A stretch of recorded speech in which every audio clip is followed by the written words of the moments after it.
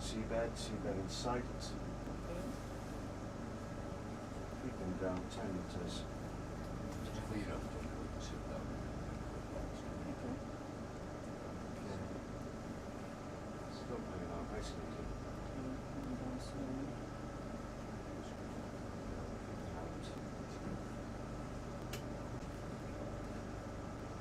So this is a hill. We are at the, 5 meters. not even the base of the hill, but somewhere in the slope of a large 8. seamount. And it seems pretty steep. 7. 6 meters seabed.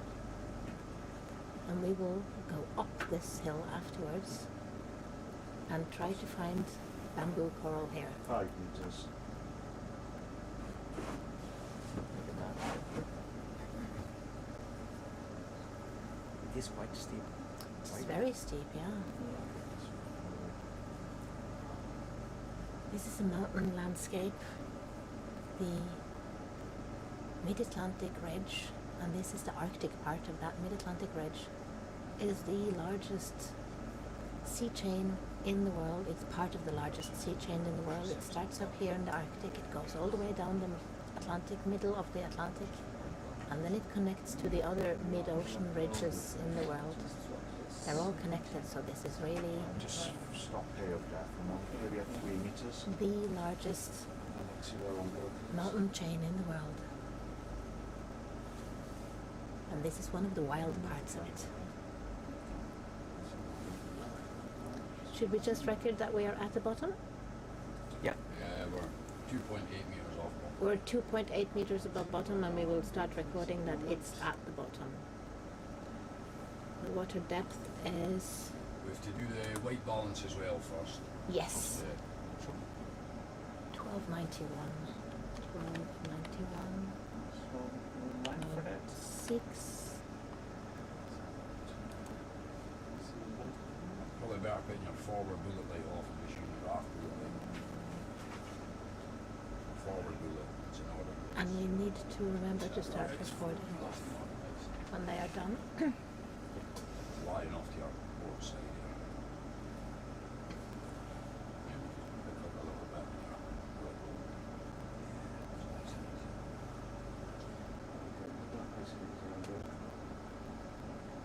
It's pretty much rock. Pure rock. Right? This is a volcanic mountain chain, so down here we see some sedimentation and some, I guess, breaking off of pieces and falling further down kind of rock, because this is a steep mountain. The Arctic Mid-Atlantic Ridge and all of the other mid-ocean ridges are spreading ridges, so two tectonic plates moving apart from each other, and new rock or lava in the deepest part of it is coming up in between these two tectonic plates, and this is what forms the mountains. I got to see it started We are doing some initial setup here before we can start our transect, so this is a little bit technical part of the dive.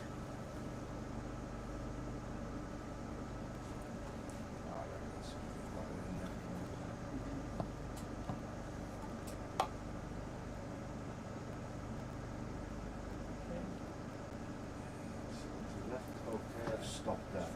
Okay, nice little belly off the back of the arrow there. Okay. I'll land here for the water. Yeah, we can get down there, that'll be fine now. With this first time, this is a miss it or I would say this is a shrimp. just Yeah. They do that flopping together to move backwards kind of movement. I've just And we see a small anemone, pink anemone to the side there. the white Small, one, right? Yeah. There's quite a few.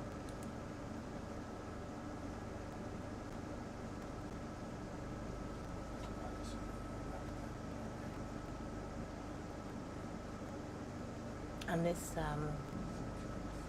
little cloud of sediment is nice and normal. That means that we are above sedimentary seafloor. And our thrusters have just whirled up a little bit of that because we're testing how we are in the water right here to make sure that we can have as controlled a flight as we can. We just landed on the seashore now. We have just landed, and then we whirl up a little bit of the light fluffy sand and mud that is sedimented down on the seafloor.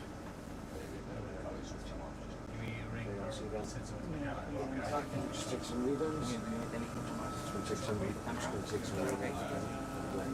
Maybe do the white balance. Yeah. You will need it for now. Yeah.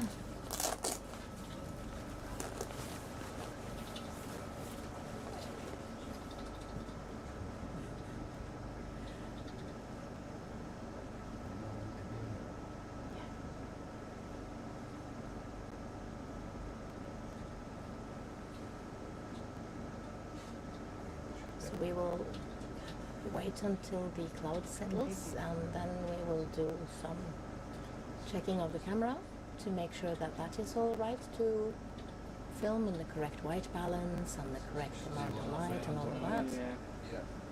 And then we will be getting it's on. near flat, like it's near level, so right, if you bring it the starboard door.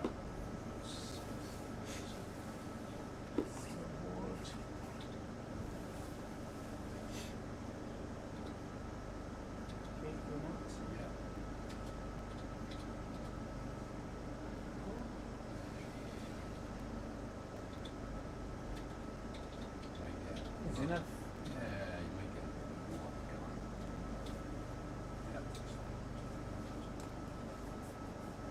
Is that your HD camera? Is that fully down now, or Yeah, that's one.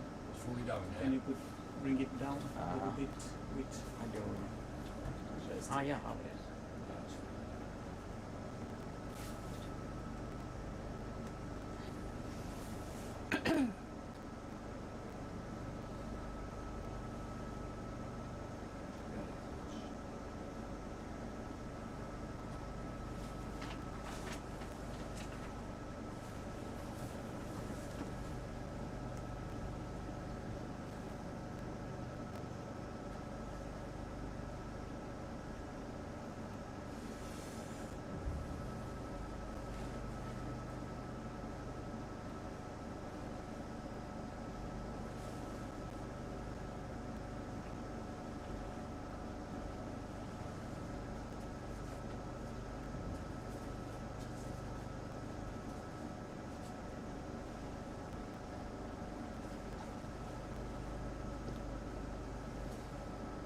Yeah. So now we are going to set white balance.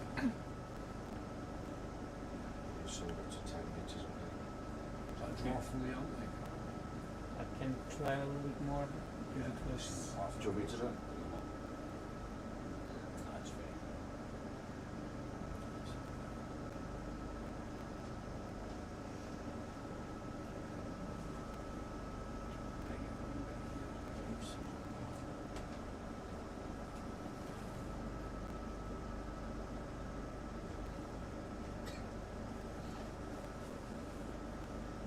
You want me to zoom in? Yeah, so zoom in a little bit there. Yeah. You just pan left view as well, you keep away from the center. Just move your one left a little bit. Not sure what you're going to see. Zoom in so it's mostly all white. Okay. There you go. I'm sorry. maybe we do control it. I will keep an eye on the Is that okay? Yeah, that's good. Okay, make sure it's on number 2. The dial. Now? Yeah, This one is on number 2, yes. Yeah, and then just push the white balance, but just make sure, look at your screen as well, you should see a small change. Is the Yeah, one go for it, push yeah. white balance? Yeah. Yes. Okay, one shot change, yeah. We are pretty good with it, so It's on number 2 Number and we 2. push. Yeah, press again. I'll just go. Two. There's a change there. Yeah. And push weight balance. Yeah, that's it. That's right. Yeah. So Aye. now we have set the white balance of our Is that enough? camera. Yeah, that's fine. Yep. Yeah. Okay, we'll just slow this part out. All done, yes? Then you will have a more balanced color view of our underworld in the underwater world here.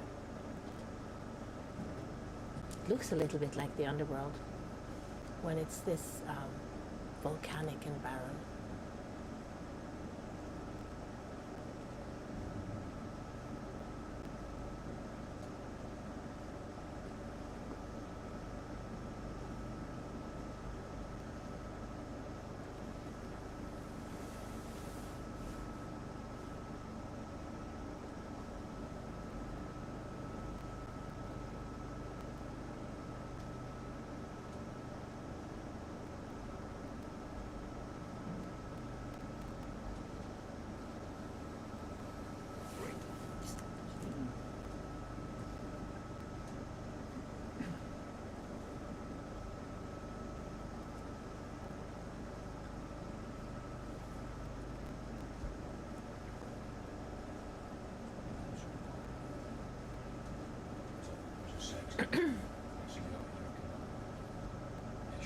This is excellent.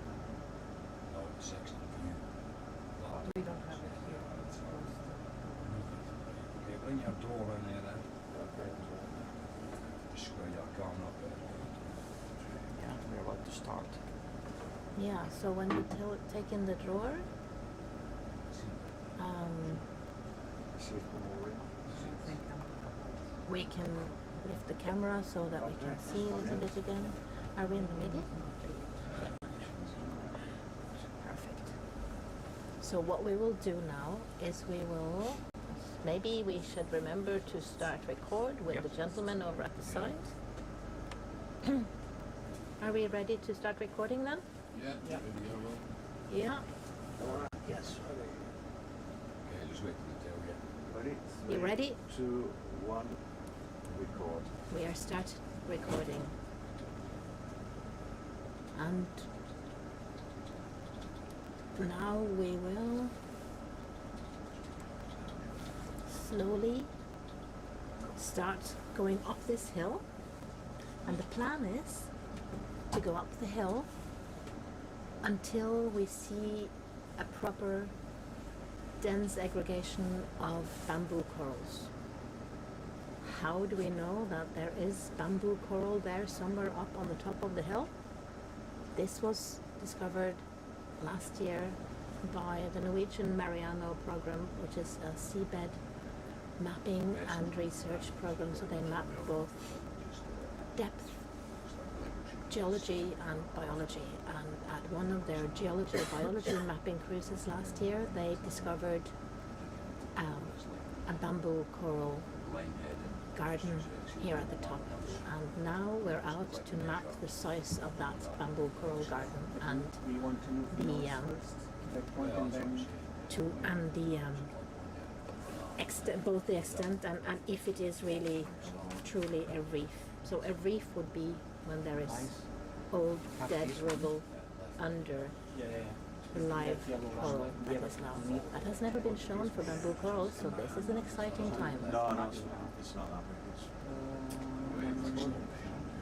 We have made a plan of going up along this side until we reach the coral and then try to find out the edge of the extent of that coral patch. If it is a patch, if it is a garden, we will have to find out. So right now the pilots and Sergi are discussing how to best follow this plan that we have made. I'm logging boats, few transects like this. Okay. And I think Almost like a star shape in the beginning, we're going to have this several transects looking for these corals. should be done after we do the mapping. Okay. you would like to do this first. We don't need to go up and down so much. We will go and we Thing is that- will. Things that we are right now here. Oh, okay. What do you reckon? Yeah, we will go up until we find the edge of the coral, and then we will see if it is a sharp edge or if we go up and down a little bit. So you Yeah. think we should go for this one? Mm. We're not doing mapping. Just this is the transit. We need to. Sorry? But we first need to find the coral. Right click. Stop measuring. Yeah, I'm doing like clicking. Or click on the on. So just stop measuring. And then you just left click on here once. And then move the mouse. See what I mean? Oh, yeah, but we are far deeper than Now, the coral was Oh, right, yeah, no, spotted so just by find Mariano. 35 degrees. Yeah, because Oh, sorry. starting That going gives you up the bearing. and doing this transit, not this one, because this is the one that that length is basically we were told to be 800 starting meters. to Okay. Okay, So so we do This that. will be 36. Will be Let's see when we get to the first coral where we are. So yeah, so sorry, you're wanting. So you don't want to do this line first, no? But we can go up to the coral. Yeah. So we go because the corals were found at approximately 1,000 meters. Okay. So we will go up and we will see when we find the first coral area that is really dense. We will try to see if it is a clear border, then we will try to follow that edge to see the extent of that patch. Yeah. If it is a not very clear edge, then we would like to go down to the start of that and sort of find where it is, because we want to check the edges of Yeah. the Okay. patch, So and let's start after with that this we one. are going to do Yeah. We get to this one over the coral. patch. Once we get to this one coral for a while, we go then for this transit, which is we have it here.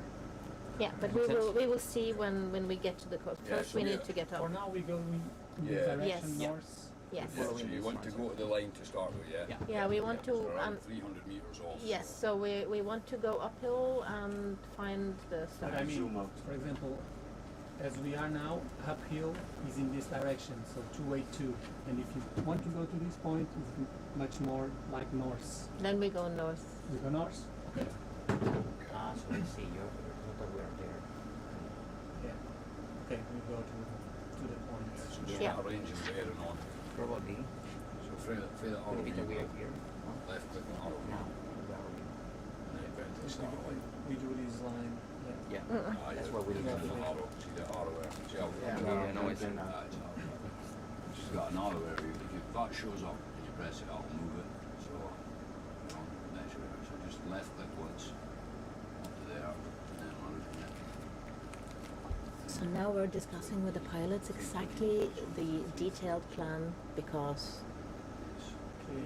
the maps Yeah, are yes. not like maps on land where you know every little centimeter. We have maps that are which I 335. think we have 30 meter, or is it 50? Yeah, maybe 30 meters. Should be around So, 300 meters. Accuracy of 30 meter is not like that would disappear your entire house if you're wrong, right? 300 meters. So 335, and then speed. we're trying to get the landscape we see to fit with the map we have, Maybe a little and bit 30 less. meters on this Point depth three. is really cool actually. What do you want, point 3? But now we're going to make it even more detailed with this Can we dive. go? Yeah. Yeah, we're ready. Good job, Ruby. RV great. Okay, can put a movement in, please. Bearing 335, 300 meters at point 3, please. 335, 300 meters at point 3. Yes, please. Thank you. And we have started going Yeah. up the hill. And there is a brittle star sitting there. That's kind of cool.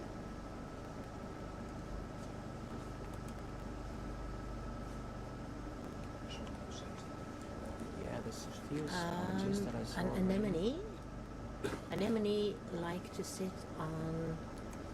Some anemone like to sit on the hard surface that this mountain range is giving us. And then we see the pink things are anemone. And Oh, the this is, white things RV are, great, just us on the move. Soft coral Oh, recopy. in the Thank middle you. of the image right now. yeah. We've seen a bunch of them in the previous dives. What lasers on? And do we see some sponges as well? I think those are Assyrians. Yeah, well, the pink ones are. Oh, yeah, the white. This is see-through the carnivore ones. sponge. You see the carnivore sponge? Oh, yeah. Would you like lasers on? Yes, Yeah. please. Lasers on, There's please. a big carnivore sponge now at the very bottom of the image. You can see. What do the carnivorous sponges eat? Yeah, so they use specific structures that they have in the skin to trap amphipods, copepods, and small Oh. crustaceans. I am an amphipod girl, so I am a little bit angry now with these carnivorous sponges. But they are super cool, These I carnivorous agree. sponges are mainly found in deeper waters, although sometimes they can be also found in shallower waters. But these large white things, they are sponges, right? Yeah, those are Roselidae family, Roselidae. Quite a bunch of them. Yeah. After all of the... Are they... Let's just register them as sponges at the moment. It's Roselidae. There's some small ones too, like brush, small brush. Once we get closer, I will say some things about them. This is an amazing landscape though. Really wild and steep. Super, super steep. Yeah. I am happy we have such good pilots with us because they are going to take us up that hill. Plenty of those. There's some. Ooh, look, there was an amphipod swimming in front of the camera. So it's Look at basically that a hill. vertical wall of rocks. I am happy I'm not a hiker here, that Yeah. I have an ROV to take me up. Yes. And so these animals, they just reach them. So sponges are feeder organisms. So they need. Oh, you see, this is a ctenophore. That's a ctenophore, yeah. Can you see it? It's a It is purplish stuff that's going to the left of the image. Beautiful. So the sponges are filter feeders? Is that Yeah. why they sit on the wall? Is it good? You think it's good current? Yeah. It's just take advantage of the currents so that to filter the food, made basically bacteria, but other organic matter that gets into the sponge, so they can grow. This actually. Is that a little bit more carnivorous at sponge? the very bottom, yeah. Yeah. So- They're eating my amphipods. Oh my gosh. So can we explain something about the lasers, for instance? Annalene, can you explain briefly what are the lasers for? The lasers are to decide the size. So the lasers are going completely in parallel so that wherever they hit, you see them as two little red dots there moving along. And that is 10 centimeters between, right? 10 centimeters between the two red dots that you see. That gives us a stable measuring so that we can see how big things are. This is an amazing steep hill. Yeah. And you see how that little grey fluff is on top of everything? That's a little bit of sedimentation that comes down through the water column and just lands on this rock, making tiny little fluff of grey on top Sea of it. star on the right with Oh, some soft corals. You can see the soft corals. It might be like something 25 centimeters long. You can see this is a vertical wall. This is It's amazing. crazy, yeah. Oh yeah, there is a soft coral going off in the corner there. Yeah.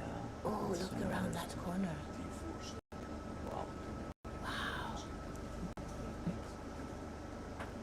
Imagine this is a mountain ridge that goes on forever and ever almost under there.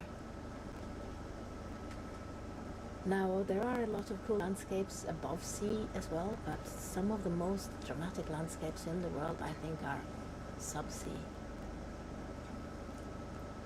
So you can see some other sponges coming, on that.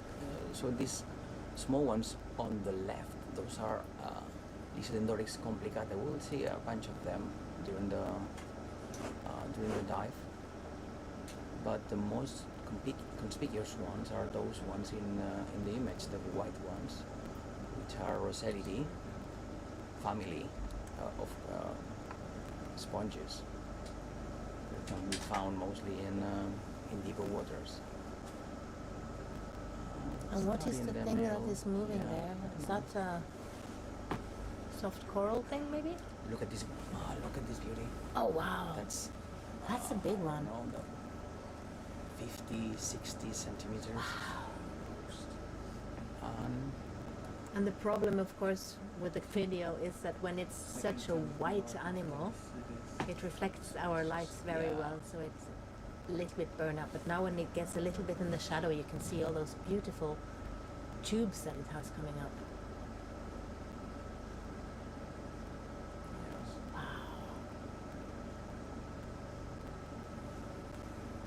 Super beautiful. It is.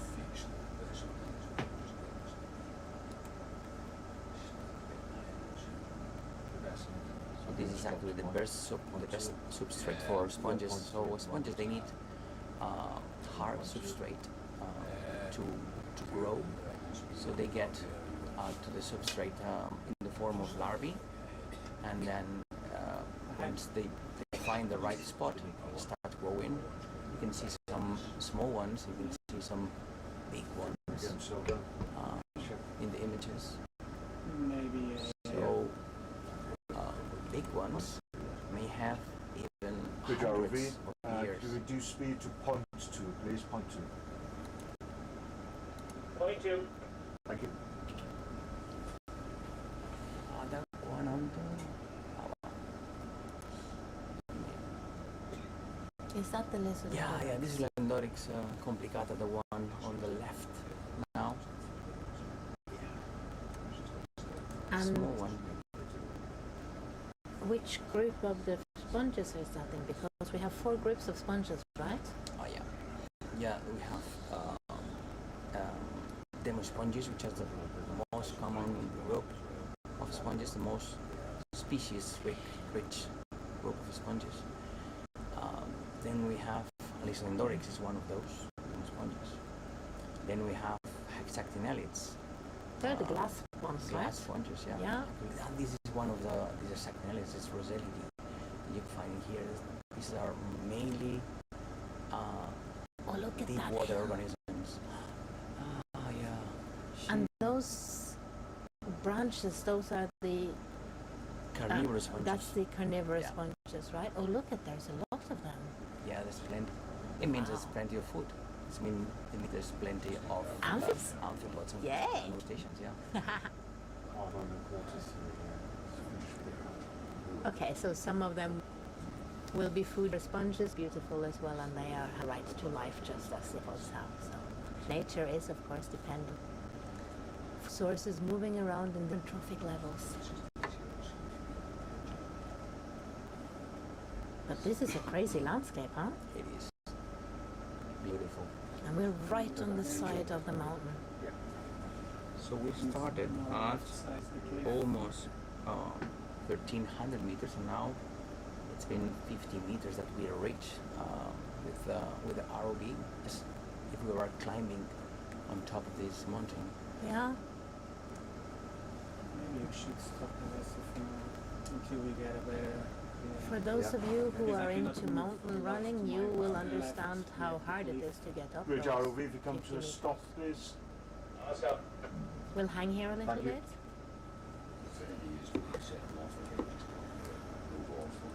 Because the ship is moving forward and we are climbing up more than we're moving forward, so we have to have the ship to wait for us now to catch up. Our horizontal movement is much less than our vertical movement, I guess, at the moment.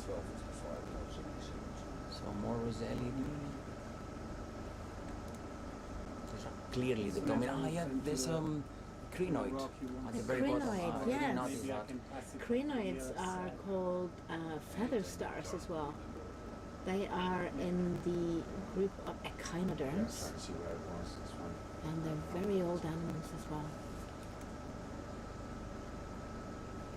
Yeah, we'll find some others and we'll say something about them. Okay. More rosellids. We'll call it sea star.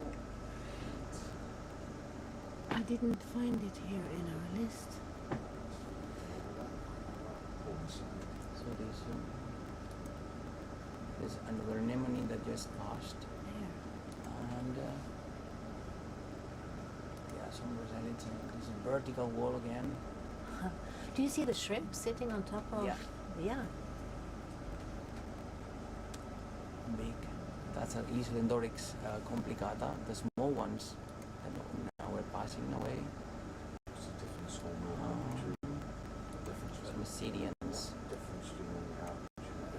So this community is mostly dominated by filter feeding organisms, sponges, but also Assyrians.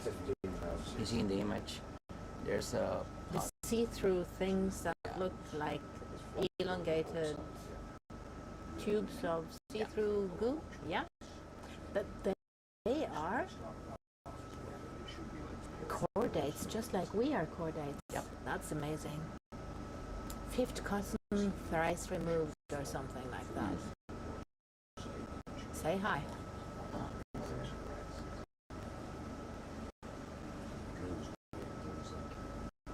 One of them is going out of the picture just now.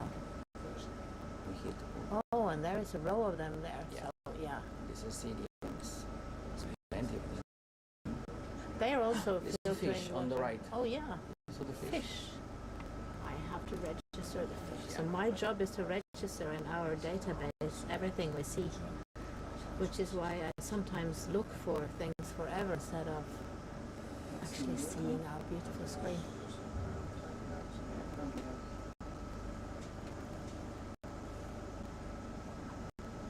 More sponges. This Endorix complicata you will see now just above from the soft coral.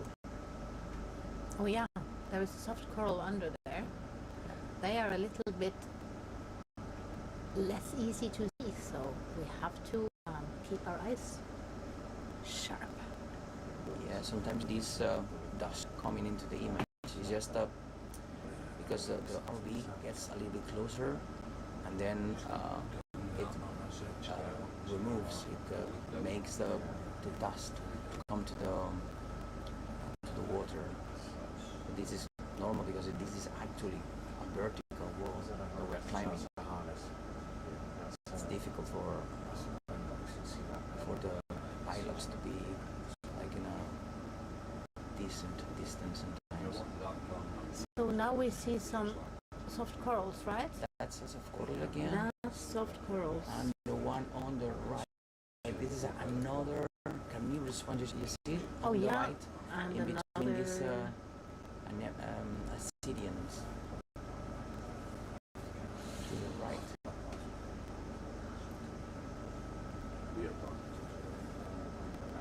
So the soft corals have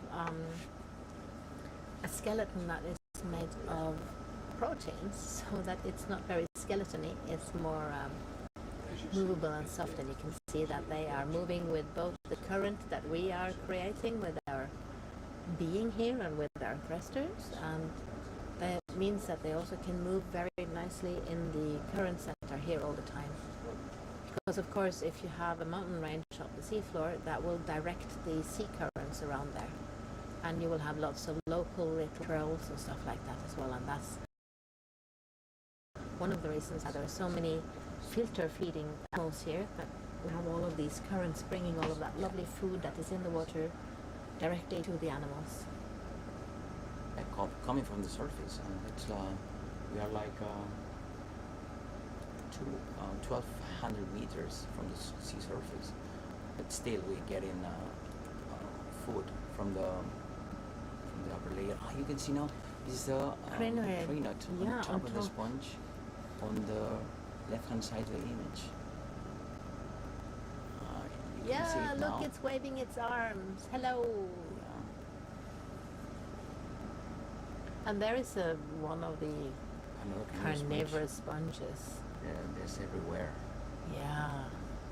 This I guy's sort of everywhere. imagine them as sort of but it's, you know, they're just standing there waiting for the food to come along.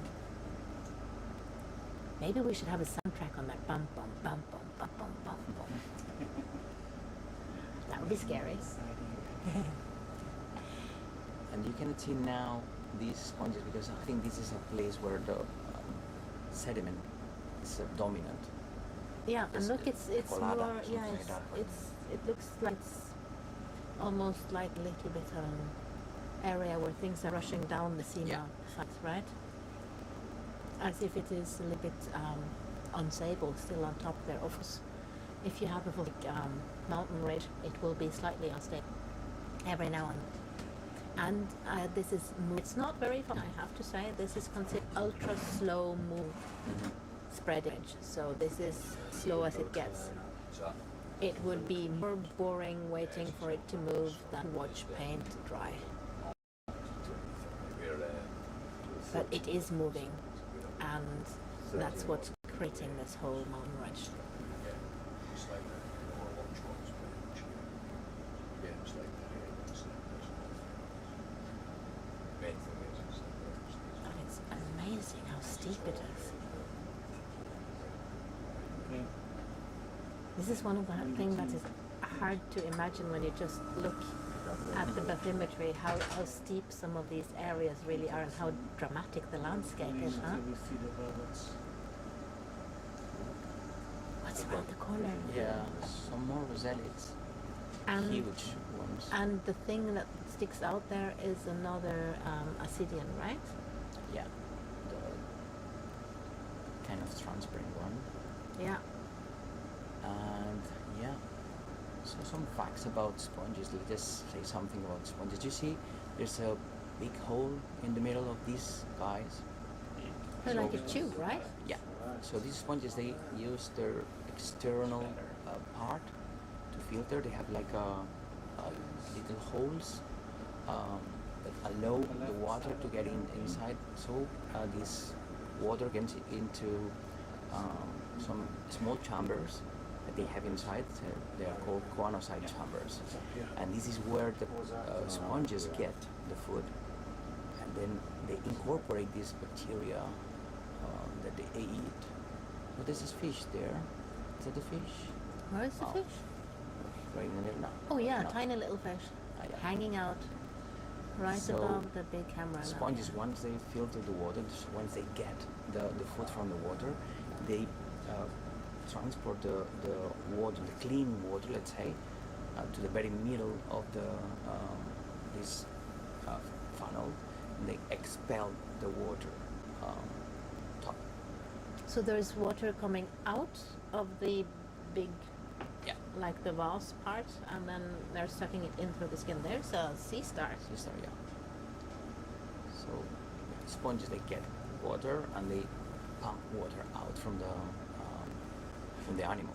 This Would is it an animal, would it be a have to remind thing? this. Yeah, it's an animal. Would it be so that you could actually feel the current if you held your hand over the opening? And yeah, there's been Okay. some tests using dyes. You can put the dye at the very edge of the sponge, at the walls of the sponges, and after a few seconds you can see how this dye goes up Or maybe and just exits north. from the oscula, from this The big hole. hole. Yeah. Look at that. That's like an edge of a hard field, is it? yeah. I see some encrusting sponges So 335 in here probably, right? This white. Now where the lasers are, Bridge ROV. could be RV bridge. Okay, so some move other off please. sponges, roundish. You Bearing can see here. 335 These at point stalk 1 sponges. You see the continuous, stalk Oh sponge? yeah, the stalk sponges, the ones we call the Yeah. lollipops. Thank you. Lollipop sponges, yeah. What are they called? Really? We don't have. We have several species. It could be, right? Yeah, he said something about Caulophacus, but we still need to identify them. Yeah. And there's a So I know it's very tempting to identify everything from pictures, but I would say very often super difficult. We normally have to have an animal in the lab, especially of these small invertebrates. We need I'll to recall, look thank at you. it very specifically with microscopes and stuff like Yeah. that to really say which species they are. So it's easy to throw around names and stuff, and to be completely certain, especially when we're here, being the nerdy scientists that we are, we will always want to say, I can check it maybe in the lab later. But we can give you a ballpark about where it should be, species-wise or group-wise at least. They're not more roselids, so this has changed a little bit. Yeah. So Those we see big some, white sponges are all... yeah, they're gone for a while. Probably they will come again. Now, yeah. So you see in some of the rocks, you see these white We have patches. lots of acidia. These are encrusting sponges. Ah, well, here you see, Yeah. they're back. This is Rosalidi. Oh, the ones you never get away from here. They're beautiful though. Together I'm with- happy we don't get away from them. All together with Assyrians, anemone. We have this soft coral, and just below the soft coral, I think there's some encrusting sponges. There's a fish that just went away. You have to imagine these habitats as black patches. I mean, like it's totally dark. Now we're getting there with our lights in the ROV, so it's like a shock for some of the. Yeah, and it's the first some of time them. they have light on them, right? Yeah. Probably in their entire existence. Yeah. Yeah, some beautiful encrusting sponges. On the back of it, yeah. Really difficult to identify. So in these cases, we need to take samples. Sometimes we take small rocks, and our experts on board, Julio Diaz and Paco Cárdenas, are the ones identifying them using spicules. So spicules are like the bones of the sponges. And they're just like little needles, right? Yeah.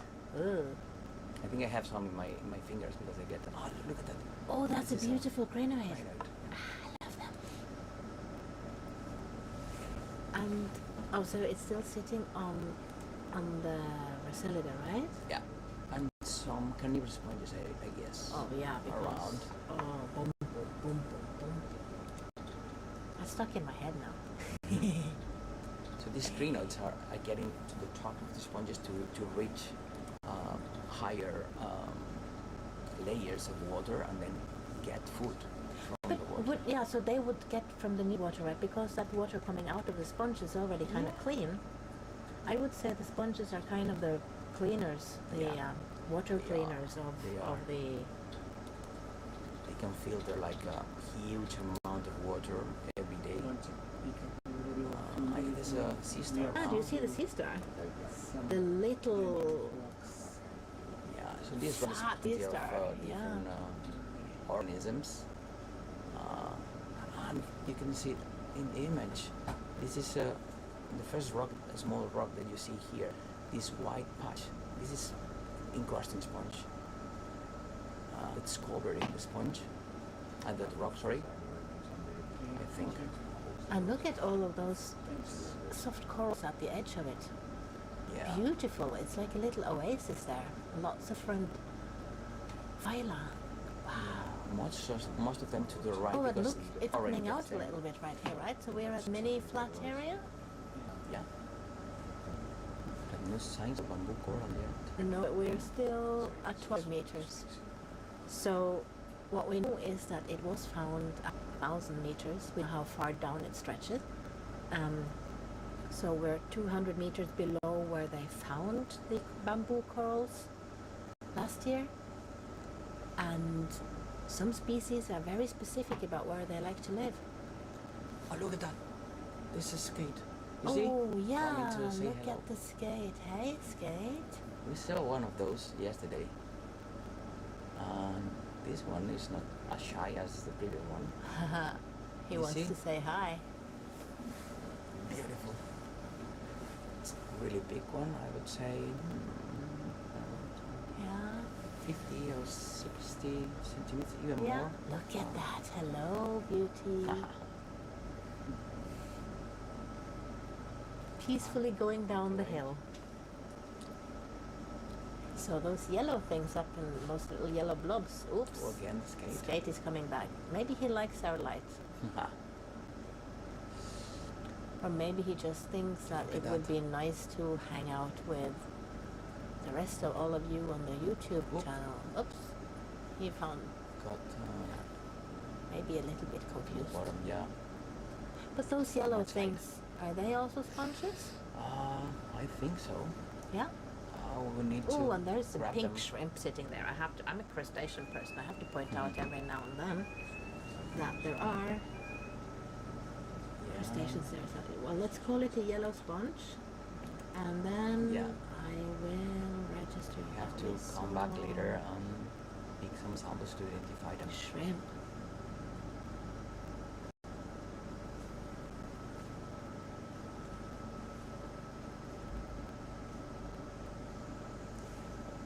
Oh, that's a pink swimming shrimp. Yeah. Yeah.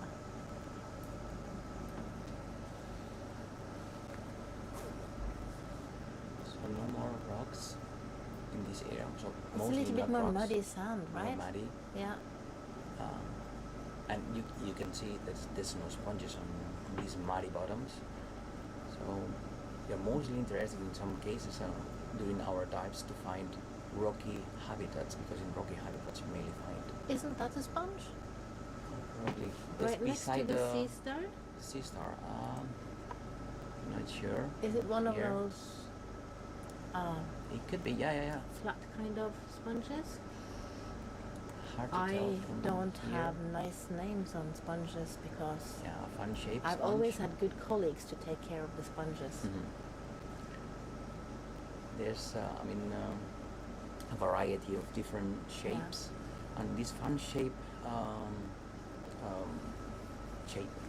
of sponges is quite common in deep sea habitats, and so they place the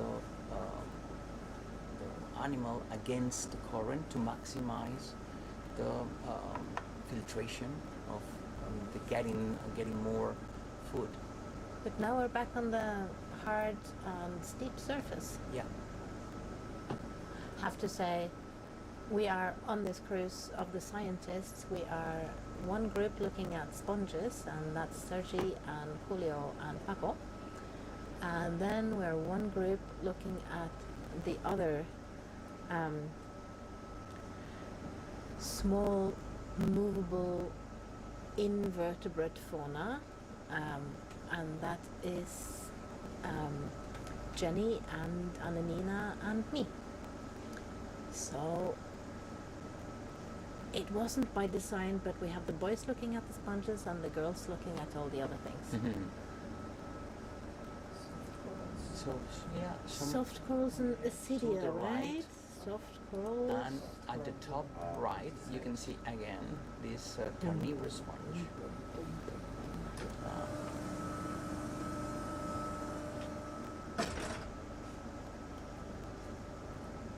Yeah, wonder which species. I think we've seen this species before. And I think we have little crusting worms there, don't you think? Yeah. Now How close many to the lasers to the left, there's potentially some, I think, these tubes, calcareous tubes, where worms live inside. Potentially serpulid, which are quite common in attached to the rocks. Yeah, Again, they there's make their a, tubes glued to the rock, right? Yeah. And they also feed the feeders, so they get their food from the water. Because the majority of worms would like to live in soft sediment and dig down a little bit, right? Most. If we I would look at say the most of majority them. of at least of the species numbers. Yeah. So you see there's plenty of carnivorous sponges all over the place now. This is a meat-eating district. Look at that. And are there different ones, the ones with and without the different extra Probably, branches? yeah. We should potentially get pieces of a few of them with different Because forms. if we want to test the genetics of all of these, Yeah. to make, amongst other things, we would like to make a DNA library so that later, if we only take water samples, we have a library entry with a proper name to compare to. Yeah. So, some facts about carnivorous sponges. So once crustacean gets attached, trapped into the surface, because they have like a special structures to get these animals. So the sponge starts to grow on top of the crustacean. It like engulfs the crustacean, and then some Are of they the grown into it? yeah Oh. some of the bacteria that these sponges have, they start to they generate the food, I mean the actual animal, and they feed on them, and it can take days, even days for them to process the food. My poor amphipods. Yeah, there's plenty of amphipods, I guess. There are plenty of amphipods, but all of them are very cute. Yeah, it's just a way to control that there's not so many amphipods. These guys are Well, doing their nature, job. nature by itself has landed on a relative balance so that it all exists together. 11 different. So that's the way of nature. These are again the Rosalida, Yeah, right? they're back on They are stage. so beautiful. Yeah. And they don't eat amphipods. No. I like them better. They filter all the time. They can't- filter all the time. They are the cleaning is what engines. they make for their living. Is just filter and filter and filter. And yeah, they can even filter up to 20,000 liters per day, depending on the size of the of the sponge. So you can imagine. It's amazing. The job they do in these areas. So this is a brush of like a small forest of carnivorous sponges to the left. You can see, and they're like in a vertical wall. So the pink thing there is a big shrimp. Do you think it could eat that much? No, No. just small stuff. So it's the small stuff. Yeah, like a few millimeters that get there are they get to touch this one. Oh, there's a fish going down. Straight down. Ooh. That's beautiful. Yeah. And to the right, there's a fun-shaped sponge that we haven't seen yet. Now to the close to the lasers. Just now close to the lasers. You see this fun-shaped sponge? I don't think it's a.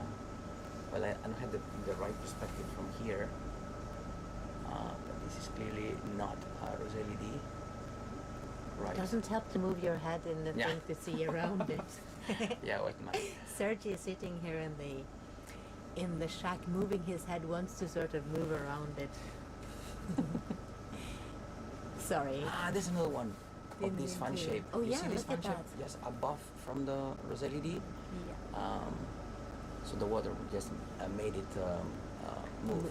So you can tell from the disposition of this fan that current comes from the right to the left, mostly upwards. So they Yeah. maximize filtration. Another fish. Oh, they're all going down. Do you think there's something interesting down there? Probably less light. And also we should say oh no, they're going up again as well. Yeah. But we should say that in this type of environment, the food is of course falling down and landing on the surfaces if they're flat or if they're not flat. However, the food is from the top coming down and coming down. Sometimes we even call it marine snow. Mm-hmm. And I would, if you want more food, maybe you just go down. The thing is that it's getting eaten on the way, so if you have a strategy of going all the way to the bottom of the sea to find the food, there's less food to be found there than further up. Oh, look at that field of soft corals. Soft corals. That's And amazing. I mean, those are the pinkish stuff you see there. There's anemone at the very Oh yeah, top there is a very brightly pink. with a stalk in white and then the crown of tentacles in pink. But I'm quite amazed, I would say super amazed, about the size of these carnivorous sponges, because they Back to them. yeah, it's like 15, 20 centimeters. Yeah, that's crazy. There must be a lot of food for them down here. Yeah. And there's so many of them. Yeah. But look, all of the There's a fish again. Another fish. Is Soft- it the same one? Not sure. soft corals are all following that ridge. Do you see that? Yeah. So they're like right at the where the mountain sort of makes a little bulge there. So definitely out for the currents as well.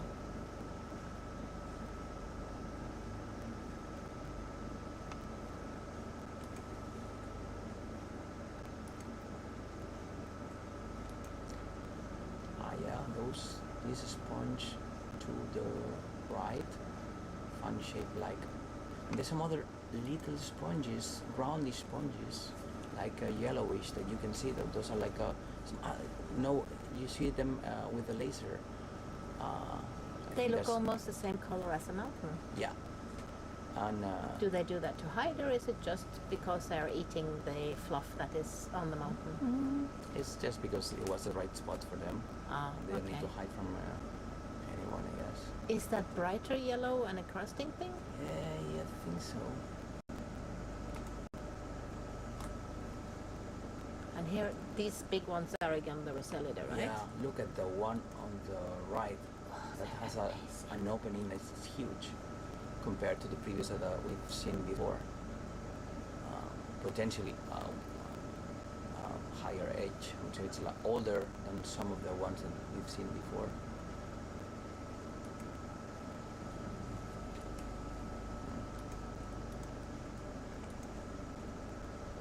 So Julio saying we have him watching the video live that the one fun shape could be a clavocrochet, which is a genus of sponges. So we try to put names on every creature that we see on the image, so that one of the things that we are here for is to characterize the habitats. And a good way of doing this is just the right way, I would say, is to know which are the species that we are looking or that we are seeing in the images. Yeah, you need to know the players in the Yeah. habitat to understand the habitat. Yeah. And the more detailed you know the players, the better you can understand the habitat.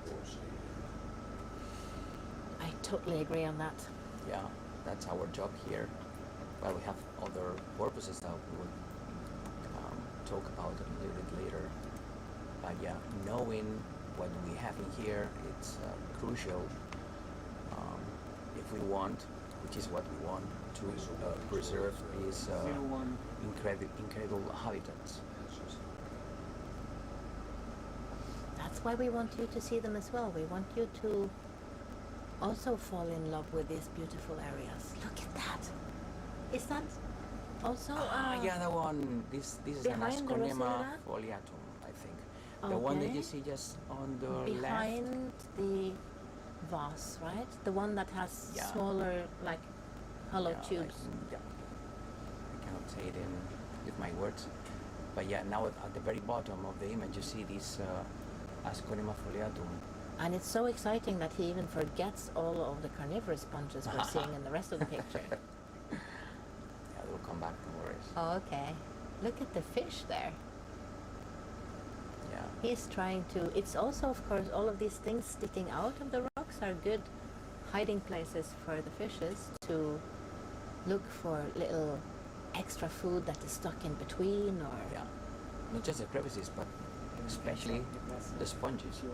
So sponges, they are like kind of Is there a forming fish a sleeping on the habitat. sponge there? Yeah. Yeah. Ridge over Oh. Harvey Bridge.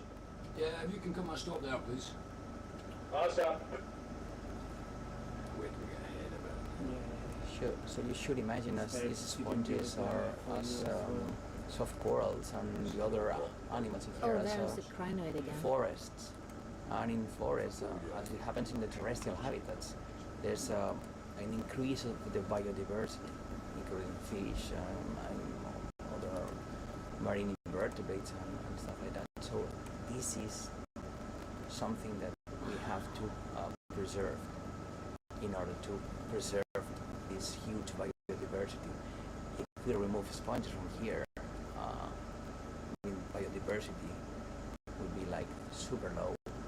Because one of the things that we can't see when we are filming now are all those smaller animals that are living together with these relatively large animals that we're seeing here. And they're super big. They're like 20, 30 centimeters, many of them. But in between here will be lots of little things that we need to look under the microscope to see. And this is what is really making a lot of the life here. What's that thing in the middle? In between all of the soft corals? Huge soft coral, you see? Like way But here. the white thing there? The white thing, Yeah, that's an right under encrusting the... sponge. That's an You see the encrusting lasers? sponge right on the lasers. Those are encrusting sponges. Okay. Those are quite difficult to identify. So we should have a piece of them, and then Julio and Paco are the ones that are doing spicules. And the other things next to the soft corals, are they the carnivorous sponge, or would that be hybrids? It could be, yeah. And I think I see a little blob sitting there, and I would say, with my wish on, that that's an amphipod. But it might be just me wishing that. So good point for this, we don't know if it's carnivorous sponge or cnidarian. So in these cases, we should just take a small piece of it, or We can't because we're mapping right now, my friend. But we are so excited about these quite complex habitats. I mean, it looks maybe slightly simple life here. This is beautiful. Look at all of that. That must be also some bryozoa there, right? Yeah, close to the lasers. I like a can find small the bryozoa trees, in the... branch trees, or Yes. there's some bryozoans. The bryozoans are a totally different group from Animals sponges. again. Animals, yes. And they are filter feeders. Yes. Again. They have these little boxes where they have a little wisp tentacle. Yeah. Yeah, that comes out and searches for food. Sea there. So sea stars are eating other animals. Those are not filter feeders. No, they are hunters. Yeah. Get ball because it's Yeah. eating so much. That one just below the lasers. There's a Yeah. sea star. He's hungry. Yeah. They have the mouth underneath. So what they do is they get to their prey,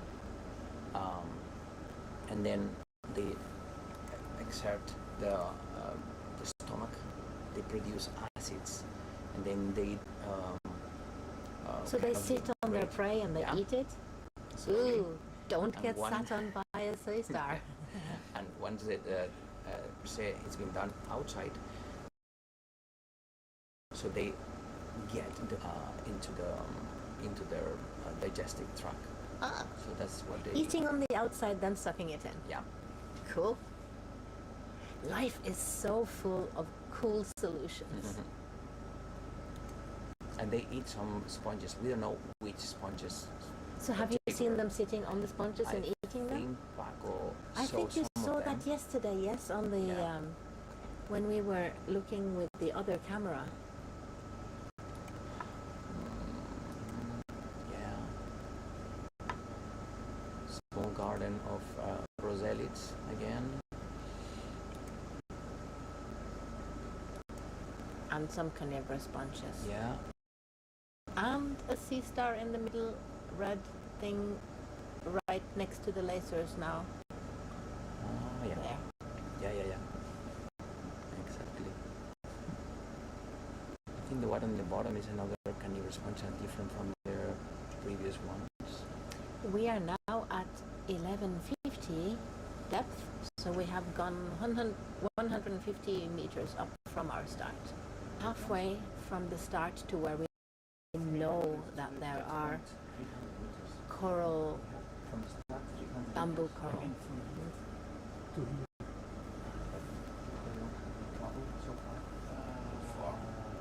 Like maybe half of it, 150, 150. So 150 meters horizontal and 150 meters vertical. Yeah, you can tell how steep this That's a habitat 45 degrees steep thing. That is like your black diamond downhill and a little bit more, I think, if you are a downhill skier. I am a Norwegian person, so I always have to relate everything to skis. So, I come from Spain, so yeah, Sergio is Spanish. it's not that I. Well, He does don't not like relate snow. everything to skis. Yeah, I prefer the sea. Yeah, I also like the sea. But rumors are telling, I don't think they are true, that Norwegian children are born with their skis on. Yeah. I feel so sorry for the mothers. Here is another area with soft coral again. So I know that we are on the lookout for the bamboo corals, Yeah. and in the meantime we're seeing quite a lot of soft corals. They are in the same, you know, they're corals, both of them. So these animals that are Cnidaria, that means that they have stinging cells. That is the same group as jellyfish Jellyfish, yeah. and as the anemone that we are seeing, actually, those pink anemone that we're seeing stuff, all of them have stinging cells in. So that pink, is it the Greek root of the Cnidaria? Probably, yeah. Yeah, it really is. So in the middle of the picture here almost, we see Cnidaria, the little round pink thing, and then we see the fluff, the white fluff, pink fluff of the soft corals. And the bamboo corals are harder corals, and their skeleton is not made out of soft proteins, but of calcium carbonate. And we call them the bamboo corals because the skeleton looks like bamboo, you know, like the plant, the grass. Yeah. It grows and then it has a growth, a ring of non calcium carbonate, and then another piece of elongated piece of calcium carbonate. So the skeleton will look like a bamboo. So that will be something different when we get up there. But I'm also looking forward. I think it might be that they live shallower than we are now. Maybe they like the top of the ridge better than the side of the ridge, because this is a very, I'd say, challenging environment to sit on. Ooh, look, there is another big sea star. I was just wondering, I mean, in order to share this information, which is the temperature right now? The temperature of the water. Can we Let's look at see the if we CTD? look at the CTD. Where is the temperature? The temperature is the green line. See here, this is Yeah, it's down there. It's around 0. You can see on the table the values. on the table. Yeah. Ah, yeah. Here, temperature is minus 0.5. Really? Wow. So how can water be minus and still not be frozen? That is because it has salt in it. We are in the sea and not having fresh water. You can test that at home, actually. You can mix a lot of salt into water, and then you can try to put it in your freezer, and it will not freeze as easily as your normal ice cubes. Yeah. So seawater freezes at around minus 1.8 or something like that, Yeah. or minus 2. The seawater we have in the Atlantic, which is 35 per mil So salt, diluted. more or less. I mean, yeah, that's a very broad ballpark number. So if there are oceanographers listening now, don't cringe too much, okay? Sorry. That was very, very broadly spoken. So these habitats, they stay no light and with a similar temperature for their entire life. So these organisms are adapted to these harsh conditions. It's not that it's harsh for them, because they're adapted Yeah, to those. I It should would be say that, super yeah. harsh for us. Yeah. I tried to swim in water that was minus 1.7 once, and it's the very coldest I've ever done. That was Yeah. horrible. It was a very short swim. Yeah. I can tell. Yeah. It was not like being in the Mediterranean. Not really.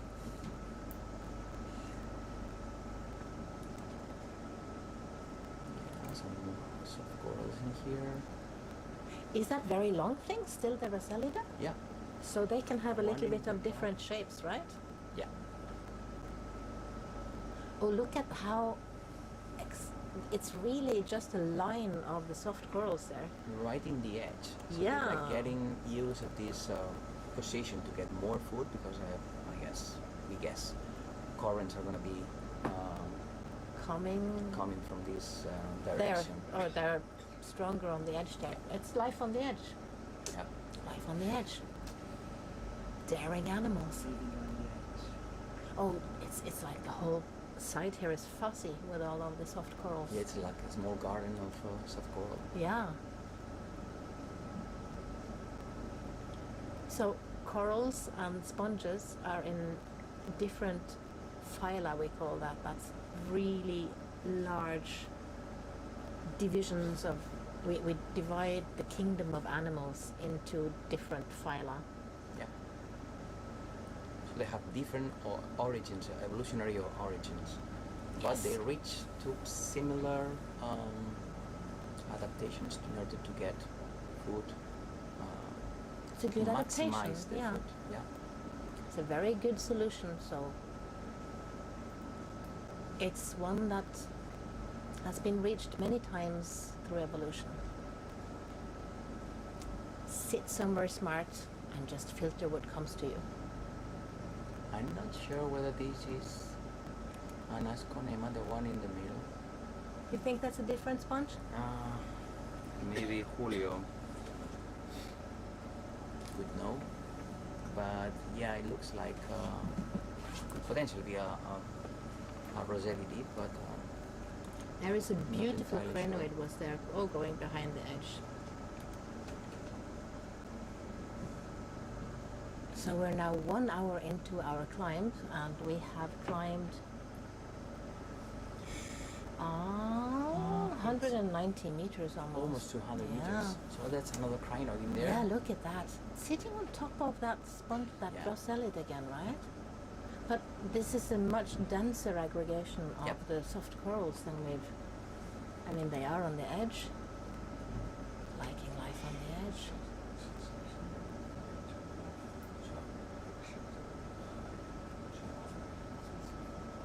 I think But to even the on left this- is the stalk oh, sponge yeah, again, that's the this stalk lollipop sponge. But it's interesting now. to see the landscape, how even if we're going uphill, there is also this in and out of edges and valleys, sort of, going down or Bridge ROV. If you can move Squeeze. off, please. Bearing 335 at point 1 continuous. 335.1 continuous, over. Copy, thank you. So we're changing a little bit of direction. We are in direct contact with a bridge. So yeah, that because it they have to moves move the boat ROV. so that the ROV is not dragged. But the ROV can sort of swim where you want to. Now this is a question for the pilots. Do you call it swimming or flying? Flying normally. We are flying the ROV. So even though we're underwater, guys, we are flying under the water. There is another crinoid on top On of the left, this is the Asconema foliatum. Now, the one that looks like it's a big lace thing, right? yeah. Now below the lasers, you can see this Asconema foliatum. Yeah. I think Like a 3D lace.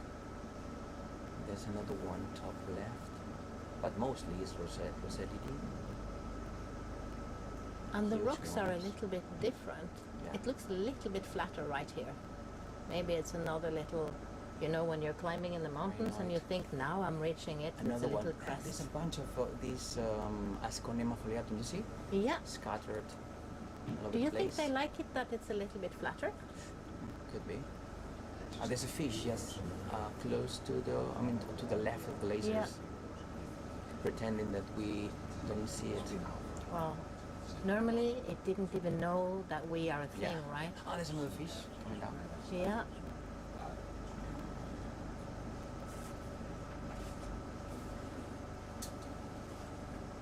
I'm not a fish person, but it's one of the common ones that we've seen Yeah. so far in the previous dives. Oh, he didn't like the camera. Scary. He's like, nope, don't want to be there. But he's still photobombing us. Beauty. So you see this black rock, there's plenty of tubes of these worms that I also study. These are bullets. Oh yeah, Yeah. I should write more polychaete tubes in here. So these, the people that are watching us probably have eaten sometimes mussels. So in the mussels there's like some traces of tubes.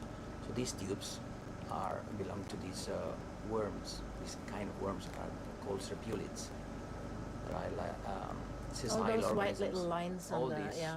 maybe some of them at least, serpulids, which are a quite common group of organisms living in rocks and in other sessile organisms. Are Like they the same Mussels. group that you can also see at the beach? If you have a rocky beach, you can Yeah. find these white Yeah, tubes yeah. there?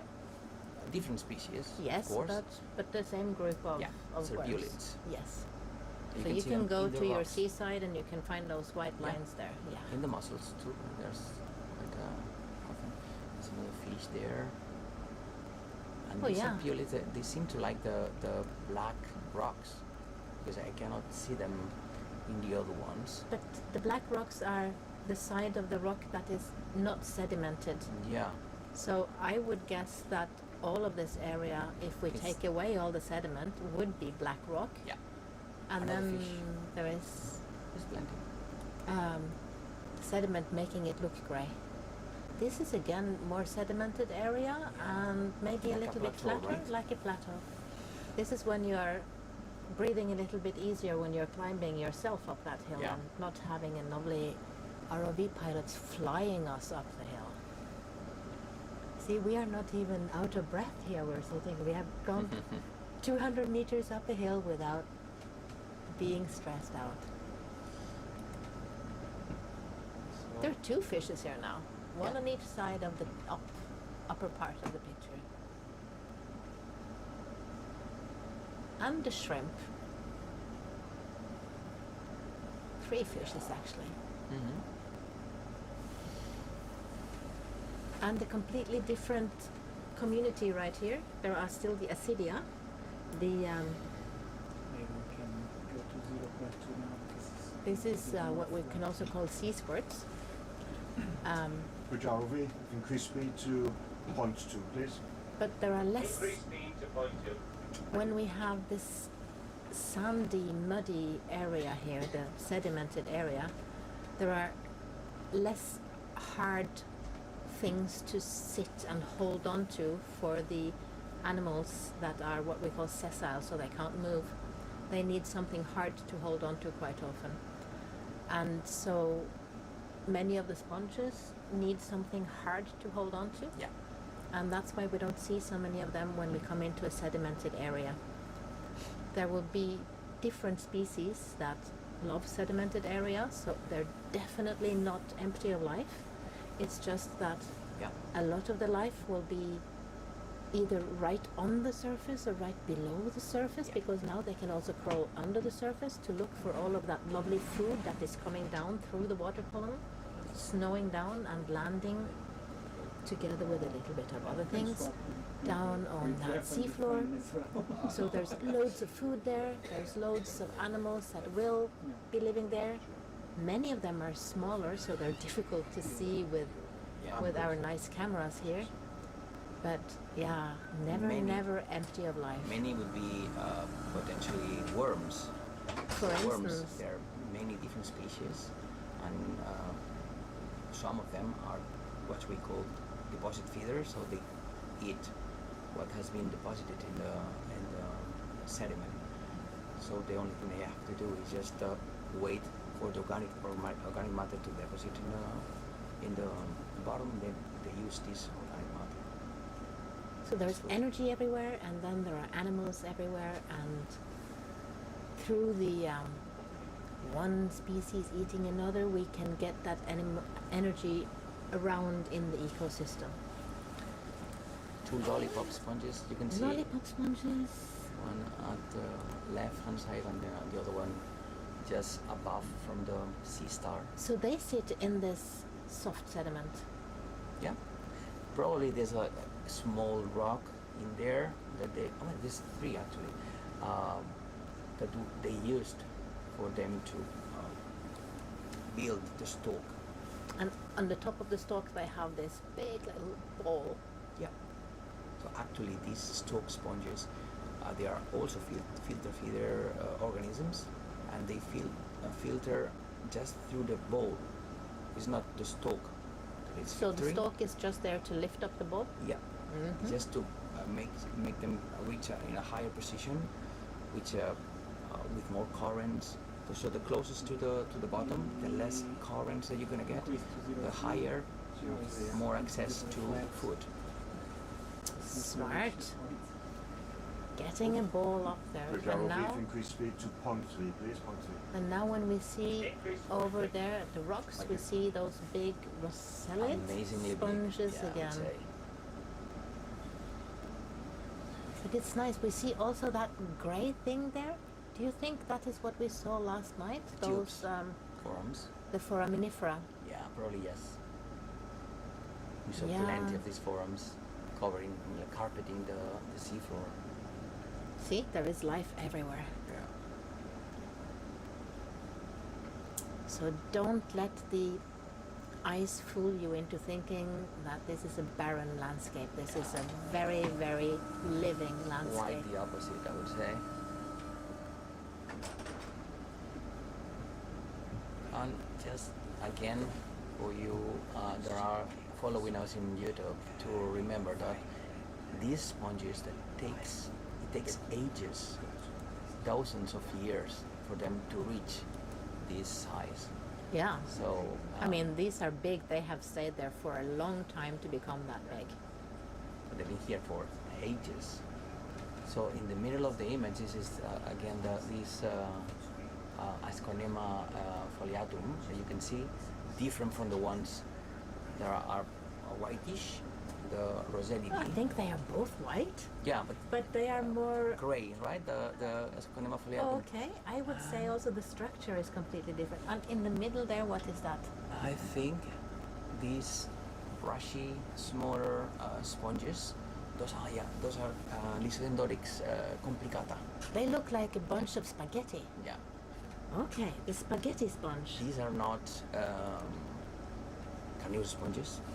Yay! Look alike. Are they still filter feeders? Yeah, there's our filter feeders. The And, spaghettis are filter feeding. yeah. And they have another strategy to filter. It's not that they grow up, but they expand themselves. They're quite common. We've collected a bunch of them. Uh-huh. And these guys are really interesting, at least for us, because they occur in very There's a deep skate on habitats. top there. Yeah, Yeah. skate. Isn't it? Yes, it is. Yeah, it It's is. hanging out there. Probably the previous one or another one. So these Lysodendrorix are found in 3,000 meters and also 1,000 meters or so.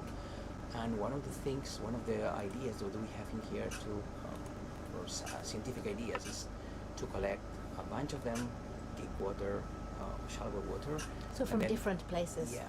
Mhm. And in different places, or different depths, in different places, so that to study the connectivity of these organisms. What do you mean by the connectivity? That they are different at different places or the same at different places? Yeah, so you can find different, I mean, the same species at different localities or at different depths, but it doesn't mean they are connected. So it could be that the ones in the top and the ones at the very deeper high areas are Would like never meet. isolated. Aha, so then you can look at the genetics and Yeah. find that out. That's So a cool this is thing. the genetics are going to give us this information. But I just focus on this skate. That's beautiful, here. huh? Again, pretending that no one is seeing it. Yeah, well, maybe it's just hanging out and relaxing. It's still quite early in the morning here, so maybe, you know, it's 4 UTC, so we have been up for 2 hours. We started our shift. Yeah. No, we have been up for 3 hours. We started our shift at 1 UTC. And maybe, no, he doesn't know the time, right? No. He doesn't know the time. Pretty sure. He's just hanging out, having a relaxed day. So There is a beautiful crinoid also Crinoid. hanging out at the... rose LED, and then the small stuff is this Lisodendorix complicata.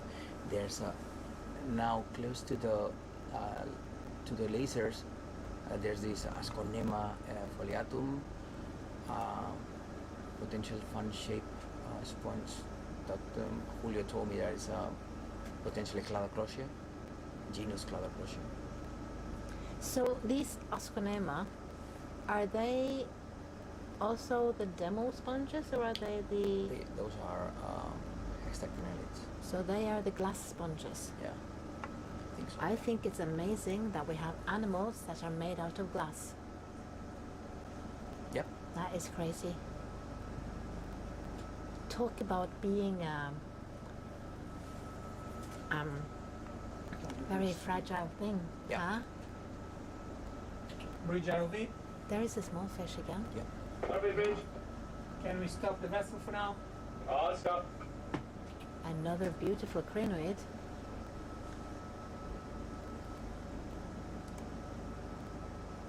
So, 1,087 meters. now. Yeah, we're reaching towards the 1,000 meter area. So And this we're again area- seeing some soft corals. So let's hope we might be able to see some bamboo corals soon.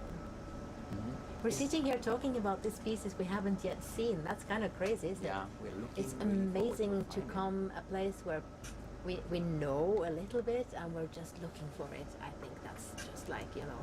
And this, you may have noticed that this is not as steep as before.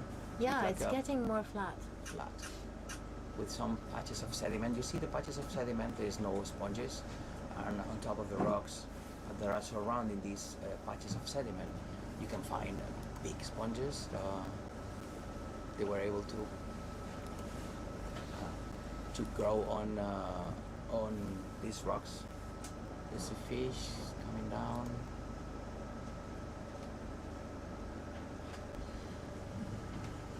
Yeah, some crinoids.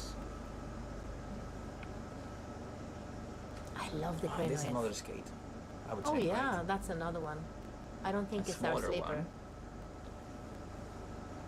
But is it the same species? Yeah. Probably the same species, but a different individual. Sea star. And there's a fish sleeping on top of the roselid.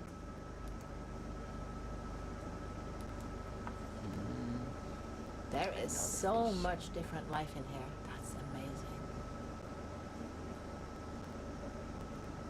Some carnivorous sponges. It's been a while since I didn't say. Oh yeah, you didn't talk about carnivorous sponges for I would say maybe 15 minutes Yeah, now. I was just Oh yeah. holding my and see- breath. oh, but is that a fish just hanging Yeah. out there? Yeah. Yeah, he's just hanging out there. Look at that. What is really cool about being down here with an ROV compared to taking samples like we have done for 150, 200 years, slightly blind or completely blind, is that compared to seeing the animals when we get them on the deck or even in the lab, there is another skate coming there, right? So, beautiful area. Yeah. That's different sponge that you see at the very Yeah. end, So- at the very edge. Yeah. I think. So what I was saying is that now we can see how these animals behave where they are living and how they look Yeah. when they are alive, which is often quite different to what it looks like when they come to the lab. I mean, Yeah.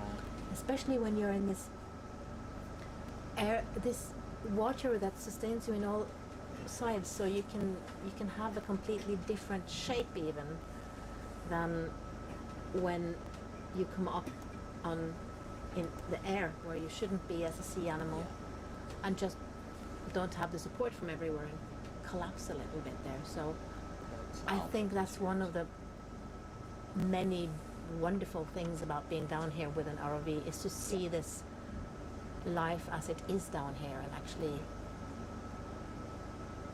understand a lot better. Yeah. And So- look at the amount of skates, that's Yeah. crazy. Skate land. Yeah, this mountain, a small mountain is. Yeah, but it's the place for flattening them to out be. very much compared to just previous, right?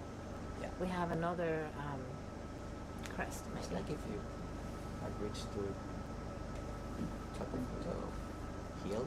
Yeah, this is where I would have a cup of tea if I was climbing. Uh-huh.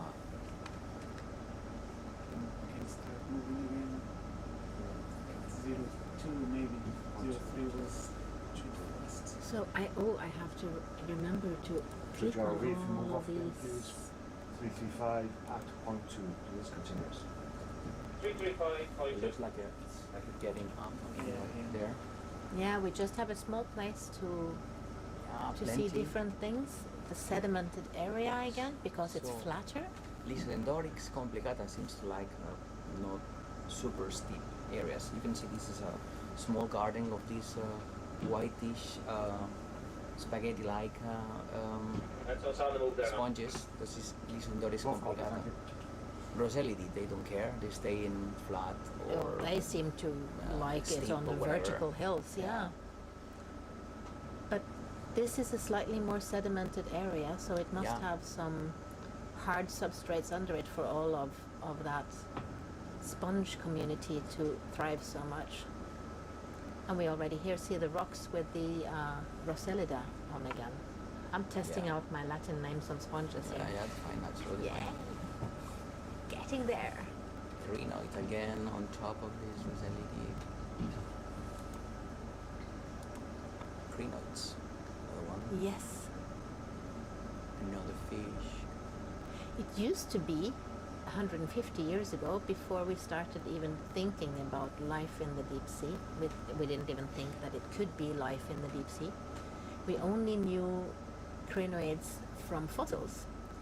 So at that time, researchers thought, maybe 200 years ago now, that crinoids were part of the fauna that had only existed in prehistory. So they were considered together with the dinosaurs. And now they're here. They're just living in the deep sea like crazy. And now, of course, we know that crinoids can be also shallow. We do have very shallow living Yeah. crinoids, so it's not like they only live in the deep, but there is a lot of them in the deep. Skate, yeah. Another skate, and this is a kind of a cool little crest. What's happening Yeah. behind there? It's like Out in the blue. you don't know what's going to be down there. More It's- hill. Yeah. But that's a beautiful crest. Look at all of those crinoids sitting Yeah. on that Rosellida there.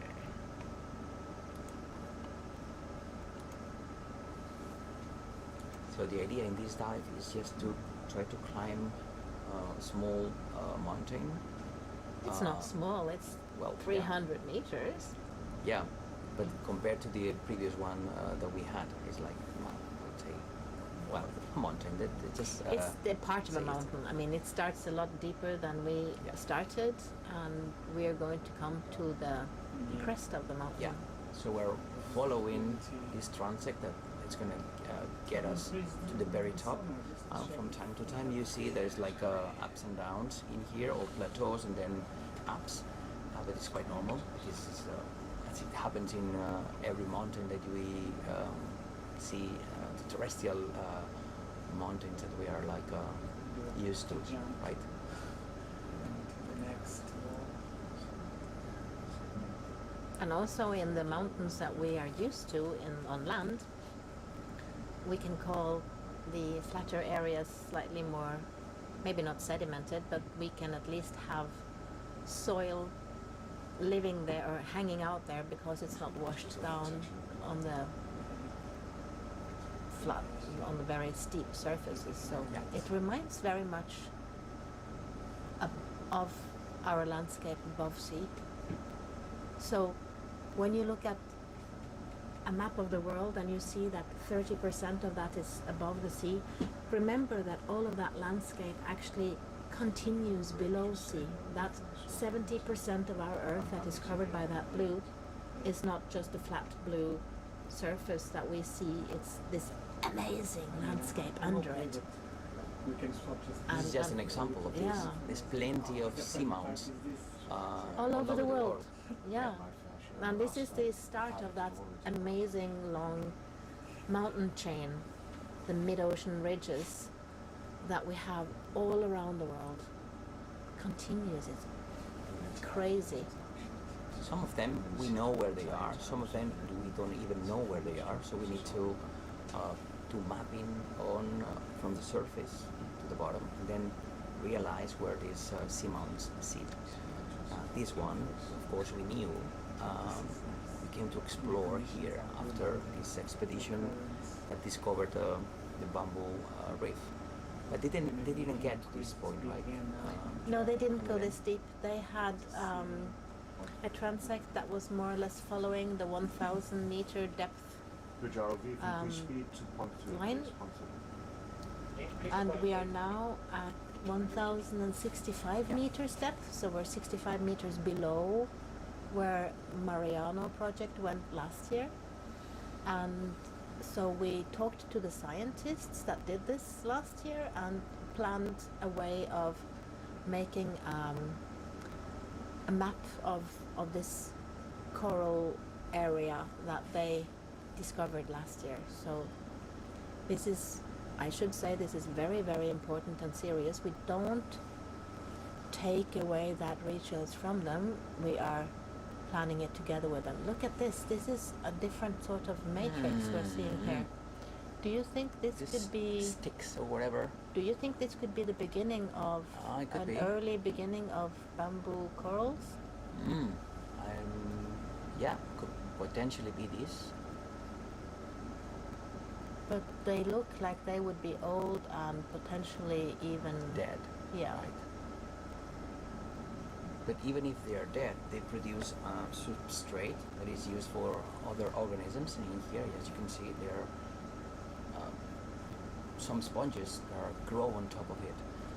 So it's not rocks, but they make the same function as rocks. They're reefs, and on top of these reefs, you can see life. It's there. There's a lot of the species that we've seen so far. So it's not that they need just rocks, but they also need substrate. It could be these reefs. But is it continuing or was it just a patch? I can see it. You think there it's too. You see so? the tubes. Yeah, but we don't see any live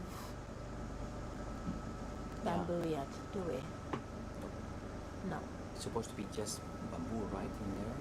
Well, Yeah, it can be a lot of different things. It's a fish.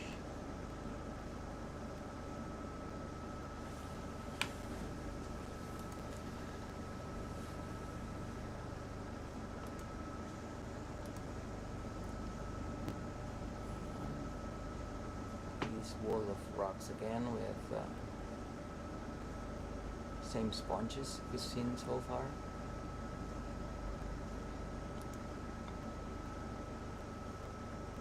And the same sea stars, is it? Or is it a different? No, I think it's the same sea star Very similar to previous ones. Crinoids on top. Carnivorous sponges spread here and there.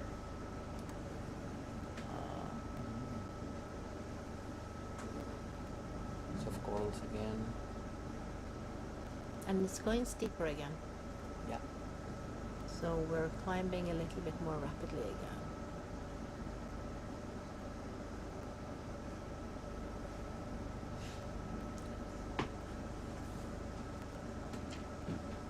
Yeah. Like vertical wall to the right. Oh yeah, look at that. It's like amazing.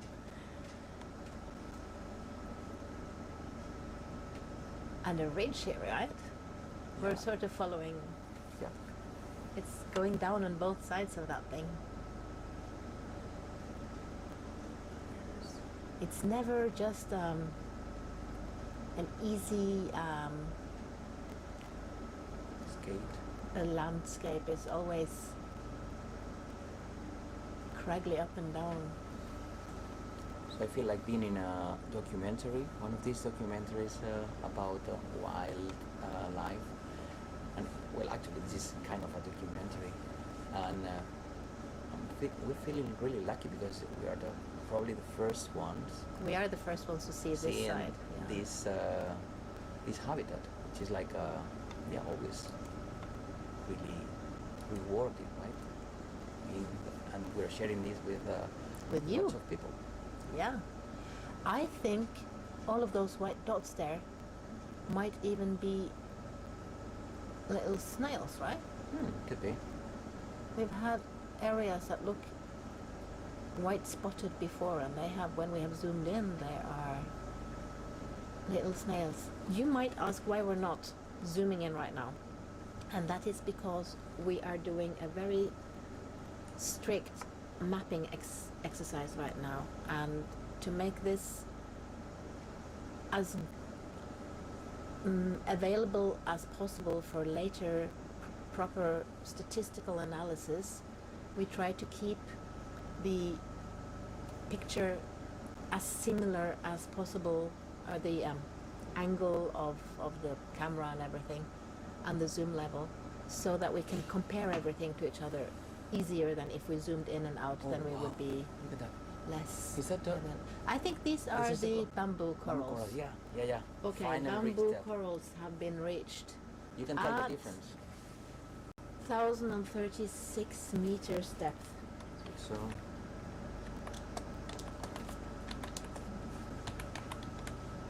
I'm going to stop here for a while. Could we maybe slow down at least? We just want to. It's a patch. It's not really yet connected to the rest. We can. Yeah, these are the bamboo corals.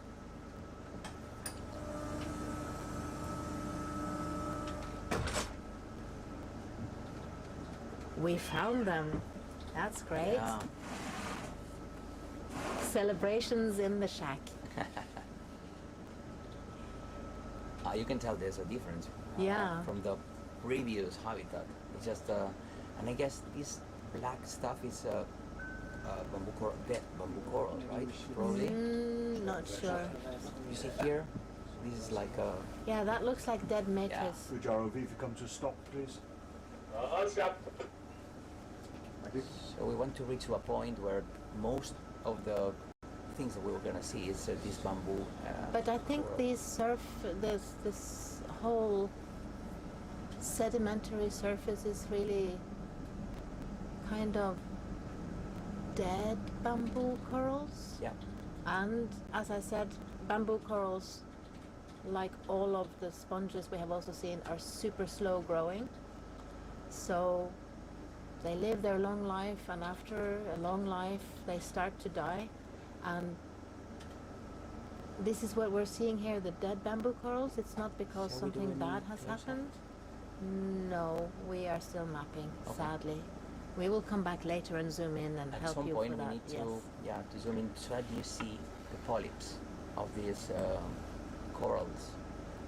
You can sort of see them. There are the little branching things that are on the stems there, and they are the corals that are sticking out, and they are that living, eating, reproducing part of the coral. Okay. So there is this dead coral rubble seams under. Yeah. Can we continue slowly a little bit in the same direction, please?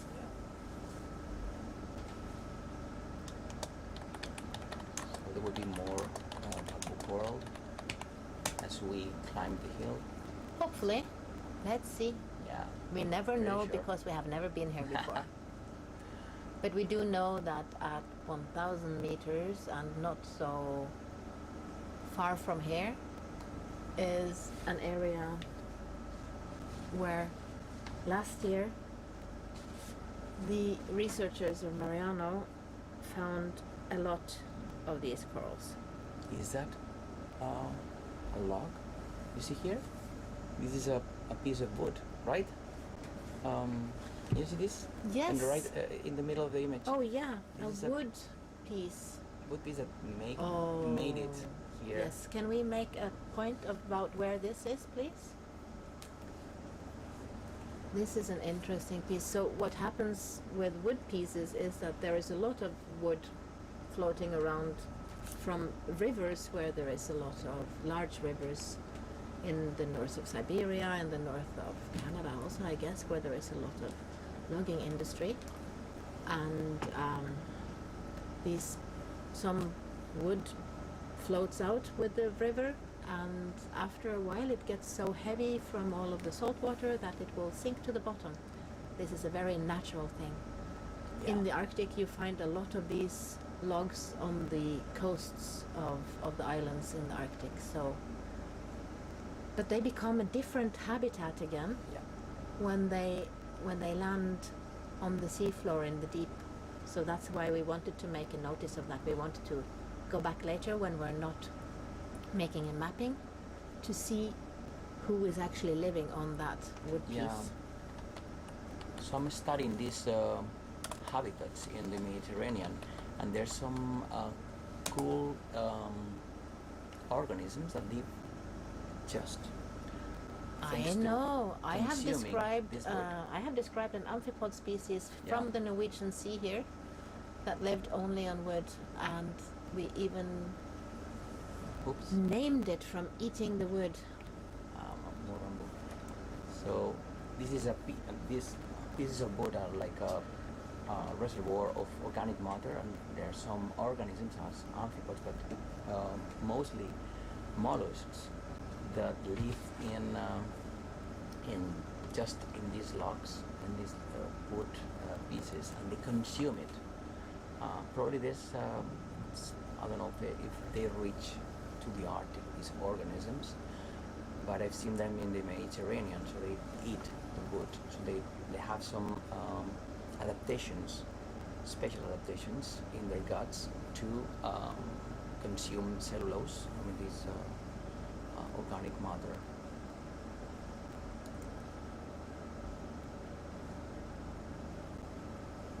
So again, mussels and amphipods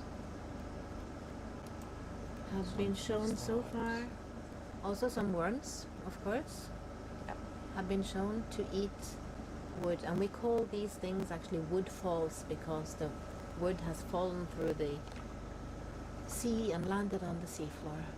So they represent a huge amount of organic matter. It's like an island of organic matter in there that is only available for organisms that have special adaptations to live inside these logs. I What is wonder that?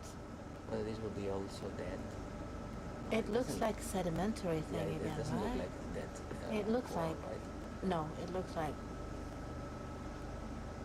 kind of organic sand in a way, organic mixed sand, very organic rich sand maybe. Or maybe just coarser sand.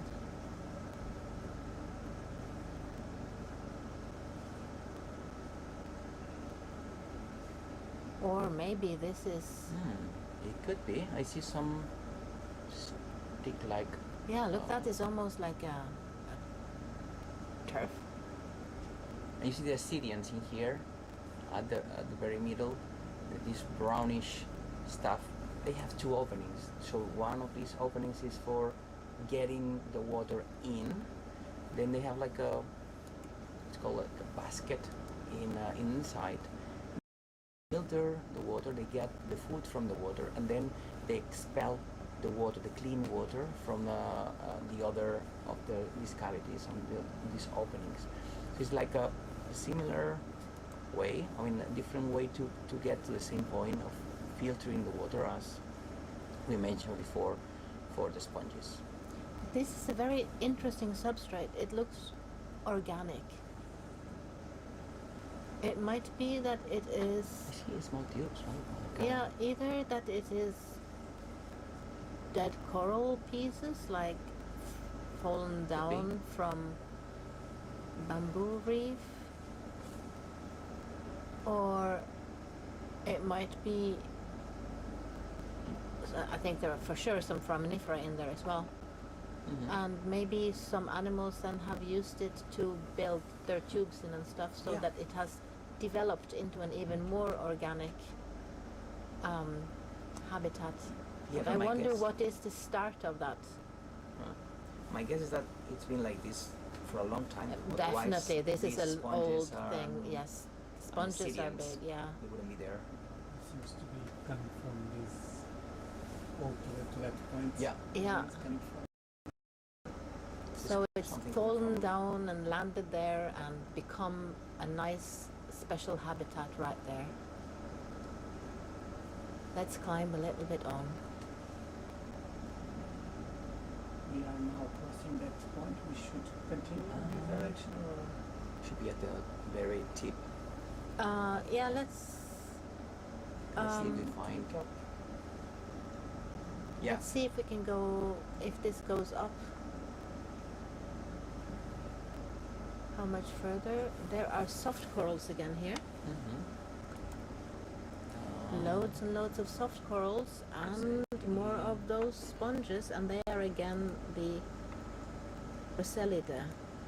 So the Rosellida are the ones that look like a Yeah. vase in a way, like Yeah. a vase. They have One big opening in the middle, big and then opening. it's like a wall around, right? And remember that this opening is just the way where the water is expelled. And it doesn't need to be one; it can be several. Like Yep. we see on this one here, they have several of these, almost like Yep. tubes, right? Is that? That is the Rosellida. And then here all the pink, Yeah. more fluffy stuff is again the soft Soft coral. corals.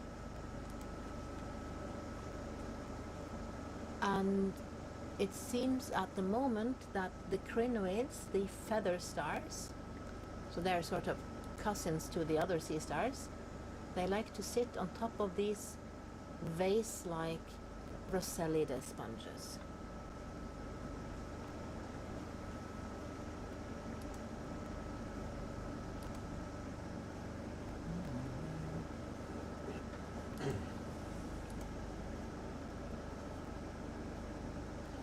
But I think we're starting to see some bamboo coral Yeah, again.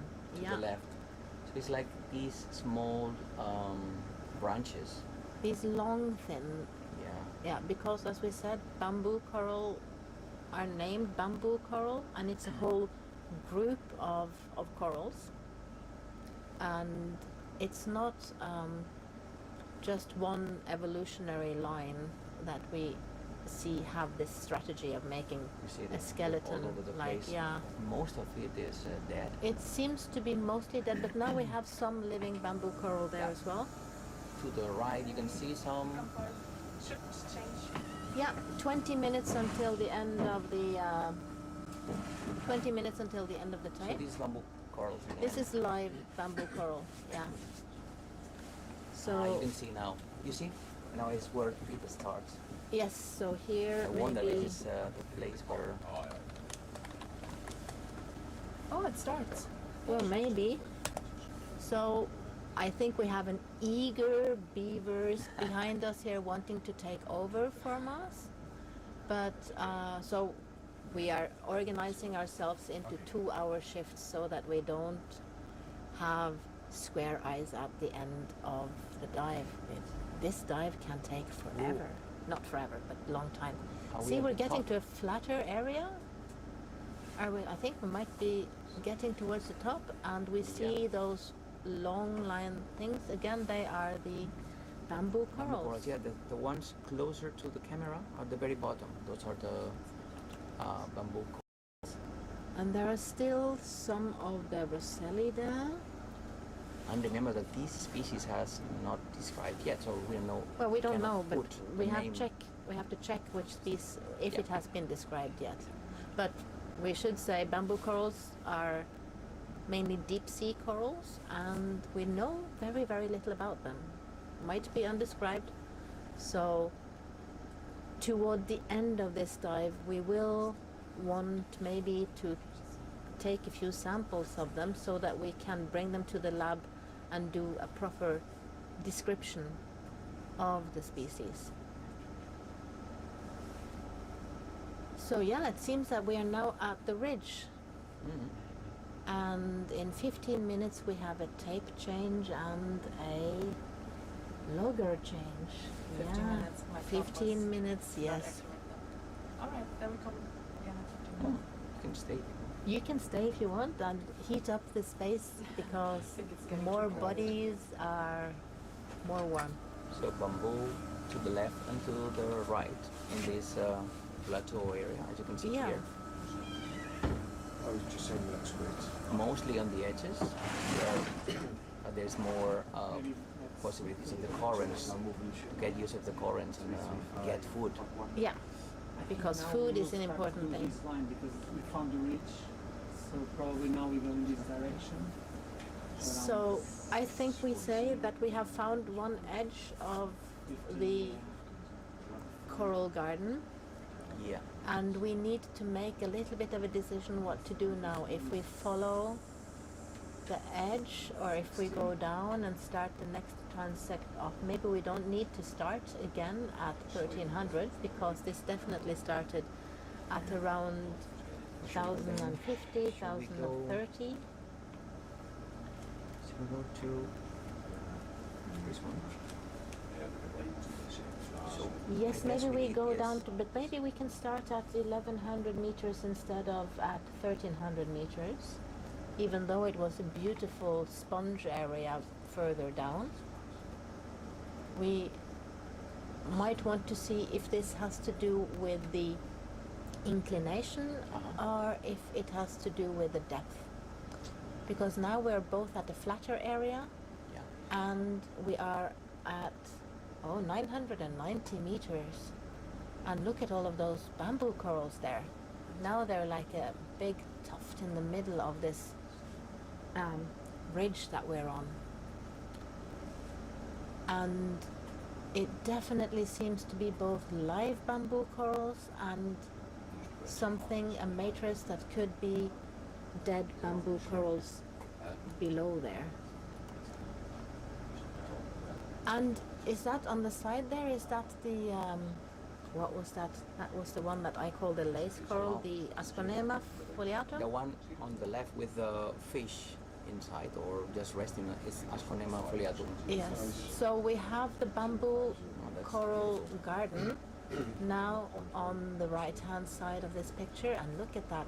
They're stretching up in there. Yeah, that looks like a Yes. reef now. Okay. So I think if we can just have a Bridge ROV, small. if you move off please, bearing 050 at point 2 continuous. Maybe we can make a little bit of 050.2 continuous. yeah. If we can go down to 1100 meters on this. Yeah.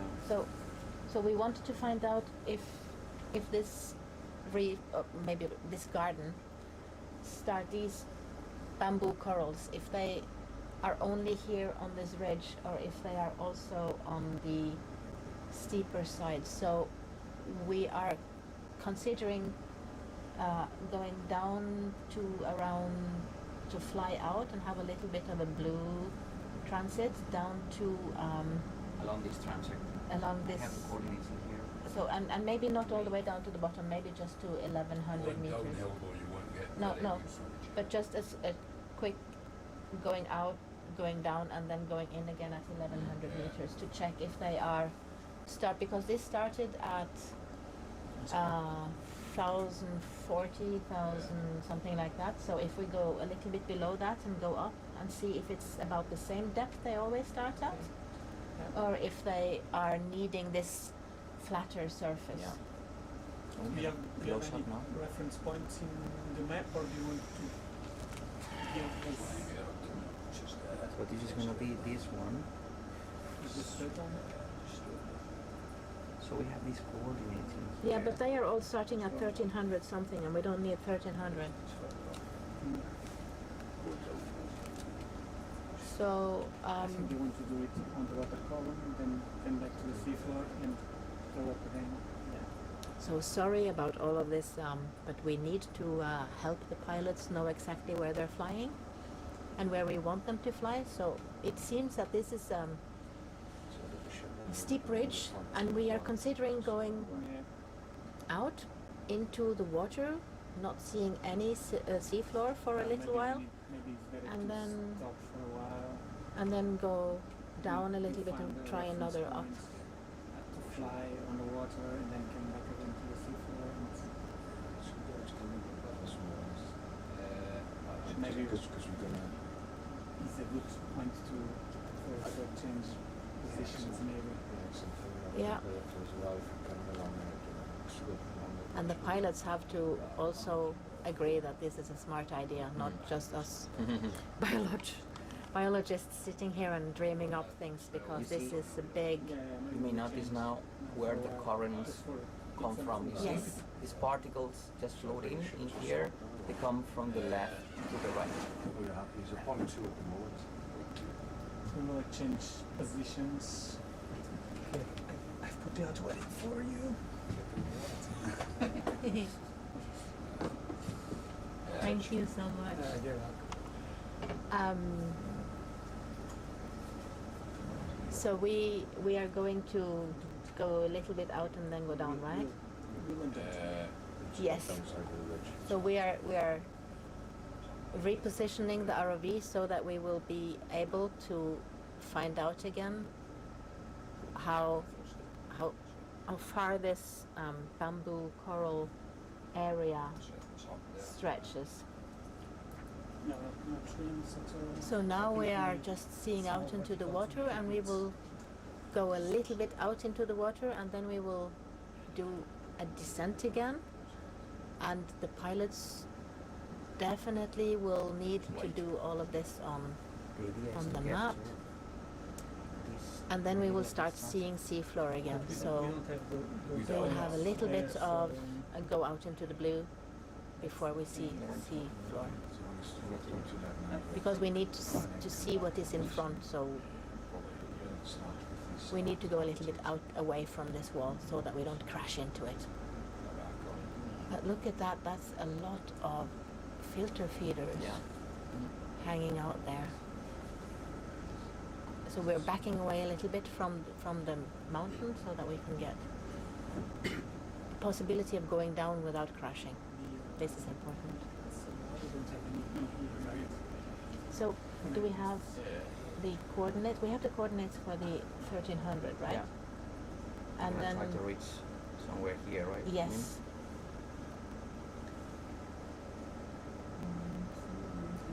So we're really happy that we had this success. Of Yeah, this we found transit, it. because we found the bamboo coral as we expected. And it was thanks to Will, Don, and Antonio that helped us. Definitely, pilot our him. wonderful pilots. Heart.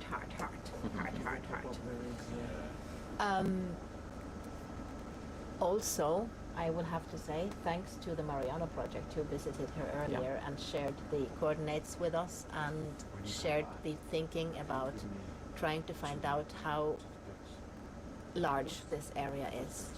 And we're looking so much forward to continuing this, not only through this dive, but also afterwards to continuing describing this this area, and hopefully also in the end in scientific papers, right? That's always the dream for scientists. Happy to carry on up the line just now, or? Yes, we are a little bit parallel to where we were, right? Yeah, I mean, top of the ridge, heading up. It's facing the other side. Yeah. So But the idea is going. do you want me to go northeast up the line, top of the ridge? We were actually hoping to go to go a little bit out from the ridge and then go a little bit deeper again. Yeah, We are here, that we- direction. We didn't have this on our maps, so Yeah, it's very okay. difficult for us to see where you want us to go there. Then it would be super nice to go a little bit southeast of the line, and I know that's going down again, so then we Yeah. would have to go a little bit blue for some Going time. downhill, you won't see. No, much that's at all, okay. so- We can have a little bit of a blue stretch if we could get down so that we can climb up again. Yeah.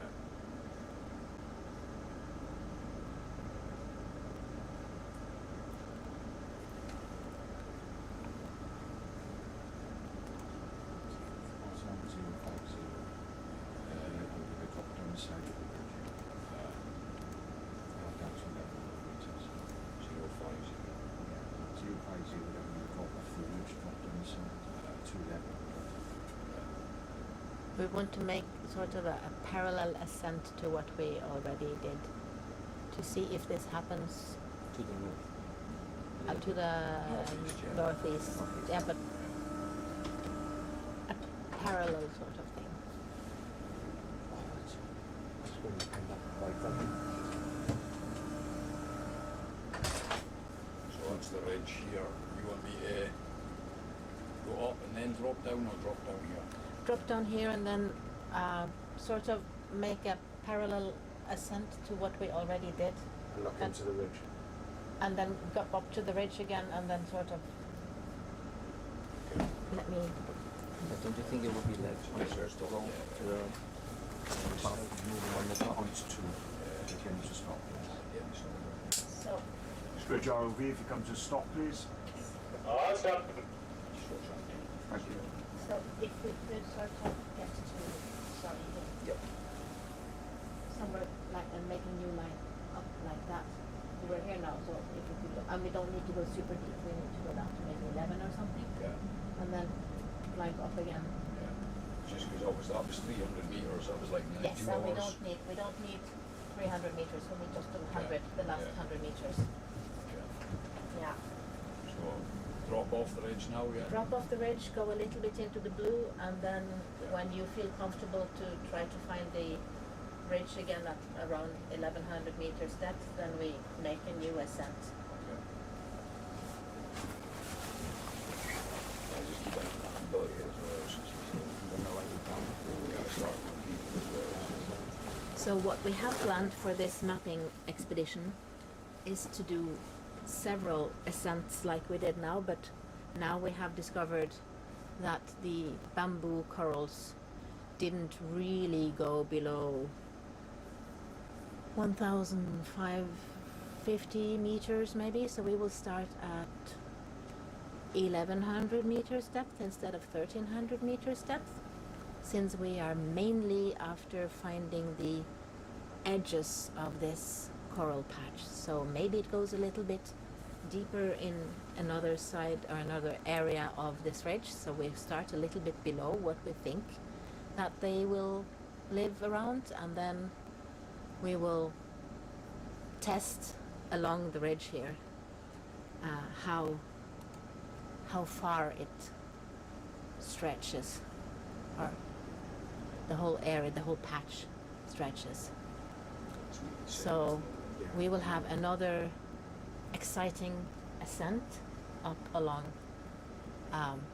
this amazing And this is gonna be mountain with range. Franzi and Julio. Yes, so Franzi They're and taking Julio over. will take over in 4.5 minutes, I guess, if they have the same coordinated watches as we have, because we are doing 2-hour shifts, and that is actually also set by our backup tapes, which are also 2 hours, so that we will bring the backup up to our dry lab now and start filling the backup into our computer so that we have all of the data, not only out on the live stream to you guys, but also in our computers for analysis in the lab when we come back to land. spin around the other way, but you won't see any crosswind roads.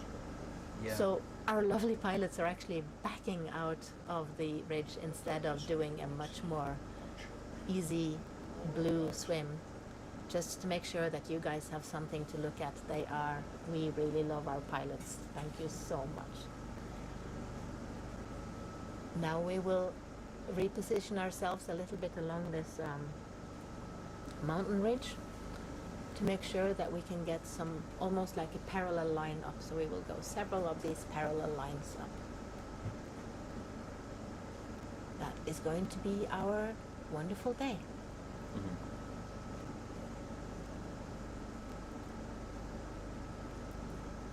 But it's interesting already here in this steeper area, even though we are now at 1015 meters, we don't see any of the bamboo corals yeah. anymore. So my prediction, but I don't know, is that this is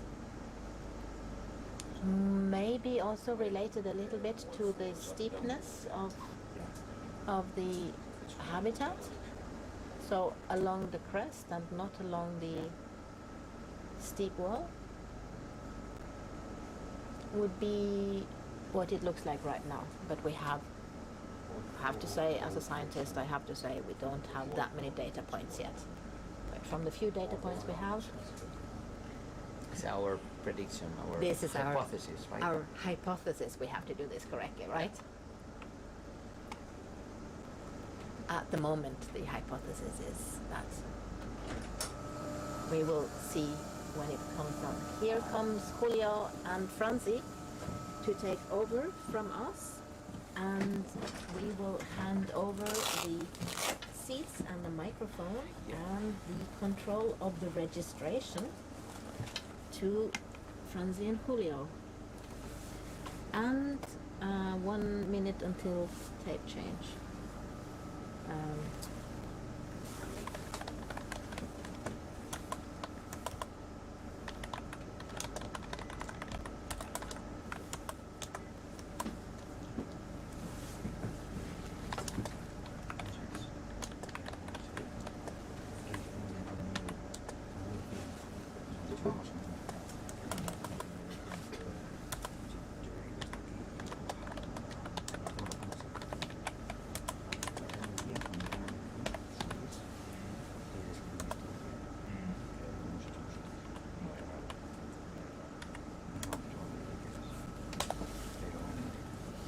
So are you taking my seats? Yep. Yes.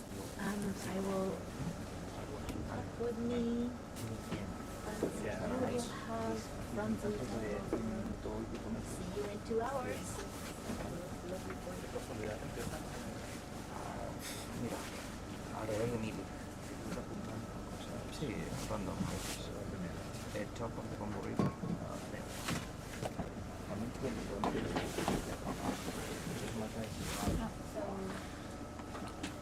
Also change. Yes. Yeah, ready to stop now, yeah? Yeah. There's some water here on the roof. That's great. Yeah. Will you keep the tape upstairs? Perfect.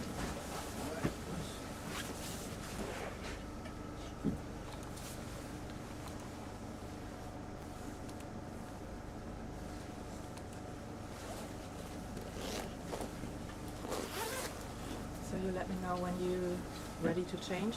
Yeah,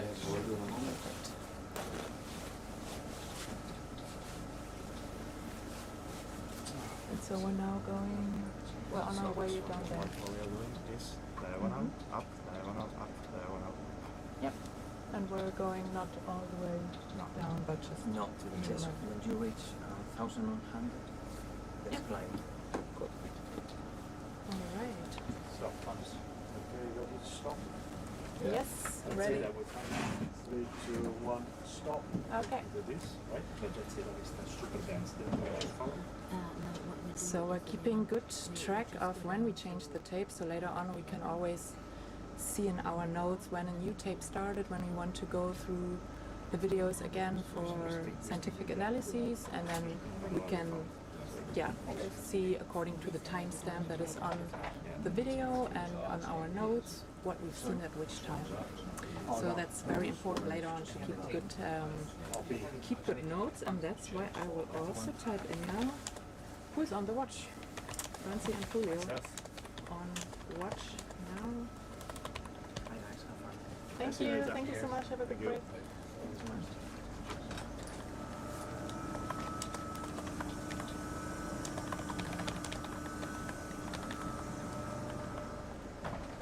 Alright. Just in time for the new transect. You ready for the start recording? Yes. Yep. 3, 2, 1, start. Thanks It's a lot. recording. Yes. Recording started again.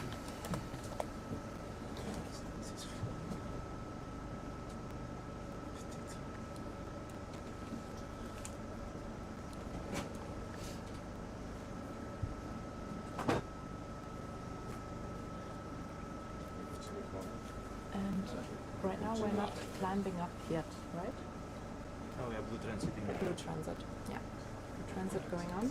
So blue transit means that we are now changing. We're flying a little bit higher than usual, and we're flying to the next transect.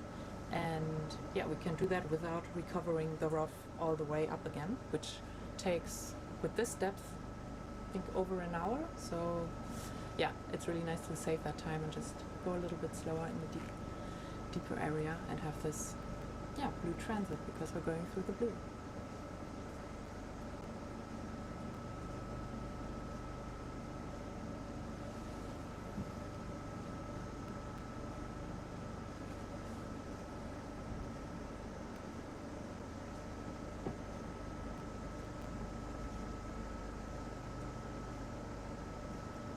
And again, we have all the foraminifera. Indeed, yes. These little one-celled organisms. All the dark, darker patches that you see. So those are also actually, animals, organisms. There's plenty of pelagic little amphipods. Mhm. Probably attract to light. Should be off or forward Yeah. now. Yeah, I've got it here anyway. Lots of them there. Yeah. Looks almost like a snowy Should be landscape. off and going forward. Keeps up. How fitting to the Arctic.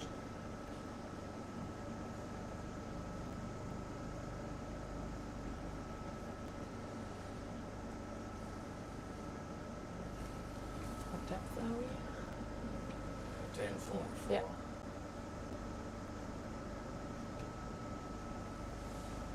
There's a flat bit here. We've been coming down and there's a flat area now, so I Mhm. don't know if you want to keep going down or. So where's the transit? Yeah, I mean, up here it's got, so we're up here, they want us to be down. So that's just down and now on a flat part here. And then the next transect doesn't show yet on the map. Well, we the don't T2. have any lines yet, so we're kind of waiting for instruction from use which way is That going one, no wrong. lines. But that was what Anna Helen was told us saying to- before. Told us to come down this way, Yeah. and then, I don't know, whenever they need Ah. to stop and then go back up. But there should be a line. Mm-hmm. They wanted to drop down and There. have a look to see how far down the bamboo corals.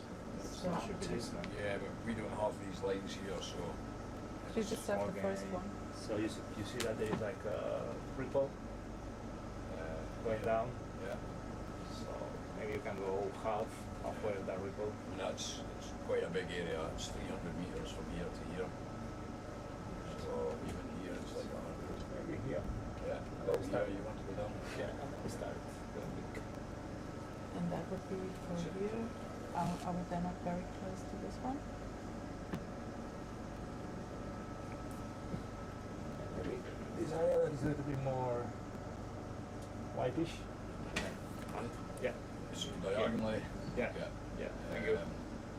Since we now have the 8 different ones after each other going up, you just received the first one for the navigation.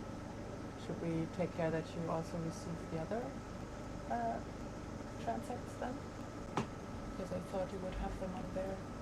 Yeah, it's just Okay, thank you. Let's take it out like that. I know, just had a snap maybe. We do it. So, let's get it flat all the same.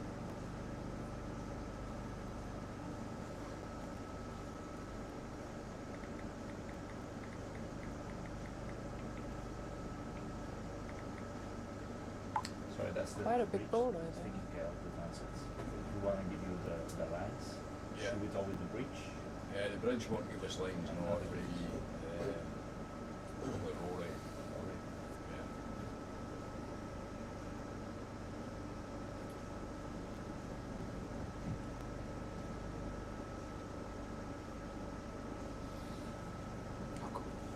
Yep. Because we're going downhill, you're not going to see a lot sometimes, like, No, you're not going to just see a lot when it's... Wanted to move a little, like those would be, I guess, when if this one was Yeah. like 400 meters, then that would also again be almost of a blue transit of the field sometime until we went up again. So we want to cover all the space, and I thought we Yeah, it already would have had been the- easier, like, if you give us actual lines that Yeah, start, yeah, and, exactly. I thought that would it's already like just be now we in the don't have computer. any. Yeah, no, that's good to know. Going downhill for us is not good because, No, as, no, no. as you can see, you'll Yeah. get no viz. So that's T1, T2, and if you moved a little bit to the right, that's all that the picture covers, right? It's actually out here. So that says T1, T2, so I would think, T2's up here, yeah. okay, yeah. So that would be, yes, we need the A's and B's of our transects. I don't know why they haven't reached you. Sure. Sorry about that. It's dropped off the back then, it's over. So, Aye, but look where we are, Will. So far, you're unbelievably going forward. Shouldn't be up high. We're facing northeast. Shouldn't be up. well, when I started up, you just told me to pay more out. I picked it up earlier, so it's slack on Yeah, this side. so So when you're spinning round, I can only go off like stay this. spinning. So now we're just making sure that we do the transects along the ridge, one after another, in a good distance to each other, and that we get the maps we created for that also to the ROV pilots. Mate, I'll be managing it, but Just go and have a break if you want. I don't need a break, mate. I'm fine with that, Tony. Hmm? But so It's okay, we'll do it. okay. So we just move a little bit more to the This one. yeah. And how much longer should we continue? Still like, a bit longer. Yeah. okay. So now we're moving sideways at the moment, right? Yeah, but I can turn my head and face down, but you're not going to see much going down. No, no, that's fine. That's fine. Yeah. We don't need to see now. But just so for you just- flying, so So, yeah, so like this. So it's southeast now I'm heading, so I'm heading down this way. Is that the way you want? That's perfect. I'll try and stay as close to the bottom as I can, obviously. The closer I get, the more the visibility is going to be kicked Well, we up. don't really need That's it. visibility You during don't the blue have- transit. yeah. It's better to get to the point Yeah. and then start. Mhm. Come back up, yeah. Yeah. Yeah. Thanks a lot. Thank you.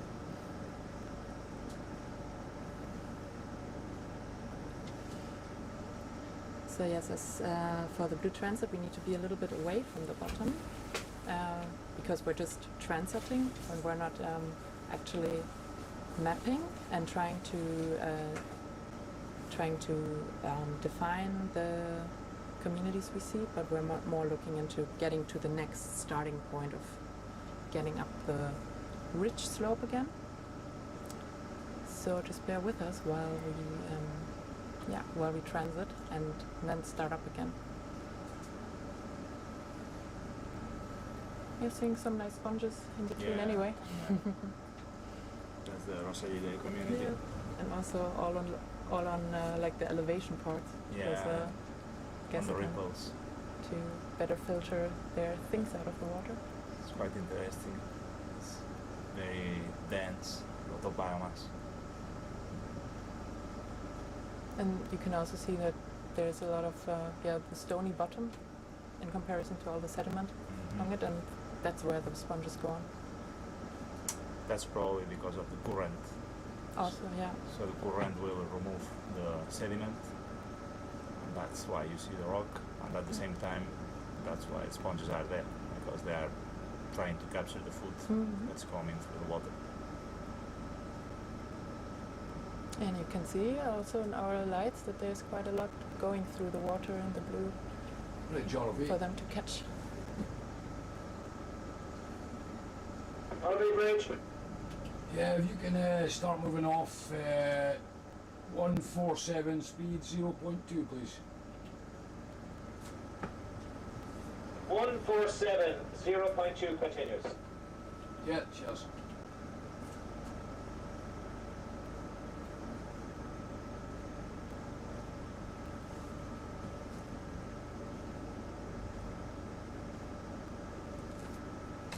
That's us starting to move there now. Okay, copy that, cheers. You see that it's like a little bit round. What's that, sorry? The whitish. Yeah. Okay. Yeah, exactly right.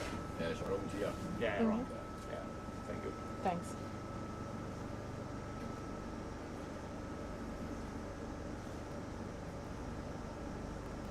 And yeah, fine also to go a little bit higher, I guess, with all the sediment bottom.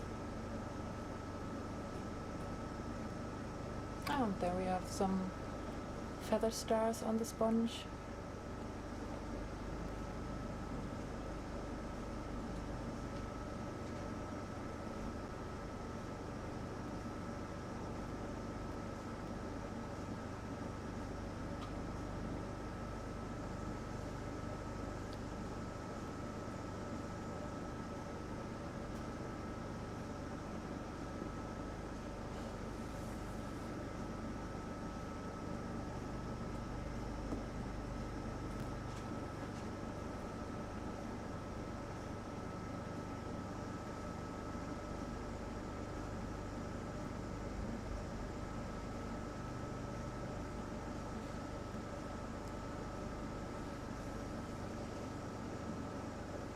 I guess we see some soft coral just up.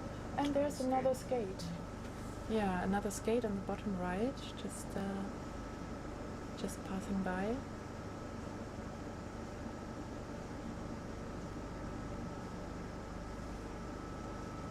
Nice.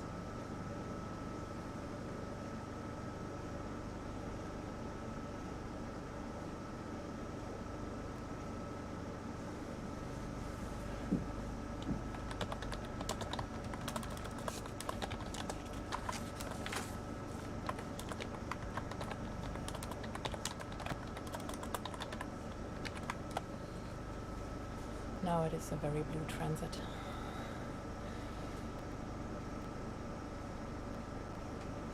So once we get to the point, they will ask us for a direction. Yep. Since we don't have the end point, maybe we can just give them the point that is on the yellow, on the line that goes across the breast. You mean that's then parallel to the red endpoint of the previous transit? They did this, right? Yep. Now we are blue transiting. Yep. You can give him this point. Yep. Yeah, also on the top of the bridge. Yes. Yes. Yes. Right, John, if you can increase speed 0.4. So because we're now just going through the blue, we can increase the speed of the of the vessel and move a little bit quicker to our next starting point.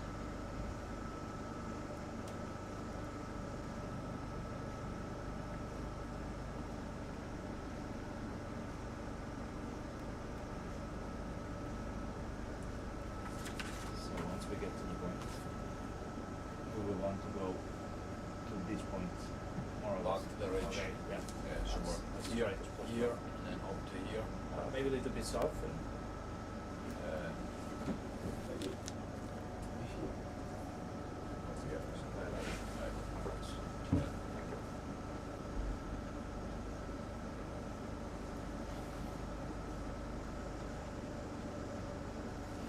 on the map, that would more or less be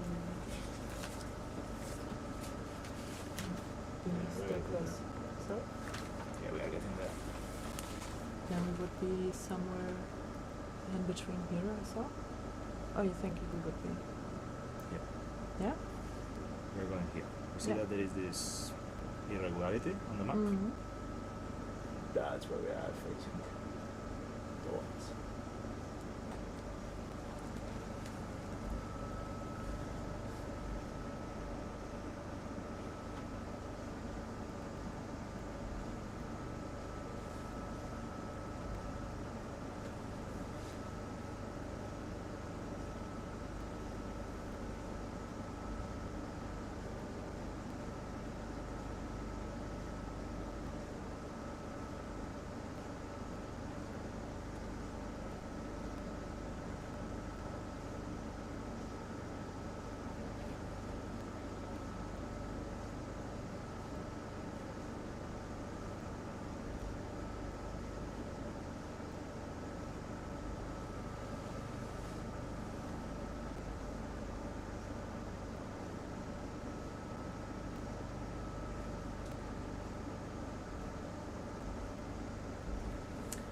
Did you also put on your sheets that we have the tape change? Perfect. And this we can just put in later on. Yeah, we have no Mm. cast in this dive. No. But they are taking out of all the. Yeah, but then our coordinates and start of the dive, end of the dive, everything. You have that. Yeah. Feel it later. We have a lot of note sheets around here to keep track of everything, like logging the coordinates, logging the depth, logging when anything changed. And in addition to the notes we have on paper, we also have a program that I'm logging here into, where I'm just logging everything that we see. And that we will later on be able to analyze together with the video. And that's just a way of already bringing some order into the video, because we'll have at the end like hours and hours of our underwater dives, days. And just our notes will then help for the scientific analysis later on to bring more order into everything and to see what we saw when there were really interesting parts and all that. Yeah, and so we're can be quite busy here with the logging on different ends. There's another fish coming through.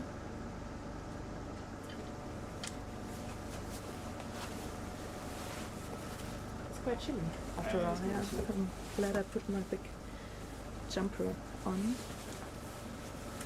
We have a lot of ventilation in the shack here because a lot of machines need to keep running, computers running, creating heat, and they need to be kept cool. So we need to keep ourselves warm in here. It is the Arctic after all.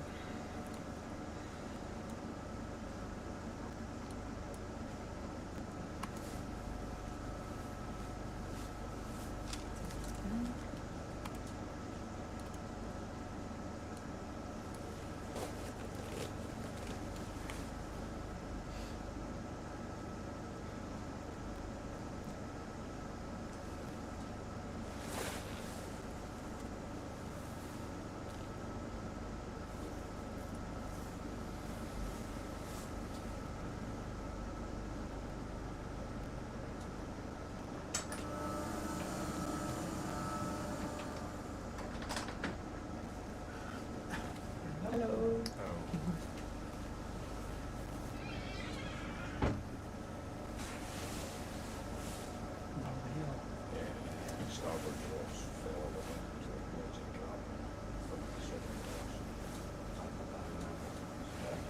Alright, bring it.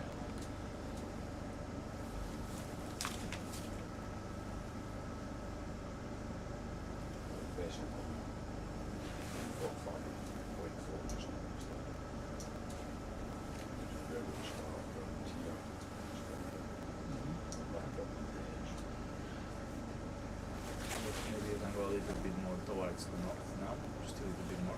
North. Northeast. So that we go over the little. Yeah, I'm just trying to place ourselves right in the spot. Yeah. Jenny draw. Yeah.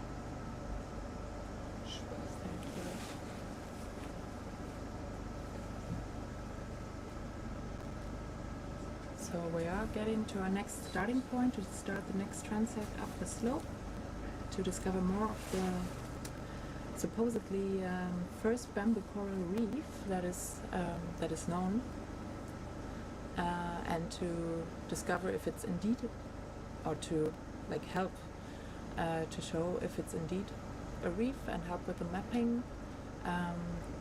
The Norwegian scientists discovered this area just last year, October I think it was, so still a very fresh discovery, and still not enough is known about this. So yeah, we want to help shedding light on this. What was first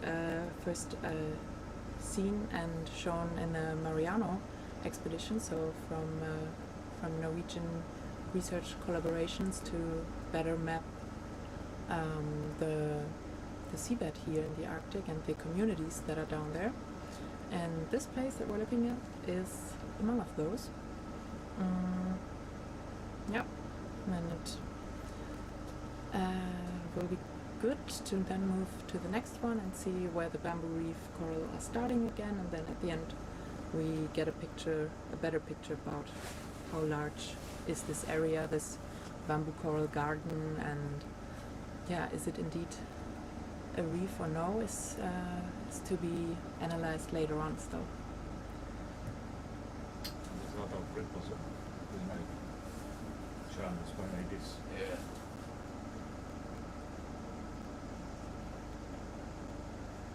And we are closing in again on a lot of sponges. Are those Rosalidae? Those are Julio? Rosalidae, yeah. Have, Julio's the sponge expert here, and I'm getting into learning more about these species. We have almost 3 species of Rosalidae in these waters. Those are glass sponges. They are long-lived animals.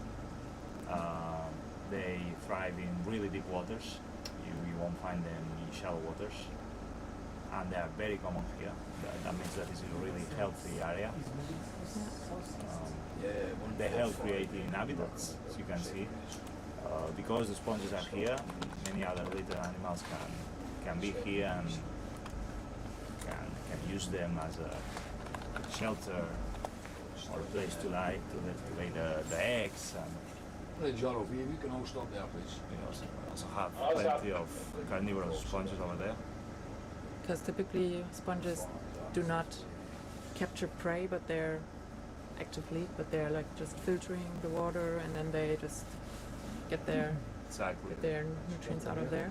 But This is a group that has lost the capacity to filter water, and instead of that they hunt little crustaceans by using mucus on the skin. So the crustacean will get attached to the mucus, and then the sponge will digest the prey.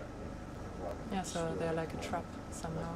And you can see them on the bigger, whiter Rosalidae sponges. You see the smaller, more little branch-like or twig-like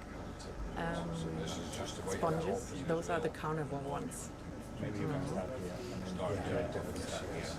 Just checking where we are with our transect. Yes, as straight as possible. Thank you. Would you like a drink? Are we starting now? Yeah, we're about to start. Okay, nice. Then I keep that in the notes as well, of course, that we're about to start the new transect again. Moving up the slope on the search for bamboo coral specifically, but also for everything else.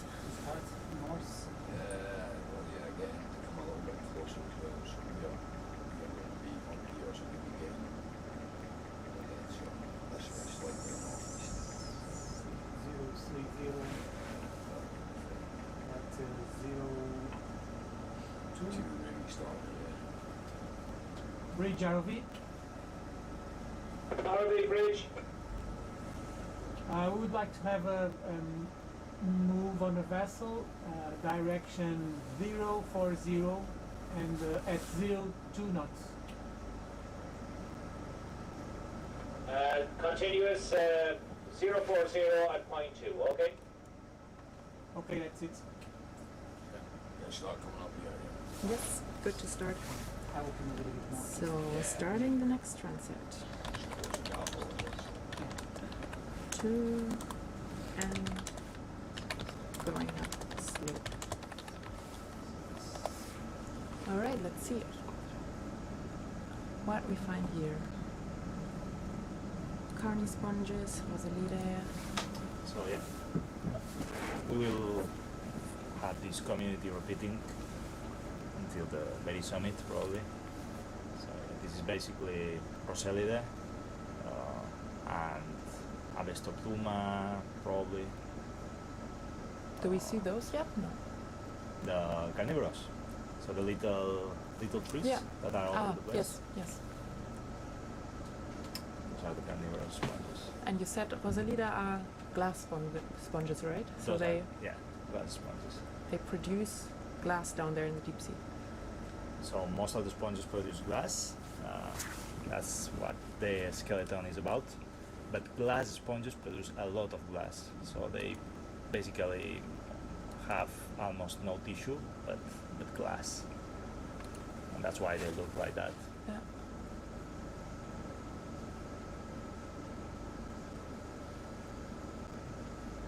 It's a very difficult group to study. Just a few spares in the world, 2 or 3. So put a name on those is really hard because you need to really be into glass sponges in order to identify a glass sponge. And how do you do that at the lab in the analysis? Well, you need a microscope to see the spicules, which are the little structures made by glass. Mm-hmm. So spicules are like the fingertip of a sponge. They come in different shapes and sizes. Are those? Oh no, those are the soft coral, right? This is soft Yeah. coral and the lollipop sponge there. Maybe steel cordilla, the one with the stem. Yeah, we will see more of them in the summit probably. Lollipop sponge, that's a very fitting name. You also have Assyrians. They are not that easy to see, like these transparent things Mm-hmm. on the right. So those are a different group. You see an Asconema there to the right. Right in the, further in the back, with the Foliatum. more branches and more structures. That's a very nice sponge, very beautiful. It's also a glass sponge. And yeah, we are at the very tip of the crest, so we're following the crest. Ooh, sponges everywhere, wow. Yeah, they probably like being here because of the current. Getting all of the snacks out of the water.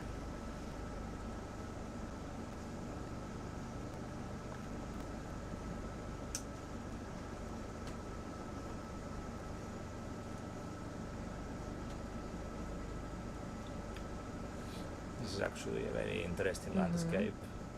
Yeah, it's like a little sharp mountain on the side. And we have a fish.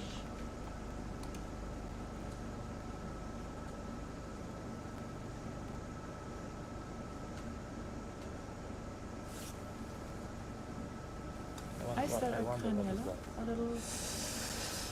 I wonder. Yeah. So we see a little round organism, which could be a sponge called canyella, but it's hard to tell from this picture. Could be an anemone as well. Yeah. Could be a polymastia. I don't think it's an anemone. It's a sponge for sure. Mm-hmm. Here as well. Yeah, 2 of them.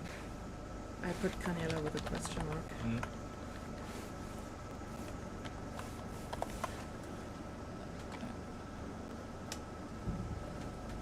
There's a sea star over there. Oh yeah, Little little one. tiny one.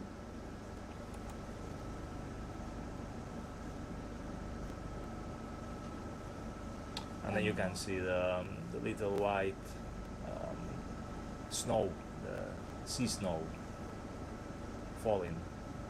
This is food that comes from the surface. All the way down to now, where are we? 1,100 meters roughly. Yeah, traveling all down from like different forms of plankton, different dead organisms. Shrimp. Yeah.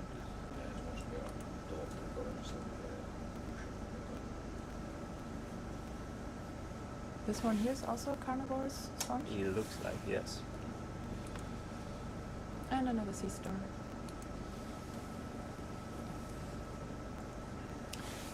Is this the yellow thing? Is that one of the yellow sponges maybe that we were looking at before? A little hard to say, some far away.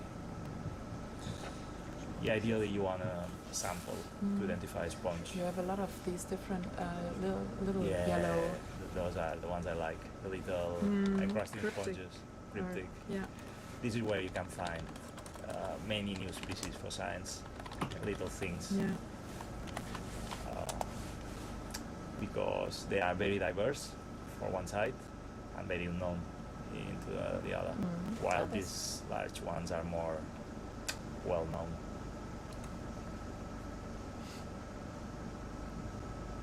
Acidia again. This is also interesting, this one that we have in the middle. That could be Cladocrothe. With the little one, you see, that's below the shrimp. That could be Cladocrothe. Could be other things as well.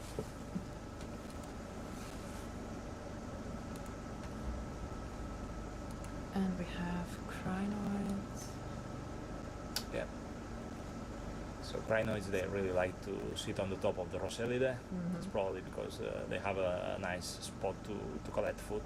Yeah, so these crinoids, the feather stars, they are also filtering from or capturing from the water their food, and if they're sitting on top of the sponge, they have higher chances of filtering or of catching.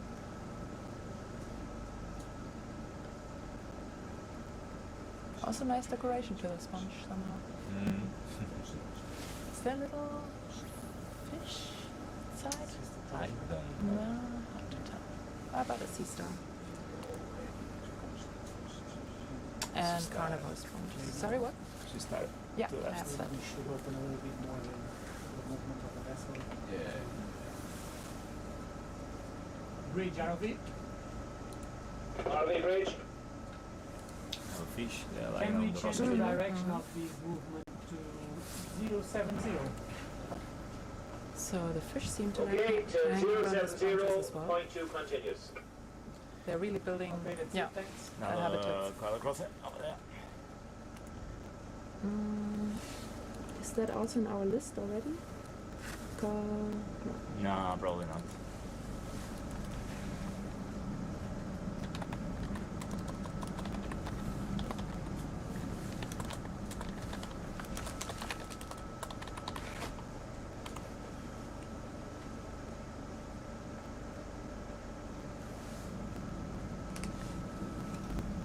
So for the sea, we just give them the coordinates that are here. Ah, yes. It's not to be on the map, but we have coordinates. So Yeah. that's fine. Yeah.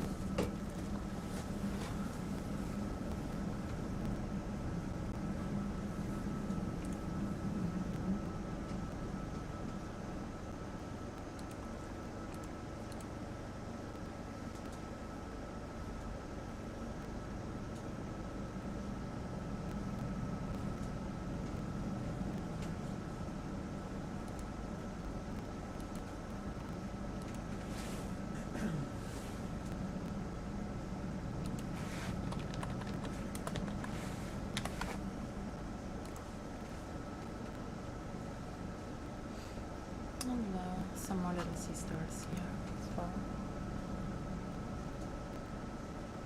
Oh, that's a bigger. The Rosellide sponge. How big is that, you think? Nancy? We have here the lasers. So So lasers are 10 centimeters. Yeah. That's a big one. like more than like maybe 30 centimeters or so across, and then high as well. What did we just have there? What's gotten out of the picture?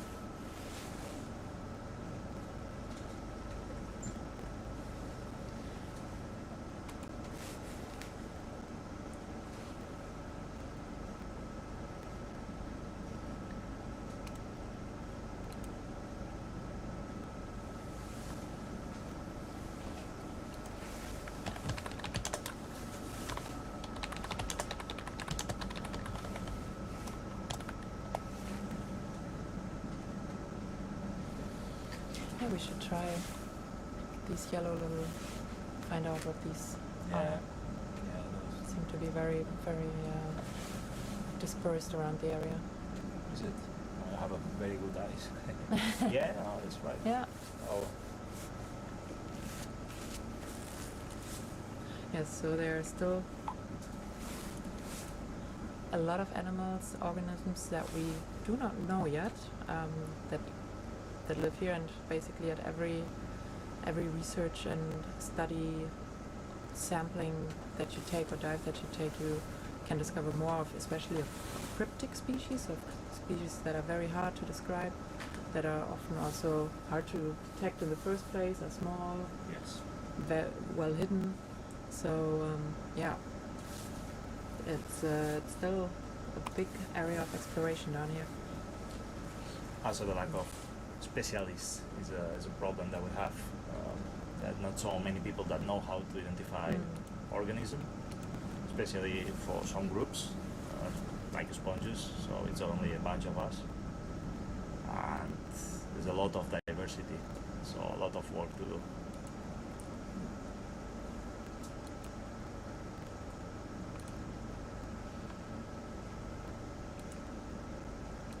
And you've already studied sponges also in other places, right? In the Mediterranean and. Yeah, I did my PhD in the Mediterranean, and now I'm mostly focusing on samples from Norway, but also been working on Iceland and in the Cantabrian Sea. Mm-hmm. So also north of Spain. And, So this is my first time in the Arctic, actually. That's very exciting. Yeah.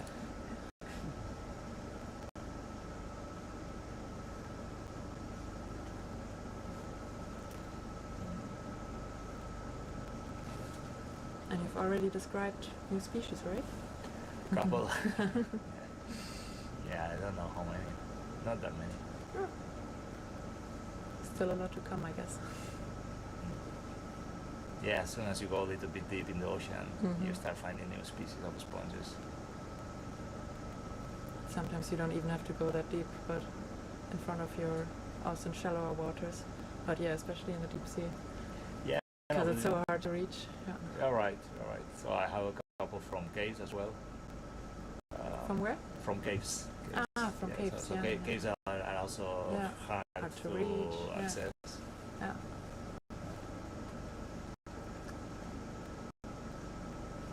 Now we start finding soft coral. Yeah, and it's getting more and more covered also.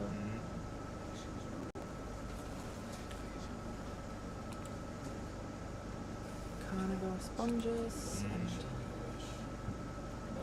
bigger ones. And a shrimp hanging out.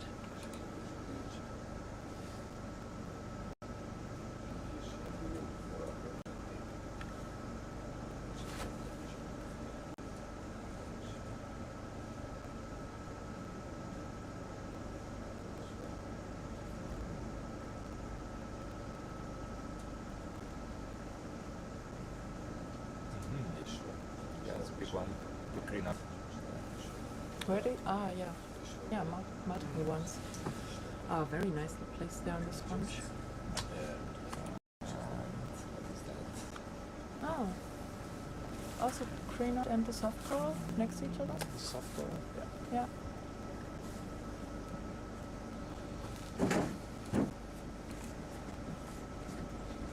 Fish. Oh, it's underneath.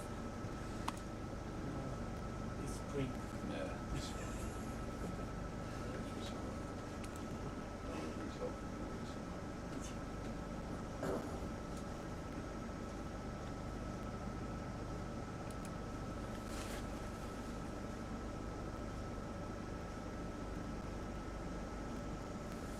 see the sea snow. Mm-hmm.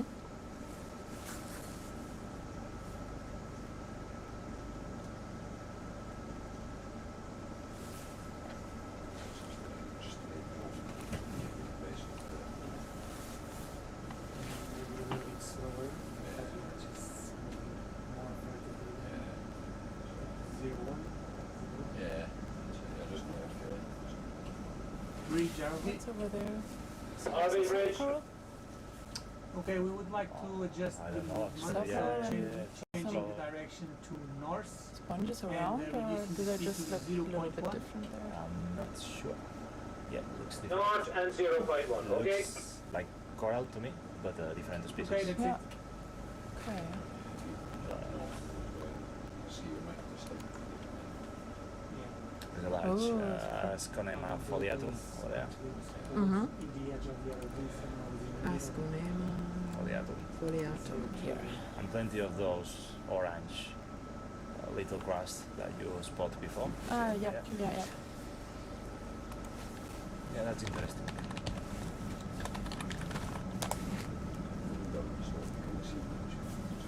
Specifically on the rocks always. the best is So just yeah, and crusting as you said, right? So Yeah. building a crust around the sponge, Yeah. attaching Exactly. to the hard substrate so they have something to cling onto. Some have enzymes to erode the rock and to Mm. actually attach to Oh, it. like acidic somehow, or just some. Oh, is that craniella? That Which- looks pretty much like Graniella I put a question mark. and Cladocrothe, just below. See the Cladocrothe? Yeah. How do you Thin. spell that again? Cladocrothe. It's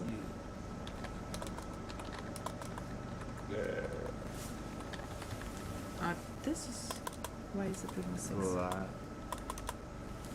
Still have to get used to this keyboard. No, Yeah, it doesn't make an. Oh. it's weird. Because I have caps lock maybe. Crothe. CR. Why is it just doing That's 6? okay. It's not. It's that way. Clat. I write clat sponge. Yeah, let's fix that later. You can write fan shaped sponge as well. Some keyboard issues over here. So I'm from Germany. I'm not used to this sort of keyboard where the letters are different, a little bit differently organized. This English international sort that we have here. But let's see. I hope people can make can know what I write in the notes.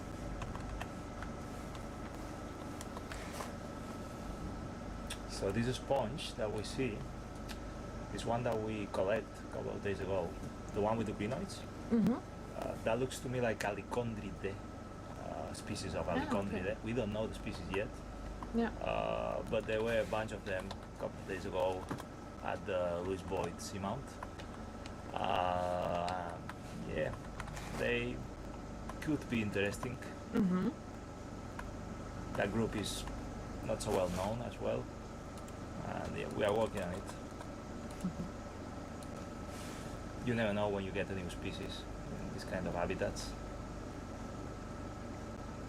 And you have to do some forms of molecular analyses Yeah. different sorts until you can be very sure. So Yeah, how long we- did it take you to describe the species that you discovered?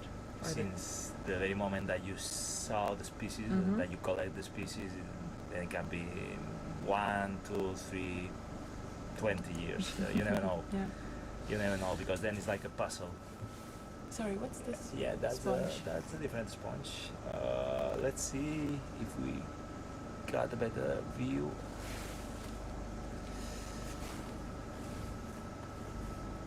That's a sponge.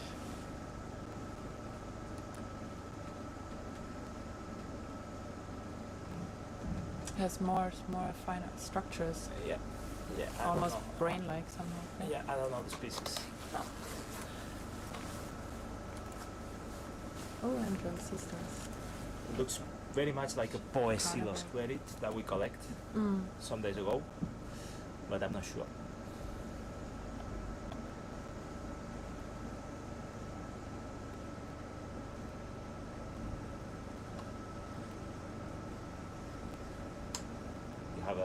lollipop sponge.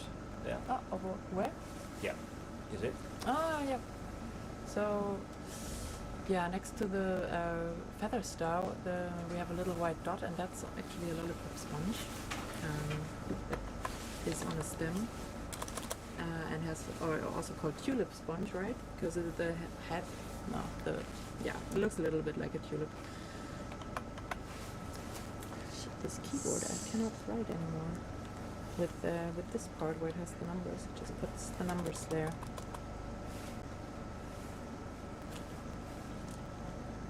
Maybe like this. Oh, okay. And you should put that button off. Good little side quest here to be able to write again.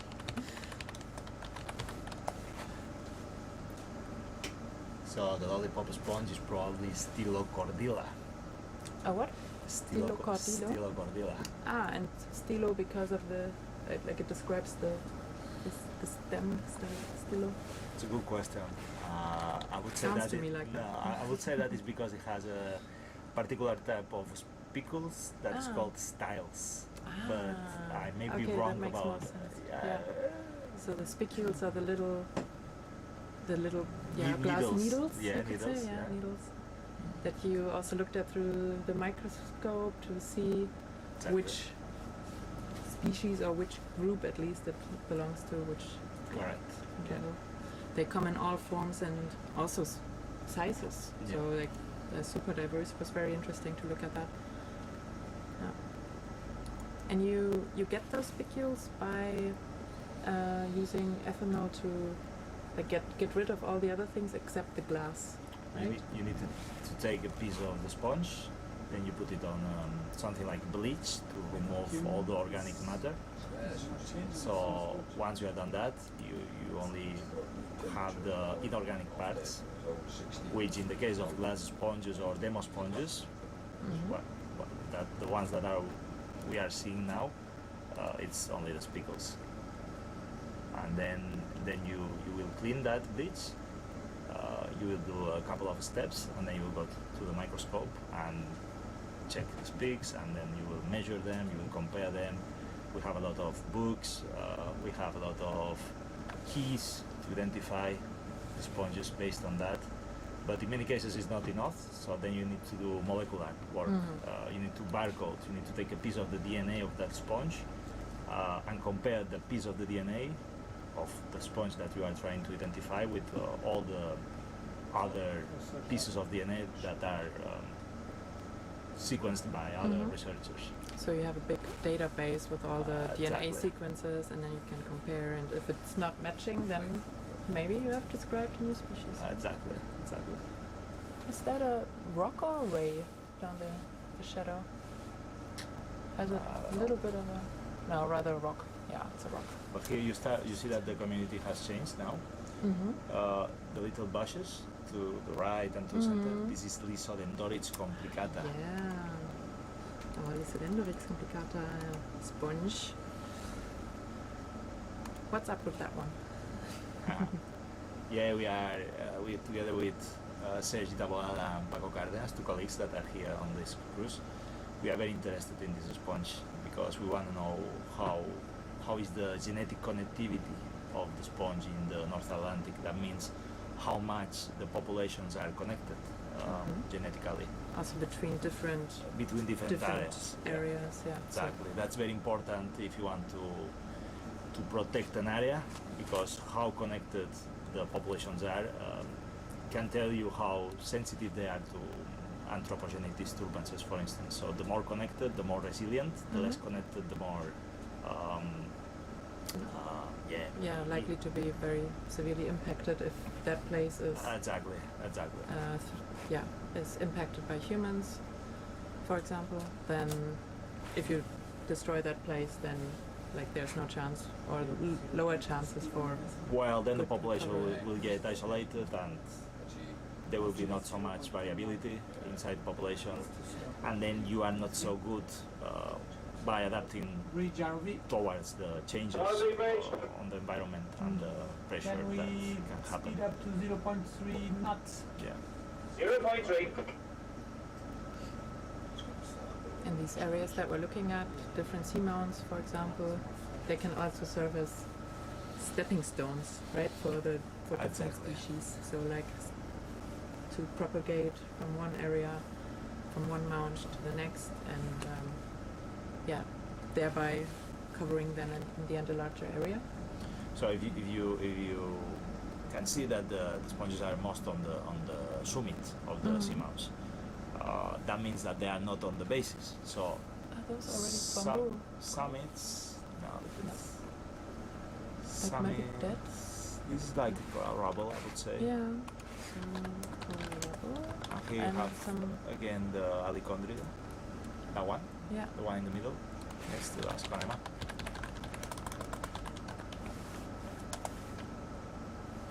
Those should be also, yeah. Yeah, this is coral rubble, so Yeah. I will write that down. Mm-hmm. Let's see.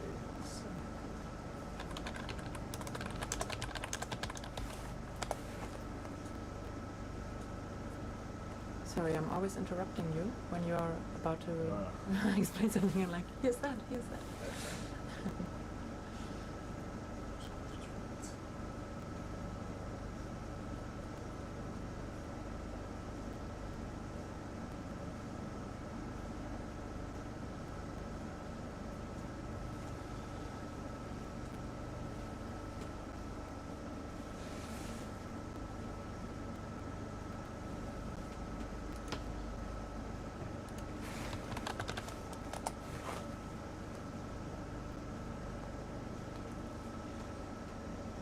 Sorry, what were you saying about? Now that seamounts, the summit Mhm. of the seamount usually has a very different community of organisms, and Compared to the side or the valley? exactly. So of course, if you want that community to be in an area, you need a seamount. So sometimes seamounts are very far away one from the other. That's why it's important really to know where those communities are and. Yeah. Because those habitats are not continuous, they are patched, so Yeah, we really see. they are like little islands in Yeah. a way. Lollipop sponge. Oh yeah. Well, many of them. Oh, many lollipop sponges coming up.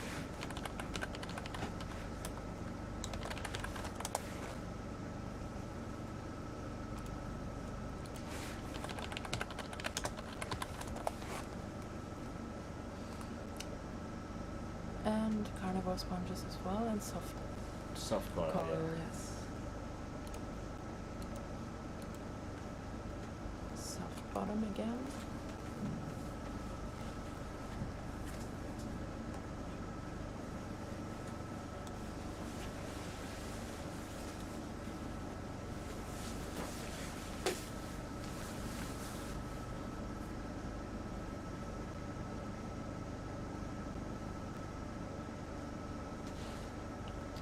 Asconema, Mhm. you're right. Foliata? Koordinaten. Foliatum. Seide.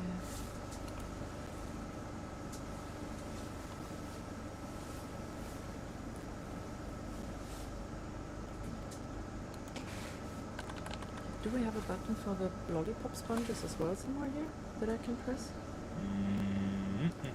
Maybe more buttons. No. And for You can use Steel Cordillera Borealis, I think. Yeah. Use that one. okay. So on the screen I have here, I have a lot of different buttons and lists for the different animals and species that we're expecting. So I don't need to write every time the whole word or words, but I can click on the list if we have it in the list, and that makes it easier if you know where to find everything, because yeah, it's quite a lot that we can find and do find down here. So yeah, still getting around this sea stars. Yeah, more Asconemas, Lysodendrorids. There's plenty of Lysodendrorids over there, little bushes. Here, right? And this one is the Asconema. Yeah.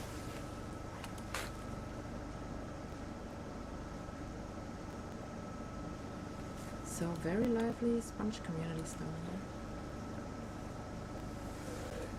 It's a woman there watching the screen. What?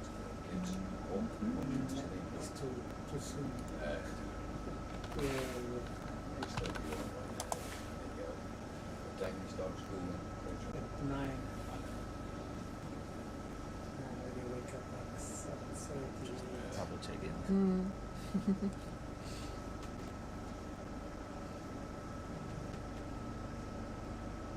Oh, this is coral rubble. True. Yeah. Loading more coral rubble here.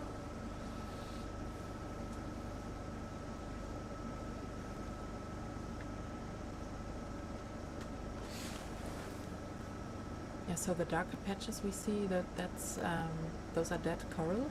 So it's the hard skeleton of them that remains then down and gets covered a little bit. Yeah, like other corals or like other corals that have a hard skeleton, they produce calcium carbonate, and that's also why they're more likely to be impacted by ocean acidification, so by the ocean getting more and more acidic everywhere. So that's also especially an issue for I wonder what is that. yeah. That may be We have a maybe a gorgonian, little gorgonian. yeah. Not sure. So the May also branched- be a carnivorous sponge. We should. Yeah, I'll log it as potentially both, but it Looks like a gorgonian. yeah, more like it, no? So the And- one that we now have in front of the camera is also likely a coral. And the massive sponge to the right, oh, yeah, the brownish. massive sponge.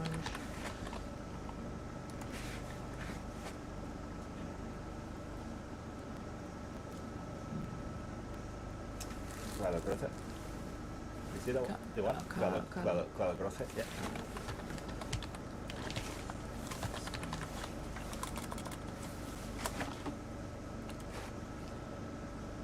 And we have Ascanema.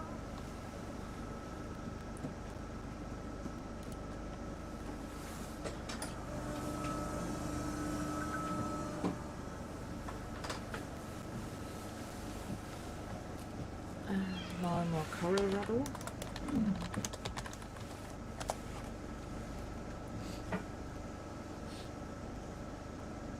So coral rubble also plays a function in the ecosystem because it acts as a substrate for instance, sponges to grow. Yeah.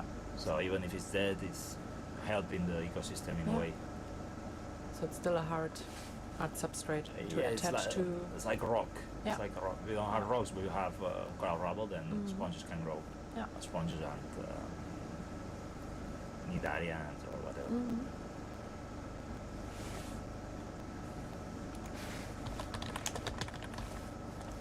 You see that most of the biomass is on the rubble, not on the Yeah. to the right, not to the left. Yeah, here you can really see the difference between the left and the soft bottom, and then the hard substrates towards the right. The substrate, having hard substrate is really important in the deep sea. If you live in the mud, you need special adaptations. It's not that there is not plenty of life in mud, but then Yeah. you need to be specifically adapted to that. Yeah. They have it's Oh, it's There's a lot to they're all look. a little anemone there. yeah, I got the anemone, different sponges, Asconema, Carnivores. yeah, those are the carnivores, right? Yeah, Yeah, those are carnivores. Vasilidae. And So, we have bamboo, coral.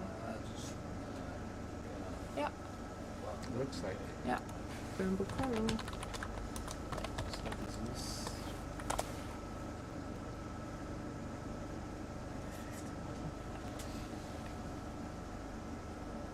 Yeah, so we're looking out here, if you just maybe tuned in.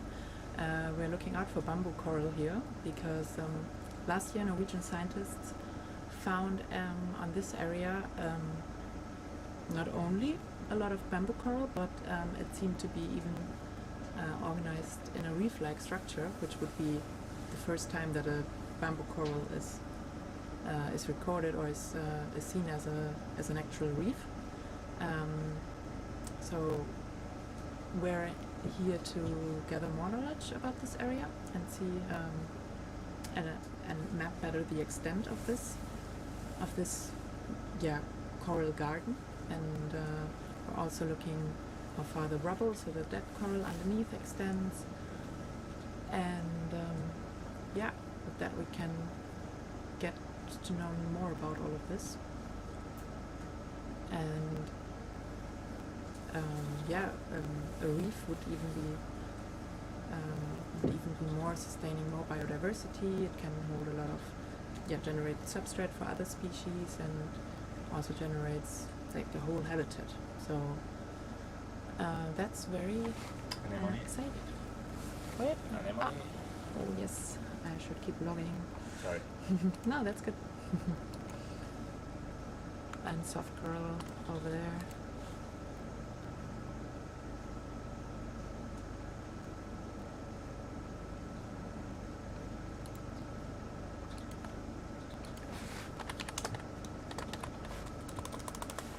I don't see more bamboo coral at the moment, and also no Soft more rubble. coral. Yes. Soft coral, tunicate over there. Mm-hmm.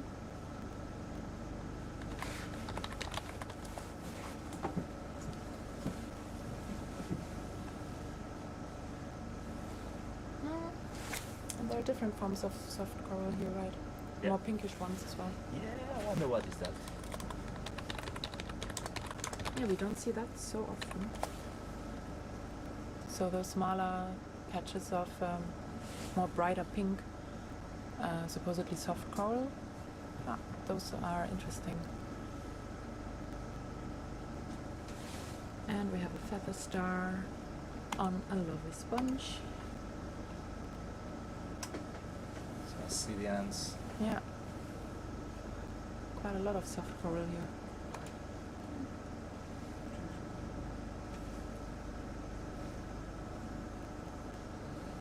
So we are now at the southern part of this little seamount, right? Yes. It will be interesting to see if the north is similar to that. Mm-hmm.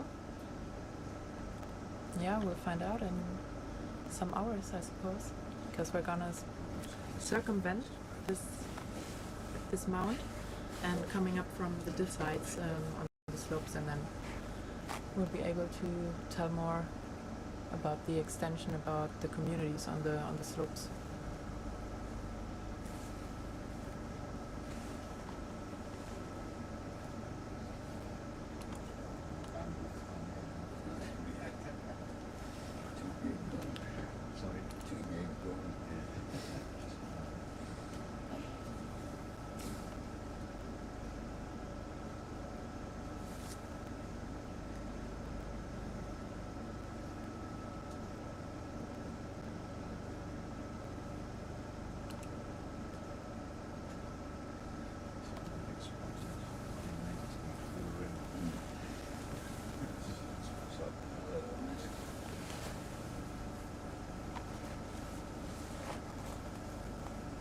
Oh, there's a fish hanging out, isn't there? Yeah.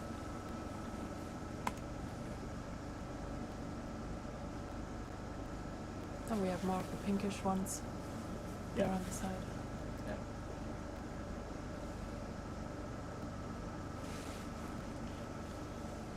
Soft corals.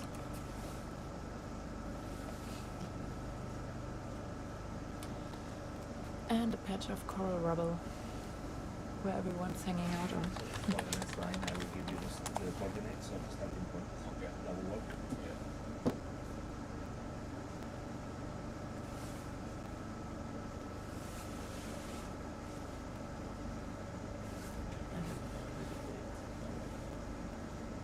But then we're continuing up.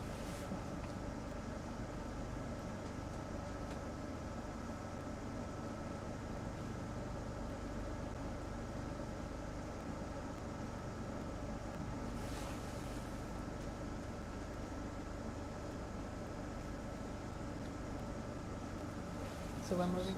Now we are facing that way, North. Yeah, northwest there. towards the yellow line. Yeah, we are looking. So maybe a little bit more southeast, southwest, sorry, that'd be possible. Just that. So, yeah. You mean that way that we end up at the parallel to the first ending? Yeah, exactly. But that's not south. Southwest. Southwest. Yeah, southwest. Uh, To the line, to the yellow line. You know, at the end of the last transect, we want to be parallel to that one on the top. I always confuse the yellow line with the one that we did before. I'll let you do it. I'm gonna concentrate on my logging. Because we have here more.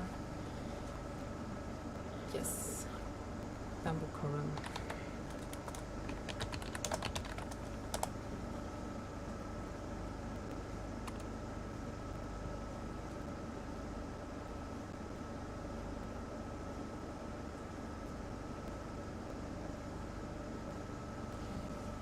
Now it's getting more and more dense here. Yeah.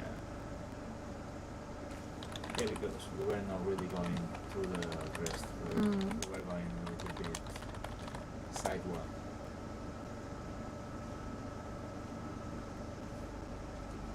Did you increase the speed on the vessel?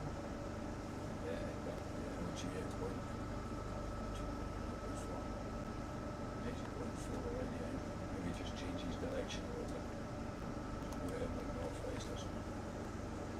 27. 270? No, that's west.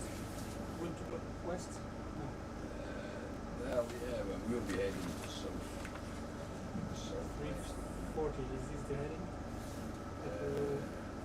Yeah, so I'm going to the line. Yeah, and I'll be going down here on southwest. So you get here. Everything is wrong.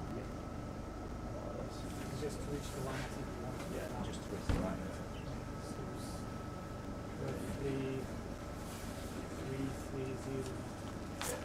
Yeah, northwest or something. Just over. So we're nearly reaching the end of our second transect of the slope. Bridge Just RV.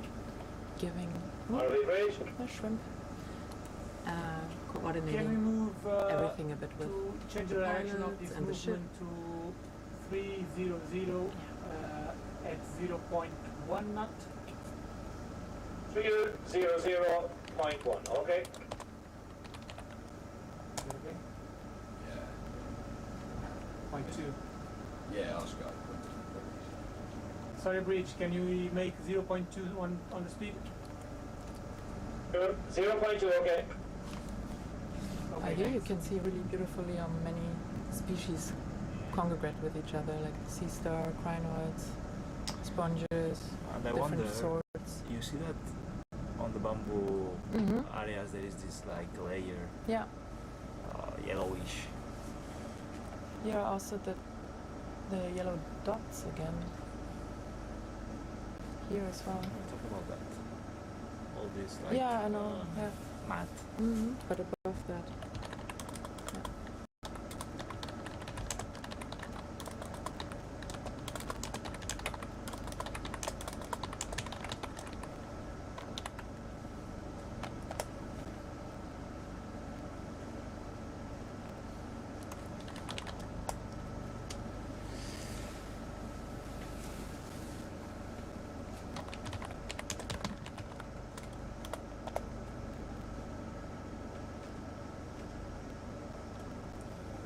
Yeah.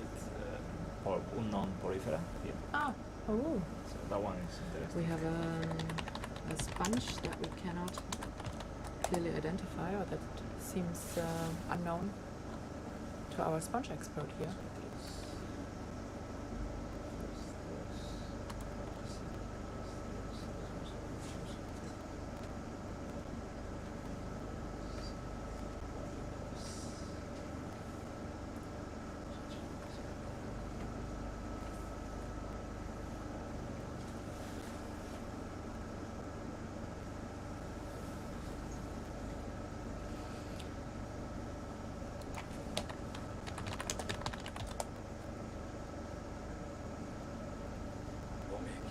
northwest over it or stay with the ridge? Maybe stay with the ridge. Yeah, stay with the ridge, thank you. So we're adapting the course a little bit to stay on this ridge path where the reef, supposedly reef, we cannot tell yet. For now it's a garden, continues.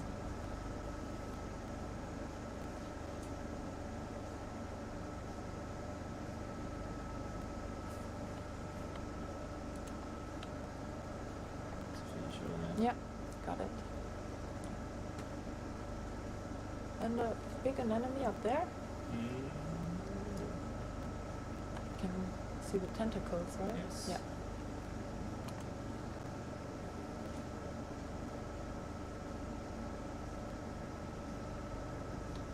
Yeah, that's a thick layer of coral rubble when you see the rocks underneath as well. It's quite up there.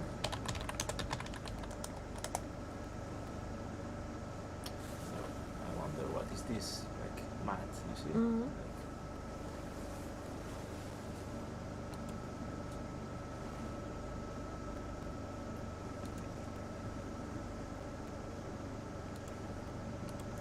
Like, here is really dense. Mm-hmm.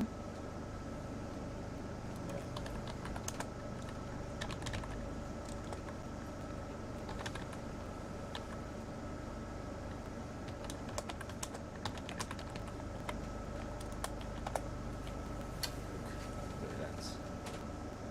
And we're almost up the... Yeah, not nearly.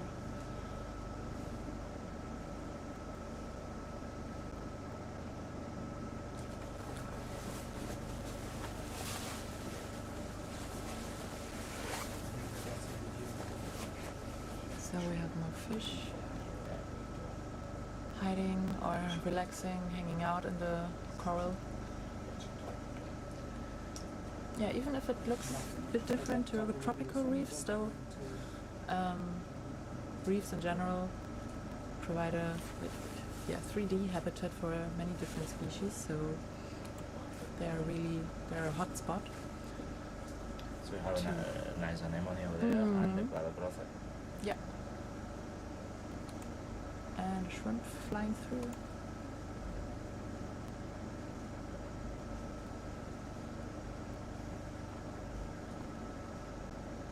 Another fish hanging out over there, and we have these fans now. Yeah, I think that's cladogrothe as well. Oh, okay.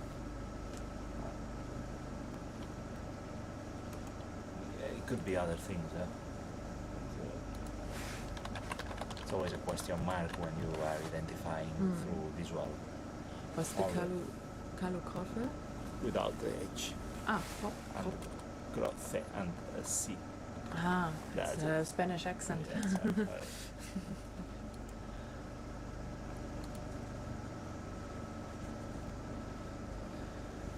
About to get there.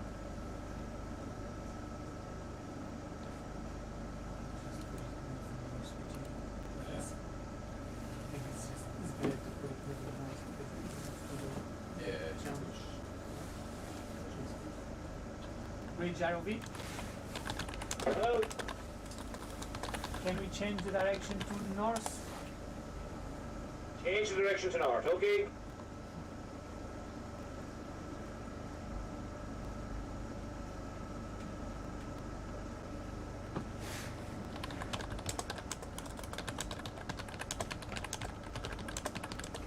It's really dense.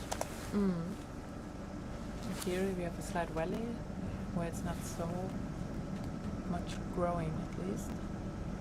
The bamboo, or a little bit more patchy.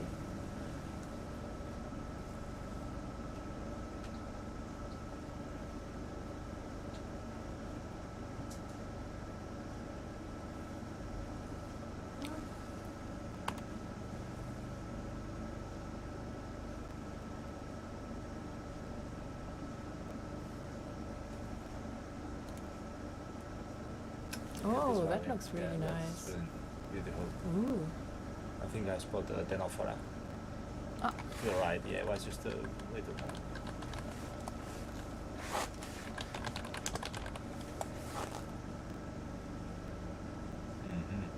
Yeah, so you can see here another fish. But the bamboo coral is like going from the ridge down as well through a valley up again. Look, That here? a basket. Isn't that the Yeah. also car? No. We're gonna hacer caldos. It's in our. We're gonna hacer caldos. That's too quick. Is it here in the list? So. Yeah. I just.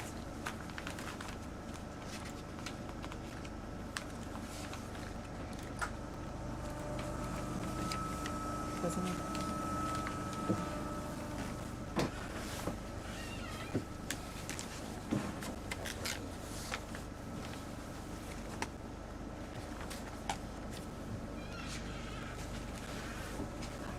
Top of here, a bit of blue water, so obviously it's a drop. Okay, for the next one, let's just stick to this point. Okay. So this is C.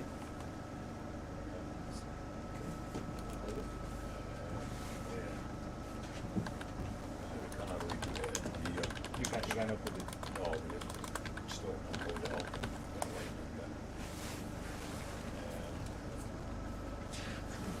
Really get hard to say. It's like sharp.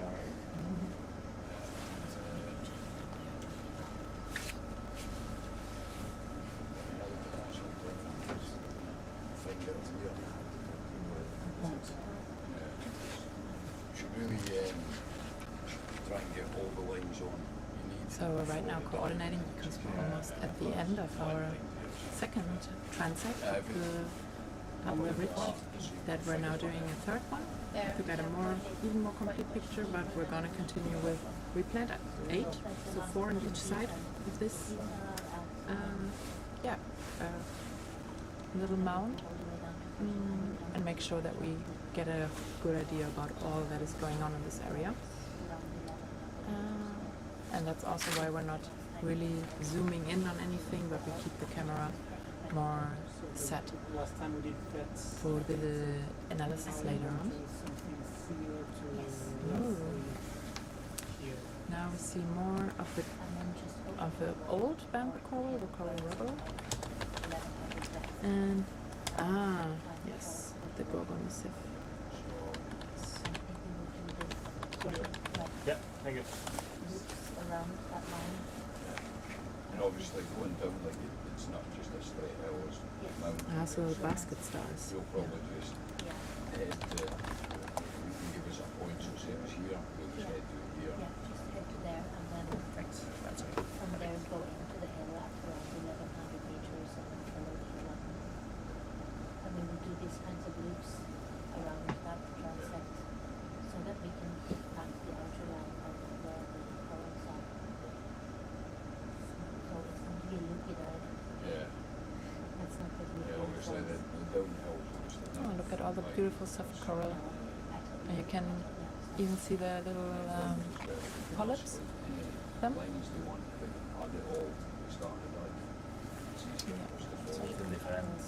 Very top on the left. Next to it. Yeah, that that could carnivores? be carnivores. Yeah. Could be a Vestopluma. Mm-hmm. Should I write that with a question mark or just carny sponge? Go for it. Go for it. A Vestopluma. Vestopluma.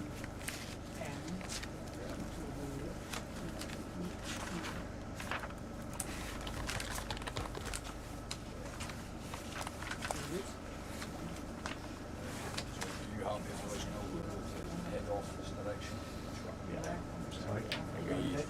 A lot of blue water, you won't see much of this. That's okay. That's Yeah. okay. Now as fast as we can. Yeah. Until we Okay. get to the point.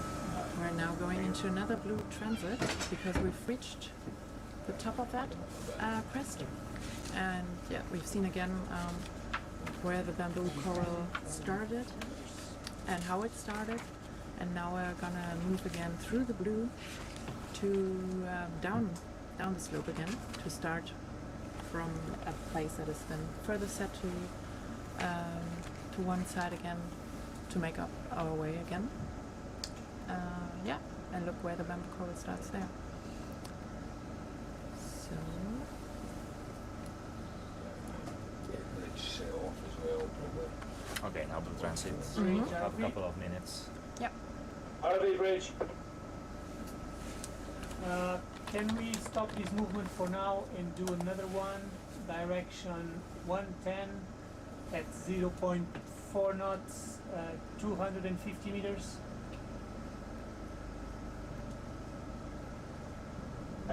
Direction 110.4 and 250 meters. Okay.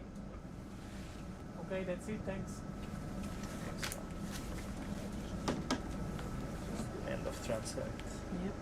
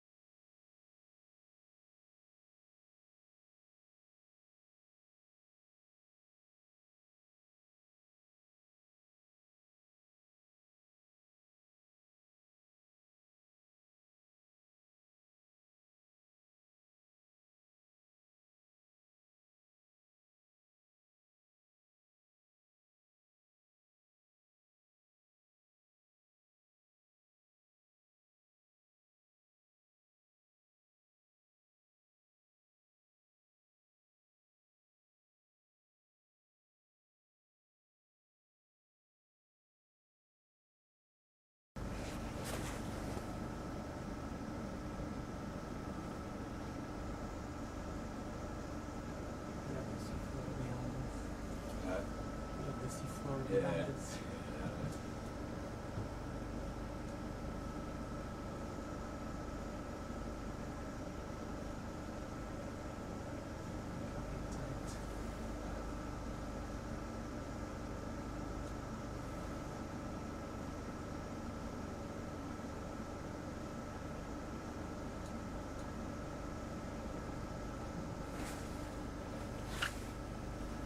So this will take a few more minutes and then we're up again. Nothing from the moment. Yep.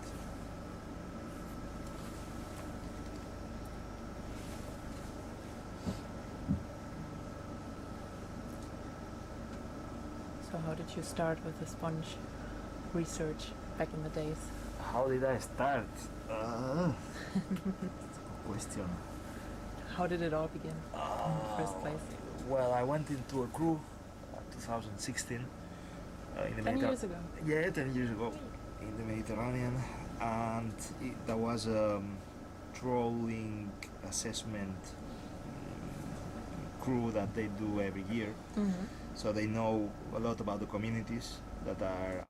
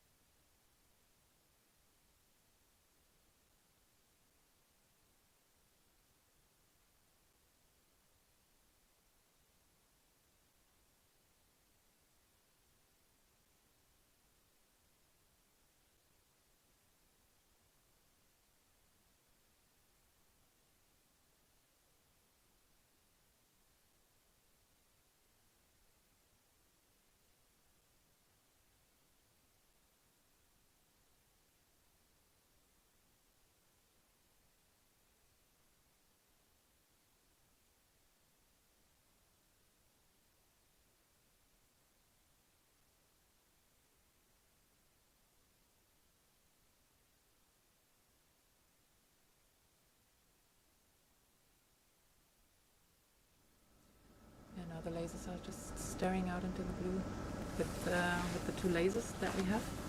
We can do measurements, or we can know how far apart things are from each other and how far we are from the seabed. So it gives also later for the analysis a good indication.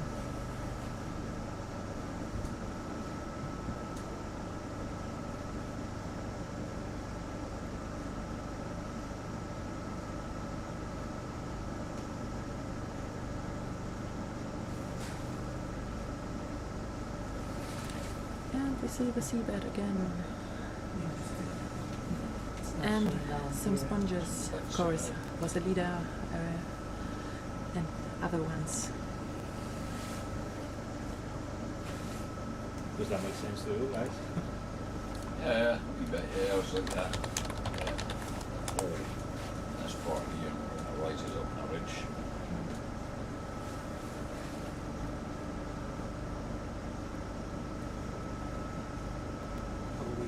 This ridge here.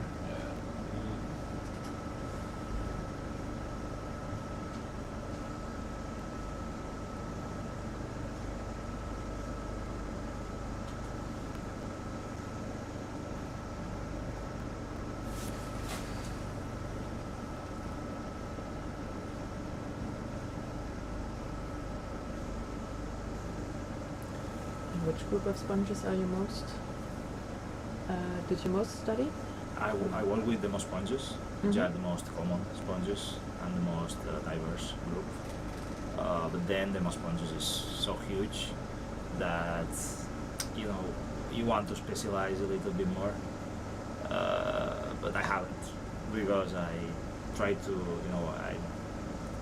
I like everything. Yeah, it's hard to specialize, I think. It's hard, yeah. Here we have Paco Cárdenas, which is very good with tetractinelids, which is one of the most important groups on the Arctic and on the deep sea. They create these huge sponge grounds that are super important for as a nurseries for fishes and for mollusks and for many other organisms. So he will come later. But not that many tetractinelids in these dice. We found many on the Louis Boyd, I don't know if you remember, all the Geodias and the Stellata. Yeah. So those are tetractinelids. And that the superstar is Paco Cárdenas, which is in the vessel with us. Superstar. Sleeping now. Yeah, our superstar Paco is sleeping.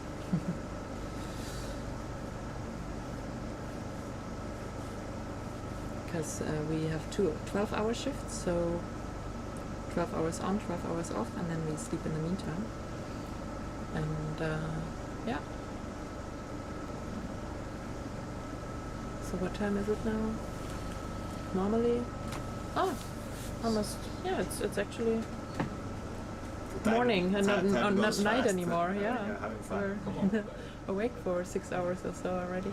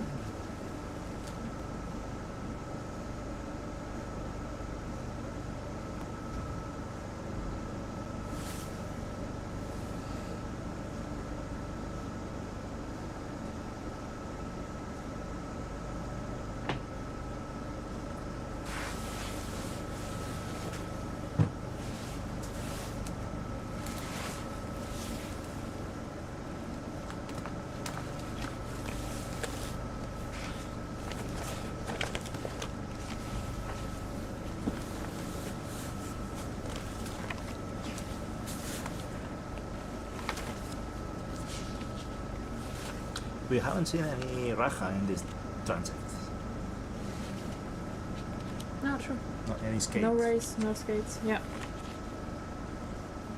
No, not this time. Yeah. Interesting. Yeah, but there were a lot. Plenty on There the were a whole lot line. just next to it.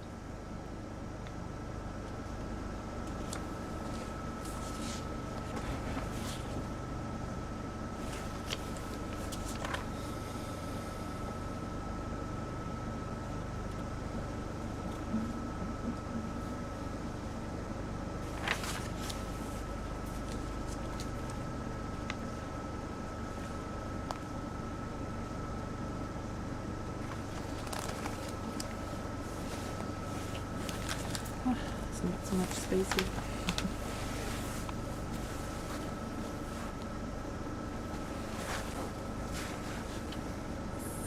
Now we're getting closer to our next starting point. And was there also jelly? Yeah.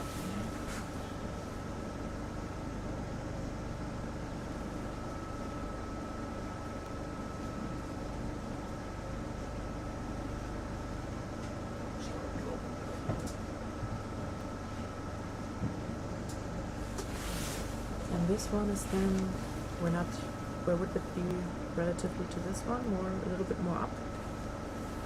Because this would be 1-3, right? So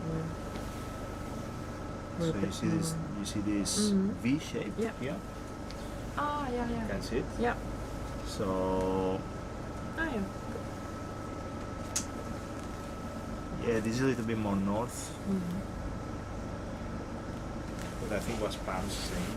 So Yeah. let's trust.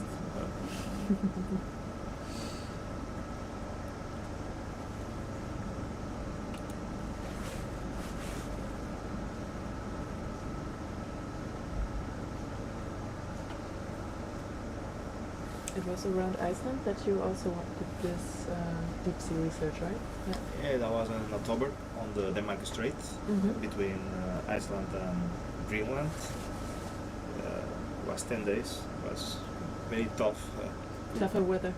Yeah, really bad.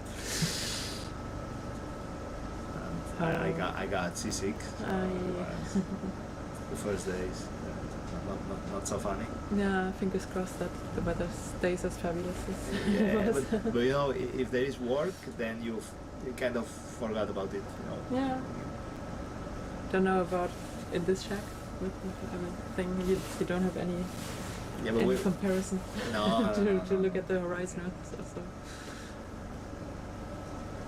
But I think we've been lucky so far with the weather. Yeah, definitely.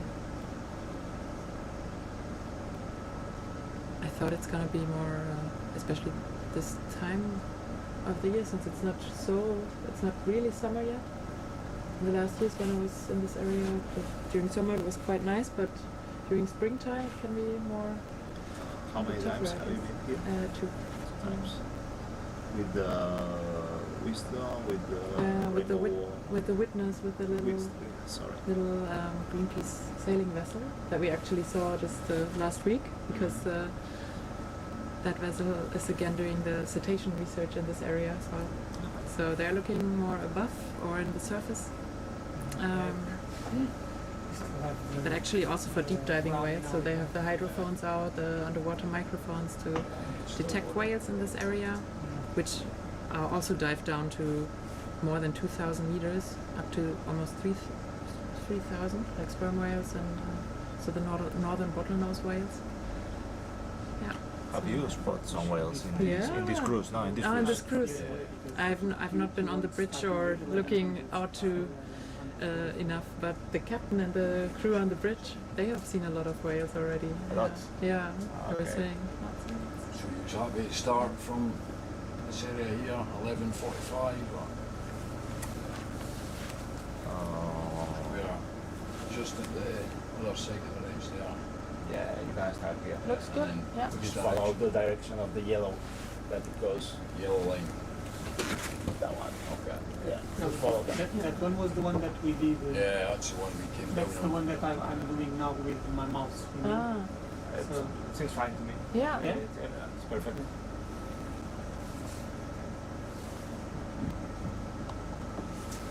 Yeah, cool. Thank you. Well, Because we end the first here, right? yeah, so the red is the ROV, so the red line is the way we came down and up and down. So can you go a little bit more this way? A little bit more north? Mhm. Yeah. Antonio, can you try to draw?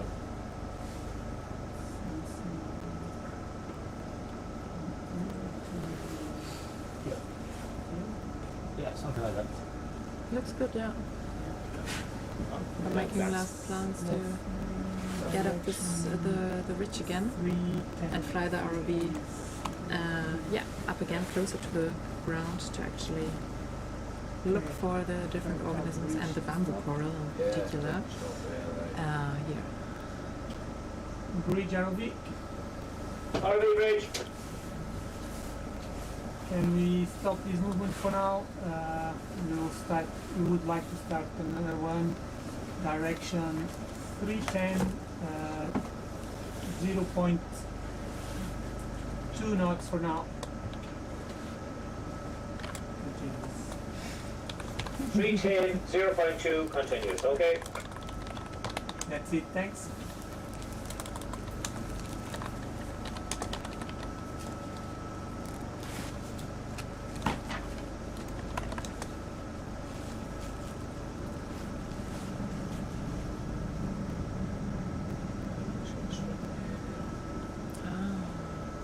Here we go again.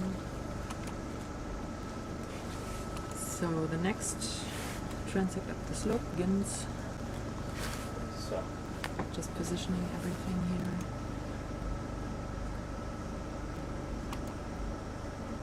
So that we can go up again.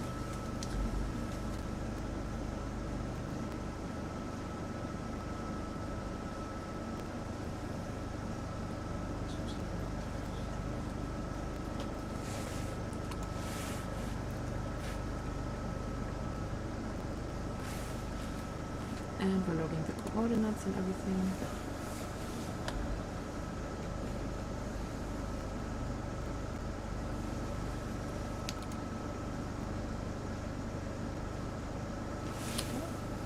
Oh, that's an anemone. that's animal. Yeah, I thought there was at the bottom of the soft coral, and it was somehow another That's animal. another animal.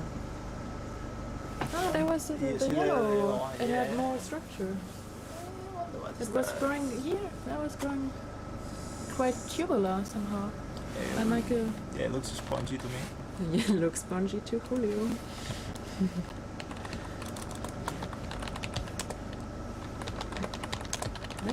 That looks very interesting. And there was also a pink one It's more. early Salendoris, Yeah. Calacroce. Oh yeah. We should make an entry for that one. For the Calacroce. Oh yeah, you have the Salendoris, right? Yes. Could not forget about your little Hendrix. Why is it called complicata, you think, because it has so many Yes. twigs? It's yeah. intricate. It's so. yeah. And that's a carnivore sponge, the Yes. small one, Yes. and a fish field pout. It's full of cannibal sponges. Mm. This has almost an anemone-like structure, this one. And That looks like tunicates to me. they were too Very transparent. Yeah. And the yellow dots of those yellow sponges, probably.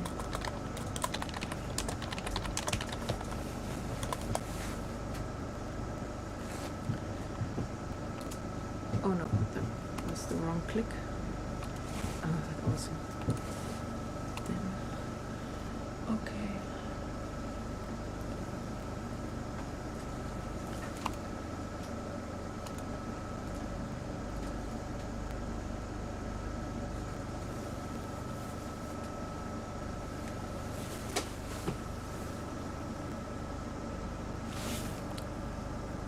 It also looked a little bit structured, the yellow sponge over there.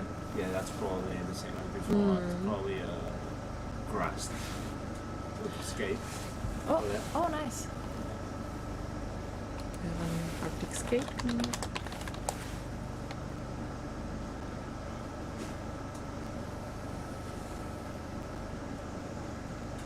Just chilling. They look so cool, I think. That's a male, actually. Because you can see the clasper, Yeah, you can see Yeah. plastic. both of them. Nice pinkish touch and dots.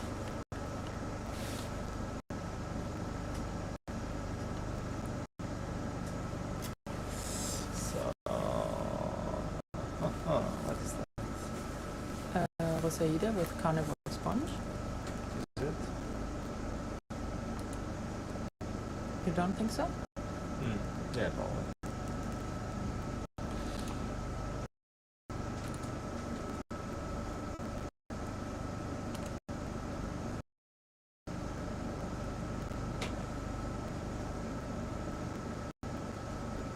Oh, lollipop. Still a Cordilla? Or Stylocorilla, if Yeah. you're scientifically correct. Anemone, tunicates, soft coral, shrimp, Shrimp. have the yellow little Yeah. one over there. Well, it's all over the place. So Yeah. maybe we should don't try to It's, yeah, dive it all of this. continues with the rocks Yeah. most of the times. Oh, bigger was a leader. Mm.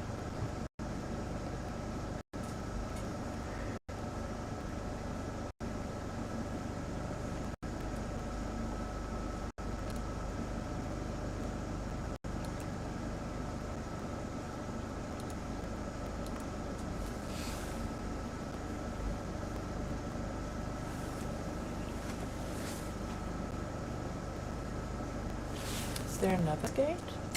Yeah, Yeah, there's you're another right. skate lying there. There's a female.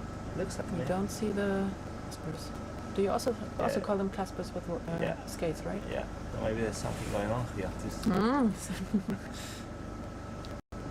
Yeah, looks like maybe they've seen each other before.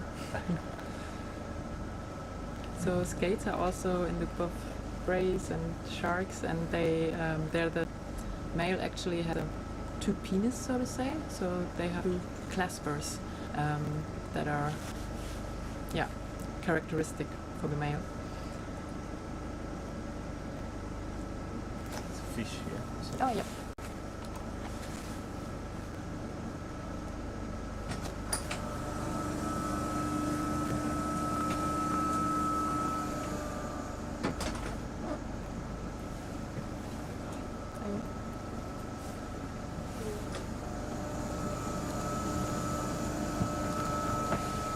Oh, soft bottom.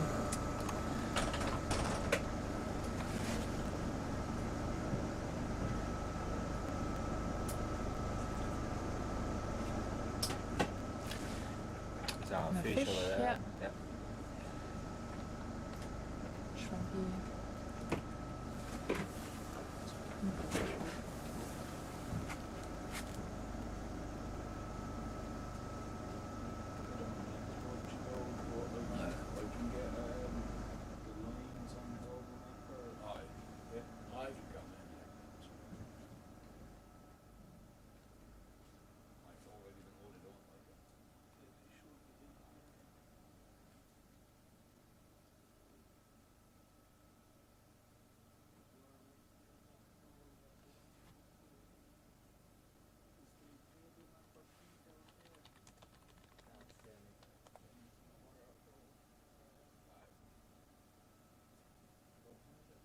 USB stick, but should be upstairs when I finish my shift. I can look for it.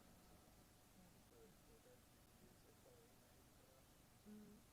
It's supposed to be on a red board. Yeah.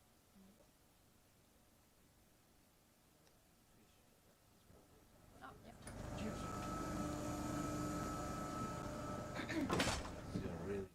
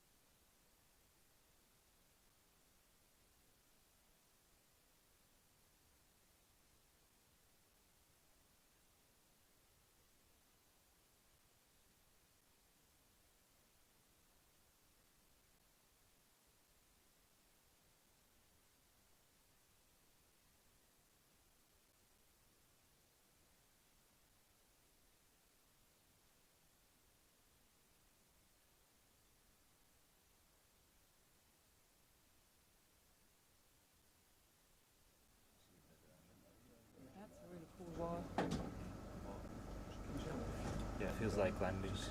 Yeah.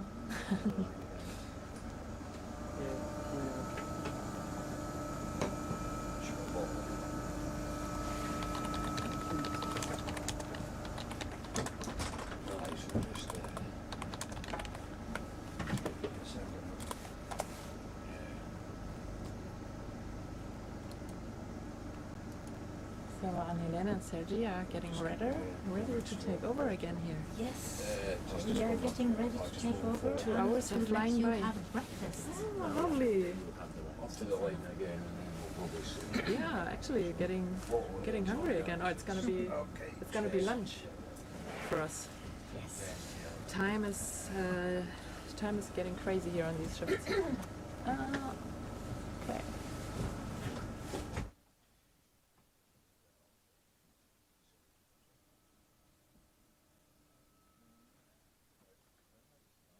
We have 8 minutes till the tape is to be changed. And you already have breakfast? We already have breakfast.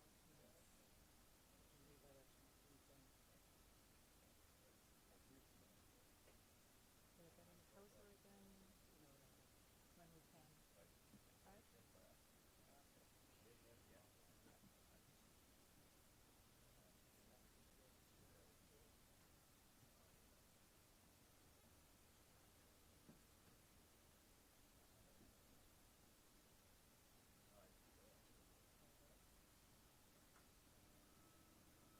So we're all shifting around a little bit here because yeah, people need breaks and also to eat a little bit.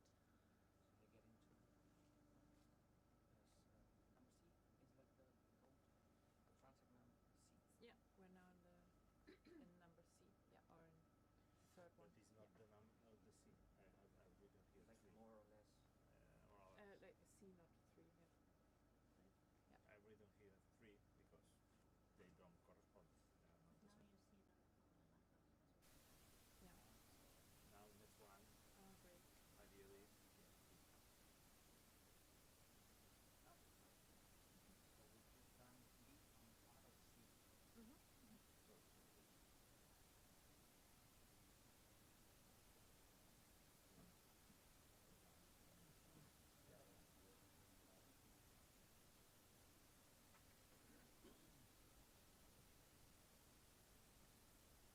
Those are just rocks, right? There's no more space between them. No, those are just rocks. And for a mini test, True. I love the flying terrace. Our little flying nets, little organisms, looking unspectacular, but actually playing a big role as well for substrate. So even though it might look a little bit boring, it's actually very important for the ecosystem.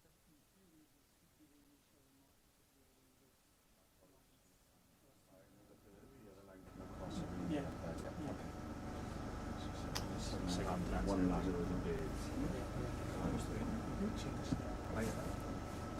Direction is not. But you've reached the top, right? And Yeah, yeah, you yeah. could Yeah. identify the area where Yeah, yeah. And the bamboo the coral. break was.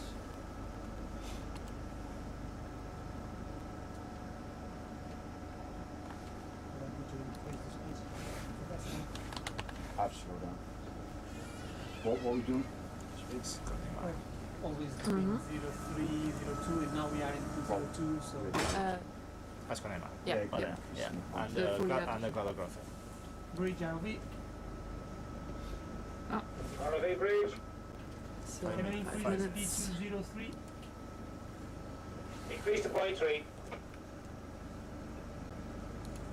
Okay, thanks.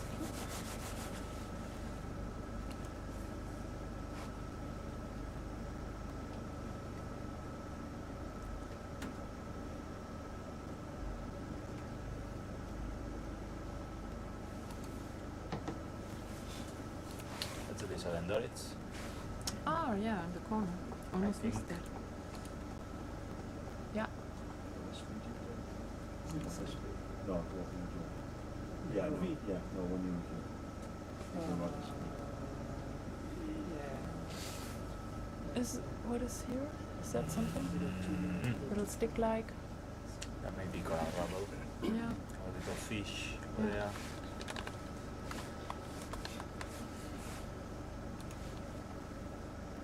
Oh yeah. And the yellow little sponge dots are starting again.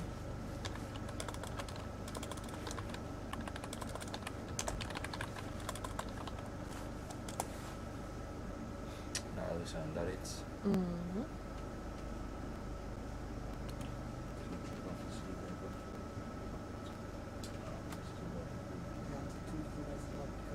Well, yeah, probably keep not to see that. You have quite a lot of these sticks. Stick like. there has to be pieces of the There looks like coral rubble, very, very isolated. you have the yellow question mark sponge again Oh, yeah. in the middle, you see? We have this tubular yellow. Yeah.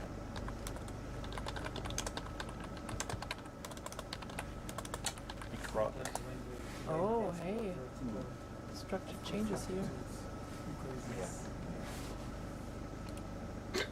Color brother. Ah, yeah. Oh, you can really see it nicely there, the fan-like structure. Yeah, it's amazing how many shapes these sponges come. They can take any form, can they?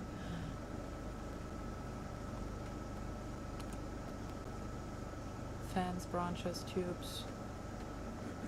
That's the advantage Crusts. of being so simple. You can reshape your body Yeah. depending on the environment. They can not only, they have so many different forms, but they are also very good at regenerating it after Yeah. disturbance, right? Is it that they can just go from basically one cell or several cells? Oh, yeah, well, Regrow. actually, if you take a sponge and you squeeze it and you break it in many pieces, every little piece can become an adult sponge, and then they will be genetically identical. They will be clones. They're cloning, yeah, cloning. And Themselves. this can also happen to the cellular level. If you break Mm. them into cells, the cell will rearrange into a new sponge, just like Terminator. You remember? The sponge terminator.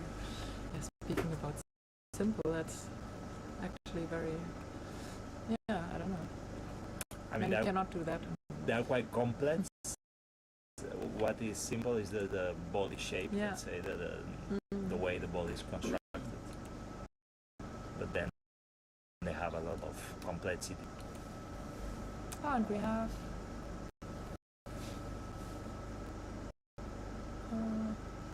soft coral.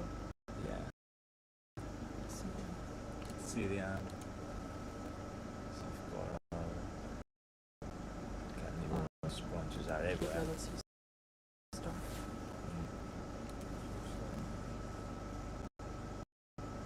You have a canilla there, to the Oh, yeah. top to the right. Oh, 1 minute to change tape.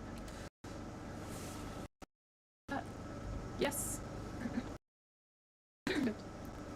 Thank you.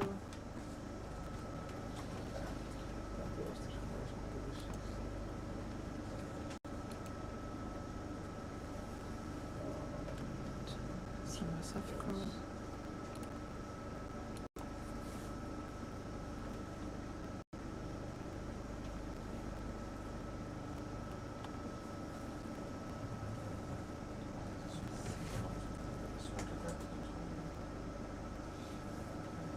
Ooh, and we see another nice crinoid on the sponge, which is also having a carnivore sponge. Right.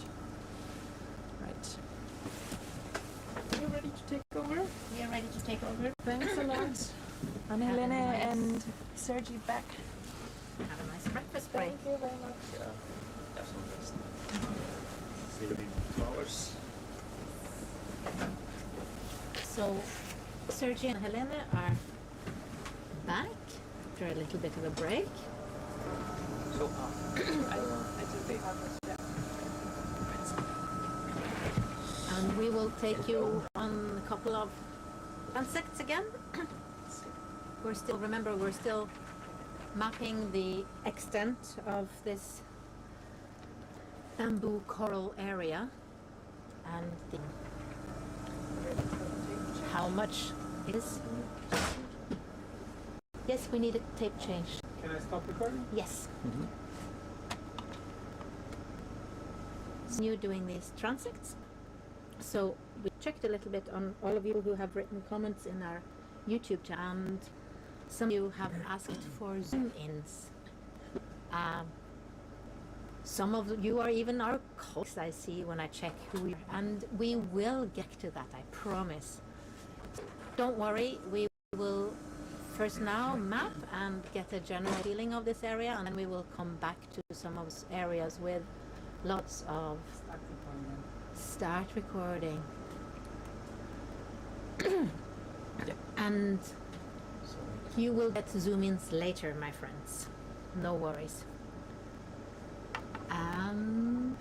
Yeah, we can continue moving along the transect, please. Okay. Yay. We're on. Sergey and I have had breakfast and a break, so we are back on track again, right? Yeah. Ready to look at beautiful sponges and to see soft and less soft corals and other animals. And here, let's check if we remember this. This was a Rosalida, right? Yeah, we found the name actually. Yeah, we have also changed names. Chaudinia rosea. This is one Chaudinia rosea. quite common. The not one just that looks here. like vases, or the big ones with the big openings. So it's not a species that you're going to find just here. So it's going to be quite common in other similar seamounts all over the place, or in this Arctic area that we, together with Greenpeace, are going to be surveying. So it's going to be one of the regular species that we find in here, together with these small, well, relatively small, I would say, carnivorous sponges that you can see on the right. These white, brushy organisms that you see here. Yeah, we're back to the carnivorous sponges again. They seem to be... Yeah, they're cool, right? They are cool. Yes, they are cool. And they seem to be everywhere. And here we also have these fan-shaped sponges. Yeah. Way more common than in the previous one that we The were first... commented. Yeah. Yes. This is genus Cladocrossae. These fan-shaped organisms that you can see sometimes in here. There's a fish there too. And we are again on the steep side of this rise, or this hill that we are looking at. So we are going uphill to see how close to the ridge we get before we start seeing the bamboo corals. And in the meantime, we get to see this lovely landscape, really fascinating deep sea steep landscape filled with soft corals and sponges and crinoids, I think we have decided, or and the Acidia. Those Yeah. are the four main Yeah. players in this area. Yeah. In these- addition, of course, to the fish and the sea stars. Sometimes. And as a crustacean lady, I have to say there are shrimps here that we see, and I know that there are many other small things we don't see. Yeah, plenty. There's going to be plenty. So we have these. Is that That's the soft small corals, sponge? and another of the Chaudinia, if we're going to go with species for the Yeah. Roselids. And here you go, you find there the crinoid, which also we found a name for this, which is called Polyometra prolixa. This is one common species that this crinoid you can normally find on top of this Chaudinia rosea, these big sponges that we see quite often here. Large specimens, like from 20 to 50 or 60, even 60 centimeters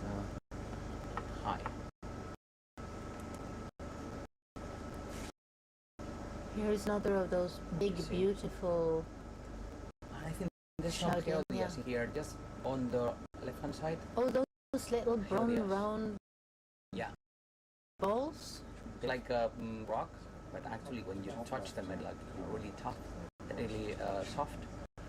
And I think it was Geodia Hinchelli, because Geodia Hinchelli has the oscula right in the middle. Yeah, so It will Geodia. be this one, at least a Geodia SP. And you see these Carnivorous sponges carnivorous again. sponges again. We are And- all into the carnivorous sponges here. And at least two different ascidians. The one which is transparent, Thiona intestinalis, I think, and then there's another one. When we see another one, we will let you know. Ah, yeah, on the right-hand side. So you see this on the right-hand side is just went away. It's a brownish ascidian with clearly these two tubes, the inhalant tube and the exhalant tube. Go ahead. Can we speed to 0.1 now? Yeah, you have this one right in the middle right now, and you see the lasers. This brown, greenish ascidian. I'm waiting to see this sedimentation that looks a little bit biological. So lighting has biology further up. This will be very old. I see a lot of large animals are living on it and in it. Carnivorous sponges, these ascidian. There's an ascidian close to the lasers, right? Crinoid. It's quite homogeneous community habitat just below the summit. Yes. If we compare with the previous one, the previous transect that we did, and also with the transect that Julio and Francie also were commenting. Corals, we think we can place them in the Gersemia. Yeah. Yeah. So that would be Genus Gersemia. yeah. Is There's what we are plenty of those. thinking. They are There's a lovely and there's fish. a lot. And just a reminder that these two lasers, the separation of these two lasers, is going to give us a size, an approximate size of the specimens that we see in. So it's 10 centimeters between one and the other one. So. And with these this- lasers are of course parallel going from the ROV, so that wherever they hit, they will still be 10 centimeters apart. Helping us when we are analyzing these videos when we are back in the lab. I am annotating like crazy here now. And you heard Francie, she's very good at typing all these extra commentaries also in the annotations. And this is just the first analysis we're doing of the videos. We will bring this back to the lab and do a thorough sit down, frame by frame analysis of the community here.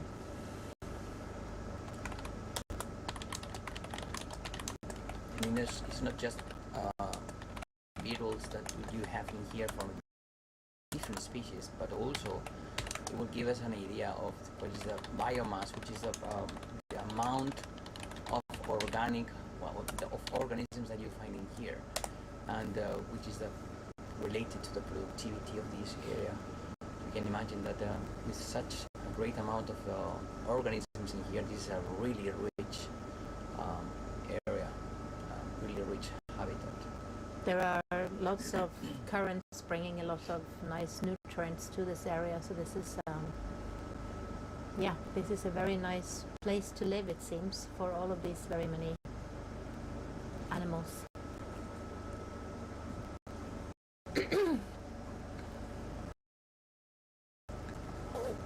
Nice vertical. This is vertical crazy. forest, like these organisms, they made it to get there and to grow for tens or even hundreds of years to reach to that size. There's another fish.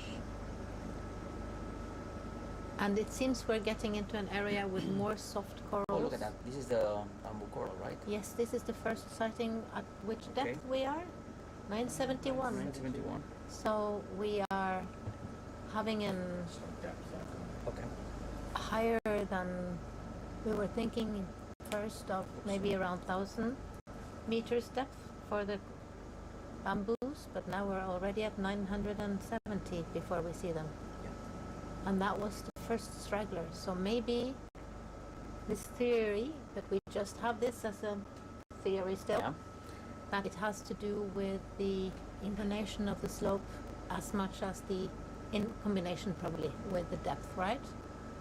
There's two fish in there, like hiding or having some rest. It's good to have a place to hang out Yeah. and just rest a little bit. I can understand that. We've just had our rest, so we can be more actively in our seats and looking at videos with you all.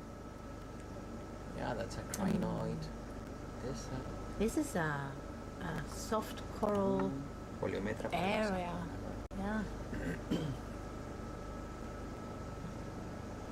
Fish. We had the names of these fish. We are not fish people. No, we persons. have to say we are both invertebrate Sorry. people, so wherever there are oh look, there is a sea spider. Ah, Right on the Patagonid. left-hand corner. Yes. Big and nice one. So these spiders or pycnogonids in areas such as Arctica and the Antarctic, they can reach to really high. I mean, they can be a bit real. Whereas if many years, they can be tiny, be like a few millimeters. So, have we reached the top of the hill? We've reached the top of the hill. Then let's try to go, like we have done for the other transects, to go a little bit out into. So which way would you like me to go? So just Let's go to the D transect then, please. And want to really no, we don't want to go all the way down there. Let's go somewhere in the middle of it. So, for all of you who are watching and listening, we planned originally to do transects from 1350 or something and up to the summit, but as you all saw in the first, or those of you who were with us from the beginning saw when we started at 1300, we spent a couple of hours before we came up to the level of depth where these animals, the bamboo corals that we are looking for, actually seem to hang out. So we are now shortening those transects to start at around 1100 meters depth to make sure that we are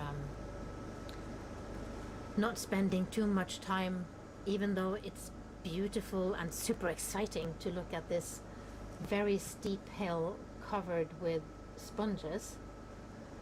We are on a mission to map the extent of the bamboo coral area, so that's our first priority on this dive.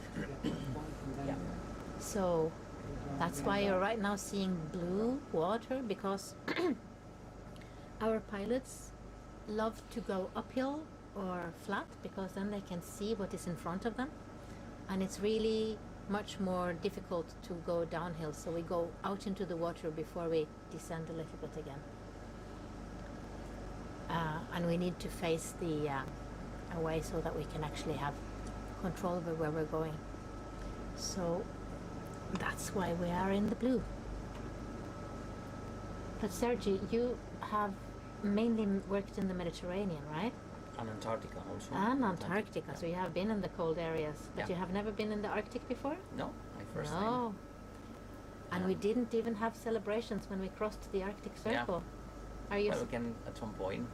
We can make a celebrate. celebration, yeah. We had yesterday. We had celebrations for 17th of May, which is the Norwegian National Day when we are celebrating the Constitution. So we had cake and we decorated around with flags and stuff. I was very happy because I'm the Norwegian person on board. Oh, we're not but following suit. Right, like okay. 30 we meters. can sort of count it as, yeah, it was a little bit fun. We even sang some Norwegian 17th of May songs. Well, you did. Yes, the other I one, did. yes, follow. But we didn't make a specific celebration for passing the Arctic Circle. Okay, we have to then. Or maybe we just In the to-do list. maybe we just know that we have reached the Like 04. latitudes of the midnight sun. So there is no Okay, more we reach the dark point when we that get up in the were middle of the looking night for our so shift. We would like to have a new movement. We still Direction have some up 090 this- because at now we are 0.4 knots at continuously. 72.3 degrees north, and this is midnight sun time up here. Yeah. So the summer is over us, even though the temperatures Okay, let's see outside are things. not what most of you would call summery. Not really. No. I come from Madrid and it's not exactly the same temperature, I would say. But yeah, Anne-Hélène mentioned about the shifts. So in order to get as much as we can from this cruise, the scientific people in here working in the cruise are divided in two shifts. So we are like working from 2 a.m. until 2 p.m. So it Shift means time? Shift time, night time. And then there's another group of scientists that take over from 2 p.m. until 2 a.m. So it allows us then to be fully devoted to finding and to explore all these habitats that we are like trying to explore, trying to identify, trying to to get images from and also samples from. So it means that we are like working 24 hours with the scientists in here. So there is no break in the operations at night. So at night we could be working as And during the that's day. why our live streams will come whenever we're working and not at a specific time, at a specific time zone. And of course this will be lovely for some of you who are in the correct time zone at the moment, or who are night owls or whatever, but some we will maybe have another dive at a completely different time. So just follow the landing page as well of where we have information about the upcoming dives. Yeah. In any case, all these videos are going to be in YouTube for you, available to They will watch be again there and again also and again. after, yeah. So you can hear all our more or less awake comments Maybe I will change this slightly. again and again and again. More Yeah. Bridge ROV. Go ahead. Can we change the direction to 110? 110. Okay, thanks. Start going down sometimes. So the whole vessel is just like our little city during this month when we are here. And one of the lovely things I find about being at sea is that I don't have to do any cooking myself. There are Yeah. these two wonderful men who are cooking for us, and they are doing 3 warm meals every day. So it's strange when you get home from a cruise like this because you don't remember that you have to cook yourself, right? Yeah. All of a sudden you have to make your food yourself when you get off the boat. And I never managed to Look make at us that. good What's food. that Oh, in the that's image? Tinophore? No. Is that a Dumbo octopus? Is that a Dumbo? A Dumbo octopus. Yeah. With the Skirt out, Yeah. going away from us. My shape was a little bit away from us. Yeah. We're really looking forward to have one good footage of this charismatic species. If not, I'll just have to show you my gloves. I have knitted gloves with octopus on them. So we will use those if we don't see any more. Yeah. You will So know it the was like, difference. 10, 7, 10 Dumbo octopus. because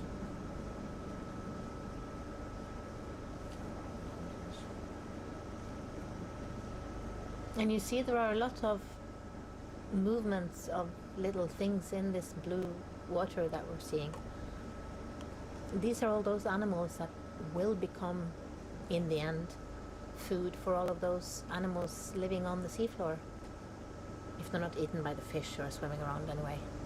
So it's really a water mass that is also teeming with life.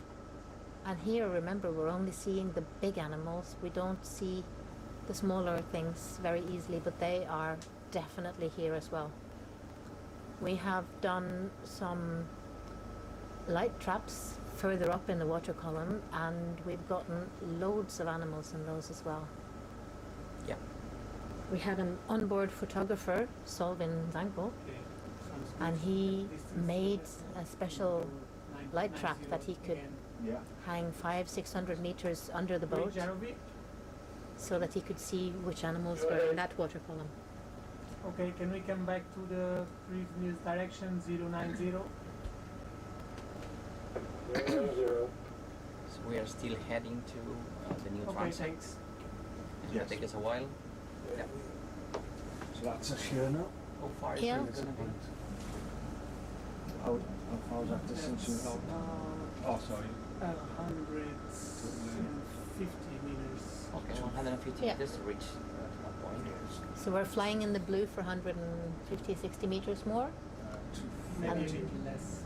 Yeah. Total length. And then we'll go into the mountainside again at approximately Yes, 1100 meters. We come down Yeah. on that point here. Yeah. Then we see where we are. Then we see where we are. Whichever direction Yeah. which place That's to go. so we are just trying to find out the extent of this bamboo coral patch, and then of course we need to start from the what we know will probably be the outside of the bamboo coral patch and work our way up to it. And we have to do several parallel tests of this so that we can frame it in a way. Yeah. And this is in collaboration with researchers at the Norwegian Institute of Marine Research and the University Museum of Bergen, which is where I work. The researchers at the Institute of Marine Research in Bergen were here in October last year and discovered this patch of coral, bamboo coral, and we have designed this plan so that we can, together with them, find out the extent of this area, and we will also try to find out more about which species it is and how it has structured this patch. Is it a long time place, or is it it seems really much like it's a place where it's been for a long time, but we will do specific tests for that as well. First of all, we will check if there is coral rubble, so dead corals in addition to live ones, and if the live ones are sitting on top of the dead ones, because then we can start talking about a reef structure. So multi-generational area where the old and dead animals become the substrate that the living generations are sitting on. And when we have Xenophore now, yeah. Xenophore floating by, when we have more documentation about this, we will be able to say if it is a reef or not. If it is a reef, that would be super exciting, because reef building in bamboo corals has not really been shown before. Of course, bamboo corals are deep sea corals. These animals depend only on feeding using their and getting energy using their stinging cells to catch prey, which is a big difference to what you would if you think of that more well-known type of coral reef like the Great Barrier or any of these shallow water coral reefs. These corals would have associated algae so that they can also get energy from photosynthesis. Yeah. But all the deep sea corals, of course, since there is no light, don't have this association with algae or symbiosis, and they only use their stinging cells to get food. Mhm. And since they're so deep, we know a lot less about them. I mean, there is no possibility of having a snorkeling holiday on a deep sea coral reef like you can on those beautiful tropical coral reefs. They're still extremely interesting and extremely beautiful, so they've sort of come a little bit in the shadow from all those more world famous shallow water ones, but I think these are just as interesting and Yeah. beautiful. And as important ecologically as Yes, the ones that we definitely. find at the shallower waters, because they are engineered organisms, so they build three-dimensional structures that are used for other species. We've seen many different species of fish, but not just fish. There's other invertebrates that live in there. So if you find these organisms forming these three-dimensional structures, biodiversity is going to increase. So it's not the same as, so if you compare areas with sandy bottoms or muddy bottoms, so the Or even the diversity- rocks with Yeah. with the beautiful sponges that we have been looking at quite a lot today. When you get these reefs, a lot more species will Yeah. aggregate together, and so it's, even higher than the sponge Yeah. walls. Yeah. Yeah, indeed. So it's super important that we and here on with this Greenpeace expedition, but in other expeditions that other researchers are doing, we document where these areas are. These areas should be preserved. These areas should be untouched, because they are increasing the biodiversity, and they are like organisms that have been there for tens or even hundreds of years. Maybe even thousands, Yeah. because if it is a reef, then these very slow-growing animals have already had the time to become adult and die a couple of times and become this coral rubble structure that is the basis for the ones that are living now. Yeah. So coral reefs are extremely old.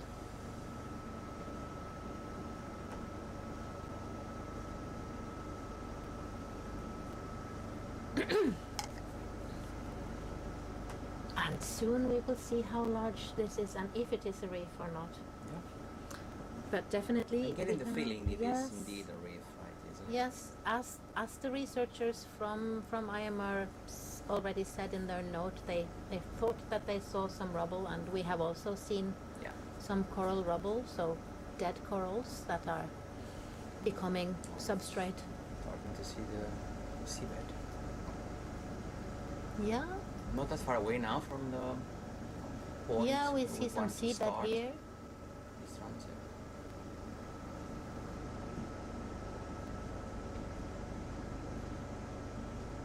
After a while, when you're staring out into the blue, you can start imagining things as Mhm. well. So we are continuing a little bit, but we're getting there. We have very steady pilots who are flying us there. And now that we have learned that we are flying, I feel like in this jet pilot things. I mean, you've seen the skates. They look like flying, right? With this Yeah. movement of so characteristic. You've seen a bunch of them already, right? In the Yeah, the skates. previous one. Raja. Well, there are several species of there are several species of skates and rays in this area. So, and as I said, we're not exactly fish ecologists, so we're not, or taxonomists, so we're not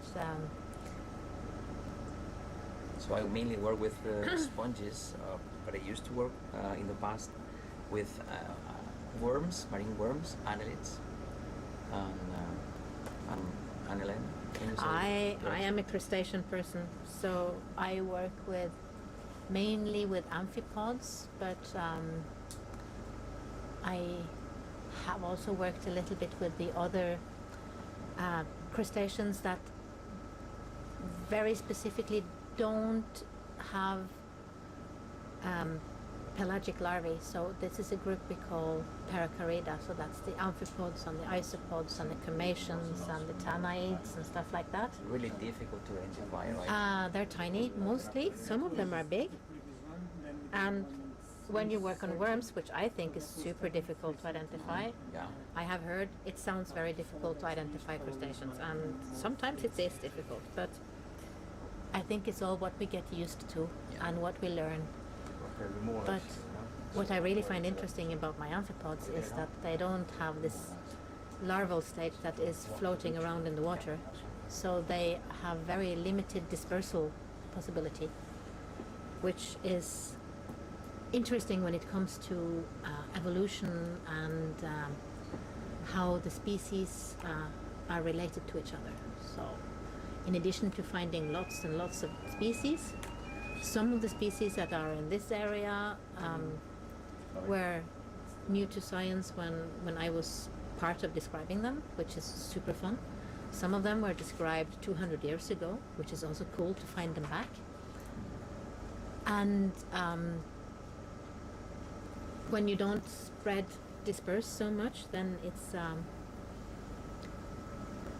an evolutionary result is that you get many different species. Ooh, seafloor again. Yeah, we are about to start it. And this is the start so that's of our... pointing the direction I'm facing at the moment. Yes. So same, also, I think You can actually go. it will be the same. Same direction. Yeah. Yes. That'll be awesome. Thank you. And now we are at the start of our next transect. This seems again to be a mix of sedimentary and cobbles, and I don't know, should we call them large enough to be boulders? Yeah. I never remember the size that needs to be a boulder. But there are both rocks and some sediments here, so we seem to be at the bottom of, or not bottom, but So we are starting at middle part of... about 1100 meters. Yes. So 1096 meters, and we are facing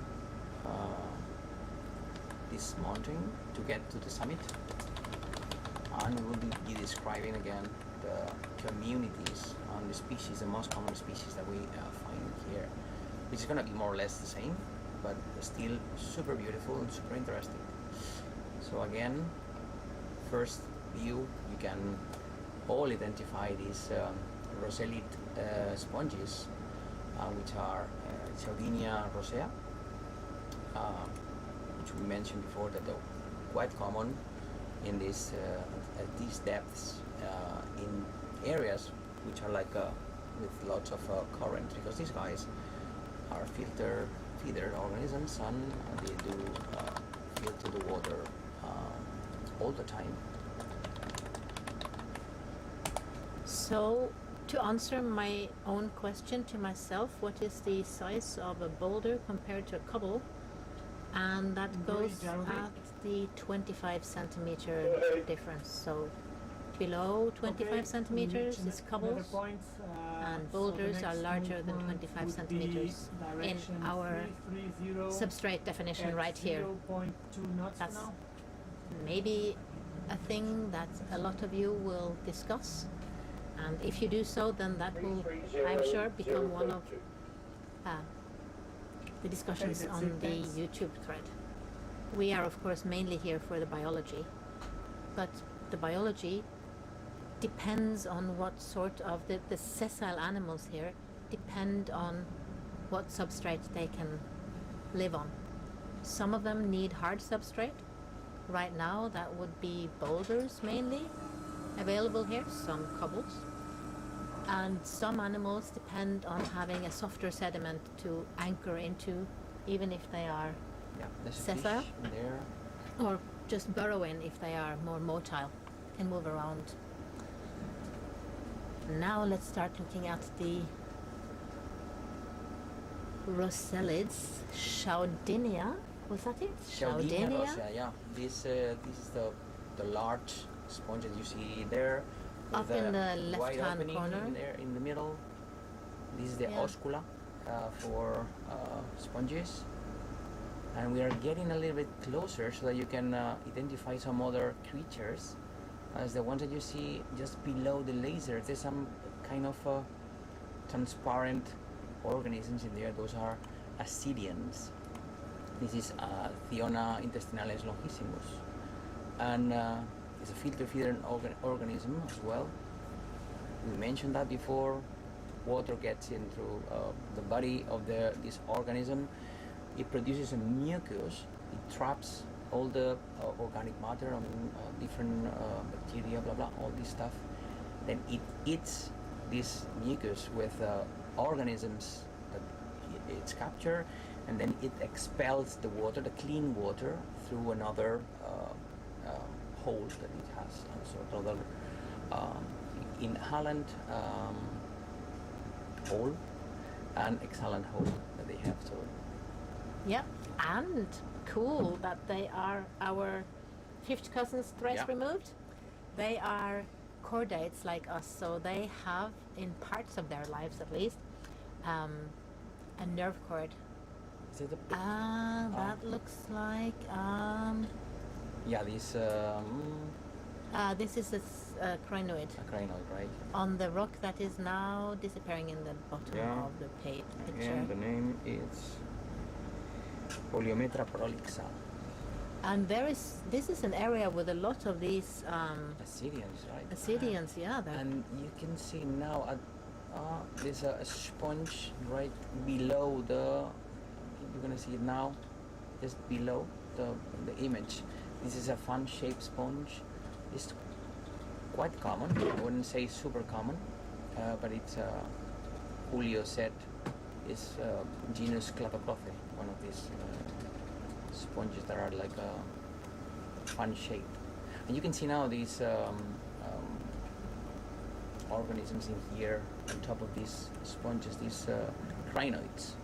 Yeah, they this is are skate. feather This is stars. skate. Oh, You and a can see it now. sleeping feather, sleeping skate, yeah. Yeah, Amblyrhaja hyperborea. Oh, he must have been there sometime because he's a little bit sedimented as well. Or maybe he just decided to hide. Well, He looks like he's we sleeping. spotted. Haha, we found him. And that pink dot up on the left, that is an anemone. And we Plenty of see those, yeah. those small pink dots. And anemone are cnidaria, so they have stinging cells, just like the corals. Both the soft corals that we see, kind of see-through whitish or pinkish fluff in a way right now in this distance, and the bamboo corals that we are looking for are also cnidarians, so they have these stinging cells. There is a soft coral These here two on the side again. crinoids, on you the- see on the right-hand side of the image, you see two crinoids. Yeah, beautiful, Just, standing on a standing on very top of the large Chaudinia. Chaudinia. Yeah. If we practice and say it many times, we remember Chaudinia rosea. we remember the Latin names when we say them many times. There's a bunch of carnivorous sponges. We have carnivorous sponges yeah, again. Yeah, I have to say Yay! it. I think it's Asbestopluma or Lycopodina. I think they changed already the genus for this Asbestopluma. Okay. In any case, these are cladorhizzids. So it's a group of sponges that they only live upon capturing prey, small prey, such as crustaceans. Unfortunately Ooh. for you.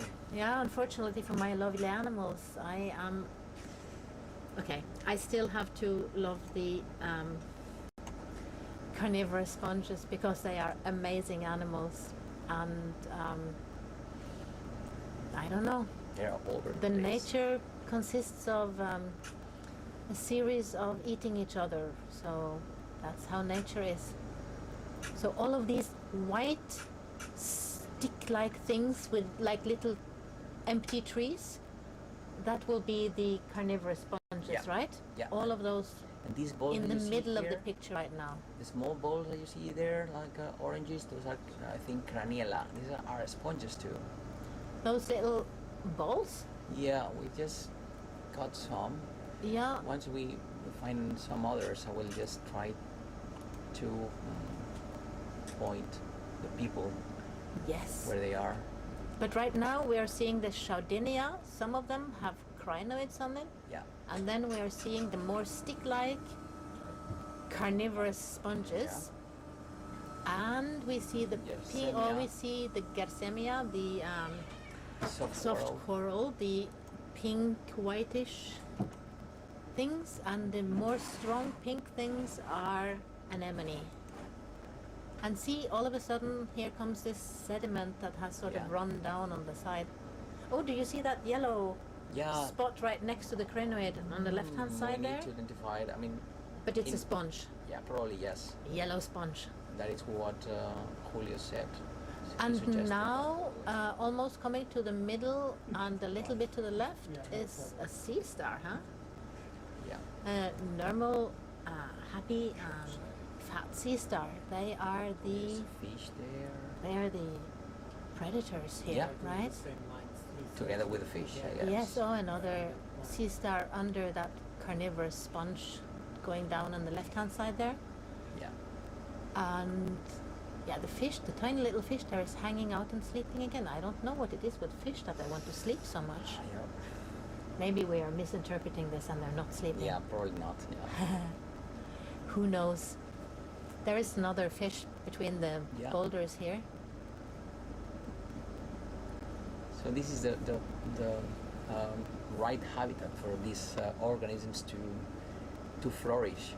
So they have boulders to grow on top of them, and they have food and they have currents. So if you have currents and food, you maximize the quantity of food that you're going to be filtering.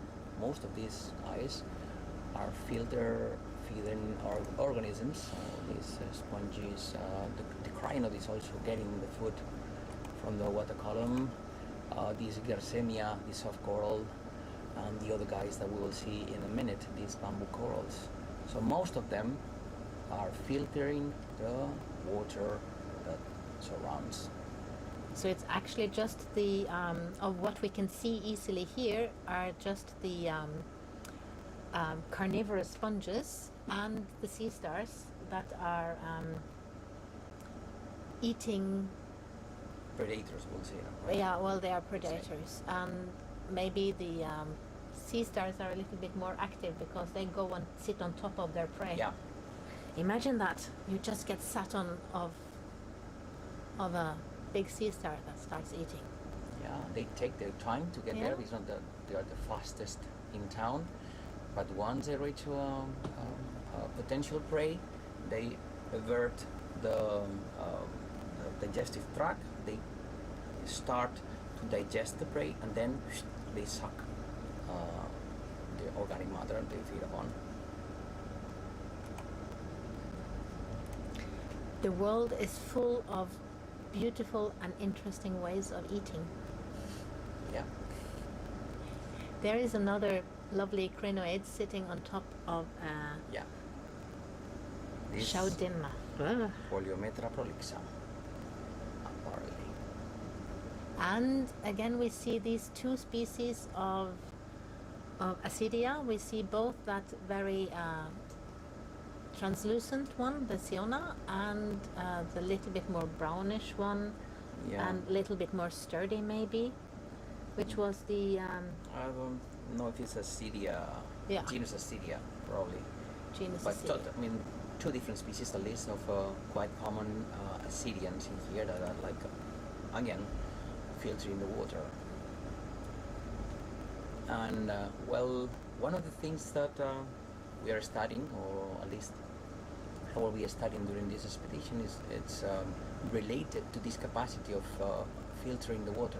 So we're going to be collecting pieces of some of the most common sponges, and we're going to be analyzing the environmental DNA, where we're analyzing the DNA that are filtering all the time.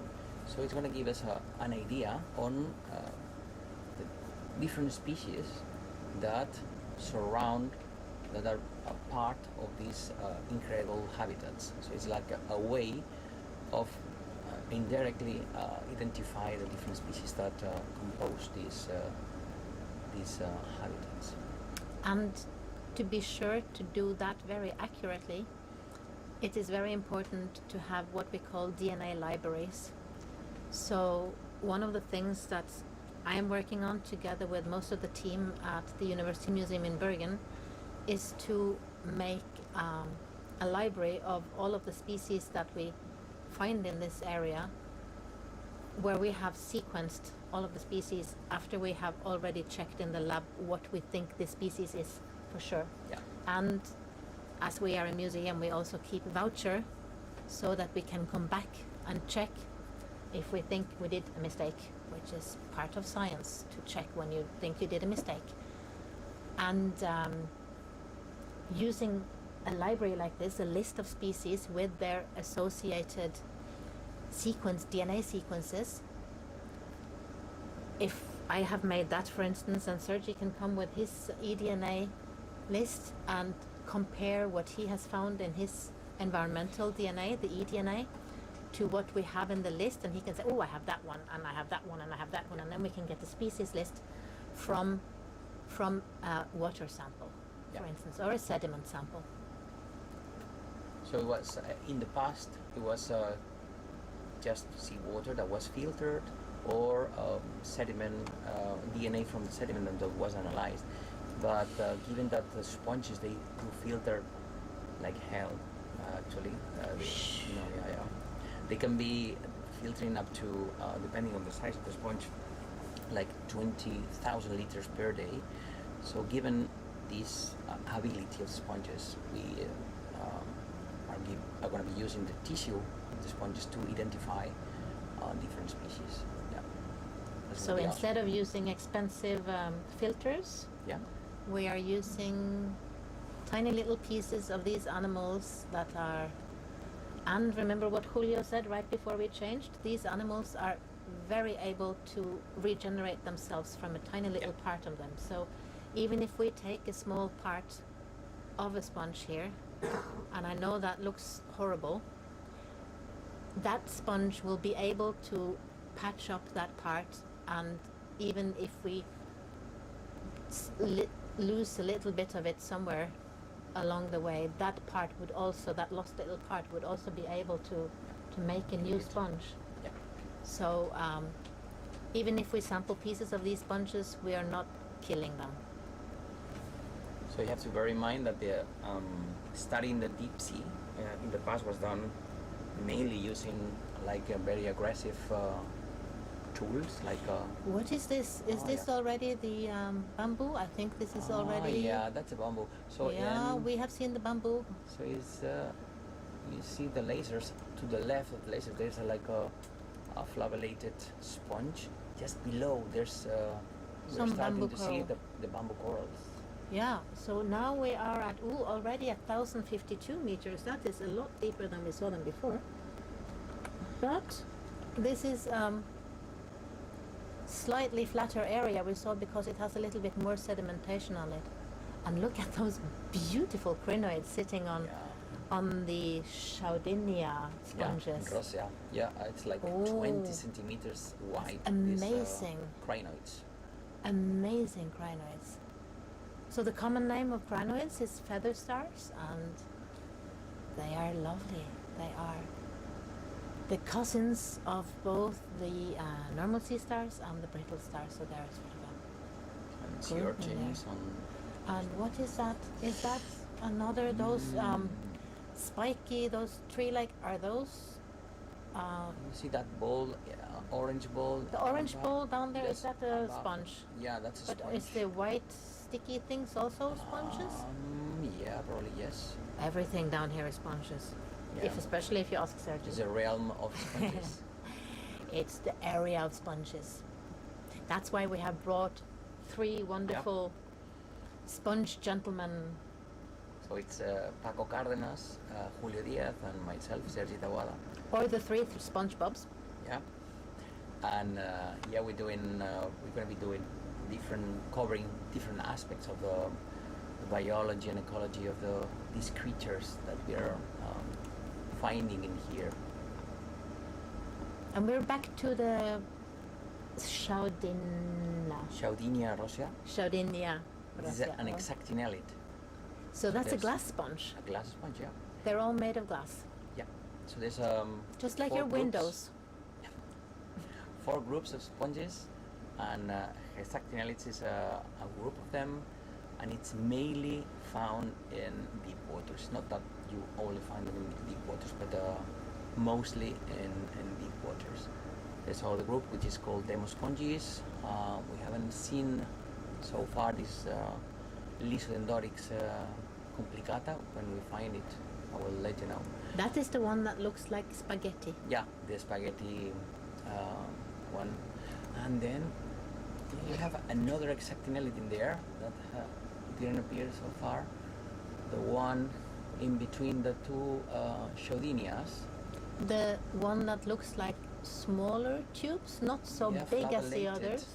If you see the lasers now on the right, you will see it now. This is the sponge which is called Asconema foliatum, I think. To compare it with food like we do with the spaghetti one, this would be more the large macaroni. Yeah. Uh-huh. And we just had breakfast. We're not even Yeah. hungry. How are we comparing everything to food then? So this is a little strange. We just had that one little patch of bamboos, and then Yeah, that's it, right? and then we are back to sedimented boulders and cobbles and Chaudinia and a few other glass sponges. Yeah. And sometimes the carnivorous sponges. I wonder this, where the lasers are going through now, I think it might be the remainings of these bamboo corals, right? You think? Yeah, maybe. That is a little bit browner part there on Yeah. the side. Yeah. Let's see when we get a little bit closer. Yeah, that might be that Yeah, I think so. biological sediment thing. It reminds me from, if you compare it with a previous dive that we did, it was like something like that.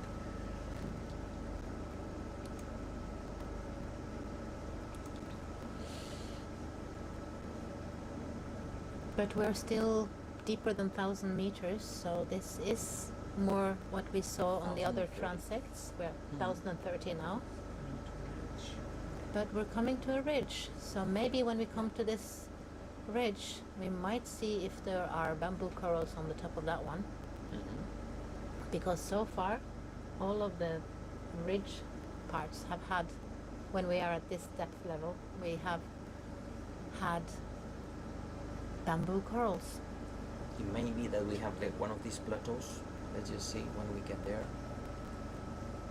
I think the map sort of shows us that we are towards the ridge. It looks like when I'm finally getting towards the top of the mountain, you know. You want to sit down and have that cup of tea. We'll see now. Let's see what we have. Let's see. Oh, it's a little flat area. There's something going And let's down. see, there are at Hopefully- least some carnivorous sponges there, and there are some of your Chaudinia. it's going up. You see Oh, at it the very continues back there a little bit. Yeah. Let's see what comes then. sedimentary plateau. Oh, look at this. Beautiful shrimp. Yeah. That's crustacean with lots of legs, which makes it difficult to identify, right? Too many legs. For me, impossible. I can help you in the lab later Yeah. today. So, yeah, looks like sedimentary, but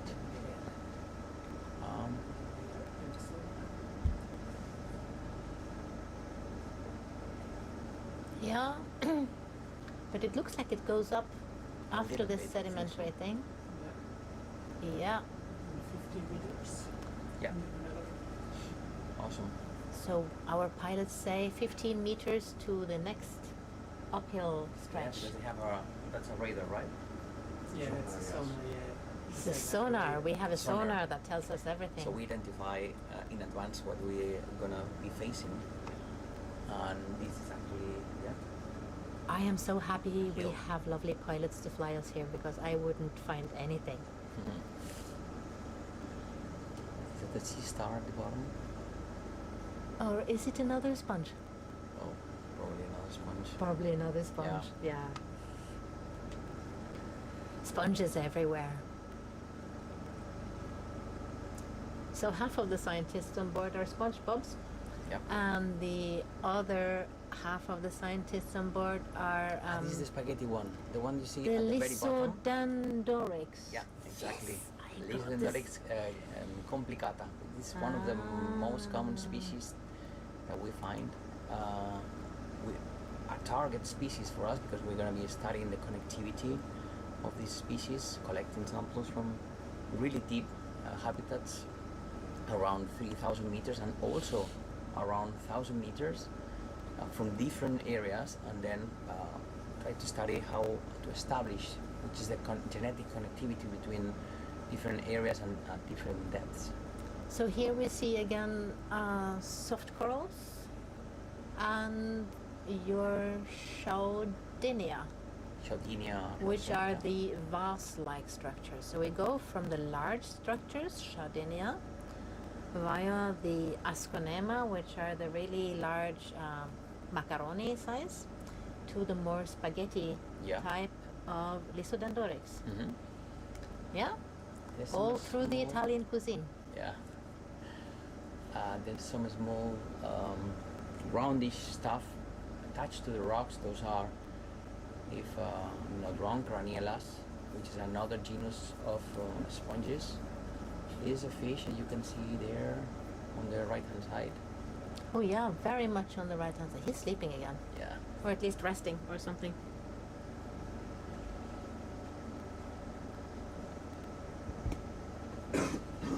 And that white stick-like thing also to the upper right now, that's again These ones just to the right of the fish. Yes. This is a carnivorous sponge. carnivorous sponge, Lycopodina genus. Lycopodina And look, furcata probably. the soft corals are kind of nice there. Yeah, could be. So sometimes I get so excited by everything I see that I have to remind myself that I also have to notes. register everything in our database.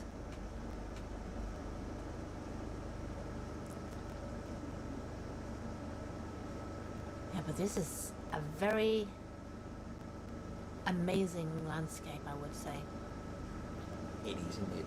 Yes, and just to remind you all, this mountainous landscape is part of the largest mountain chain in the world. It stretches from up here in the Arctic all the way down the mid-ocean ridge. It is the mid-ocean ridge in the Atlantic and then connects to all of the other mid-ocean ridges in the world. So definitely, it's not the place where you can go hiking, so you can't say that you have hiked the largest mountain chain in the world, but we are flying it right now, which is almost even more amazing. There's some crusting sponges in there.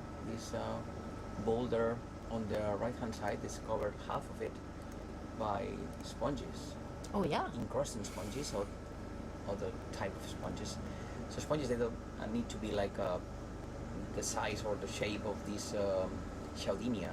They can get different sizes and shapes, and I mean they're everywhere. It's not just in the oceans, but it can also be found in lakes and rivers. So there's a group of sponges growing on lakes and rivers too. But they do need water. Yeah. We don't find them on land.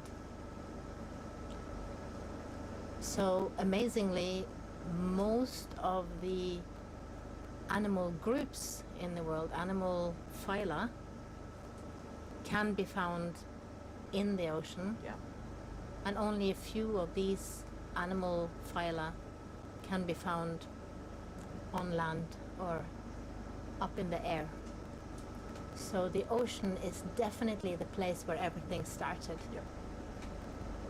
Ooh, this is exciting. This is like coming to a little flat place again, right? Flatter again. And kind Going of up, I think. sedimented by this biological, look at that, it's really covered in this biological sediment in a way, right? Forearms, So you mean? part or- of it is forearms, but Foramen, also yeah. it seems to be what we saw earlier, this sort of old biological Yeah, dead sedimentation, material, yeah. dead material that has I just... see there's a lollipop packed. sponge there, just Oh yeah, the in the middle ball of on the this- stick. the top. Yeah, There are several probably- balls on sticks. probably Stylocordila genus. And many of those we saw yesterday those, yeah. have an amphipod sitting on the stalk, Yeah. because the amphipod also wants to get up into the water. Not as much as the shrimp we are seeing flying here. They swim up in the water. Many amphipods need to sit on something or cling to something, and there's a couple of species that have specialized themselves on sitting on the stalks of these lollipop sponges. Yeah. And getting a little bit up in the water column from the seafloor and catching prey with their mouth parts and antennae and maybe even the front legs, because amphipods have lots of legs, Yeah. making it difficult to identify. Look at that. Oh well. This It's- boulder in the middle is a That's like a small- whole little habitat by itself. yeah, small amazing. Rosella Chaudinia with these branches that you see there. Those are carnivore sponge. It's like sitting inside a little bouquet of Yeah. carnivorous sponges. And behind are lots of soft corals. Yeah, And we were Garsemia, we were Garsemia, thinking yeah. that they are, right? And now about in the middle of the picture is again the Chaudinia, but now with crinoid Poliometra prolixa. sitting on top of it, and we see that this combination is also quite common, right? Yeah, it is. The Chaudinia together with the crinoid, Yeah. and the crinoid is using the sponge to get a little bit further up so that they can get further up in the nice food-rich water column. Yeah, indeed. I think, yeah, we get into a place with these bushy sponges, these spaghetti sponges that you can see in the middle of the image. Those are Isodendorix complicata. You see like I see 8, something about 10 specimens in the middle of the image of these species with some carnivorous Spaghetti. sponges also Yeah. around. But it's bowls of spaghetti without any meatballs. Yeah. Yeah, so Yeah. not so And good this for is our the dinner. organic substrate. Yeah. I think, right? With, Yeah, the one in the front, and here we see more of the foraminifera layer Yeah. on the sand here, or the mud. 1,012 meters right now. So we're getting to that 1,000 level where we're thinking that we should find the bamboo corals again, Yeah. and we see more. This substrate here seems to be old Yeah, biology again, Coral. right? probably. And please do remember that this habitat that you see clearly now, thanks to the light of the ROV, is completely dark all the time. Yes. And we're like measuring the temperature. Can you remember the temperature that Well, earlier We today when we had- checked the temperature, it was minus 0.5. Now it is minus 0.47, so Okay. still minus 0.5. Something around 0, which is like Minus. super cold waters. Super cold waters, no light, and incredible pressure that they have to withstand. So they are adapted So- to very harsh conditions. All these organisms that you see here. Here we have coral rubble again, I Yeah. would say. Yeah, Yeah. this is the coral. You see now, close to the lasers, to the left now, this is the bamboo coral that we're like trying to find. These branchy So, and now organisms, we are right? at 1007 meters.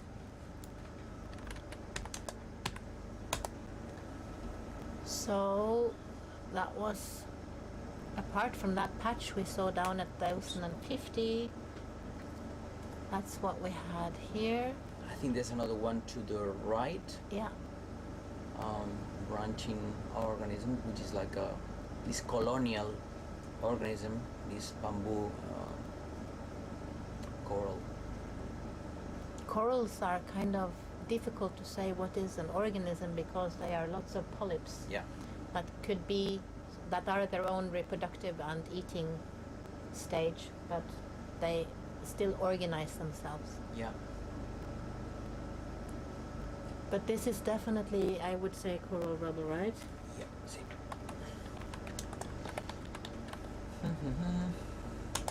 This Assyrian that you can see now in the middle, down the lasers.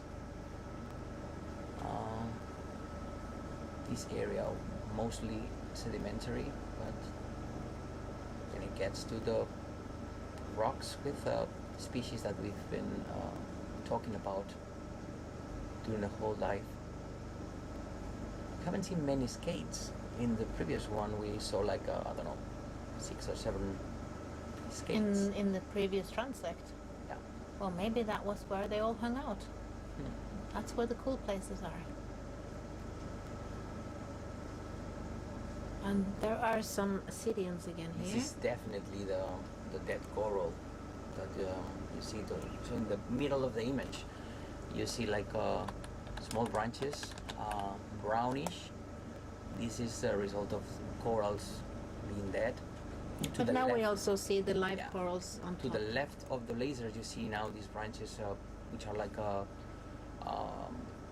orangish or pinkish. This is the coral, the living coral. With all the polyps out feeding and who knows, maybe even reproducing. Mm-hmm. Huh? Let's just go on so they can get some privacy. So Lysandorix complicata in the middle, and then we are getting almost to the Ooh, top and a pink of this shrimp mountain. sitting on the rock now. I just have to mention every little crustacean I see because nobody else are going to do that. And this is again the spaghetti. The Yeah, spaghetti that so we, the looking for. Lysandorix. Yeah, a bunch of them. So they like to be. in this And area some apparently. carnivorous sponges and an anemone. We have lots of things here. And this is And another the area with coral rubble, right? coral rubble. So this coral rubble Plenty. forms a substrate also for all of the sponges that we are seeing now. Yeah. Which is what would happen also at a reef, that the dead corals become the hard substrate that provides a living area for all of the other animals. Mhm.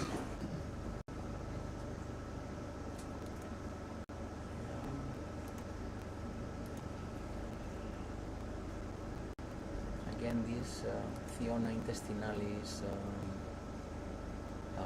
Assyrians. You see. Then, Yeah, they seem to like it here as well. yeah. Oh, look at That's a the big, oscula of this wow. sponge, this Chaudinia rosea to the left with the crinoid on top. That's It's got a amazing. massive hole. This is where the water is expelled after the the sponge has filtered the water and gets the food from it. So we're looking straight down into the outflow of this Yeah. sponge, right? Yeah. Cool. Yes, so we're at the top now? Yes. Can go a little bit farther. So here we are actually seeing mostly rubble, Yeah. but we have seen some. There is a live coral over there in To the left. to the left hand, upper left hand side.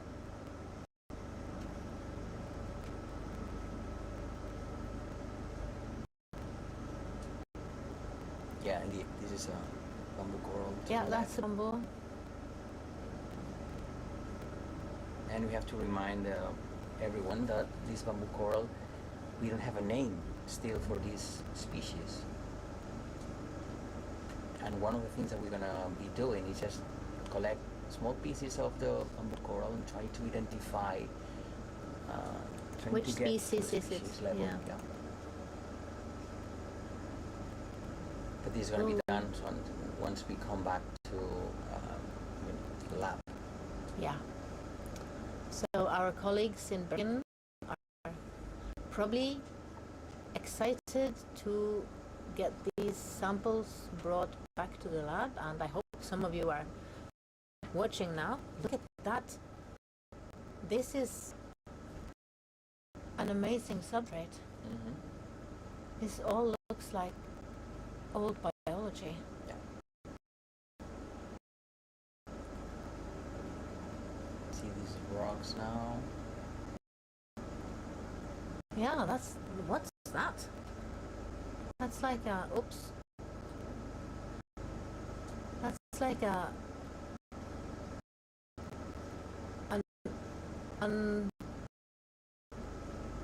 slightly sedimented rock. Mm-hmm. Yeah. Carnivorous, this fish, still. This they're a bit seems upright. almost vertical, right? Yeah. It does. It's quite vertical. Scary to fly.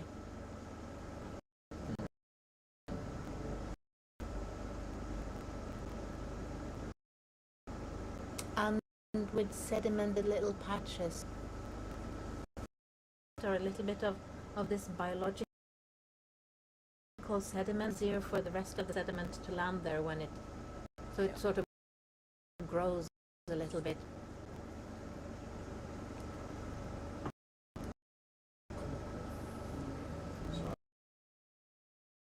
So we're trying to reach the very summit. Going up to the summit now, or? Okay. This is a mountain wall. Yeah.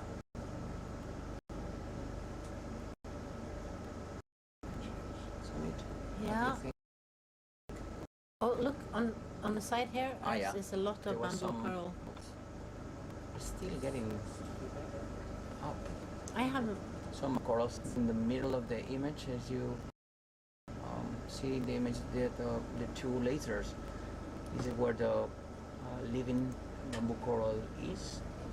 These branches, these whitish to pinkish branches.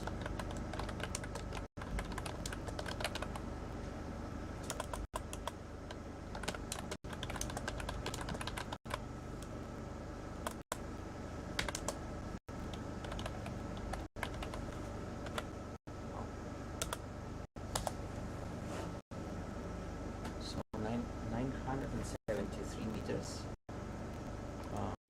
depth. And is that a pygnogonid or still? yes, that's a pygnogonid. pygnogonid. That's Just another below sea spider. the lasers, a really big one. And some of these. Here it is. This is where Yes, most this of is the bamboo coral corals is. lives on top of dead Dead. bamboo coral.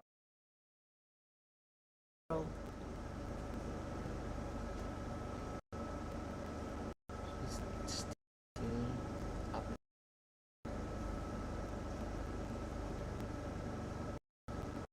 mountain, this ridge is Look at the left side to the top. yes. A really big specimen of the bamboo coral. You see? All the on polyps left-hand being side. out. You find a bunch of them in here. Picking on it. Very the beautiful Pycnogonids. Pycnogonids. To the Yes, oh, right how of to- the Shalinia, you see this orange, Sea spider? black colors. The bottom right now, Yeah. you're gonna Colors, I think. Yeah. color some days or something. Yeah. And this is where, Coral yeah, heartland. as you can see, this is a totally different habitat. Yeah. It's And you dominated. see Oh, wow, the look at that. sea squirts as well, This the is Acedia. What we're looking for. Yeah. Look at that. Look at that. Wow. Beautiful. Huge also. You can, so, Yeah. and it's like a 1 meter and a Nice. half wide or more, I don't know. Yeah. And you see further back the Yeah. several other That's amazing. patches. So we have reached the very top, 900. 965. Yeah. So it looks like being in a garden. So these Yeah. animals indeed, they form habitats that are extremely ecologically. Yes, you have all of these sitting there, you have all of these fishes are resting in the garden, and yeah, everybody are sort of aggregating around this. Of course, it's at the top of the hill, so it has all of this currents coming around with beautiful, probably very nutrient-rich water, but also it is really very biodiverse area It's here. amazing. Thank you. You're welcome. This is a really special place. Yeah. Should we manage to go to the next type of, so the same thing for the next transect? The same? Roughly? Yes, roughly the same thing for the next transect. Diagonally down like we were doing before, or with a line? Yeah, we can do like we've been doing before Just because like we keep the have, same yes. kinda, So now we will move out into the blue again to start another transect like this. And let's see where we see the bamboo corals start at that transect, and what exciting things we find on the way. Yeah, that was really a special moment, right? Yeah. Because during the first dive, it was still the bamboo coral reef, but it wasn't as dense as we see it now. Mm-hmm. You see the white patches, living coral, the black patches, like dead coral, and white patches, I mean, these living organisms living on top of them, so they're forming actually. So real reef. Sergi is actually now sitting here and The reef. proclaiming he is feeling it is a reef. Free journey? We have to do some proper examination, but we will Okay, we will have do some reached the extra sampling next point, and so now measuring we'd like to do a so new that movement. we So can direction for sure make sure that this is at a possible 0.4 reef, I knots. would say right now, because we do have the rubble that is forming a matrix, Okay, that's it. sediment type habitat that is under the living corals, and we see the corals are actually shaping the whole community around them. So That was really beautiful. it was really beautiful, and with some extra measurements and data points, I think we might at least sit down and decide if we feel that this is yeah. So this is not an official proclamation of anything, but No, no, no. it is. Indeed it's not. But I mean, you But can it see is. We are having a feeling. Is there anyone taking one of them? Oh, I'm I'm only literally going to check. So the pilots are going to also Great. get a well-deserved break. We need to change around in both the pilot seats and the recorder seats every now and then to keep fresh ice and fresh reflexes here. And especially if you're flying this big thing, then you need your wits around with you, so then you need to have proper fresh breaks every now and then. So we're back in the blue, and we're going to fly to, again, I think we will start at around 1100 meters. This seems to be Oh, this is a jelly. good, This that is a was, Tinophore, right? that was a Tinophore. That was because Well, I think Went it away. had, I think it had its moment. They haven't now. Yeah, that's it. Tinophores are very interesting animals as well. They are all pelagic, and they have, Well, there's some benthic. there are some benthic Yeah. tinophores. They have a lot of things that we would think they are they're very early at the evolutionary tree, so they branched out from all of the other animals quite early, and still they have a lot of these things that previously we thought would come with more so-called higher animals, like more later branched away animals, like a gut going from one end to the other end of the animal, or strange symmetries and stuff like that. And then all of these things are still also in the tinophores. They have the most amazing symmetry across two non-perpendicular planes, and it's amazing. Yeah. So It's still a debate between sponges and tinophores being the first the earliest splitting of the animals. I do believe it's just sponges. Oh, But is in that some because that pelagic- you are a sponge man? Yeah, why not? Wow. Well, and probably yes, yeah. Yeah. And it's easier to understand evolution if you think about complexity and stuff like that. Yeah, but complexity can rise many times. Yeah. I mean, as Julio mentioned, these filter-feeding organisms, these sponges, they're like a kind of, if you look at them, they're kind of simple, but if you look inside the genes, if you look inside what they're doing, you will be surprised that they have like a lot of complexity. Yeah, well, they've had a long evolutionary time to Yeah. become more complex as well, I am sure, since they split out from all the others so early. More than Yeah. 500 million years ago, they appeared. As their own, what we recognize as their own group of, as their own lineage of animals. And yeah, they've been really successful, as you can see, in Yeah. habitats like this, deep waters. But you can find them everywhere, actually, shallow waters too, in every area that you going to be studying. So, yeah, interesting organisms. Crustaceans are also very interesting. Well, crustaceans are part of the arthropods, which also include the insects. And if you talk to a crustacean researcher, we will tell you that evolutionary insects are part of the crustaceans. Yep.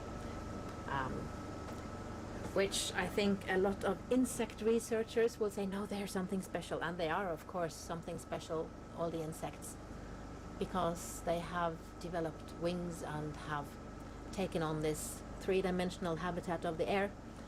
But all of the crustaceans that are in the water are all the lineages where the insects came from are in the middle of this group of things we today call crustaceans. So some of them just left the ocean.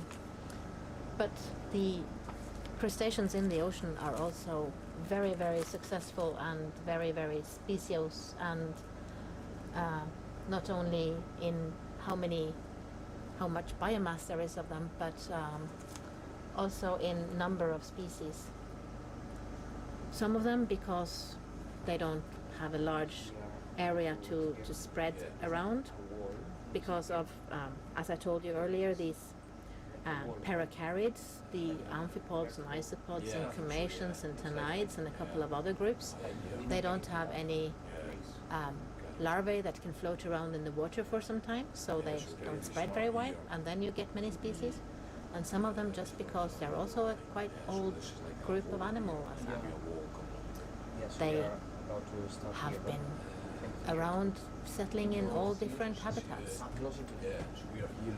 And some of them we can see swimming in the water right now.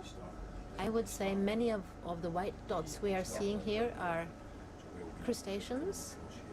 I think maybe we see one or two worm-like things, and I think we have seen some ketognaths earlier, but most of the movements we see here, I would say, are crustacean movements of the white little dots that we see in that blue water that we are flying through to get to our next transect. A few minutes and we'll get there. A few minutes and we will get there because we go in a blue. We've been already 1 hour and a half, so it's 30 minutes for us, for our shift. Wow, time flies. Yep. Yeah. Then Julio and Francie will come back again to... In another half an hour, so we have a little bit more time to get to the next transect and start that.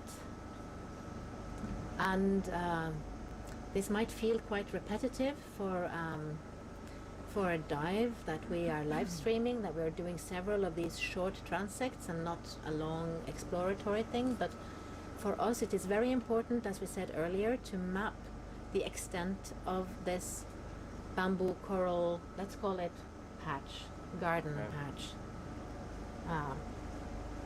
like a parcel or something. Well, Sergey wants it to be a reef. No, well, but we want to map the extent of how wide, how far does this area with the bamboo corals stretch, to give, if we decide that this is definitely a reef, then it would be nice to know how large the reef is, right? So that's our incentive at the moment, at this part of the dive. And after we have gone around and done this around the area we think should be the patch from both from the dive that our colleagues from the Institute of Marine Research did previously, and also from looking at the bathymetry, we will do a more focused on bamboo coral part of this dive, where you will see the bamboo corals, and at that time we will be able to stop up a little bit more and zoom in and look at all of those beautiful and exciting animals that we are seeing, and focus on little details, and maybe even seeing little amphipods sitting, for instance, on the stems of the lollipop sponges. So we will get there, friends. Don't lose your trust in us. We will just do this scientific mapping first, and it's important to do all of these things that might seem a little bit repetitive and boring, because this is what gives us good data, and data that we can use properly in hopefully even publications for this. So you may say something about the ROV. Oh yeah, the ROV, her name at the moment is Holly. Yeah. we have slightly renamed her, but she's lovely. And so how big is she? It's, I can't remember the exact dimensions off the top of my head. It's 1.5 meters wide. 1.5 meters wide? Right, we've got a skid on as well, so maybe around 2 meters high. 2 meters. Two, I think it is. And how deep Does she? I'll have to look at it. Yeah, because she's like a box, right? But she's deeper than she's wide, right? A little bit, or is she like a? Yeah. A little bit, yeah. And the weight you told us there was like 5,000 here or something like that. Yeah, near enough. With all the equipment and that on, yeah, probably near 5 tons. Yeah. It's So a 5-ton yellow, beautiful box that is flying here. Smoothly getting Smoothly, these yeah. great images. And you haven't seen it yet, but probably at some point we will if we are sampling. It's got 2 arms, and these 2 arms allow Holly to collect samples, to collect small samples or big samples during the transits. And after that, after they collect samples, they are like put into what we call bio boxes. So they're like boxes where you can just land the different specimens, and they get closed so that they don't fly away. So these are like little drawers in the front bottom of Holly that our pilots can push a button and open, and then they can put the samples in there and then close the drawers again. And that way we can bring some samples with us up to the top if we want that.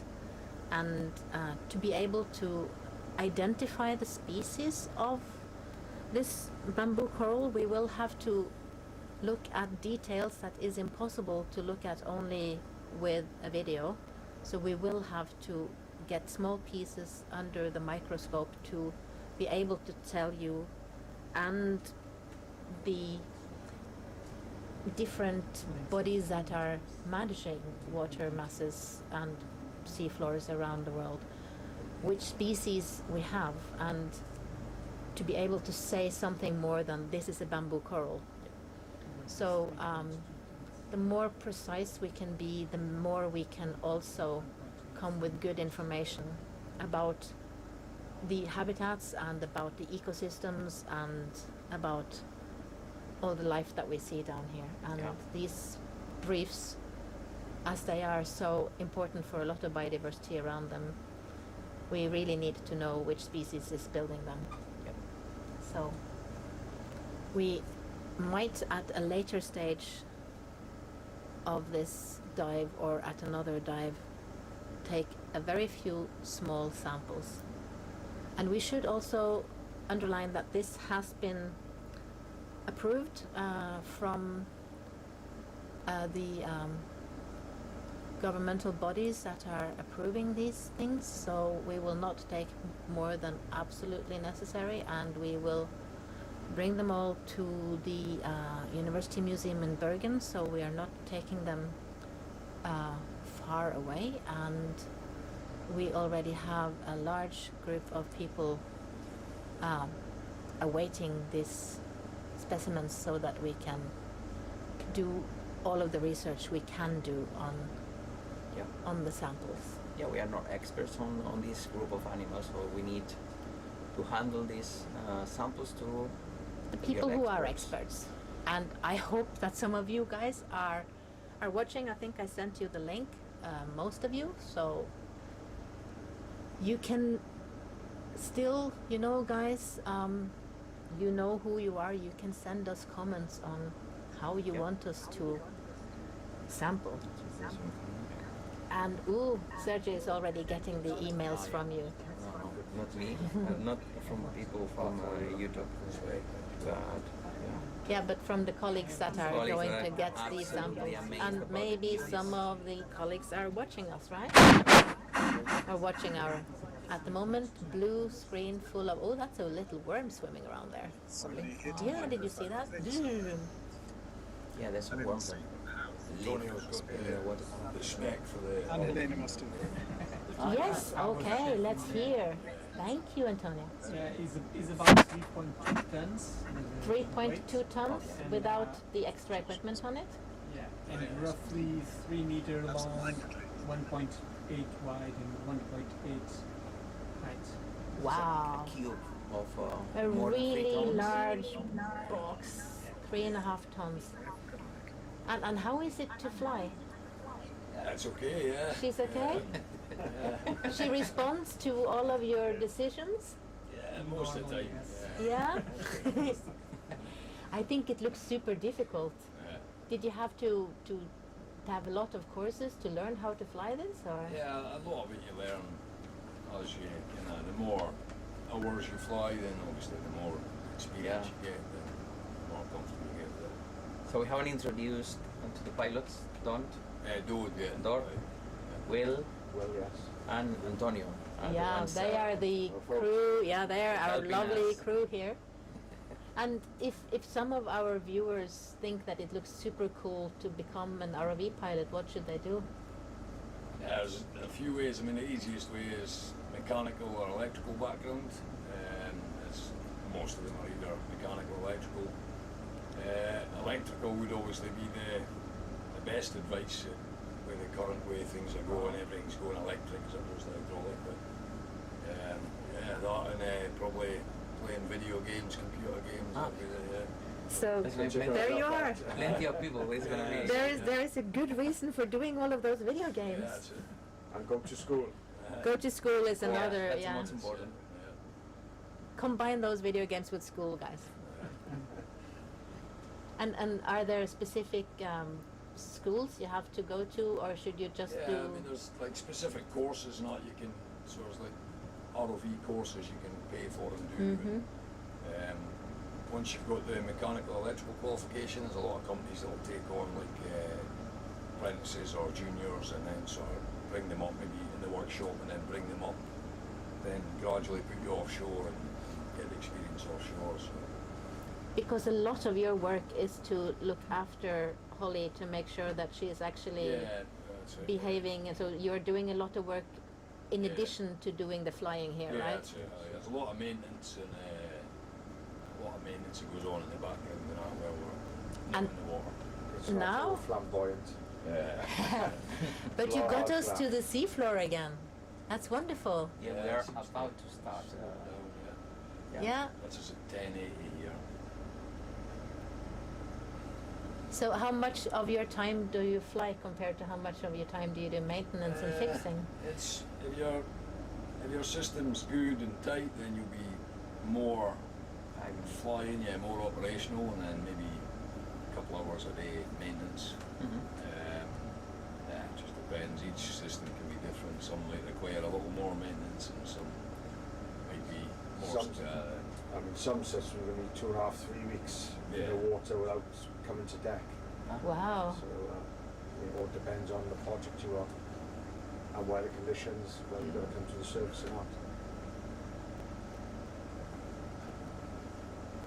So they are a team of 6, no? How many are you? in the Six, team? yeah.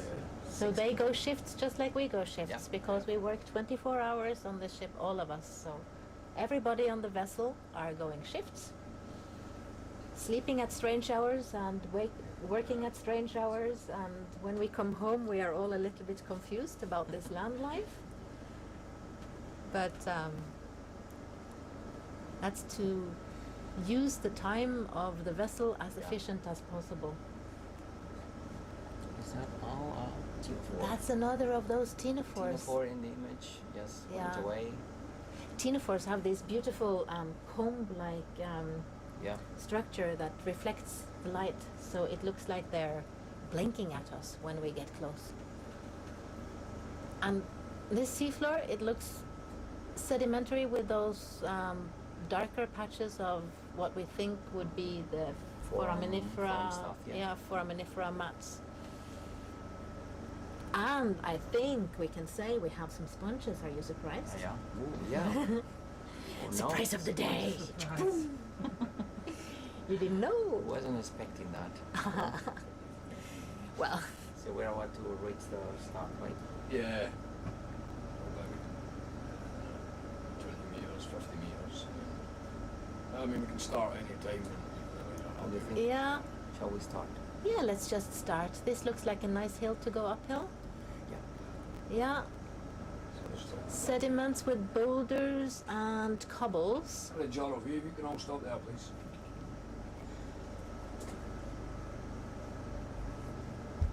All stopped. Okay, cheers, Anthony. And then we start the next transect. Which number is that? Transect is 5. Transect number 5, guys.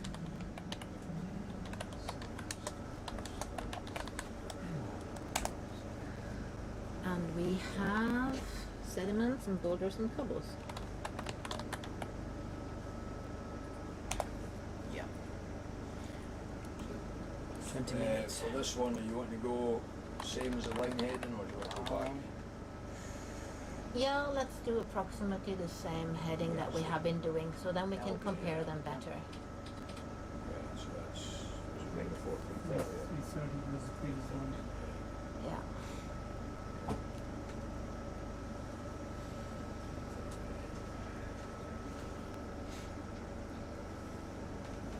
And now let's see if we remember the Latin names of Yeah, of the course. sponges. What we are seeing, those big vases and all kinds of beautifully shaped vases, are the Chaudinia Rosea, rosea. an exactinelite, a glass sponge. A glass sponge. I was just sitting and looking at all of them and thinking, should talk to people who are doing, you know, ceramics or something, and have them make vases that look like this. Yeah. That's one of the crafts I really don't manage to do, but it would be lovely to be working in clay and making these things and putting flowers in them in my home. That would be cool. They would work like that, right? Sure. The gifts for the sponge nerds. So they look fragile, and they are fragile. So if you collect one of those specimens, it's 1,000 meters. When it's on deck, sometimes they collapse, they break easily. So they're really, really fragile. Copy. Thank you, Anthony. okay. So we're flying out of the starting position now and getting into our transect. And we start again at 1,091 meters. So approximately around that area, 1,100, and then let's see at which level we will find the bamboo corals this time.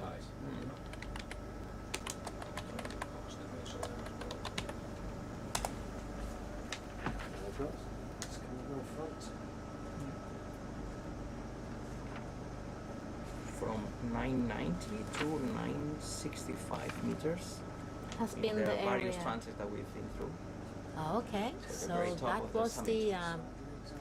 that was the face for the so far. Let's see if it continues here.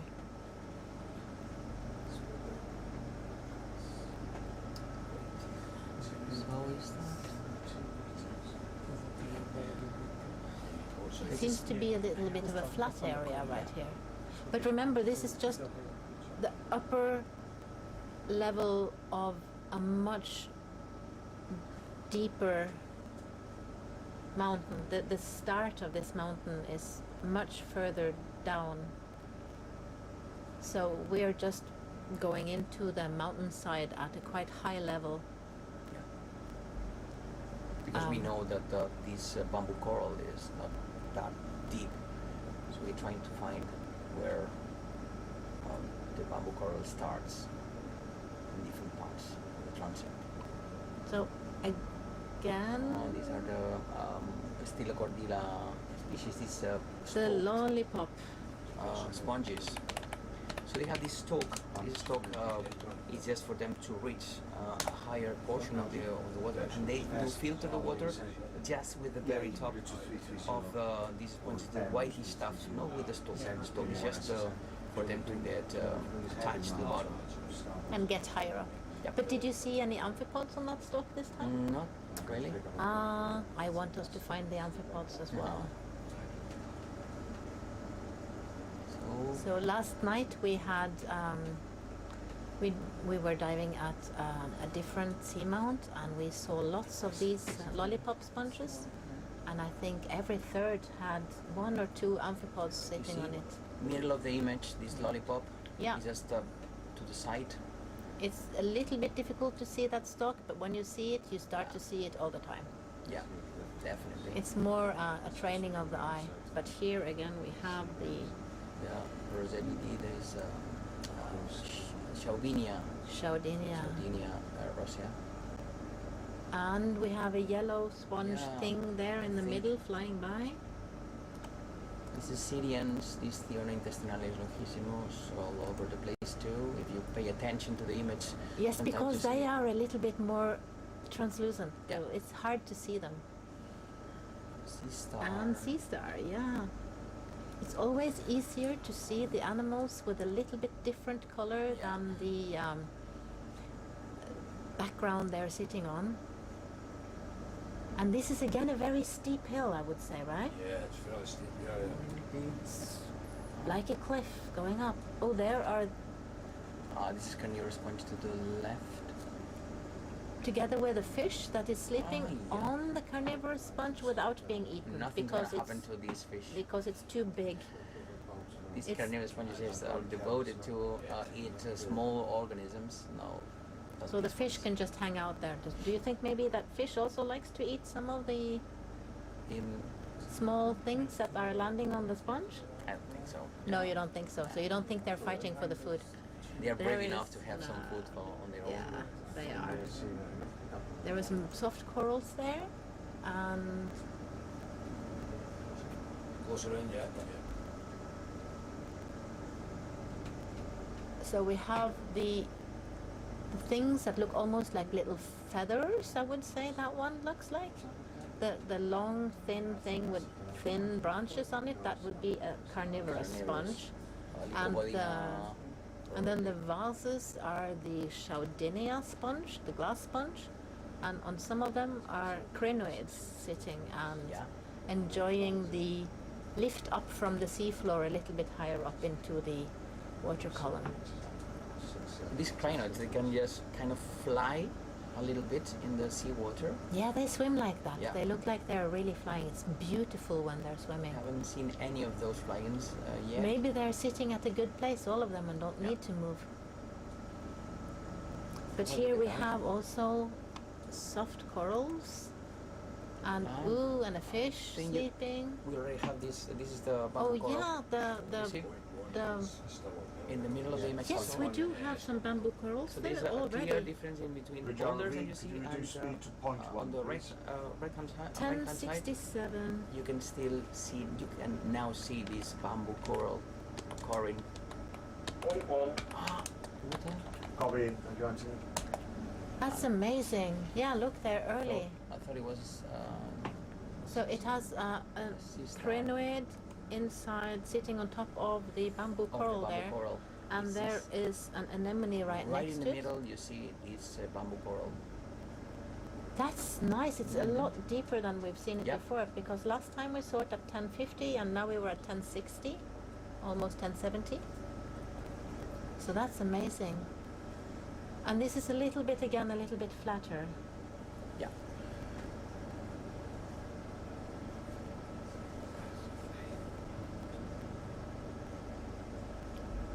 And sponges everywhere are these Sponges Chaudinia. taking over now. The Chaudinia will take over these mountainsides. But here again, you find this. I think. This, top image. yeah, a little bit of that biological sedimentation So, yeah, thing, right? take the lasers as a reference, and then now you have these little branches, and I think those are the Yeah, bamboo corals there. and you think it's not the carnivorous sponge? Might have be my the doubts. carnivorous. Yeah, well, Yeah. maybe they're a carnivorous sponge. But the At least the sediment previous is a ones. little bit, and we sure. see the sediment is a little bit biological in a way. Mhm. But then mainly now we have, in the picture now we have mainly Chaudinia, but is that in the middle a Lysodendorix, the spaghetti, or no. is it something else? Yeah, potentially, yeah. Lysodendorix complicata. Oh, every I will now and come then. home and know some Latin Yeah, names yeah. of sponges. That's going to be scary. Really useful for you and with your friends right now when you chat Well, with I them. have some sponge friends around in the world. Maybe some of you are already looking at this, and I am trying my best to learn some species names, my friends. I also see some Asidia around here. Yeah, this Diona Intestinalis, yeah. And this is a little Top of a hill thing. Probably it's gonna go down a little bit and then back again up. Because we have quite a lot of meters to cover before we're up at the crest of our main hill. See, wow. Oh yeah, see back in the back there is the next hill coming. Yeah. Oh, look Yeah, at that you can see it big now. crinoid sitting on the sponge there. So 10 minutes until tape change.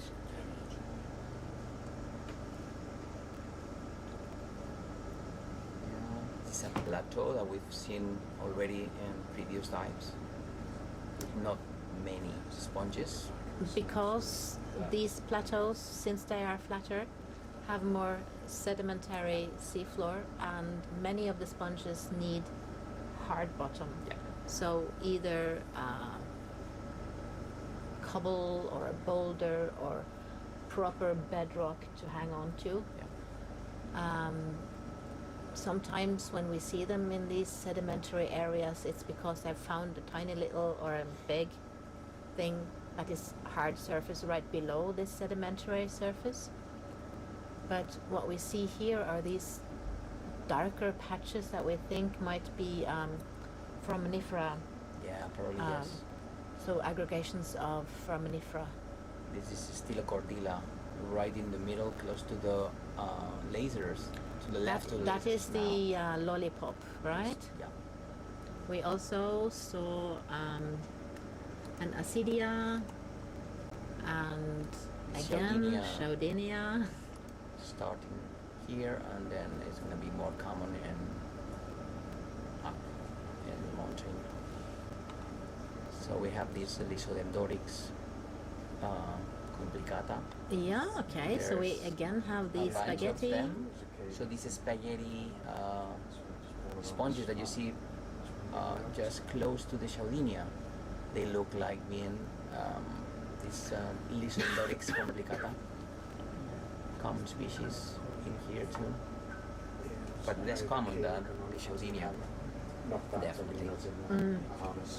But that is because the Chaudinia is dominating the sponge landscape Yeah. here, right? And now we're coming to the steeper part again. And we see that it's going to be more hard surface and less sedimentary surfaces again as well. And we saw a couple of the lollipops as well. Yeah, The they lollipop like sponges. sedimentary areas. Mostly they can be found there.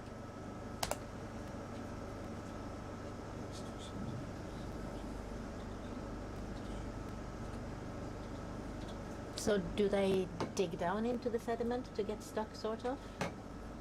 The stalk. Yeah. Not really. I think it might be covered afterwards, Mm-hmm. but I think they have. I mean, these larvae, when they get there, they start developing as adults, and they need something to be fixed. So they still small need a rock. little bit of a Then this pebble or rock can be covered by sediment, but it should happen afterwards. And now we're back into the Chaudinia area. Yeah. But with some, is that coming in the middle from the top there? Is that the Lysodendrorix? Yeah, I think so. Yeah, well spotted. I So am it's just practicing my Latin names. Yeah. So it's just above from the fish that you see on the left-hand side right now. This fish which is resting there, up to this fish now, close to the lasers. This is Lysodendrorix complicata.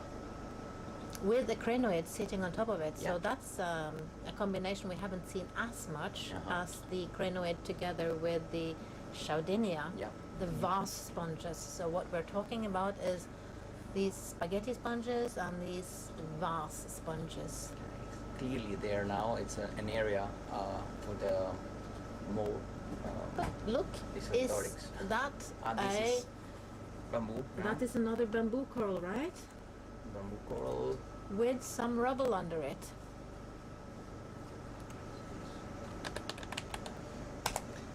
Which is amazing, and it's again a little bit of this half flat Yeah. clump. And look at the fish who's resting right next Yeah. to the bamboo corals as well. So this is structure, whitish, pinkish. It's the living bamboo coral that you see just above from the fish. Yeah, and you can see obviously that some of them look more fussy than others, and the most fussy have their polyps out and Yeah. eating or reproducing or something, doing what animals do. That's a beautiful shot. This one. It's a beautiful Because shot. we Let's see just, if many it's of the possible, species yeah. that we've been describing in other areas, all together into a single spot. Chaudinia, Lysodendrorix, some carnivorous sponges, probably. This bamboo, the Assyrians, a fish. Yeah. all And of it. I would guess if we So very looked into all that coral rubble and into in between and inside all of the big animals we see here, we would see a lot of smaller Yeah. animals. So that Definitely. feather-like thing that sticks out here, is that Carnivorous right sponge. over? Yeah, is that The one that sticks perpendicular to Lysodendrorix at the very bottom. This is a carnivorous sponge to the left, and then in the middle is Lysodendrorix complicata specimen. There's a bunch of these Lysodendrorix in this area. But you said it was a quite common sponge. Yeah, but at the very beginning of the transit, we Yeah. couldn't identify any. So No. there was no Lysodendrorix. Maybe we weren't ready for spaghetti yet, Yeah. since we have called it the spaghetti sponge. Then, Spaghetti sponge. yeah. But this seemed to be an area of Lysodendrorix, the spaghetti sponge. Mhm. And now we are Look, going there's a back bamboo. to more bamboos at the top Yeah. there. So this is definitely, I would say, a start of the bamboo area here. Yeah. Yeah, with these rubble Because there. look at that rubble, how it makes really a Might be. structure. I don't know how deep this rubble is going to be, but if we can, it's like a vertical 50 centimeters or something. A half meter. So the question is if this is just the outside or Yeah. if it's actually Yeah. the vertical part of the thickness of the rubble. But it's also interesting to see how all of these sponges are combined with the coral, Yeah. the bamboo coral. So so we have Yeah, the former habitat with the sponges. So. yes. Here comes our change of shift. It's 3 minutes left, and then we are getting ready to change back to Franci and Julio. And we are seeing a combination of Lysodendrorix and definitely this coral rubble Yeah. on the left-hand side, and the vase sponges, the Chaudinia, and we even see some crinoids there. And I'm Yeah. talking and not registering anything. What's this? I'm so excited. So the bamboo coral seems to be happier in this right hand side of the image. But yeah, it's becoming a bit more common. I think it in this looks area. like it's the entire, now it's on both sides here, everywhere. Yeah. So I will just register that we are in the bamboo coral area with Yeah. old bamboo coral dead rubble forming a substrate for many different groups of animals. Both the usual suspect, the Chaudinia, with its friend, the crinoid sitting on top of it, and for the Lysodendorix, the spaghetti sponge. And All of them together at the summit? yeah, but we don't see that many of the soft corals here, do we? Oh, no, not really, yeah. It has been some time since we saw a lot of soft corals. Of course, now somebody is going to sit out there, you guys, on the YouTube channel and say, but I just saw one, and we're going to be happy to hear about that. Yeah. But here again, we have lots of beautiful These super beautiful bamboo pieces, corals. similar Look as at that. as the one that we observed at the very end of the. Yeah, of the but now transect. we are still at 1,040 meters, which is 80 meters deeper than we were on that previous. Yeah, it varies a little bit. Yeah. I guess So it maybe depends they on stretch where the down. summit gets, Yeah. right? Because the summit is like going up and down. But then we have to go to the Okay, we have 1 minute until tape change. So, Franzi, do you want to take over? Yes. Now, Franzi and Julio will take over, and we will bring the cassette of the backup tape up to the lab so that we Ooh. can start making the backup. Getting warmer inside.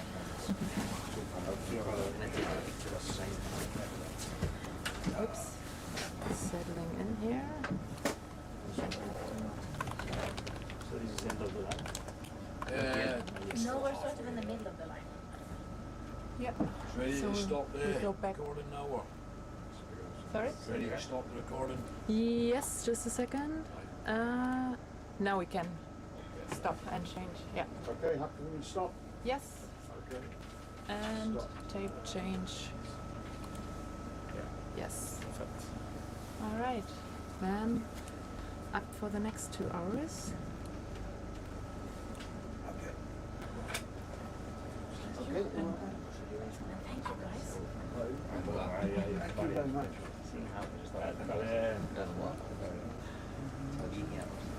Thank you. See you in a bit. Okay, you happy when you start recording? Yes. Okay. 3, Yes. 2, 1, record. Perfect. The recording starting again. Thank you. Okay. So, here we are. In the middle of one of the transects, and This is quite some a- bamboo coral Okay, welcome. rubble at least, and some specimen here and there as well. It's quite an interesting spot. Many Lysodendorix, some bamboo coral, some Rosellide, some Asconema. The foliatum one, right? How would I Yeah. tell them from the Look. other one that we have here? Look. Ah. Look, now it's clear. Mhm. The one to the right, that's for the atom. Yep. I already looked it. I was next to him confused is, for the some atom nice- with foliata. Say it again. Next to it is the bamboo. That's the bamboo, Bamboo yeah. one. These can't be Yeah. formatted, can they? Like, so the ones Oh, that's a nice one. Looks a little bit lonely up there. And here you can see how the coral rubble creates a There are so many of the Lysodendorix on it. bottom, yeah. So Lysodendorix has been selected by goodness. us as a target species. Sergi Taboada is working on connectivity, and this species is very interesting because it has a super broad bathymetric range. You can find it at the summit of nearby seamounts like the Schulz or the Lisaboit, but we found it also really deep, about 2,700 meters. So it's very good to see if the water masses play a role into the connectivity, because it's found in both. Yeah, not Really all deep, sponges can do that. No. So they can also see if there are some genes involved in adaptation to these different habitats. So it's a really good model. And the more we explore this area, the more happy we are in having select these species for that study. And do they only occur in the Arctic area, these Lizardendroids, or these spaghetti sponges? I'm not sure how south they get, so you can find them on the Denmark Strait. I have some samples, but I should check that. Another bamboo coral coming up. I think in Norway, in the coast of Norway, it's also present. But not so much then in temperate tropical no, areas. not at all. Specialized on cold water. Yeah, cold water species. Oh, now we got a soft bottom area here with our foraminifera.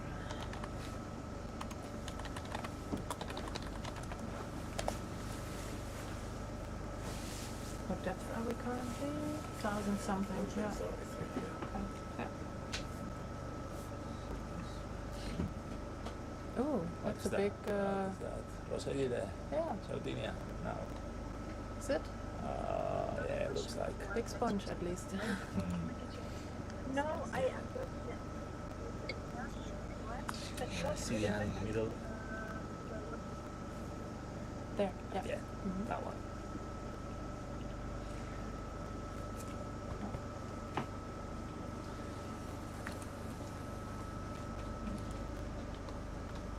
Some rocks coming up here again.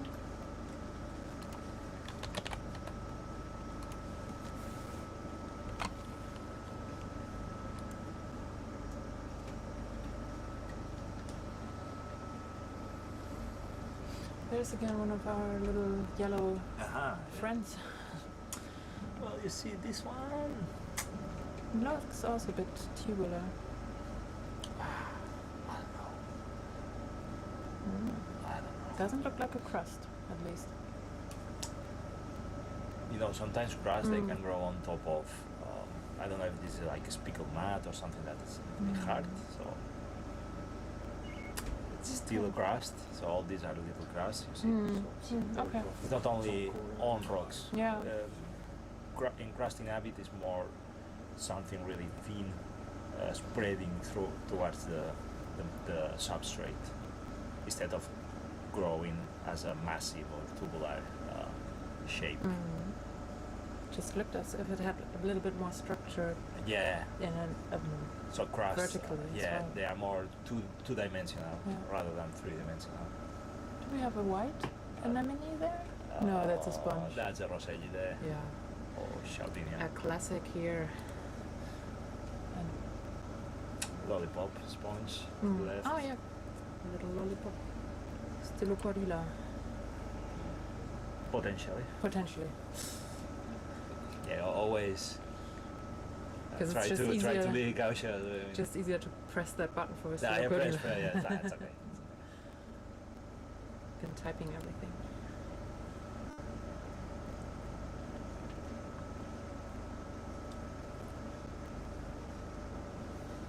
So the bamboo coral rubble and there's some. Well, Some it seems grid, like they if you don't come like closer. the sides of the seamount. They prefer the top. Yeah.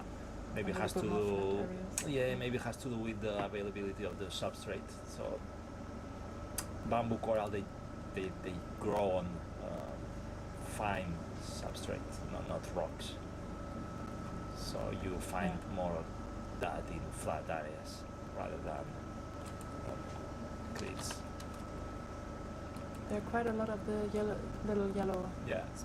I just call them sponges now. We'll have to find out about them.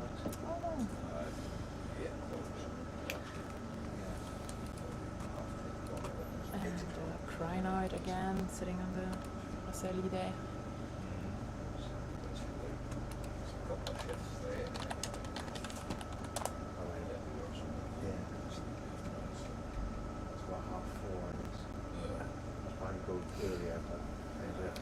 And here along the slope, you can also see, for example, the yellow one here, and but I'm not sure if this is the same one, because this is really like bold. Mm.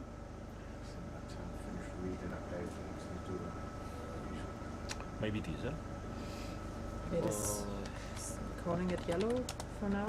Should be okay at least. You're probably right. It's probably the same.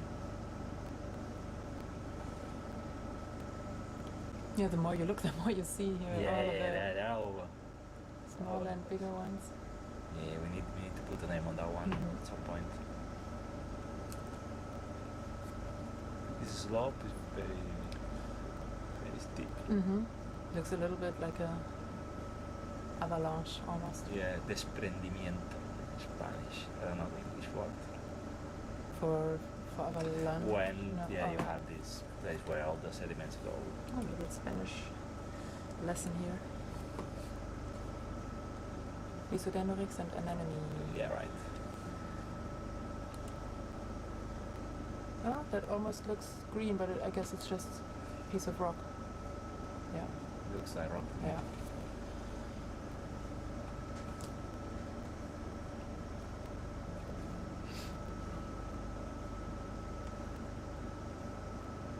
And then you have the Syrians. They are all over. Mm-hmm. And they are of the same color as the sediment, so Yeah. they are I easy to I was confuse. gonna say, yeah, because they're so transparent. Yeah, then you It's, get closer and it's yeah, full it's of like, oh, and the fish also.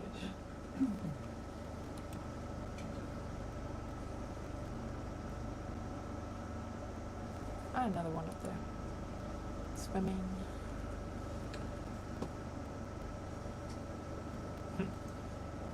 fish was.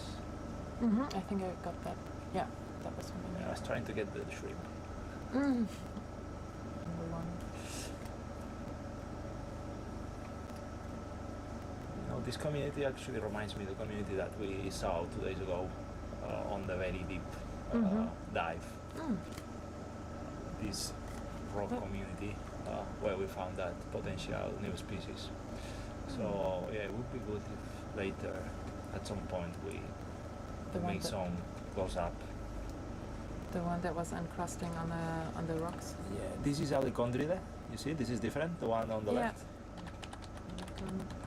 Alicandria or Alicandria? Alicondride for the moment. That's the Dride, family. the family, Yeah, we yeah. don't have a species name, Yeah. but you can see, Francie, that texture is different. It has like, when you compare with the Rosellide, It's not as. you see, Yeah. it has like a skin, like 1 centimeter, very really transparent. Yeah. Looks more fuzzy somehow, Yeah, yeah, or just more transparent, and not as clear with the outlines. yeah. Oh, there's a little sea star down there. So, And that's one of the pinkish. Could it be a little bubble gum yeah, coral? could be, yeah. Love that name. Bubblegum coral, lollipop sponges. So here you have an example of convergent evolution between the Alicondride and the Rosellide. How two things that those are super different evolutively. They have nothing to do. Two different class of sponges, but they kind of look alike because they live in similar conditions. So if you have the same environmental problems, you develop the same morphology. Yeah. Craniella here in the middle.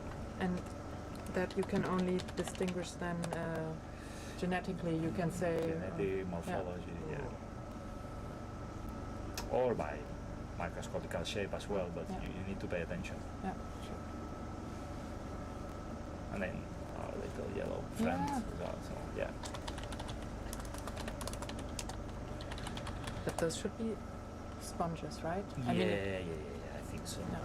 So and this is not Etzadella. You remember that at the beginning we said, this is maybe Etzadella. It's not at You've all. checked? Well, Or it you've- doesn't look like Etzadella at all. This one? This is not Syrian. You can see that there has Not as two transparent. Yeah. two Opening. holes. Yeah. Yeah. Pumping. This is a Macruride. Ah, and I don't know the it the ear? the common name of it. Oh, of two at least. But this is different. Yeah. To the left.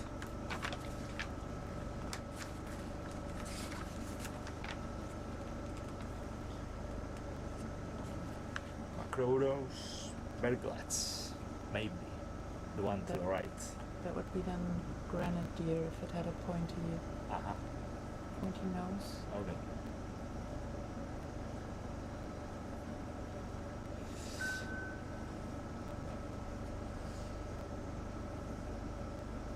I wonder what is this. You see this brownish mass? Mhm. That's looks like a sponge to me. Yeah. And crusting a little bit. Yeah, it could also be a dead one, Mhm. but we should check at some point. Yeah, I will put it in the nose. Also this one at the very bottom, you see? That's also something. Yeah, but it looks similar. You know, they have the same color, so greenish, brownish, but different forms. And I guess those are alive still.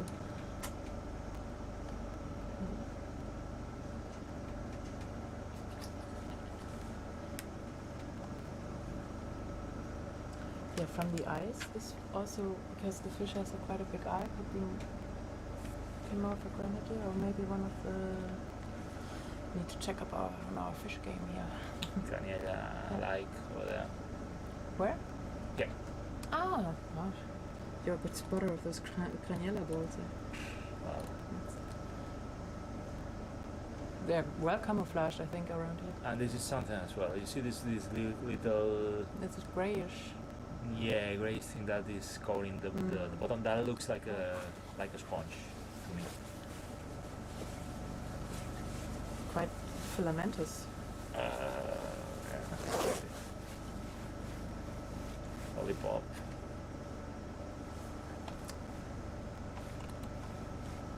Soft corals. Carnivorous to the right.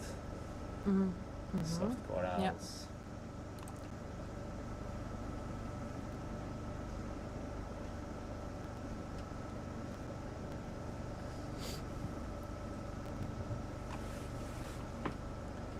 How far are we up? Okay, 1,000 meters depth now. Yeah, So a little bit more to go to the summit of 950 or so. Yeah, almost at the end of the Mhm. transit.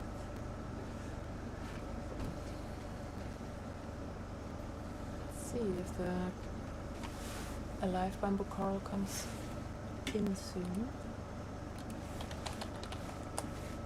But you see all this rubble, this is impressive, the amount.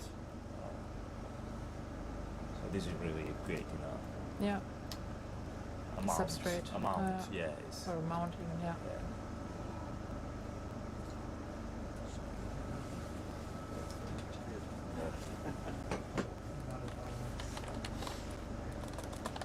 Anemone, that's right. Oh, yep. How are you calling the yellow sponge, the little sponge? Yeah, do just we have yellow. a name for it? I just say yellow sponge. Yellow sponge.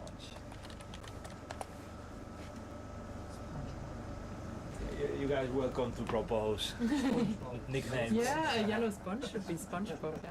Now we just have to find a square one, yeah. Oh, how could I not think of that? The nicknames we use sometimes are funny because you don't know what the species name until Yeah. you work a lot on it, but Yeah. you need to know this. You need to call it somehow. I guess that's on how the it went cruises. with lollipop sponge as well, Yeah, and exactly. bubblegum coral, and then it just maybe sticks as a... In my PhD, common name. there is a database full of funny names. Do you have some favorites to share? No, I don't know. Who knows?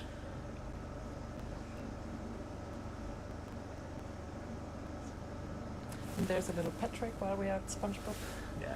hanging out. Actually, in real life, SpongeBob and Patrick would not be so good friends, right? Who are SpongeBob? Hey, come on. Give me. You didn't watch SpongeBob? Well, So- I know about the existence of SpongeBob. So SpongeBob is a he's sponge. friends with a sea star. Sea stars are predators on Yeah. sponge sometimes. Yeah. So in real life, Patrick would eat SpongeBob. He's pretty, how do you say, he likes to eat a lot in the series as well, so I guess that fit. Cranias. Yeah, I'm getting distracted. Crania. No, that's okay.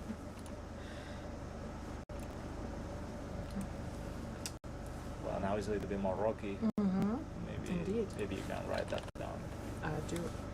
It's a sea Oh, star. a big... Oh, look at that.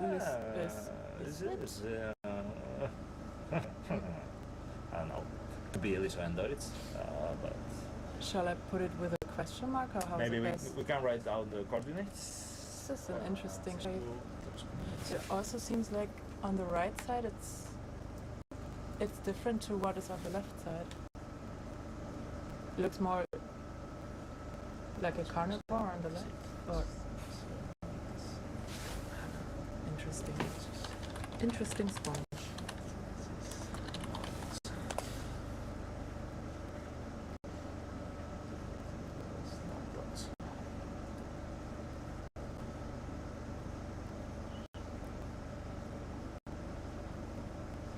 Do you think those are different ones? Because Yes. Yeah, these on the right side, they look very different, and then here on top they're even thinner than down here as well. Yeah, these are two different sponges, At and least this is two, not Elysoendorids at all, No, for sure. but carnivorous? More likely, or maybe even three things. Yeah, even it three looks even things. like yeah, three. yeah, that's three things actually. Four if you count the Assyrians to the right. Yeah. So it's a very interesting association. And there's a fish in it. There's a fish, yeah. Fish in sponges.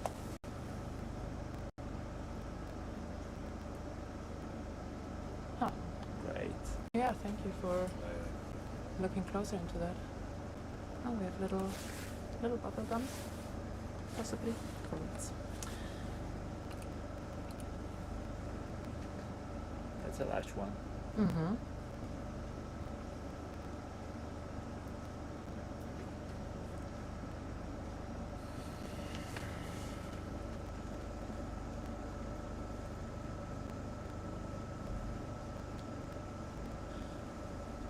Yes. Okay, now I'm doubting myself if those are now Lysodendrix. No, that's That's- not the. That's more. That's a No. carnivores. Yes.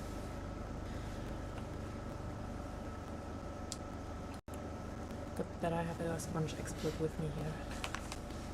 Wow, expert. That's a big word. Oh, I don't. I think so. Yes. Sponge. Sponge scientist for sure. Esponjero, we say in Spanish. Esponjero. Esponjero, somebody that works with sponges. A sponger. Sponger, yeah. A sponger. That's nice. It's a fish. Yeah, and Acidia. Craniella and the yellow one. Craniella, yes. Yeah.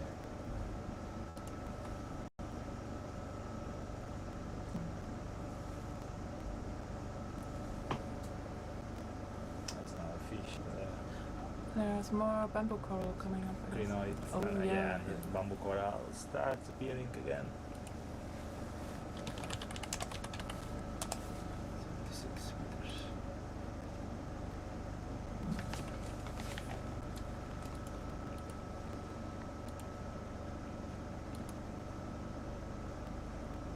Hmm.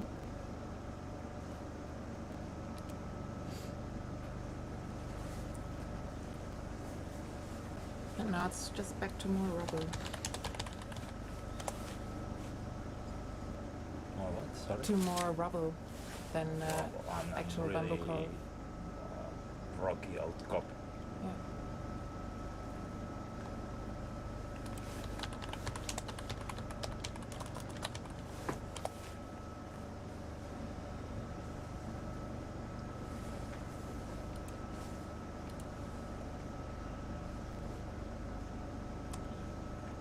there's a... Is it a brittle star? No. Where? That's This is a crinoid. crinoid, yes. Crinoid. But I'm not sure if this is the species that we've been seeing often. No. It looks a little bit different to me. Yeah. Interesting. Oh, you can really see how the Acidia here has been covered from above with the marine snow. Well, no, those are probably actually sponges. Yeah? Yeah. Oh. Oh, So, so here on the rocks also, the or the coverage you see? that's a soft coral. Yeah, I just mean what looks like a little bit powder on it. I thought that would be from This the one? marine This snow. one? Ah, Hmm? yeah, maybe. Sorry, I thought you were pointing to the coral. Ah, no. Okay. Crinoid and fish.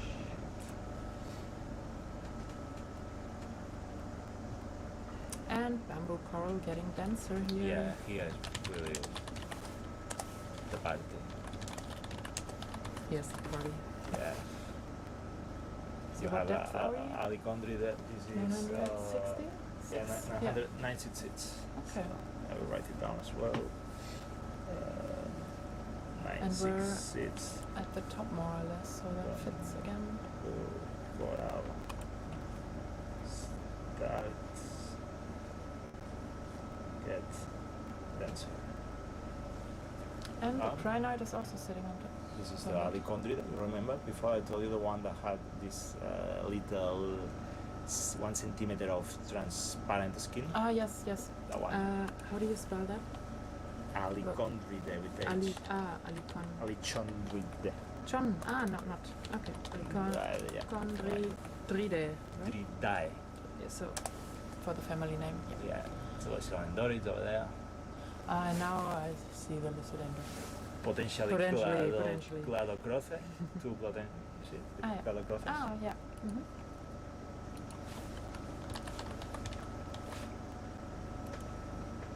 Yeah, here it's getting richer and richer. Mm. So Oh yeah, we have a lot of Acidias, different ones. look, Rosalidae, that's really nice. That overview. Mm. Yeah. Oh, it's really like a Yeah. beautiful This meadow. is nice.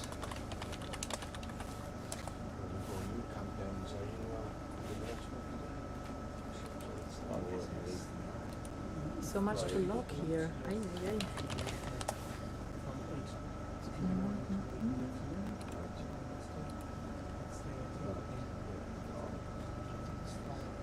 I think you should make that recommendation to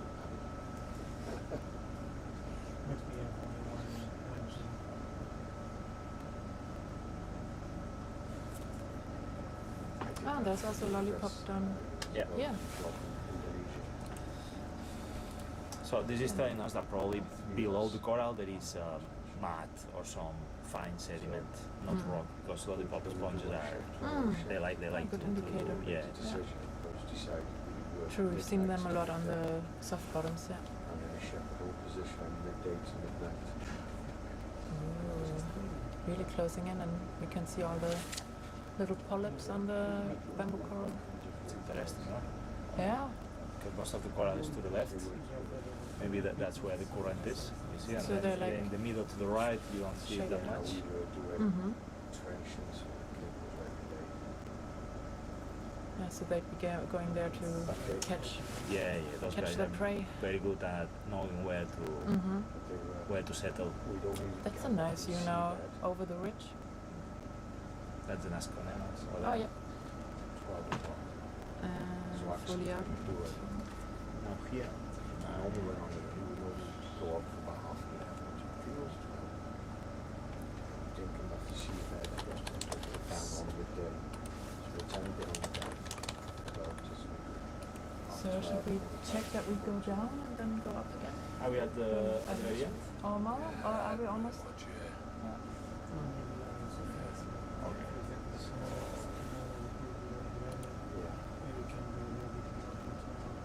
Yeah.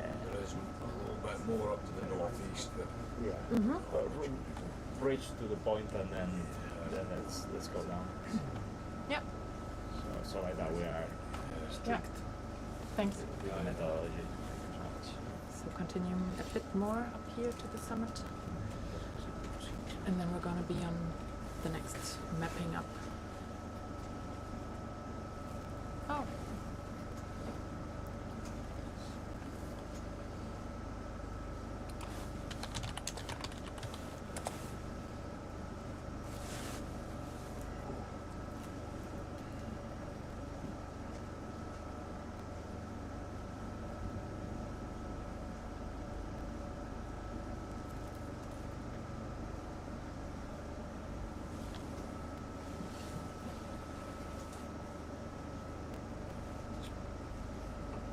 Go back down. Yeah. Same angle, right? Yeah, perfect. So at the fly.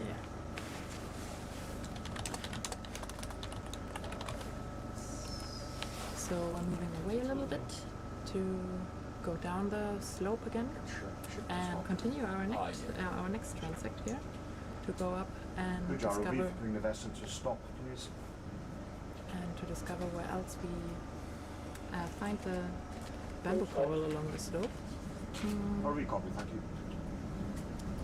Yeah, and I think we're halfway around, almost.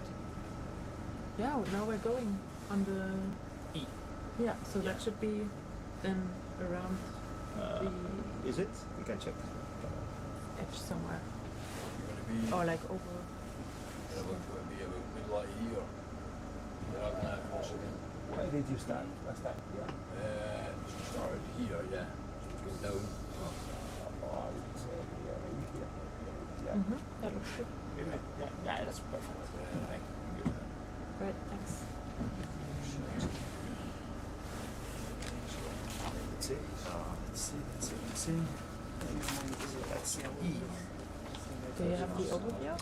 So E is the last one on And the then- south eastern part of the seamount. Got enough for Then F lots of flag, use of a flag. Yeah. coming from the north. Yeah.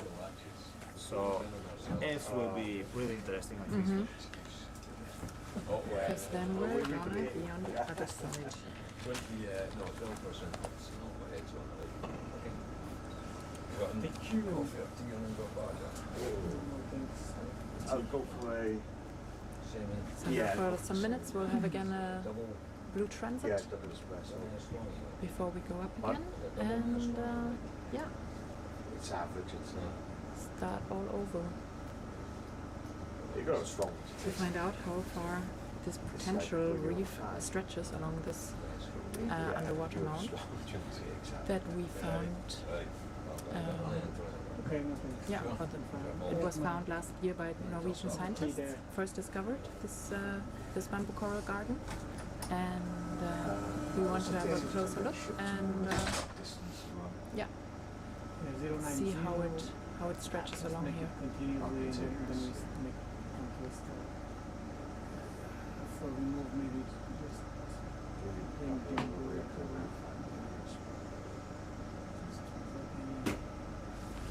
that's nice.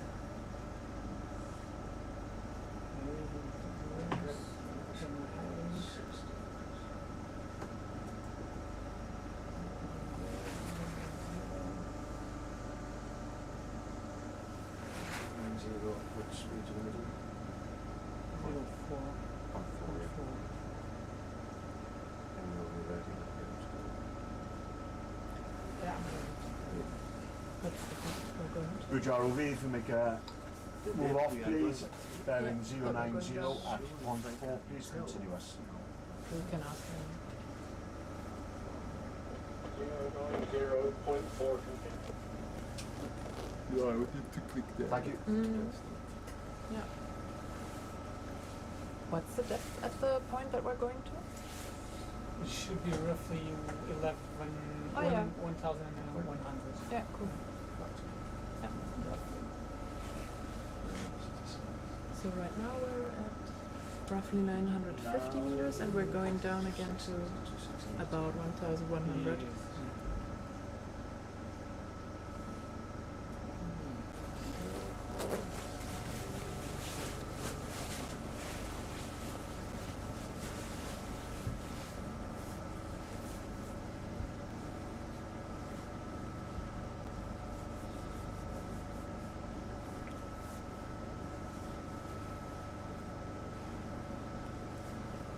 checking for comments or questions? Yeah, but it goes super slow. Yeah. So we're trying in between to check also for questions, see if anything pops up, but we're mostly busy with our setup over here. The internet is not the best, so sometimes in between colleagues are also sending us things over, but yeah, please be patient, or just so you know why we might not be responding to everything, because also with the colleagues that we have on board, yeah, cannot do everything at once.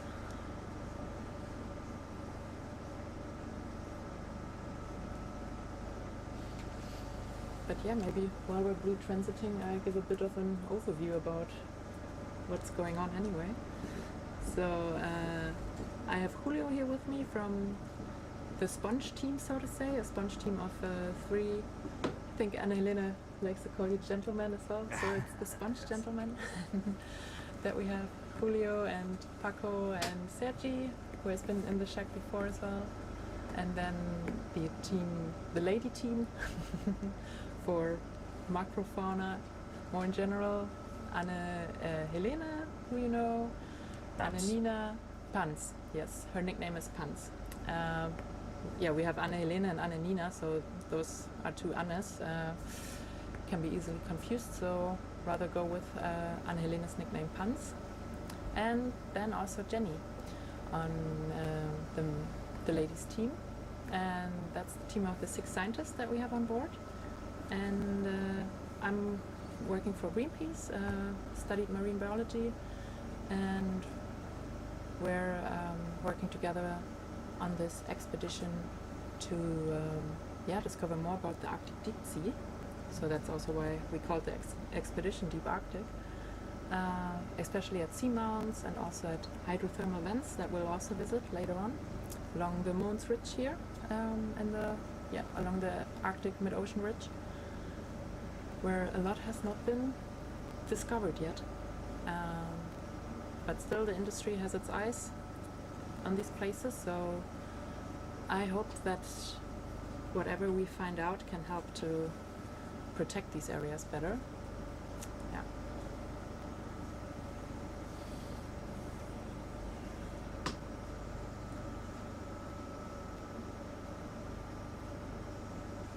Oh, hey. Little shrimpy.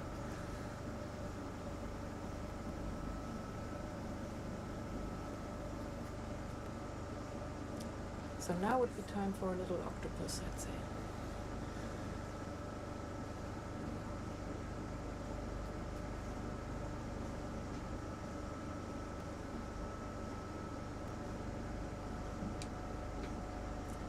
How did you and Paco get to know each other? Maybe see it. How was the story of your of your encountering? So I knew Paco's work. He was a big name. So I was starting my thesis. I had a species I wanted to identify, Tetractinellid, which is the group that Paco is an expert about. And the first contact was me writing him. He replying super quick, which is something that Well done, often happen when you contact two experts and you are just a student. And then we start sending mails and all that. At some point I got money for a little stay, 3 months stay. So I went to Uppsala, which is where he is based. That was my second year of the PhD, and that's how we started the collaboration. Me going there for a research stay, pre-doctoral research stay, and now I'm actually working there as a postdoc. I've been there for 2 years, so it's been a nice collaboration.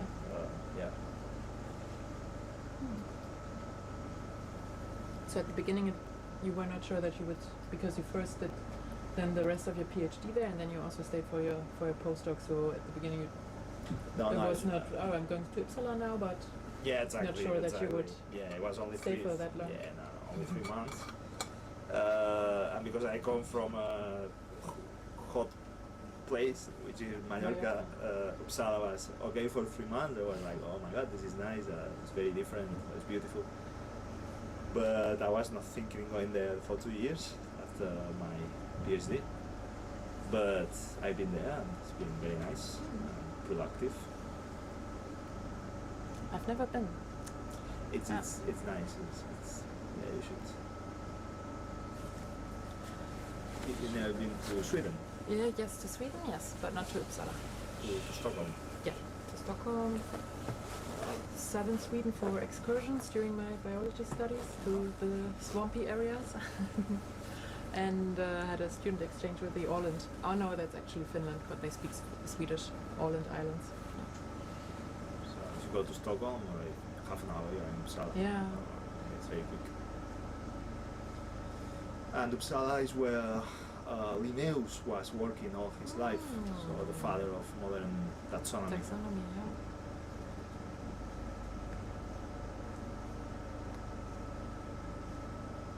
And it's also his birthday soon, right? Like in summer, end of May or so. I don't remember the date exactly. Paco knows. Doesn't Paco? Oh, we can. He's not here, but he's probably listening. He's listening. He has a picture of Linnaeus, no, with him?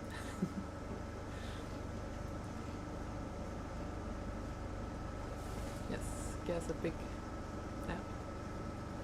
You could say, is it? Yeah, idol, or at least like he's a big pioneer of taxonomy, of getting this all started, how you classify animals. Yeah, exactly. Or anything. Yeah. And he described many species. Yeah.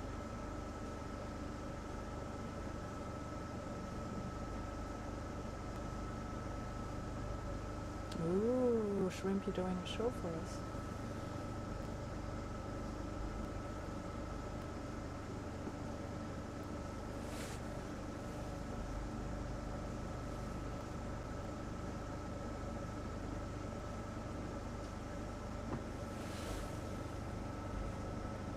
So I guess we see, still in the blue transit, but we see at least more sponges of Roselidae and some.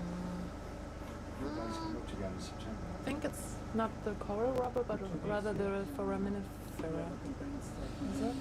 Hard to tell from Hard to say. this distance. Hard to say. It could also be spigmat.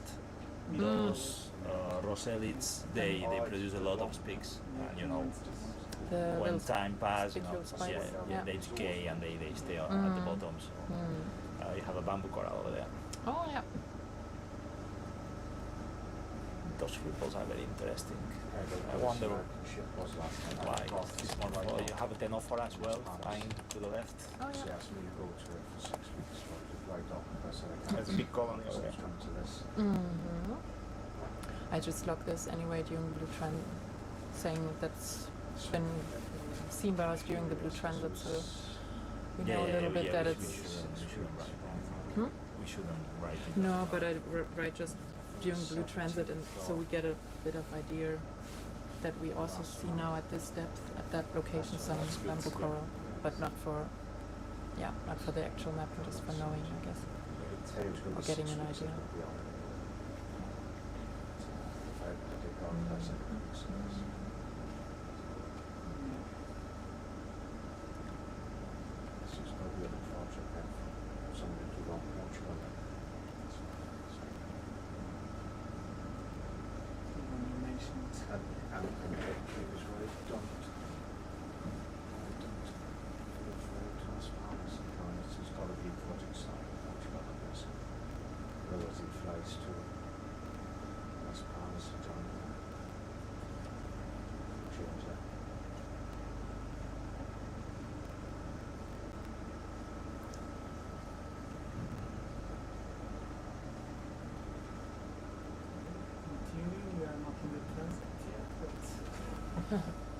Seems that he's not going down.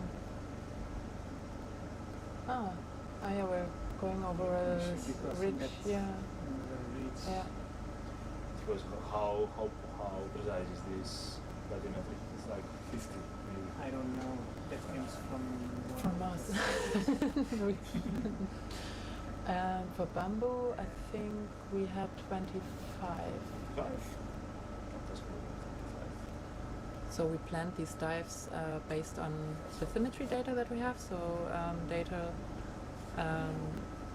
of the topography, how the seabed looks like, and we have different kinds of resolutions for the different parts that we've been planning our dives for. Sometimes the resolution is just 50 by 50 meters, so we're not sure within this frame what is exactly where, and it goes up to, I think, over 1 meter of resolution, so where we have a really high confidence of what's where. Yeah.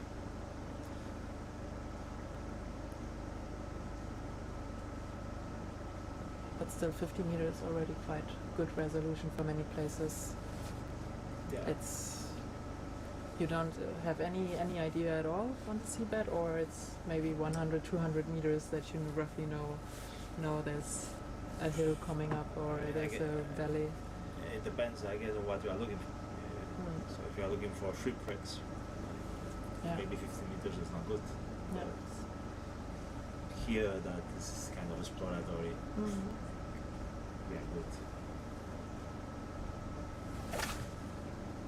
So And of course, the more you have, the better. yeah.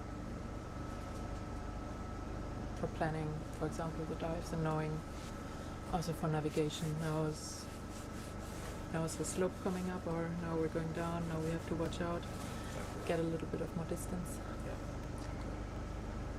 We just went over one of the crests, I guess, side crests, going down again, and then down to our next transect start.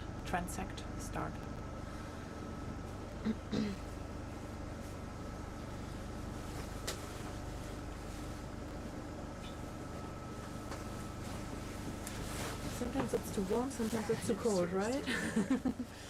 It's good that we can easily adapt it now. Yeah.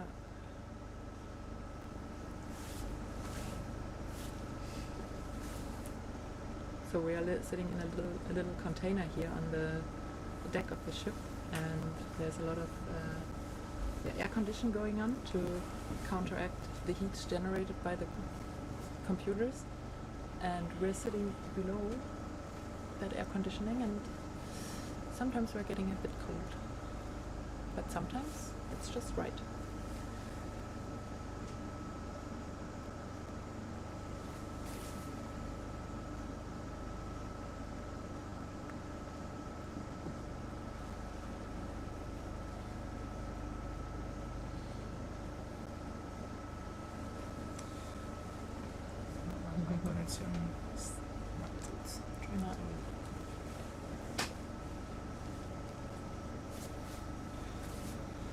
Trying to see if I can see the comments of the people. But Not with the internet here. it's challenging. We rely on our colleagues.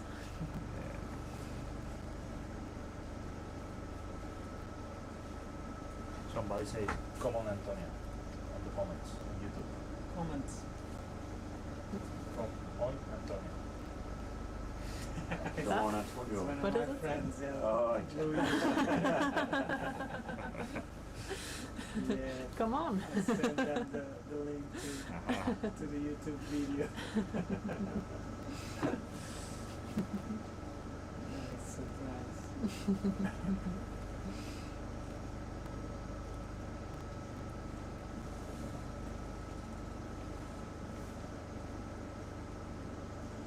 we've been live streaming before. Yeah? Yes. Yes. You are as well. Some campaigns Yes. we have. Was that also for a science expedition? Or Yes. And where did you go there? We have one a couple of years ago when it occurred that eruption in La Palma in Canary. You were there with Bernardo. During the eruption we weren't, but after one year we did all the characterization of the new sea floor coming from the base and going up the hill. Right. And that happened because we were very close to shore, so we have very good connection. So we did it live stream Which vessel? in Sarmiento de Gamboa. Oh, Sarmiento. That's a good vessel.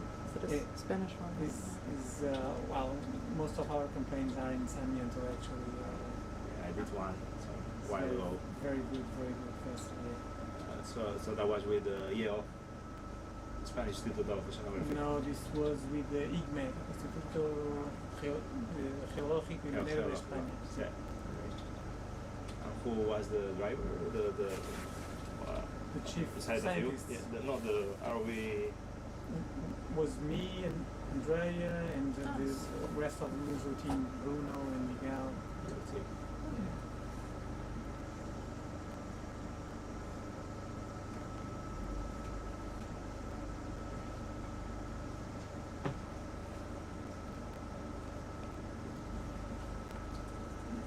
The Sarmiento is the luxury. Sarmiento is a very good vessel. Yeah. This one is also good. For me, it's the first time, so I don't knew this one, but Sarmiento, we are very used to it with them. Yeah. Nice.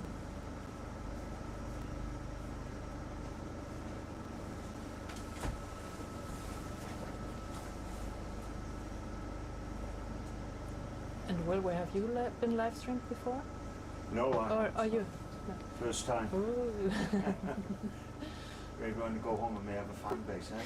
Yeah. So I would doubt it. I haven't told any of my mates, otherwise I'd probably say go and get a real job. This is sorry, what?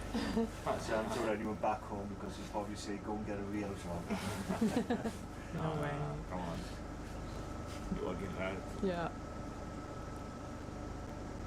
Or it's a holiday, you never know, you know. Never see 12-hour shifts up. Yeah. No. From midnight. This industry, we do midnight shifts. Yeah. Then you get a long period in time, I guess. Yeah. That's nice. Yeah. Oh, yeah, I guess 6 months off a year, which is nice. Oh, yeah. 6 months on, 6 months off. So yes, yeah, basically, yeah. That's how roughly how it works out. Wow. In your holiday time. Yeah. Yeah, but still, during the other 6 months, it's rough. Yes, yeah, you're right, yeah. Where are you from? Swansea, South Wales. Say it again? Swansea, Wales. Well, oh, okay. UK. Okay, yeah, Wales. UK, yeah. And Antonio, you're from Portugal, right? Yeah. Yeah. And I don't have 6 months out. You're missing out.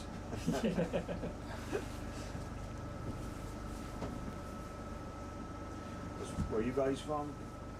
From Germany? You Germany, aren't you? Yeah. Yes. Hamburg, you said. Yeah. Yes, Hamburg. Yeah. And Julio? I'm from Spain. Spain, what part? Mallorca. Mallorca, right, Yeah. okay. I've been. Funny enough, last night I was looking at holidays to, well, not to Mallorca, but I'm with British Airways trying to get to use my Helios and what have you. On them. It was all the holidays. One of the holidays was Mallorca, so I clicked on that. But it's Las Palmas. No, Palma, sorry, Palma. Palma, Yeah, that's yeah. tricky because Las Palmas is in the Canary Yeah, Islands. yeah, exactly. Yeah, so just all about Las Palmas. Yeah, Palma. Yeah, I went a few years ago. Confusing. Latter end of COVID, I went there. Palma. Mallorca, You've been there some Yeah, I years got ago. some friends who live there as well. Yeah. So that's part of the world. It's okay, it's a nice place, yeah, I like it. Went up the coast. It's quite an affluent area up north of Palma. There's a marina there with a golf club there and next to the marina. And I tell you, he's got the yacht. Rafa Nadal's got his catamaran yacht. That's Puerto Cristo. Yeah. That's in the east. That's where I'm from. Right, okay, yes. He's got that like black Yeah. catamaran yacht. Yeah. I took a photograph of it. Yeah. One of my friends lives there. In Puerto Cristo? Yeah. What's the name of the friend? Oh, he's a Brit. He's Welsh. He's a pilot, sorry. No, he's not. No, he's got his own. He's got his own businesses. Yeah? So he's. I don't think he's got any there, but mostly UK. Well, he's looking at.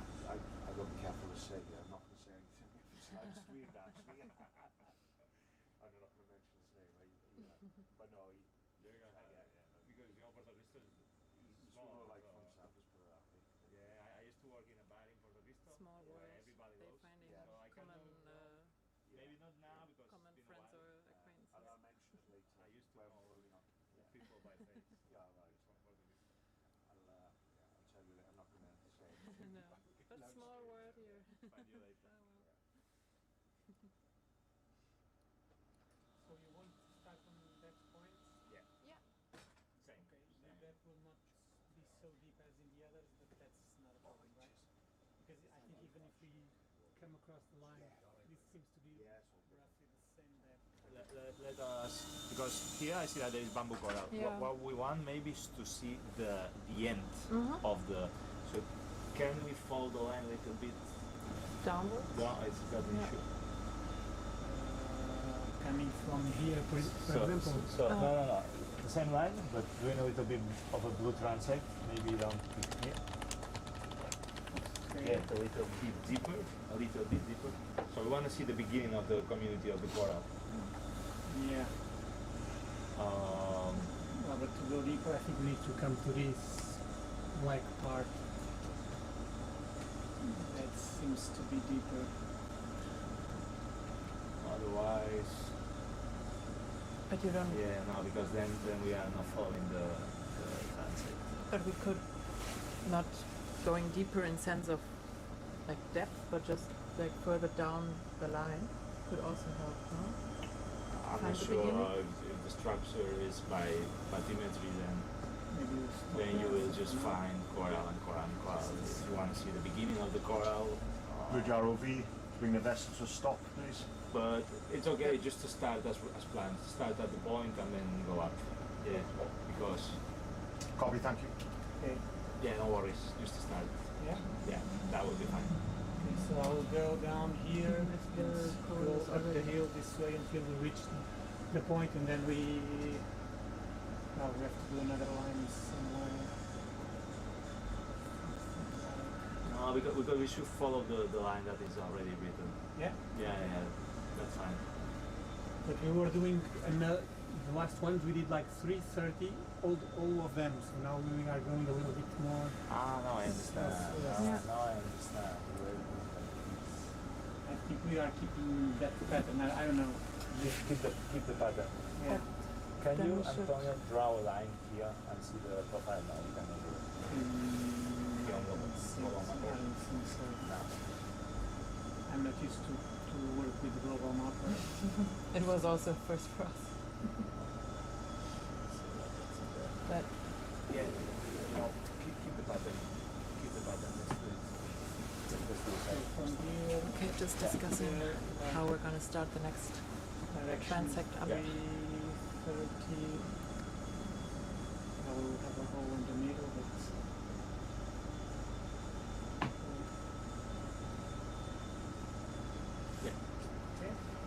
Looks good. probably here we will go downhill. We will not see Mhm. things very well, but yeah. That's Don't worry. okay. Yes, it's also a result. Okay, so still 3:30. So we're now at 1,000 meters depth. Okay. Bridge ROV, if you can move off, please. Bearing 330 at point 2 continuous. So starting the transect now. 330.2 continuous. Thank you. Can we start it now? Mm-hmm. So this is This is E.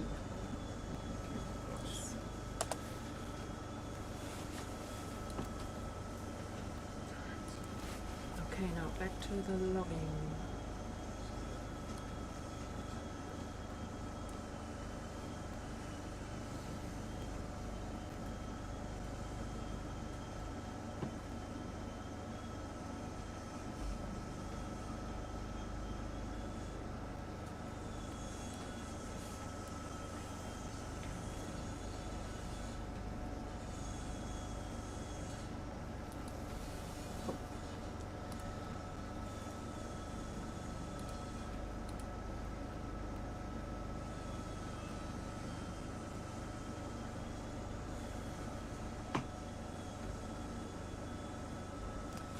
we have bamboo coral here at 1,000 meters still.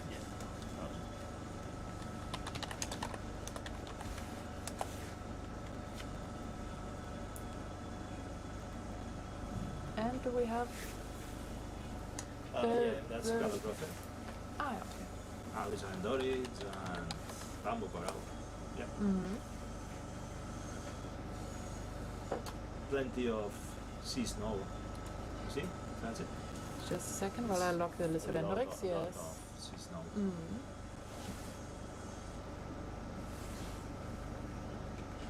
Yeah, lots of little organisms or organic matter in the water here. Those not little, it looks like a swarm of little amphipods maybe. Which one? Like little Yeah. Critters. critters. Is that sister? Rosalida. Yeah. Sorry. And we have more patches of Lysodendrix. Yeah. Yeah, this is super successful species. So he's doing Why are something. they so successful? He's doing something right.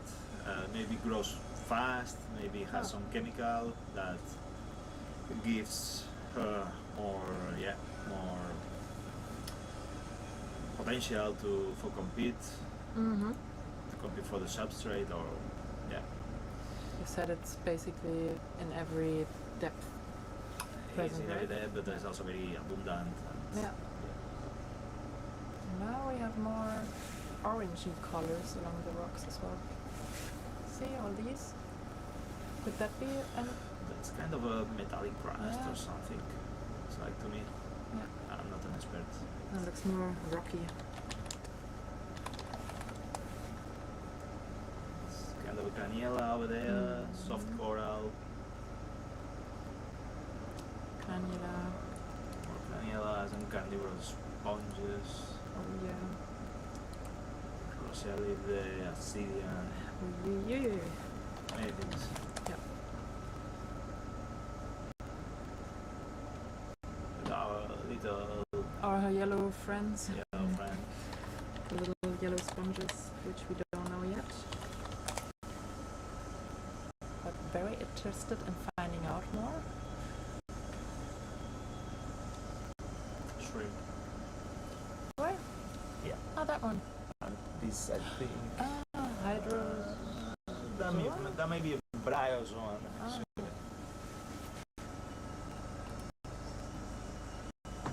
Really beautiful. Ooh, now you can see the lasers quite well.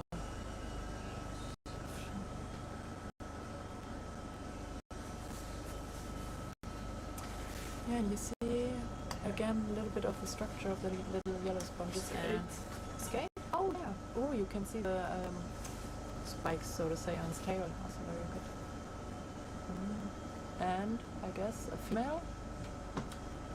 Looks like a female to me. So we don't see the two claspers on it. Arctic skate. Fish. Maybe Um, 2.1. And the white ones? Yeah, I don't know. Good Or will white be sponges. reduce speed to point Not one, even please. necessarily sponge. Yeah, probably some sponge, some maybe Assyrians. Most of them are sponges, but can't say the species at all. Very transparent soft coral.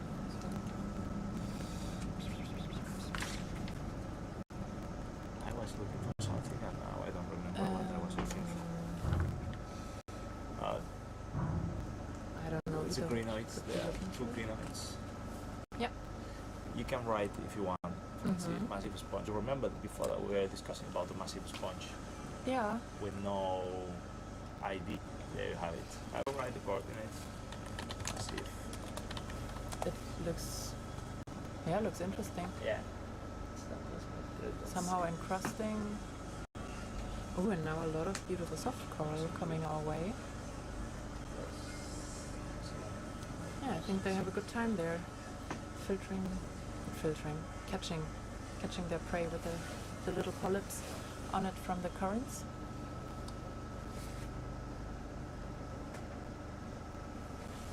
Oh, there you can really see the osculum, the entry of the sponge. Oh, sorry, I'm distracted. Sorry, I'm very slow at typing No the coordinate problem, because take your time. tell me. There was just a nice view of the osculum, you say, right? The Yeah, opening of the sponge, yeah, and okay. you can. Yeah, We are going over it with the camera, and you can This look is down the whole. actually very nice. You see how all the suspensivores and the filter films Yeah. are on the very edge of the Yeah, slope. yeah, Uh, all hanging out there to yeah, get their food the food. just by standing there. And then the bamboo coral is at the very bottom, not at the And little bubble gum coral in between, probably. Yeah. probably. Yeah. Yeah.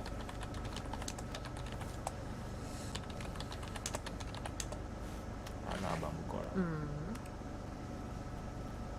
And Lesodendrorix and Rosalide, our favorites around here. This is 981, 981. Mm-hmm. This is also A lot of rubble. a lot of biomass of sponges and a lot of well, I don't know if it's rubble, it's hard to say. Maybe yeah, we'll say rubble.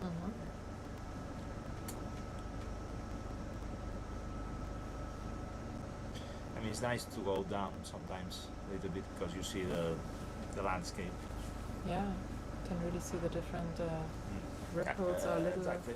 Yeah, you see how elevations the animals structure and they find the better spot Yeah. to settle. on top of it.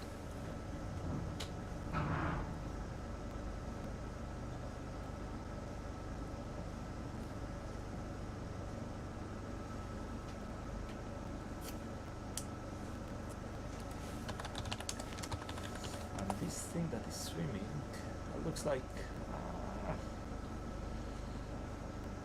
It was swimming quite something actively.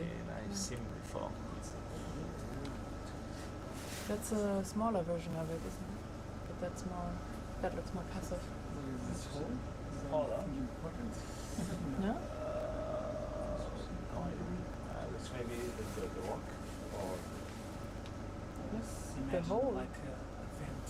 It doesn't have any Mm. hot water. Hopefully not. see the CBD? We have an interesting view right now on another camera that is placed on the ROV, but that is not streamed, but that's for navigation purposes, and we see, a hole in the ground basically. Water. So that looks interesting topography wise. I saw something. It is an artifact. You see? That it goes. I think that's an artifact way of doing it. Sure about it. No. But That looks like then wait, from here maybe this is just a line and not a hole. Because from here you see like you can see if I turn a little bit to here for example. It's like a crack in the rock. Yeah. Now we can see it also on our camera here that there's a crack in the rock that goes a longer way. So it's all along there. Just interesting to see.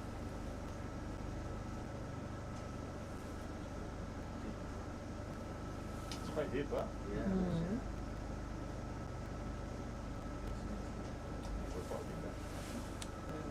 And mini on top of it. Okay. Great. Keep going. Yeah. Yes, thank you.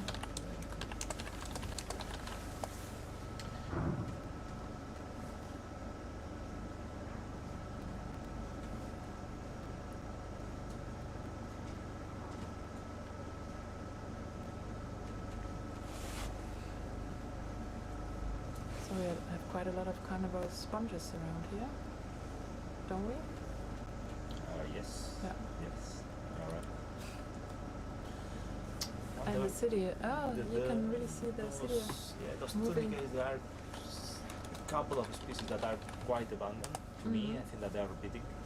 we should also try to to look into some catalog. Yeah. Can put a name. And there's big field of coral rubble here. That's a lot of coral rubble. Huh? Mm-hmm. The tunicates, the Assyrians, they look almost like little like Prosecco glasses or so. Yeah. No, more or less. A little bit of fantasy. Chupita. Sorry. Shot. Shot. Shot? A shot. Oh, that's a big shot though.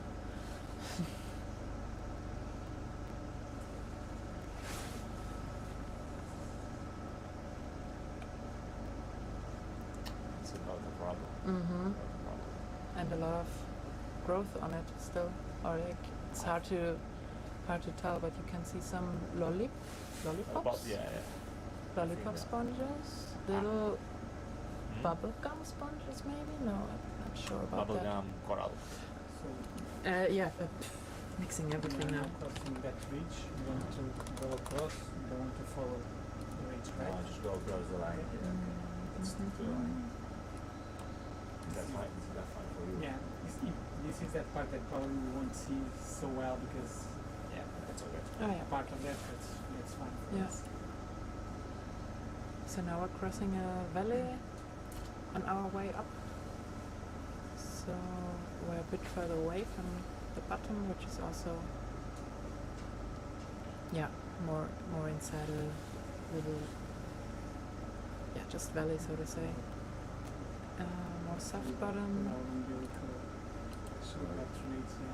but we already see Sorry. more sponges in the Just distance. to be careful with that Oh, yeah. ridge. And I think down there for you, would you say those are bamboo coral as well? Yeah. In the left Down, corner, yeah. Down, yeah. Now we're getting close enough. Yes. Even the shots. Have a big Isolindorix colony there, or individual. Yeah, many Lysodendrix. And the sea star, I think. Yeah. Yeah.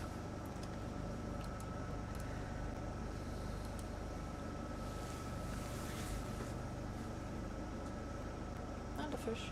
That could be a grenadier. No, it's maybe fish. Let's keep it as fish. So I think that Anna-Helen and the colleagues from Bergen want to put a date on this coral rubble to know how old it is. Yes. That would be very interesting to see. How all these structures are. Yeah. Yeah. Yeah, so at some point now we're still in the mapping, so we're not zooming or taking any small samples, but at some point later on we will want to have some small pieces of this rubble to be able to identify or determine the age of it. And of this whole structure. Massive sponge that we were talking about before. Yeah, the unknown sponge. The unknown sponge. Yeah. Unknown sponge.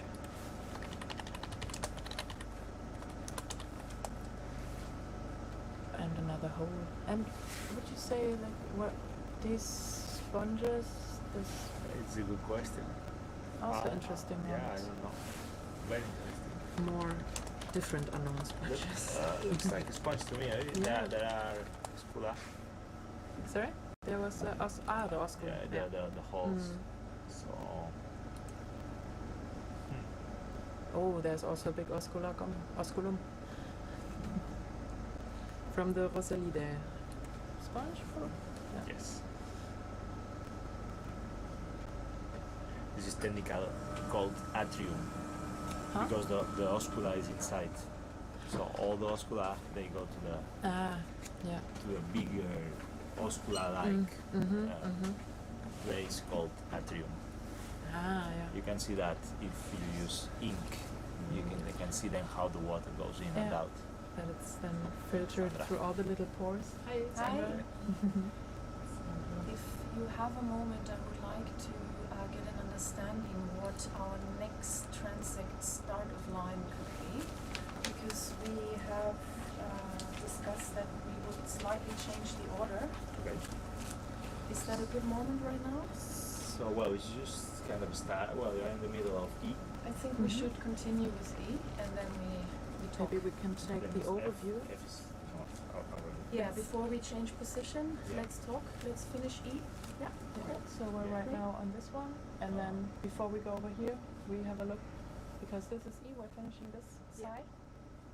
And the idea is to actually use end of line of this transect and go to start of line. So the Okay. original end of line would be the start of line, Okay. and just go the other way around, because the topography I is will anyway. continue looking.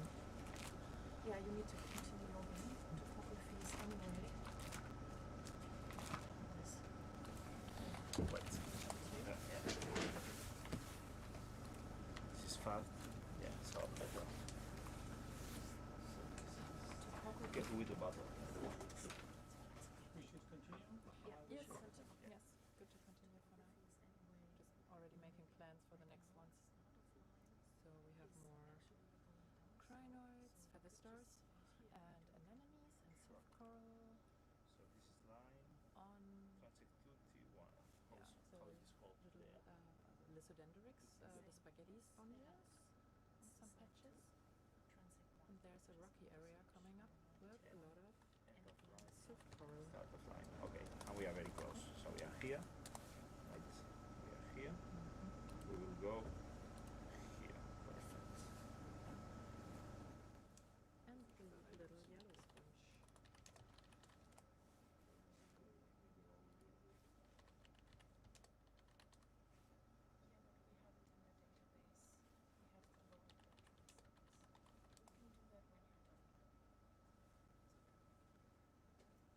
Oh, there are the little white balls again. These ones, yeah, different sizes. Yeah, those are sponges Here as well.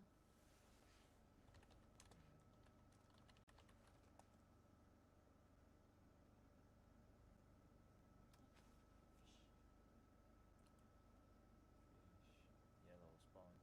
Yeah, Yeah, just yeah, love we see those. it. Yeah.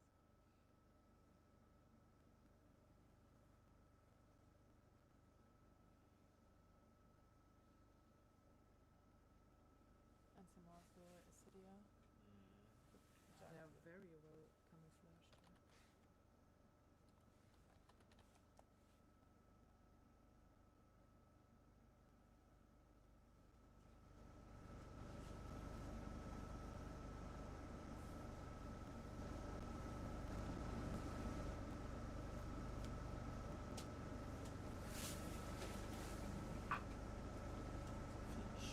Yeah. I love that one. Yeah.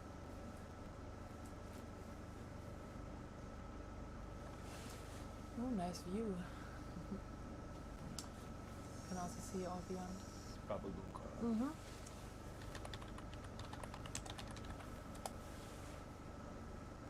Oh, there's a skate down there Oh yeah. in the crest. There's plenty of skates, huh? Yeah, especially I think during the first transect that Annelina and Sergi did, there were like 4 or so. More for bubblegum.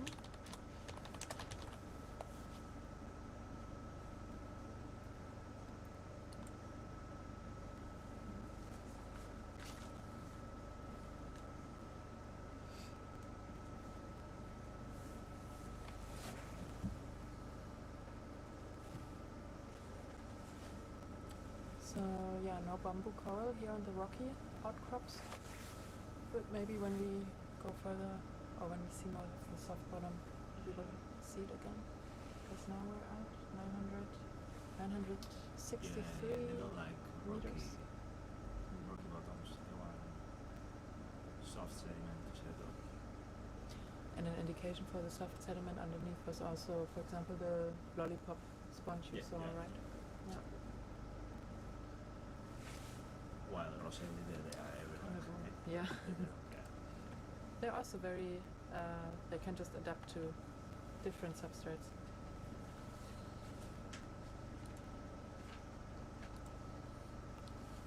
Are they also like the Lysodendrix that they can live in different depths a lot?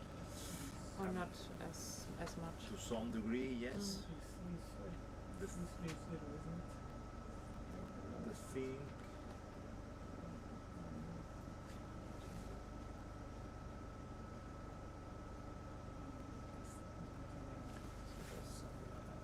Also sponges? Those seems like Assyrians,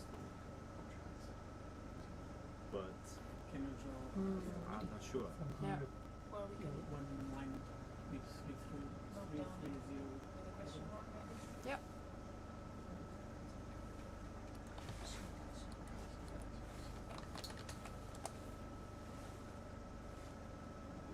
Should be roughly.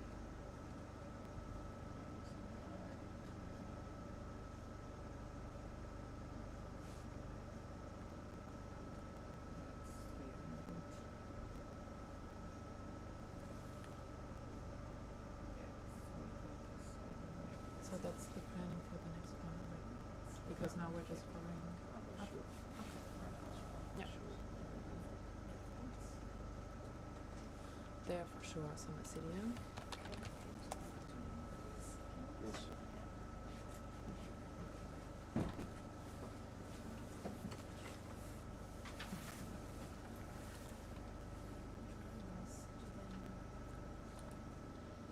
So still Gorilla Yeah. and Cladogrothe. Yeah, the fans.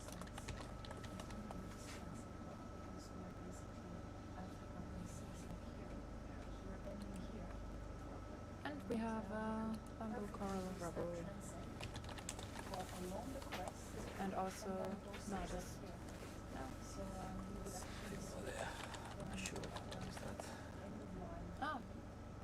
Yeah, well that's an encrusting sponge growing on the rubble. Sponge End of this line, we don't know. identified. And a lot of our yellow friends. Yeah. Oh, and they're hanging out with Patrick here. Yeah. Patrick is gonna eat them. I will, in the end of the cruise, I will convince you to study sponges.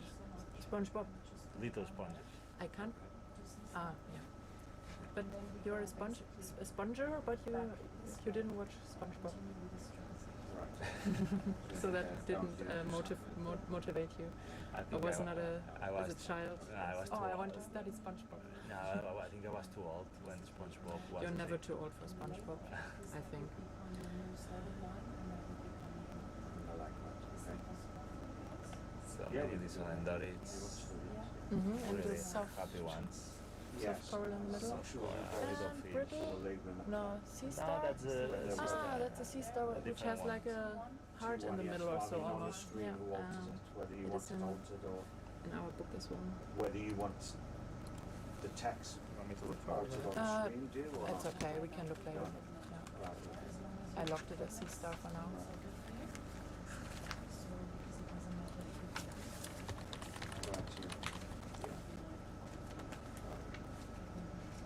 Lots of Lysodendrix patches So that was done. Okay. Yeah. on the bamboo coral rubble.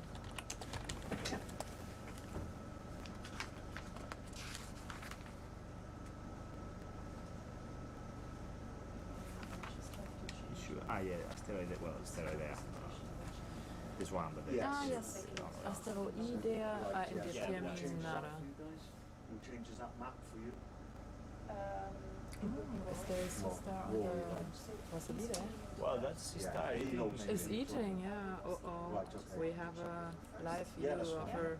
of Patrick eating SpongeBob. You get close to How cool.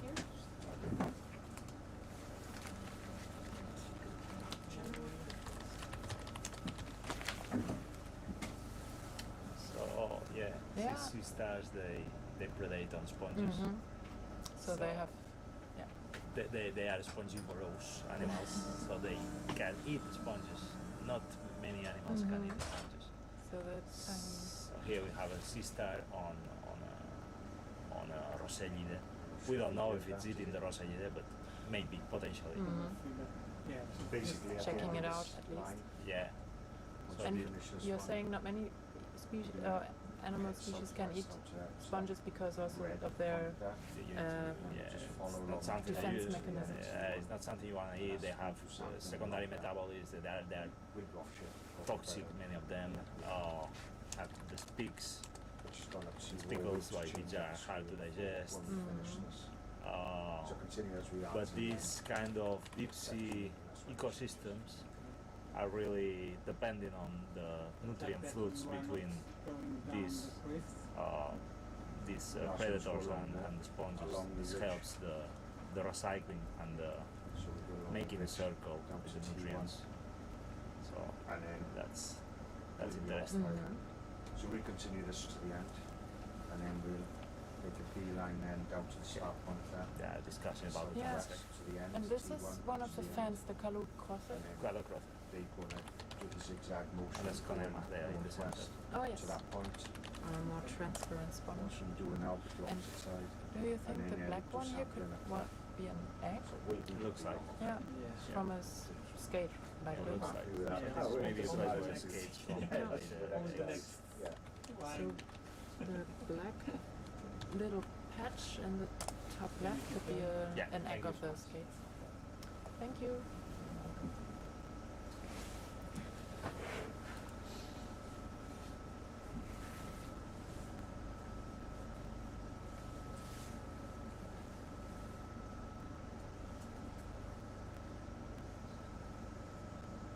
And the fish.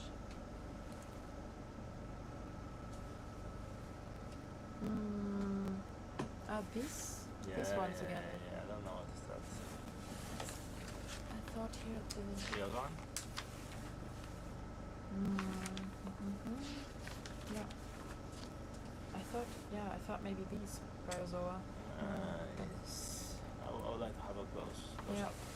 So the massive sponge there, mysterious massive sponge. This one, yeah. I just call it. I continue with massive sponge. Leave the mysterious out for now. Makes sense. Yeah. Except that, yeah, fish. A fish and the hole. Fish in the hole. Oh, he's going in. It is going in the hole. Yeah, nice little crevices to There's a hide. microid. So A what? Oh, we have a.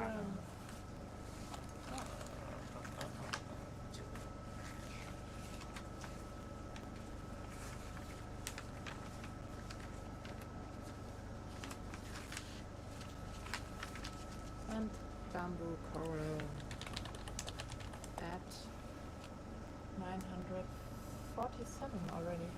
Depth. Do you want to log in the bamboo coral?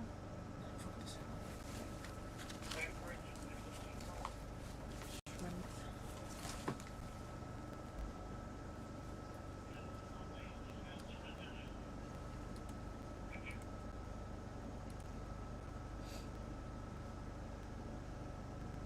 But it's not very dense yet. It's more rubble.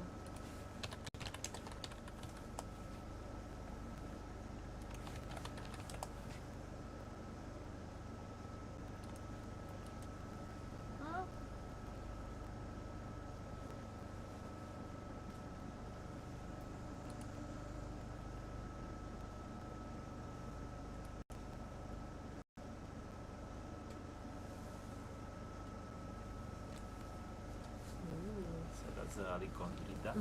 The more transparent you can one. see now very clearly Yeah. the skin. Yeah. Oh, it has like a mucus layer around. It's not mucus, but it. Yeah, I think it's just the skin. Yeah. You can see the transparent layer very well.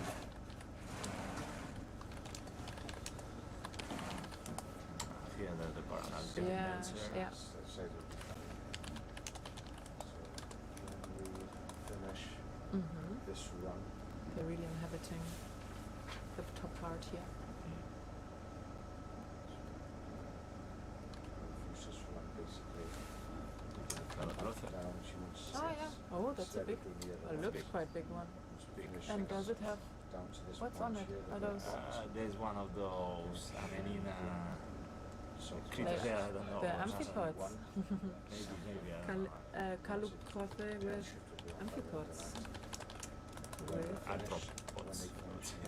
T1. We will then do the zigzag up and down there, all the way back up to that point, to there, which will be what we're doing now. And then Here's we'll another one. continue No, up that line. sorry, that's a delegate. Start sampling again along that line. Oh, it's So, on the rock. from there to there, sampling. Looks- Yeah, it's a bubblegum sponge. Not sponge, coral. Sorry. Yeah. So she's going to see raw now, to change that, to update it. We'll continue this to the end bit and then we'll go beeline down to that. Down there sampling. Yeah, that's right.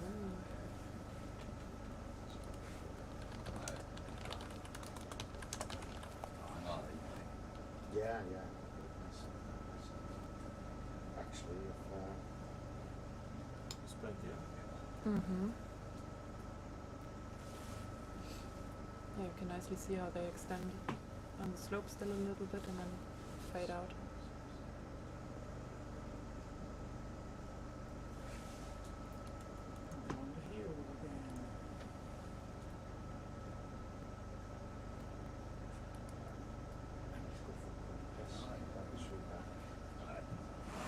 I would keep going on about 6 meters. The corner's that, top right down. And literally passenger to that. Would you like anything? Oh, No, thank And you. you like anything? I'm good. Thanks.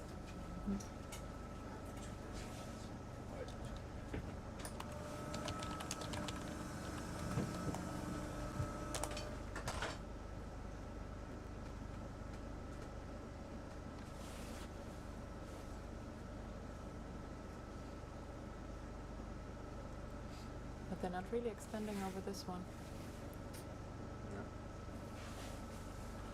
Because this is already the other starting Mhm. on the other side of the hill. Mm-hmm. I think So it could have something to do with the currents as well then. maybe.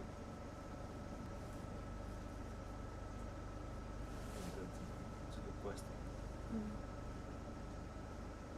Because it would look like there's the top, there's rubble, they were there. Now we're again going over a crevice.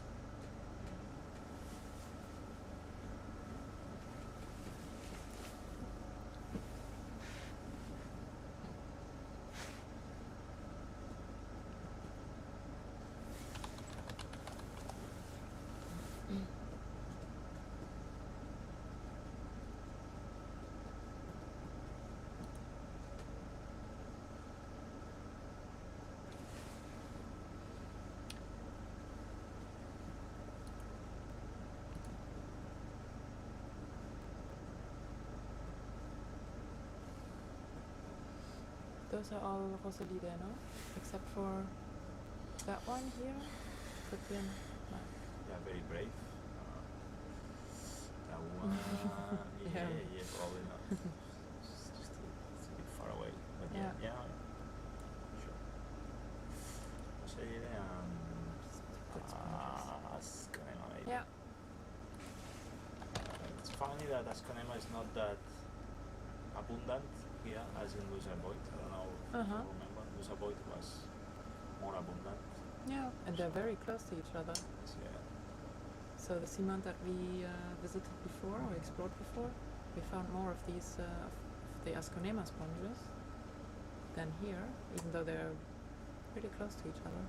And we find a lot of other species that we've found there, or like the I mean, the community here is different than there, but Yeah. there we were at those depths on the first dive. that was more that was It's a little bit shallower. shallower. Yeah, that's more like Wow. 600 to 800. I wonder if that's why. Yeah, they're more like the shallows.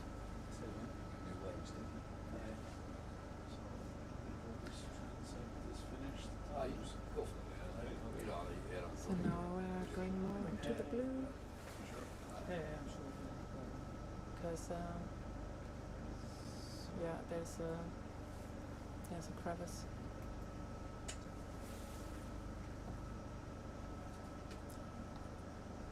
It's right down and now it's downhill. Yeah, I went downhill. to the beginning Yeah. of the POL here. We'll actually see the start. There's some way to go to where they at the end of that line. Oh no, I'm looking at the wrong. I was looking at the wrong arrow. So we're basically at the end of this transect, right? I'm not sure. Okay. That's sad. So it seems like The end of actually. Yeah, we're just coordinating and what the next starting point exactly. So we are not blue transiting yet, right? No, we are just going down the hill. Keeping with the transit. Yeah. I think in theory the end of this line should be the black point, the white point. Yeah, okay. But now tell me if you want to change anything in the plan. And okay. That's what somebody said. Yeah, that's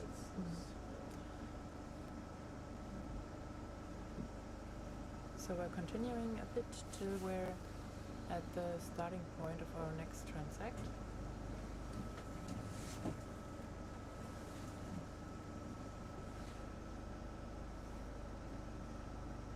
And because the topography is more... Increase the speed to 0. Do you say crevice in English for this? No, it's like a valley, like The valley, You yeah. can We're in a increase valley. speed to 0.2. crevice is more like the little holes. Yeah, crevice for me is Yeah. like little holes. Hole, along the more road. cave-like, yeah. So we can call it one to the From the right to the left. And keep going in that direction. I think. I'm logging sponges.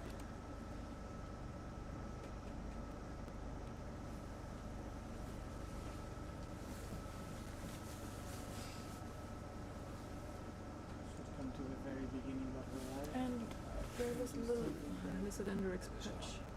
And then I think start doing the same from the other side of the ridge. So the same zigzag but on the other side.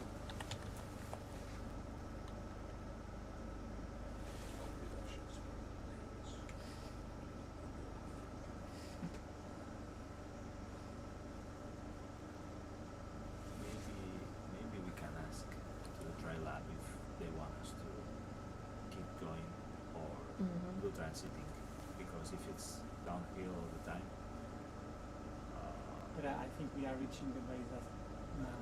reaching the okay. Because we are on the black.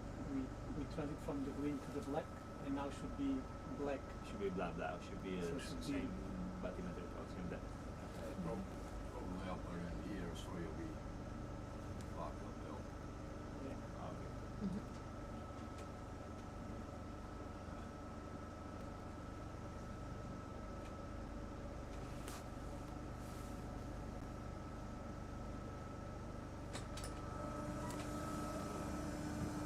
So what do you say, I mean, set to make back for the best part of 12 hours. Do we have a halibut over there? Yeah. Yeah. Yeah. Halibut spotted.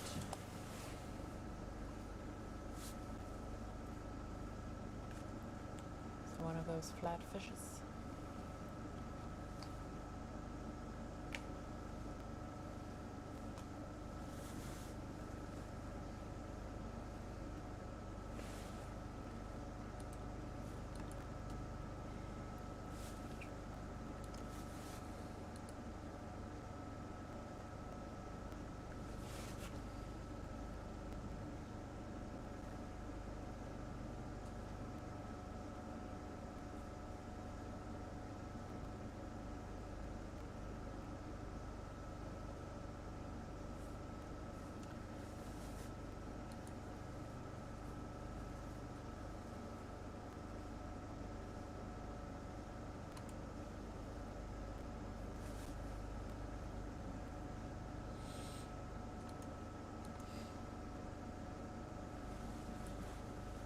So no more coral rubble around here, seems like. No, and we are. No. But back to Foraminifera, I think. I think probably that black part is not but actually, I suppose to us It's not. Yeah. probably under a specific value is all black Yeah. because it keeps going down.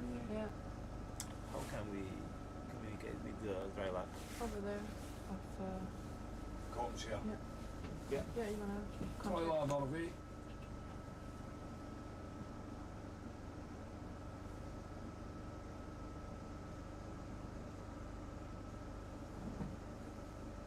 Because it Well, I would be mean, we are about to logical. get to the point, so Yeah. it's okay.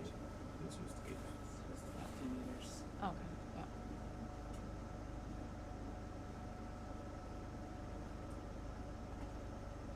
And then we're moving towards the red one, right? Yeah. Yeah. So the red point will be your start then. Mm-hmm.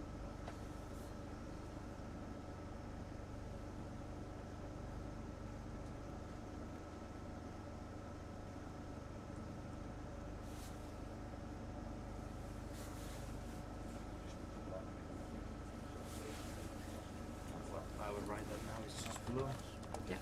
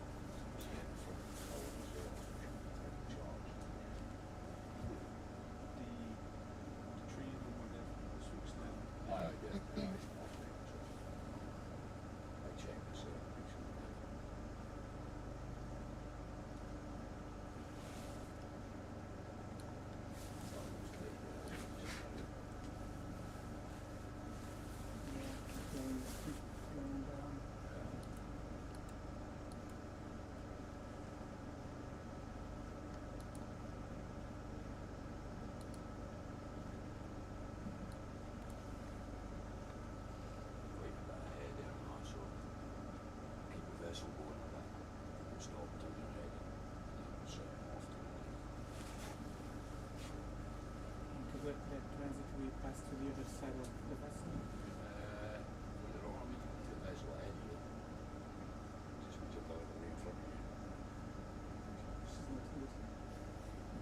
It's up there. There to have it behind, no?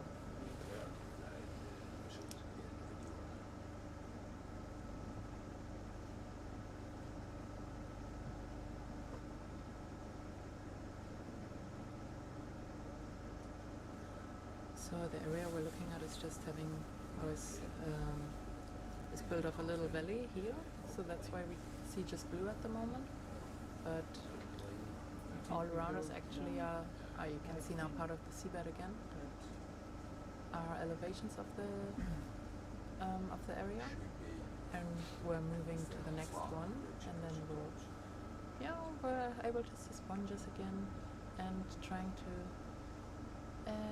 look out for the bamboo coral in particular to get a better sense of the extent of this coral garden that is possibly even building a reef here, which would be the first of its kind. That was first discovered only last year by Norwegian scientists during the Mariano expedition. So that's a collaboration of different So now the idea is to go researchers. to And it's still the red dot. not so well explored yet, because it's just been so recently discovered, and so that's really interesting to get to know more about That's what Sandra said, right? how is it built, how dense is it, and what's the community structure around it, because reefs are hotspots for biodiversity, building the habitat, building 3D structures, and Where are the one? Are we there, right? Yeah, Yeah. that could be very, Finish. very valuable here for also the biodiversity around it. So this is the finish of transect T. Yeah. Okay. Mhm. 37.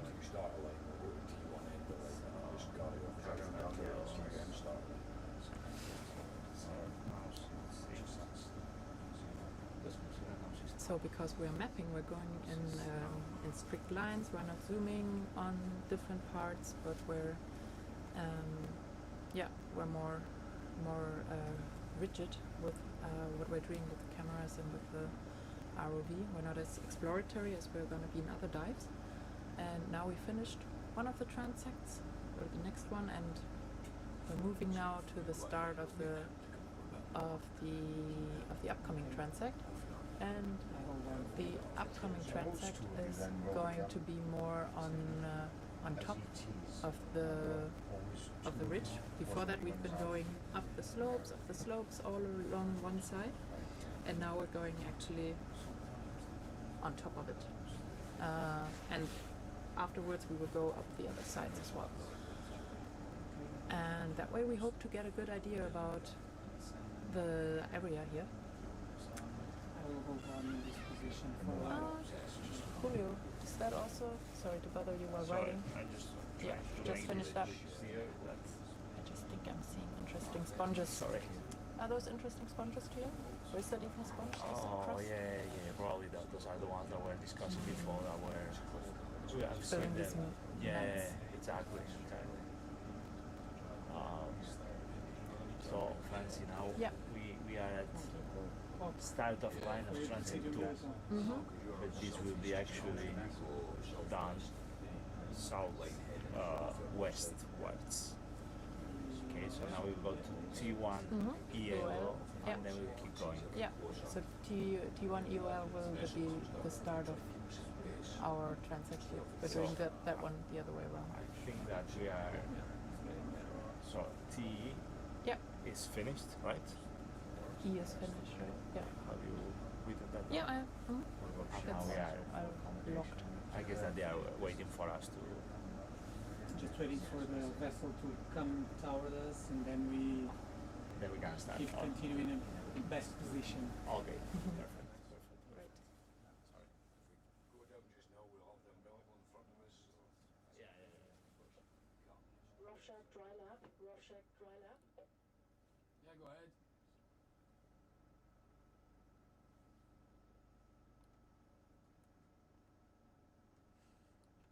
Yeah, dry lab, go ahead.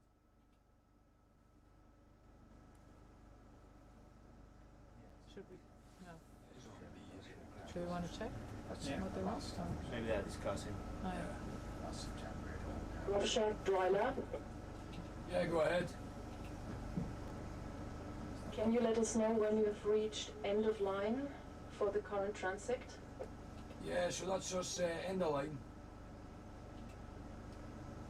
So you're going into blue transect soon?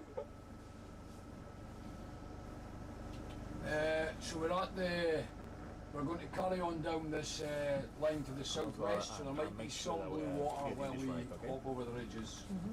But I think we're moving into the blue transit now. Pretty much. So we are not starting. I'll come see you. Here. Thank you. Yeah, well, that, cheers. So now we have blue transit. We're just making sure that we might not be much don't have any set up, misunderstandings so here to the left about there, where so- we're actually starting the next transect. But yeah, which Okay, so we are not starting the transit on T2. So no, it would be a blue transit until the red dot, and then we would start it. Was my understanding. then all this should work.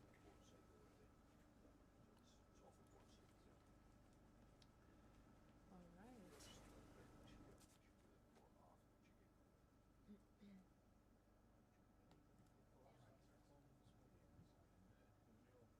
Yep. I think this is what we were discussing with Sandra, so I'm going to jump out, but the map is there. Thank you.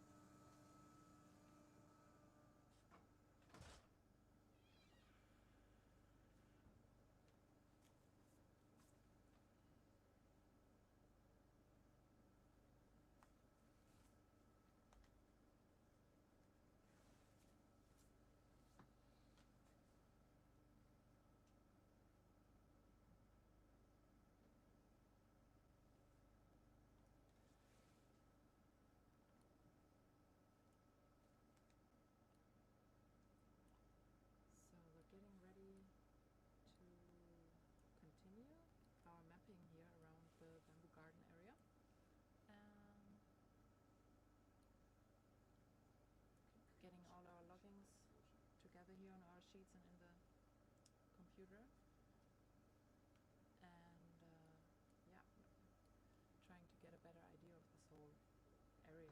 And all this is part actually of a bigger expedition where we're not looking only at this bamboo coral garden, but on seamounts in particular that are along the Mons Ridge here in the mid-Arctic Ocean, and also on hydrothermal vents, so hot springs in the deep sea that are created by underwater volcanoes actually. So the Mons Ridge where we are, it's a very slow spreading ridge. So yeah, it's slowly spreading here along the along this part of the northern Atlantic, in contrast to some fast spreading ridge where there's very high volcanic activity. And for I think quite a long time it was actually thought that there would not be hydrothermal vents at the slow spreading ridge, but that was shown to be not true already. I think somewhere around 2007, when the vent Loki's Castle, which is north of us, was discovered, black smoker area, and yeah, we're so looking both at vent systems, or gonna look at vent systems, and also at seamounts and yeah, underwater mountains, elevations where there are different hotspots of life generated. Yeah, and at the same time, this area is already looked at by industries. For example, also deep sea mining industry is looking into this area, or Norway has opened this area for deep sea mining. So for can we get our mining the vessel deep move seabed for 215 metals. continuous But luckily, this is not 0.2. going to happen at least until 2029, even though it was supposed to start much earlier. So we hope we have some time now to put actual protection on these areas, at least from Greenpeace. We're very interested in getting this across, and now there's more people coming. Hey! We are What are you here to doing? send you off to the next meal. Yes, I'm wondering why it didn't remind me of changing the tape. Normally it should remind me like 10 minutes. Okay, thank you. Looks a little bit. There's blue transit 21 here. It's Yeah, Very strange number there now. we'll figure this out later. Yeah. But should it be like 9 minutes to go? There is, Antonio. like, Sandra mentioned that we are going to start So in yeah, T2. Julio and I am getting ready to be swapped out by Anna Helena and Sergei again. With the white spot. And To the right. then they're then gonna continue. do the next transect. And then continue the yellow line. And we're just coordinating everything also here with the pilots. Yeah. Yeah. So just bear with us And then for a bit more. Instead of blue transiting, doing Yeah. the proper transit. Yeah. and now we are going to be able to make more stops and stuff. So we're not going to have an even speed so much as maybe stopping off and looking at things and, like a more exploratory dive.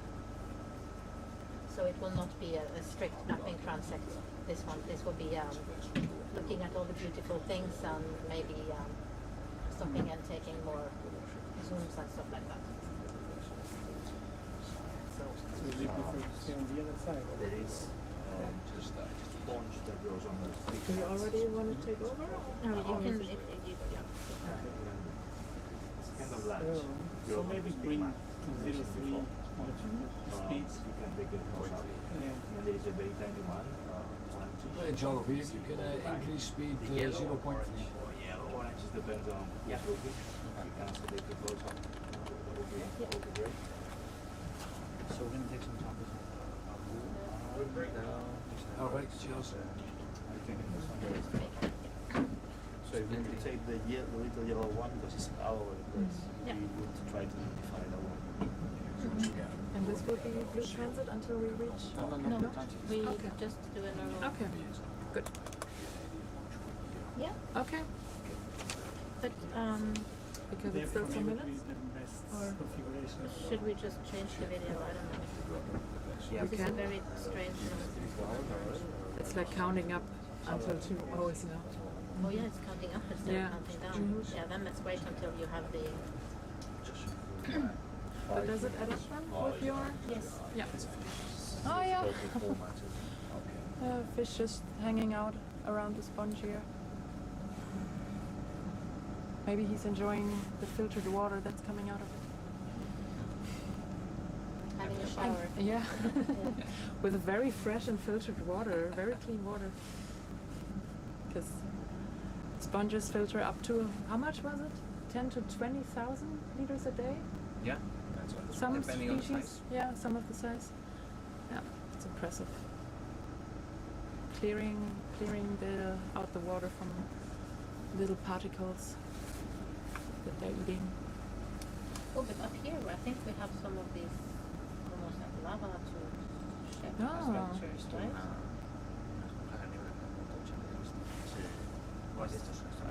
Hay tres especies, había tres especies. So there were three species together. Reason why it was so. The one in the very middle was very weird. Really, yeah. I have written down the coordinates. So we have more of these. Yeah, I just let you this one. Yeah. Fresh one. Next time, is it a lot of lead in there, or should we bring more? Yeah. Sorry? Yes, we'll just let them. No, in the pencil. Ah, lead in there. Yes. Yeah, there's a lot. No, there's a lot in there. It's a pencil cemetery. But here's a lot of Latin. And a lot of lead in the pencil. Lead in the pencil and Yeah. Latin in the pen. Everything how it should be.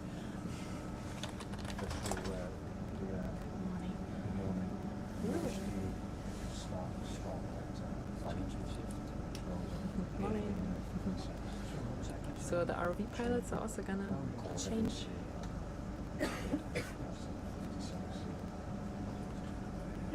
The guys over here had a long shift. They don't swap every 2 hours as we do here, but stay longer.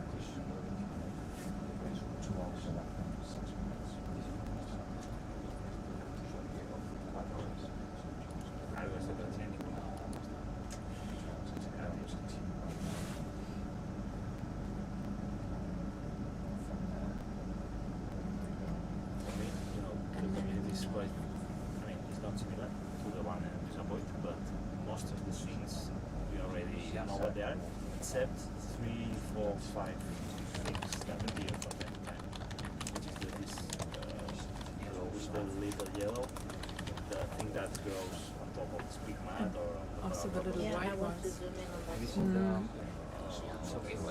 They're also, yeah, all along the rocks. No, it's the So same we have that we interesting tried to little collect on the first dive, and balls, sponges supposedly on the rocks, the white ones, that we want to have a closer look at in the future. And also the yellow dots, or sometimes they're even little tubes also on the rocks that we want to have a closer look on. Yeah. That if you can collect. That's gonna be different. There will be more chances for sure. I think we'll stick to I can hear that like the close-ups. Close-ups.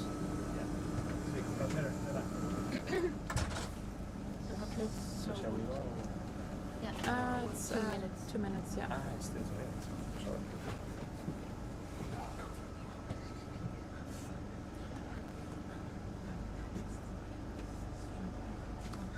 Little fishy. Or maybe to remind that someone, because it's hit for down again as well. Ah yes, we will need to change the cartridge in like 2 minutes. Yeah. Yeah.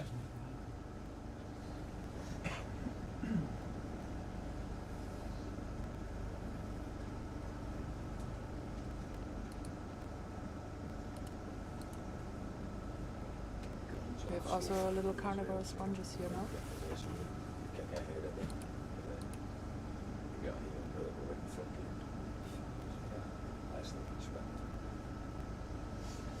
Ah, what is the crust? So that's, you can go close up to, if you see things like that, it would be nice.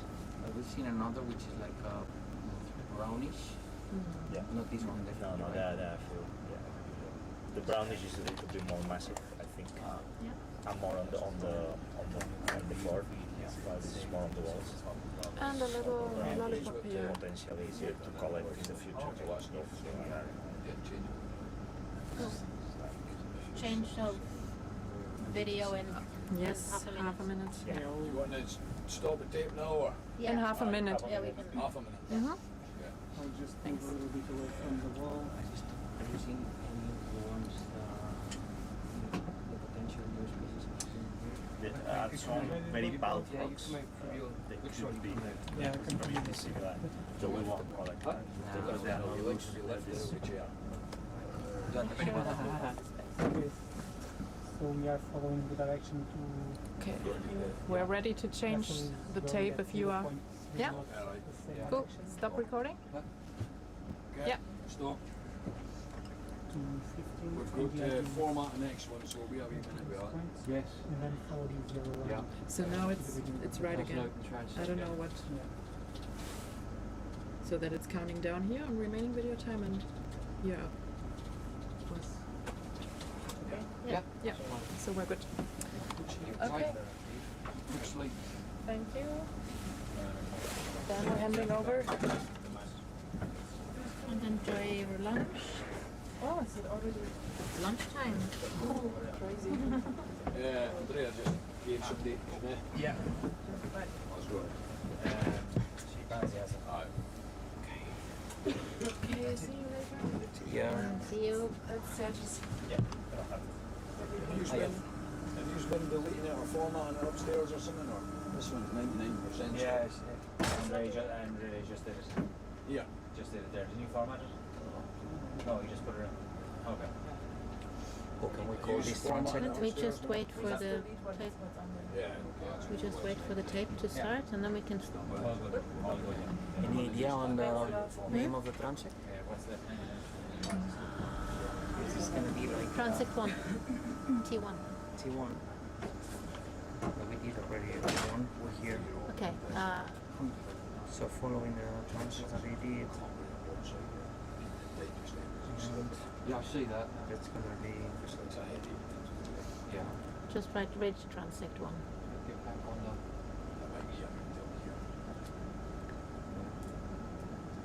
So, for everybody who's listening now, this is Anna Helena and Sergi who took over on the talking side, and we are ready to start. Start recording, yeah? Yeah. Okay, 3, Perfect. 2, 1. Yep. Record. And we are also giving the team of pilots finally their shift so that they can also have some rest. They've been working wonderfully the entire time. We're so pleased with flying with such wonderful gang of people. We're getting a new shift of pilots in here.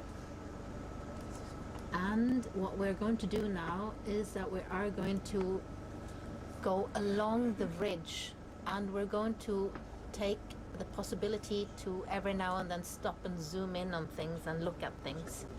So this is what a lot of you have been asking for, and this is one of the times it comes. We will go back to mapping on the northern side of this ridge after we have done the ridge, and then we will go on another exploratory after that again. So that's the main plan for.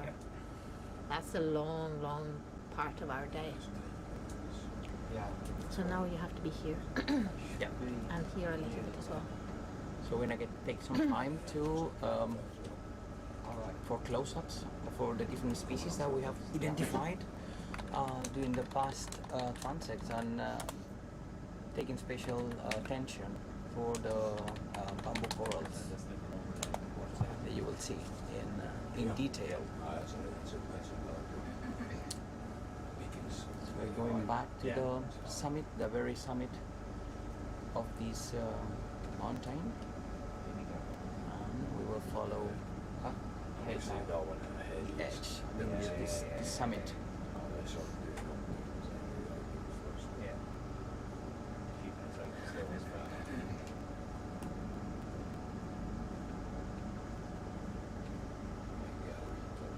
Yeah.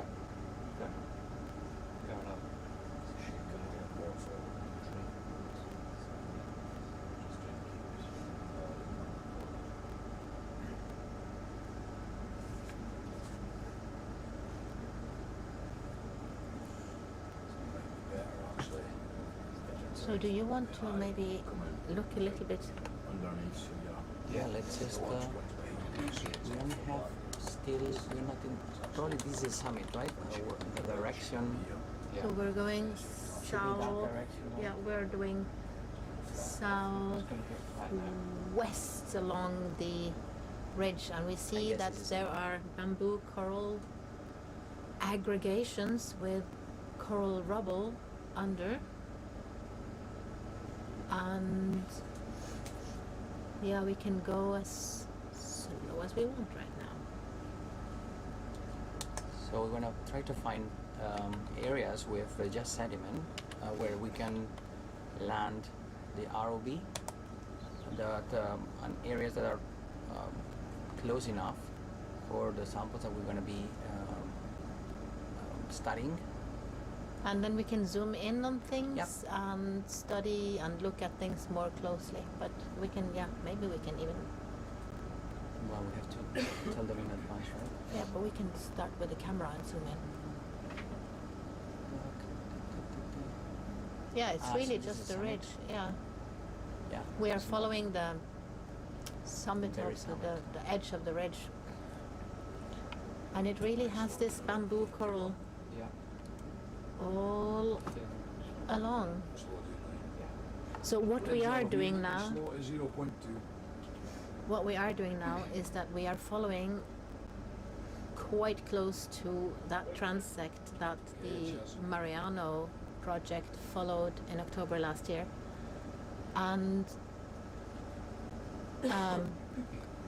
since they had to do a very strict transect like we have been doing until now today, we are going to do possibility of slowing down and zooming in, so we can even zoom a little bit here and look at things, right?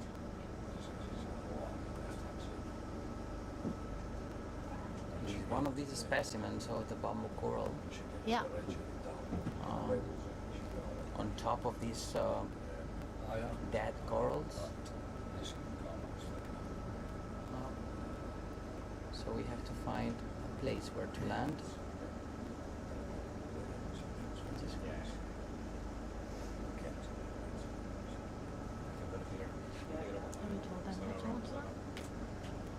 I think this area is just too close to the...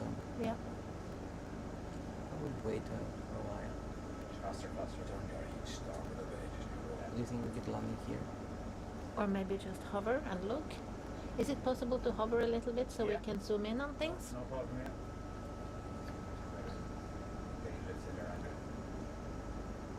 And then we can maybe look at some of the bamboo coral specimens a little bit closer. Since we have been looking for them the entire day, it will be nice now to Bridge RV all stop.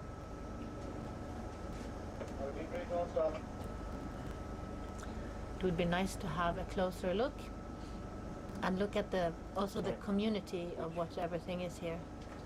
Oh. Yeah, we need to wait until the RV stops. Yeah. We can look at those. Potentially, yeah, those ones. Yes. So we see Acidia and bamboo corals and the Just focus on those. Rossellidae, the vase sponges, and this biological matrix that they're all building. We think the main structure of this... Turn off the lasers, please. What's that? Is that okay? Turn off the Lasers lasers. after lasers off. Thank you. So we see that this substrate that the bamboo corals are standing on seem to be of older, dead, the brown bamboo corals together with mixed in all sorts of biological dead things. You see the polyps, so these These are pinkish the stuff that you see on the axis of this white axis. This is actually the polyps. and that's the feeding and reproducing part of the corals.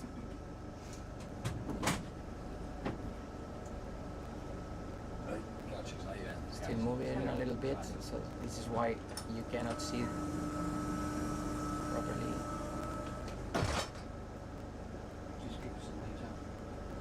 Yeah, when we are getting closer down to the seafloor, we will also get a little bit of the seafloor coming up to us. Yeah. So we just have to wait for this cloud to land to see super properly. But this is nice. We can zoom in on all of these things, Yeah. right? Finally. After several hours of flying over them and mapping them in general, it's nice to see them close up.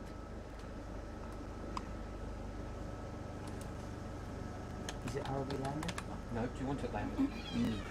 No, not really. We can, if it's We can possible just to wait for hover. another moment then. Tell me what you want. Okay, yeah. And accommodate. Thing is that, yeah, it's moving a little bit. So you potentially could see them if we were not moving a little bit, but these polyps, they do have tentacles, and in these tentacles they have stinging cells. Stinging cells, and these are used to capture organisms that get too close, and then they get into the This is the belly. Yeah, and this is the structure that they're Look at standing that. on. Look at that. Ah, you see here. Yeah. So these are the tentacles. You see the tentacles now in this. Really pretty close up. And you can Look see, at that. you can tell where the current comes from. It goes from the left to the right. You see, Yeah. the particles going really quick. So what I also see here is this substrate that we are thinking about as the coral rubble substrate, and it Yeah. seems to have quite a lot of. Wouldn't that be bryozoa? Yeah. It looks like a lot of bryozoa in there. Could be, yeah. Or maybe they are. Now, all my friends, I hope you are listening and can smack my fingers afterwards if I make this wrong, but I always Now this mess is up a little bit I of. think a nice footage of the bamboo coral Yeah, look at that. with the polyps just to the side. With the tentacles, some of them are like everted, some of them are a little bit retracted. And these are actually, as we mentioned, the structures they use to capture their prey. That's beautiful. Yeah.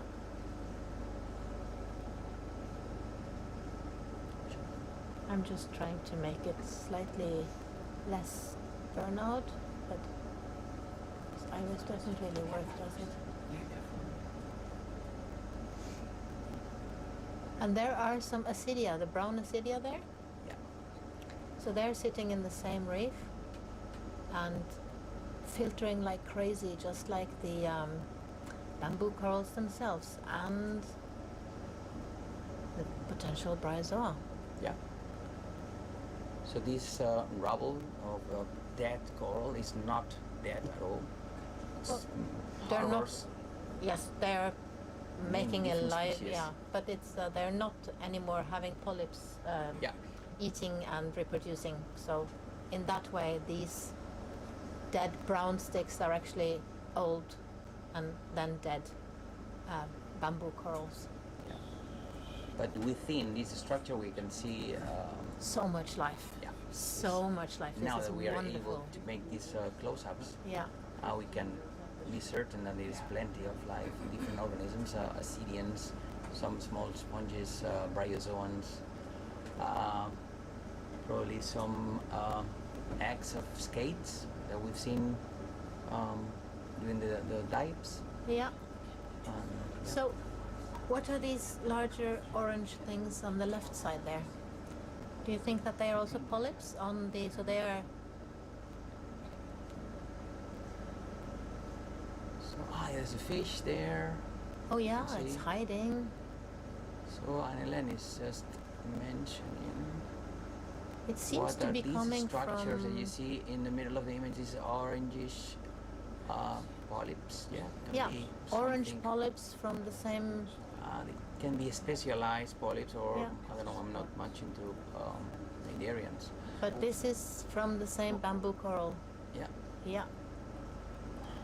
You see, these are the let's say the regular polyps. The The pink ones- ones. Can yeah. we focus? Let's focus on. Yeah. And then to the right, you have these orange polyps. Bright orange in there. You see, there's behind there's a Assyrian and a fish that was hiding from us. If you want to go a little bit up, we can see if we can see the fish. Yeah. There it is, hiding. For all the people who like vertebrates, here is your fish close-up. So yeah, these are And the you see the polyps. snail sitting on the Oh, Assyria. yeah. So this is the nice thing about going closer in. We can see all of these species that we can't see when we are So going top, faster and going further away. yeah, top of the Assyrian, you can for sure see the snail. Gonna make it close up. This is the closest we can get. In there. Yeah, beautiful. And I think I've seen, so the tentacles have pinnulae, so they're pinnulated. Oh yeah, look at that. If you have a look at the tentacles, so they have like a, how many? 8. Well, they have tentacles, and then departing from the tentacles, there's like a small structures. I think they're called pinnulae. It's like to increase the surface of the polyps. Yeah. Yeah, can you see it? Cool.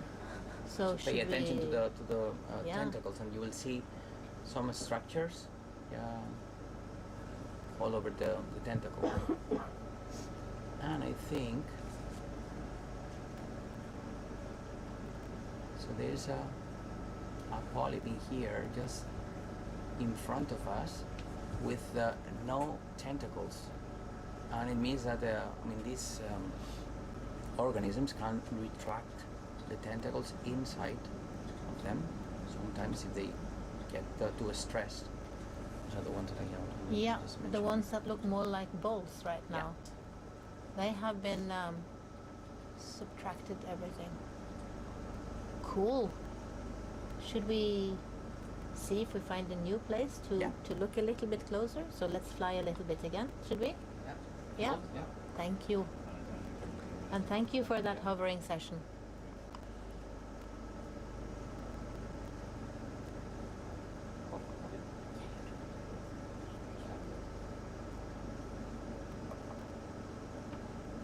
Oops. Maybe...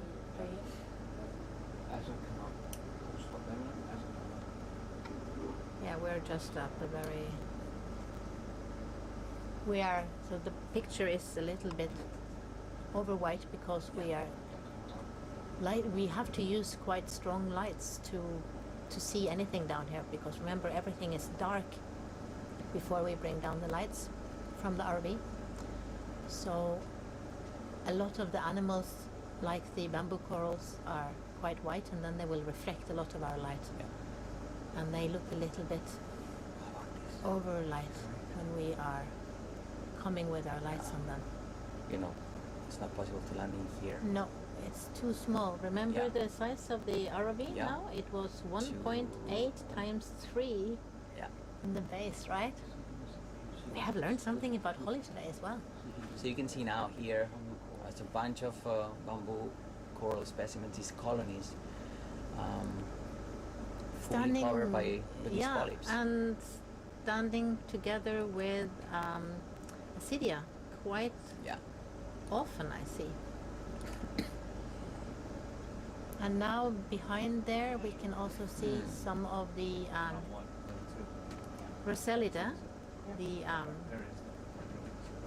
I have already forgotten the name we learned. Chaudinia. Chaudinia. How about we land in here and we try to get some from here? Is it? Let's try a little bit more before we start. So we're trying to find a place where to land the ROV without disturbing much of the reef. We're gonna take some time to find the right spot. Yeah, and on that way we can look at lots of things together. I think now it's the possible time to zoom in a little bit on some of these sponges that we have talked about the entire night and day. Guys, we can come to port and you can square up your camera so you don't have the manipulator in it. Yeah. That would be great. The thing is that we're facing to the... Yeah, we can turn. Yeah, they can turn into... yeah, that would be great. Better image. Yeah, that would be wonderful, thank you. So, is that one of the spaghetti things right next to the manipulator? Yeah, that was the one of those. Lisodendorix? Lisodendorix complicata. So we have all of these nicknames on most of the sponges, but of course we want to learn the Latin names as well, so we're going to continue practicing the Latin names. Right now, the two large white sponges that looks like vases that we're looking at. These ones that you have in here with they are crinoids on top. With the crinoids on top, they are the... Tilt it a little bit like this. They are the Rosellida. Rosellida. With the crinoids sitting on the top. Yeah. We are repositioning the ROV a little bit so that we should get a better view of the hill. Okay, we'll find some other specimens to look at.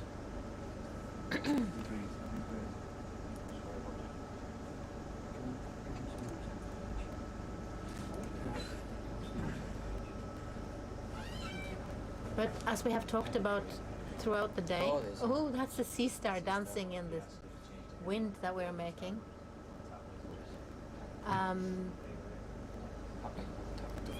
But we see the variety of animals, of species that are living here are a lot higher than further down the slope when we had more just sponges or just one group of sponges. Here is several groups of sponges, and now Sergei is zooming in on a crinoid together with a Rosellid, a Rosellida. Yeah, you see? That's a crinoid behind. And the Lisodendorix. Lisodendorix, yeah, complicata. The spaghetti thing is behind the bamboo coral. So we have everything we have been talking about all the day in one picture. So in first place it's a bamboo coral, and just behind you can see this bushy sponge that we are also one of our targets for this mission. Because you talked about them being everywhere, and we wanted to compare if they are genetically the same when they live shallow, like here at 940, 50 meters, or down to, how deep can they live? 3,000 or something like that. Yeah, so maybe down to 3,000 meters, that's 2,000 meters of an interval. And one of the questions is to find out if these are the same genetically. Yep. Or if they just look very much alike and are different genetically. Yep. Trying to find how isolated or connected populations of these species are among the different seamounts that we're going to be visiting during this Greenpeace cruise. Because of course that's also a big thing, right? If you are living on one spot, you might not have contact with your congeners on another seamount, and then after a while you can become genetically isolated. Yeah, and especially with this species. This species is a hermaphroditic species, and it broods their larvae. Ooh. So it means that potentially they have like a limited dispersibility. So it means that could potentially be like restricted genetically to depths, to certain depths. They sound like my amphipod that also brood their Oh, really? young and carry them around. So we have the amphipod equivalent of the sponges. Mm-hmm. We can be friends there, my friend. So now we see that quite biological matrix that we have been talking about the whole time, this coral rubble mixed with of other species that make up the substrate, a sort of a mix between hard and soft substrate here. And are these the carnivorous sponges we have heard about? I didn't want to say. It was you saying that this is a carnivorous sponge. Well, we have talked about them the entire day. Yeah, So because carnivorous there's plenty sponges. of carnivorous sponges in here. So these are these small structures that you see with little branches. Can we zoom in on them? Yeah, it's a little bit too bright now, but yeah, you can see it. Yeah. So there must The be several ones in the species middle. here, right? Or are they Yeah. all the same? Julio said that at least, Julian Paco said that at least 3 species, but you can also spot this Germesia Garsemia. Soft corals. These pinkish black corals that you see, soft corals that you see right to the Yeah, right of the sponge. sponges. To the And in the carnivorous sponge. background there we see some bamboo coral still, so this is still the bamboo coral area. And as we mentioned before for the bamboo coral, you can see here the polyps. We haven't seen it through the transit before because we didn't got that far and that close to these specimens. But you can see these polyps. If you see the top image, you will see small polyps with the tentacles out. And now we're talking about on the soft coral, right? Yeah, soft coral. You can see quite well if you pay attention to this structure, especially the one in the middle.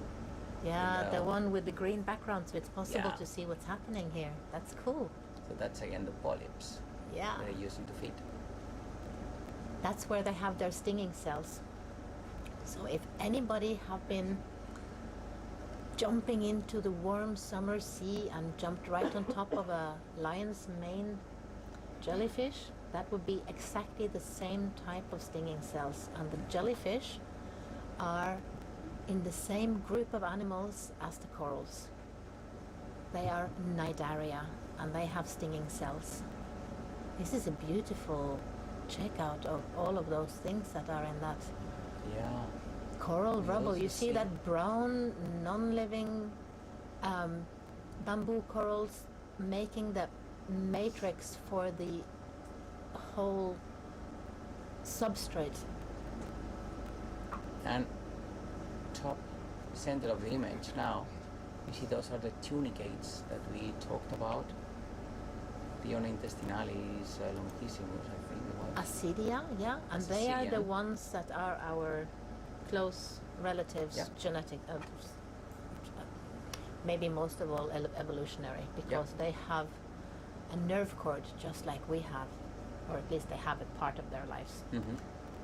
So right in the middle of two sets of carnivorous sponges, you see these Acidians, and they are also filter feeding organisms, so they feed on the organisms that are present, bacteria mostly, in the water column.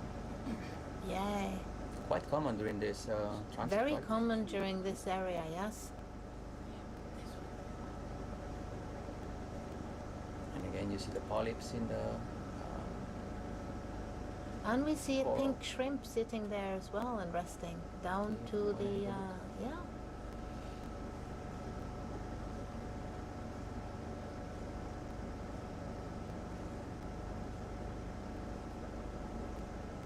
I always point out the crustaceans because I am the crustacean girl, where Sergi is our sponge man. You see now Yeah. the shrimp in the middle of the image. This red shrimp. Sitting there with its tail up, and I think maybe being slightly pregnant because we can see the orange eggs up by the head there. Oh, really? Yeah. Shrimp are kind of famous because they change from being male when they're young to being female when they're older.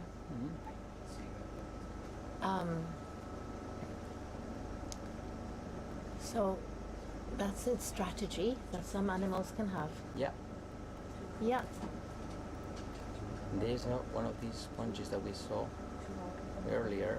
Oh yeah, the fan-shaped one, right? Together with a Siona again. Yeah, I think so. Another of the Acidia.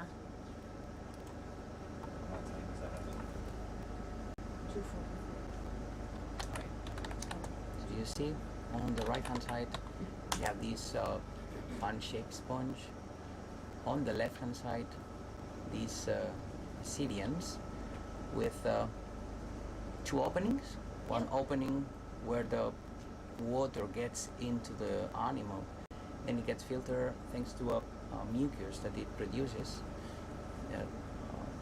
And then it Water goes out. gets cleaned, and then it goes out from the other. So they have a opening. direction. They're in one place, out the other place. Yeah. Just like you and me. Okay, here. cool. So this is not dead. This area is. The area is definitely not dead, and the habitat is teeming with life, even though the substrate is based on old and dead corals. This is very, very, very much alive. Yes. Should we try we're to gonna move on a continue. little bit? Yeah.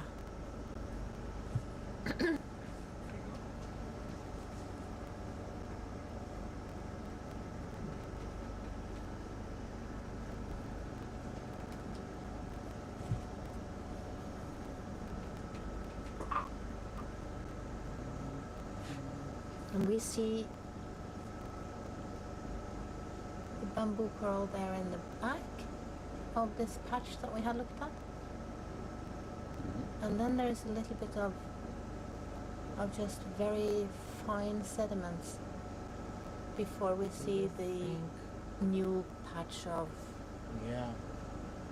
What did we land here and try to get for samples?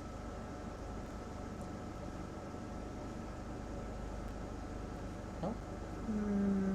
I think it's the safest place we've so far. I don't think it's very deep though. There's plenty of room here. We could potentially sit here or here. We can reach. Do you think it's possible to land here, or would we land on top of a lot of the things? We'll have a look. Yeah. Very close, yeah. We're trying to find. Is it just a view or to sample? Because We- just a view. If If we it's- go down, we can't get our arms out. Oh yes, then maybe we go further. Right, we won't land there. It's too small, too steep Yeah. on the side. It's too steep to land. Okay, then we continue. Yeah, we'll find another spot.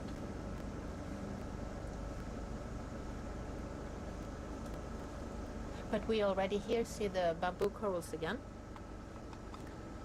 So that little empty sedimentary spot is not really stretching out very far. Yeah.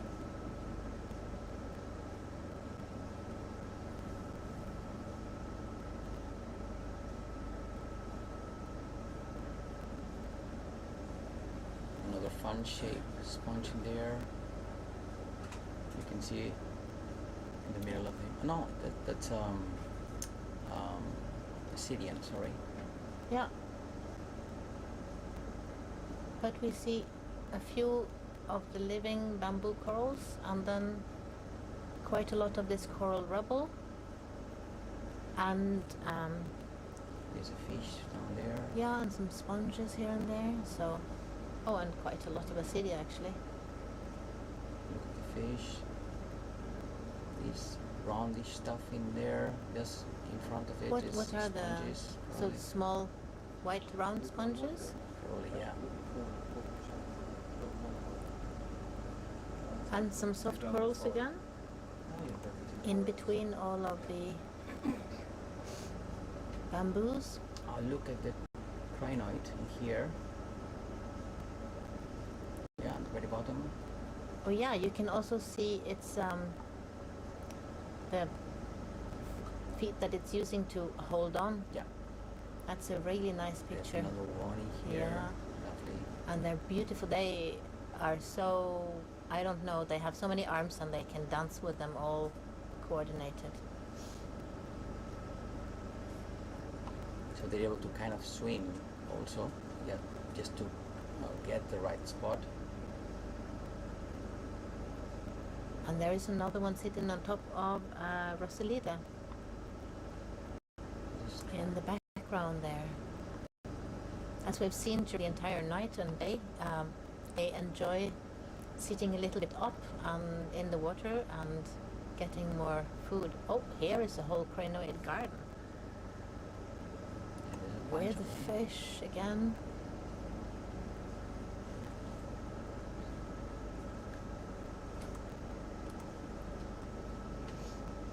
And those little yellow dots that we see, do you think that they are... to get closer in order to see whether this is a sponge or something else. It could potentially be also, it looks like a sponge because it has so many different shapes, right? Yeah, yeah. And sponges are like quite, they can get different forms in some cases.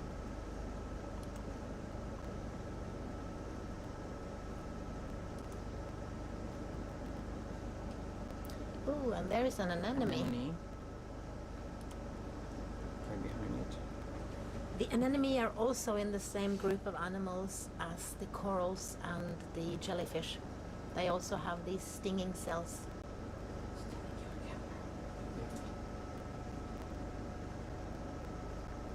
And I should say, I hope none of you have actually landed on this lion's main fin, because that's quite painful.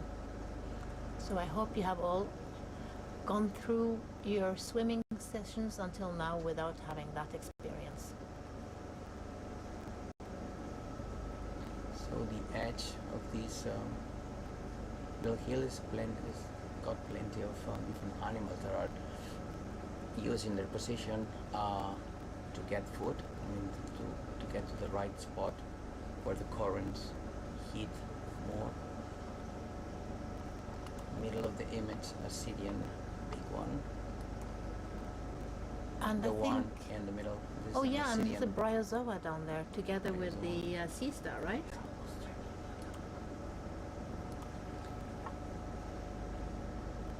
Bryozoans or moss animals are also really crazy, beautiful, very interesting and quite difficult animals. But we should again remind you all that all we see now, even though it looks like a garden, and sometimes we use the word garden to describe this beautiful collection of bamboo corals and sponges and crinoids and everything, it looks like a garden, then it's all animals. These are animals and not plants. There's another fish there.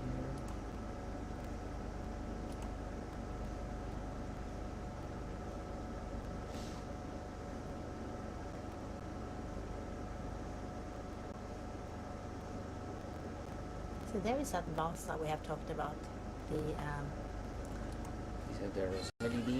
Rosalida, yeah. And that opening, that big opening, is the outwater poor It's called area, yeah. oscula in sponges. It's where all the water that has been filtered, it's integrated and it's expelled to the water column. So if It's you like compact very, and very fresh filtered water, that's a good place to be. Yeah.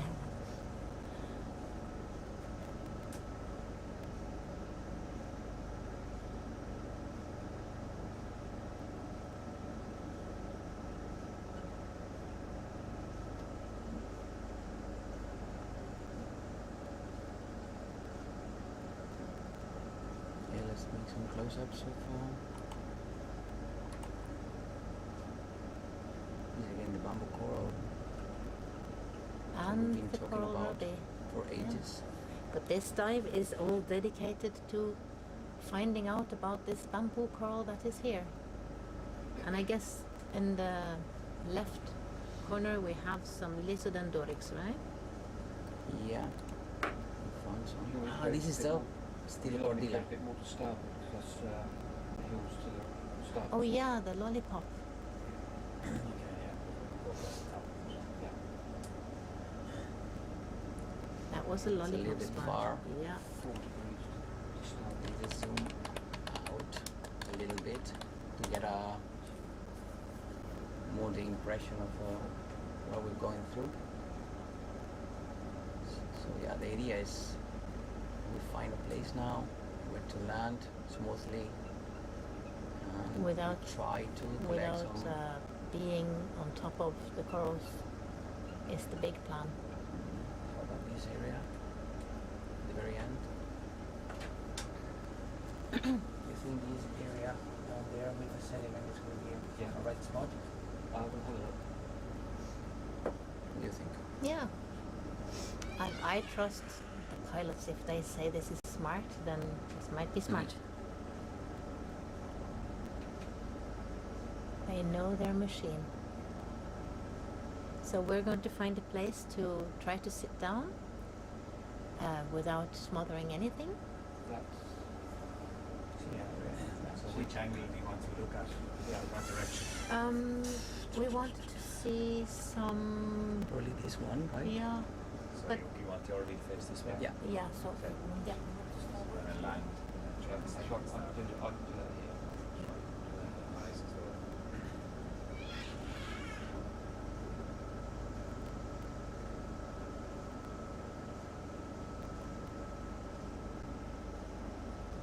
Yeah. Okay. That looks Yeah. perfect. This orientation is perfect. Yeah.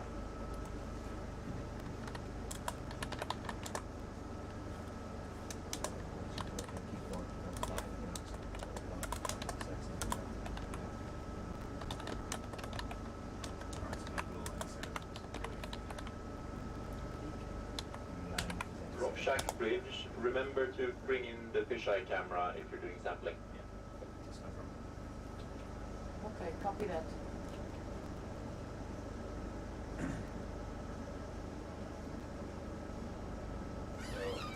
So one of our What we can do, guys, is we can bring that in so Yeah. you get a nice view of it. that would be good. So one of the things that we have talked about during the day, and that is one of the plans for this dive, is to find out which species of bamboo coral do we have. And to be able to say that, even though it's beautiful to actually be able to zoom in and see more closely than what we have been doing until now, we do need to take a few samples with us to the lab to find out from the microscope and also from genetics which species we're actually having as the founder of this substrate and this area that we're looking at. So first we're going to have a little bit of a look at them and to get good filming, and then we are going to take a small piece of this colonial animal, so we're not killing the animal at all. We're taking a small piece with us to the lab so that we can study it and find out as much as possible about it, and be able to give a better description of this entire habitat and area.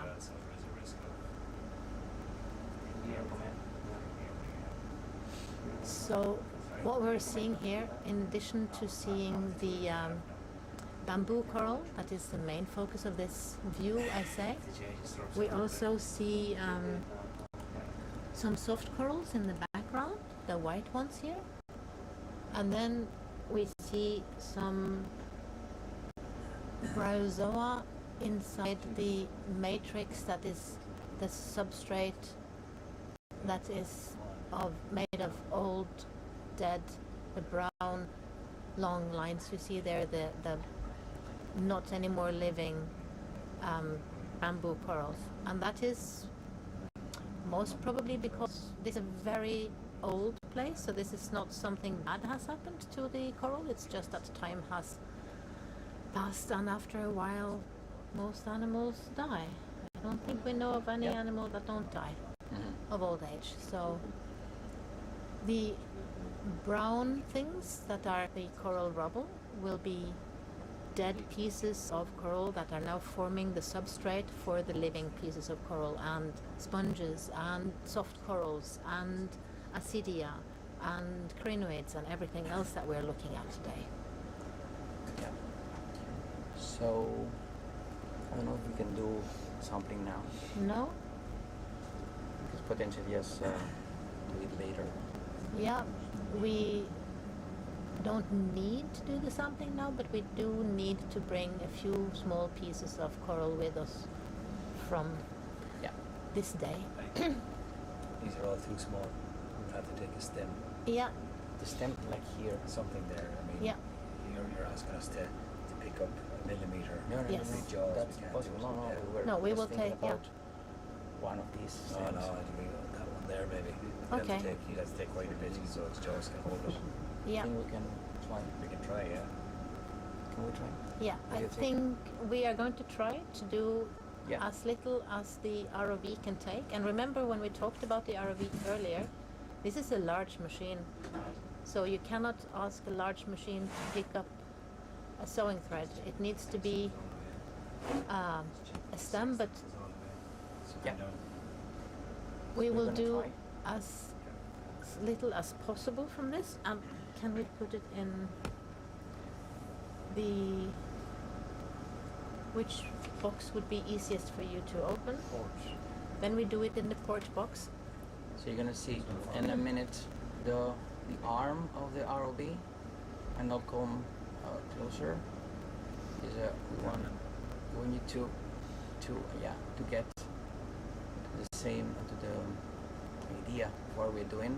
So this arm is gonna be just getting close to the specimen, and we're gonna try to get a small piece. And this is very, very picking out just a small point of one colonial species. So this is all, this whole thing is the same genetical as well. So we're taking one piece of this to compare genetically to other bamboo corals, and possibly to bamboo corals from other places in this area, to see, just like we talked about with the Lysodendrorix, if they are genetically isolated in the different places, or if they are all getting genes from each other so that they are exactly the same species.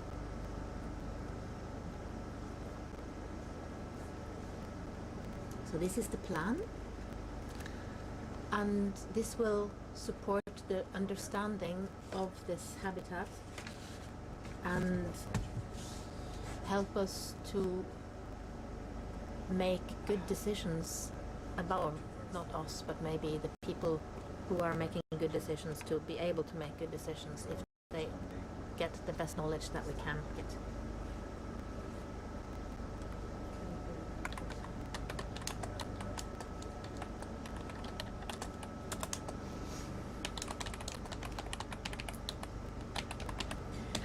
I should also say, like I did earlier, that all the coral sampling that we are going to do is going to be very little, and it has all been pre-approved before we went out on this cruise.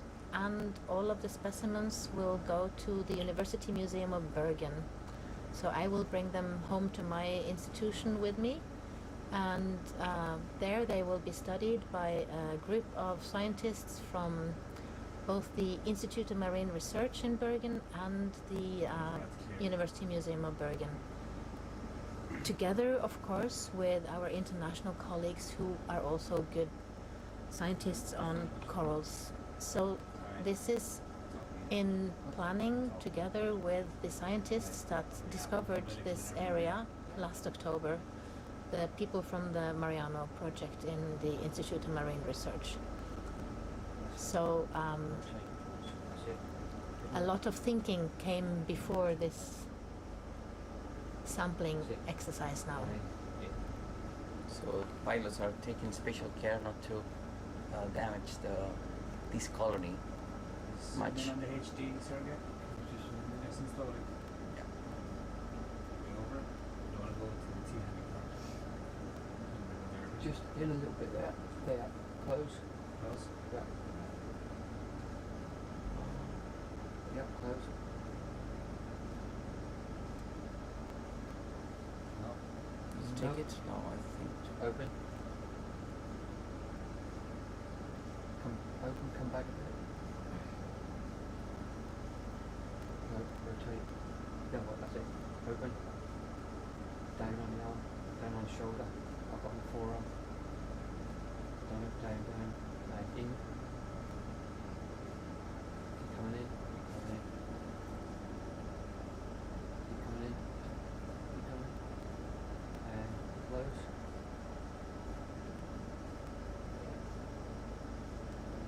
Can you turn? Yeah. Yes. That's good. That's a nice, thank you. That's a perfect piece for us. Awesome.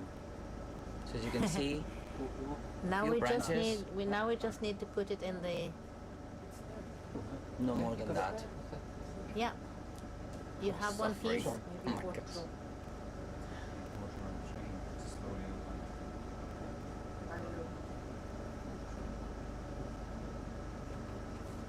It's coming out. Oh yeah.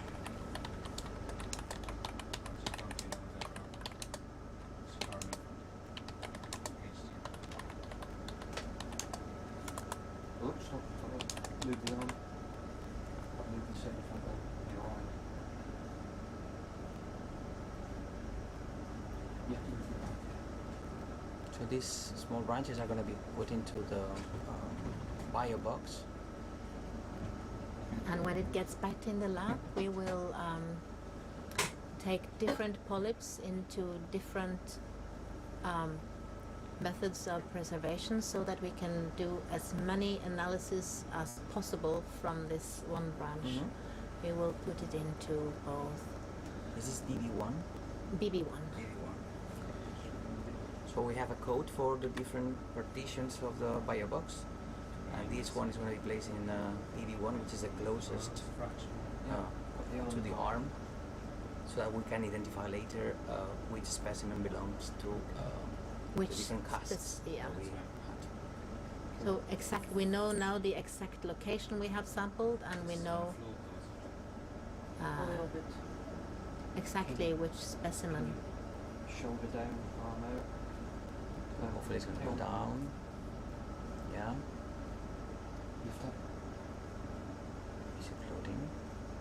That's a question. Hope it is not floating. Fingers crossed. I want to swing the arm around.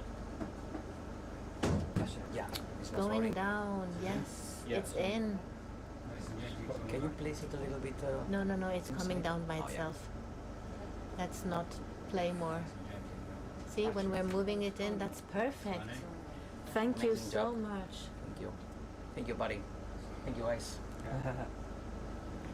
So that is our first sample of bamboo coral. Yeah.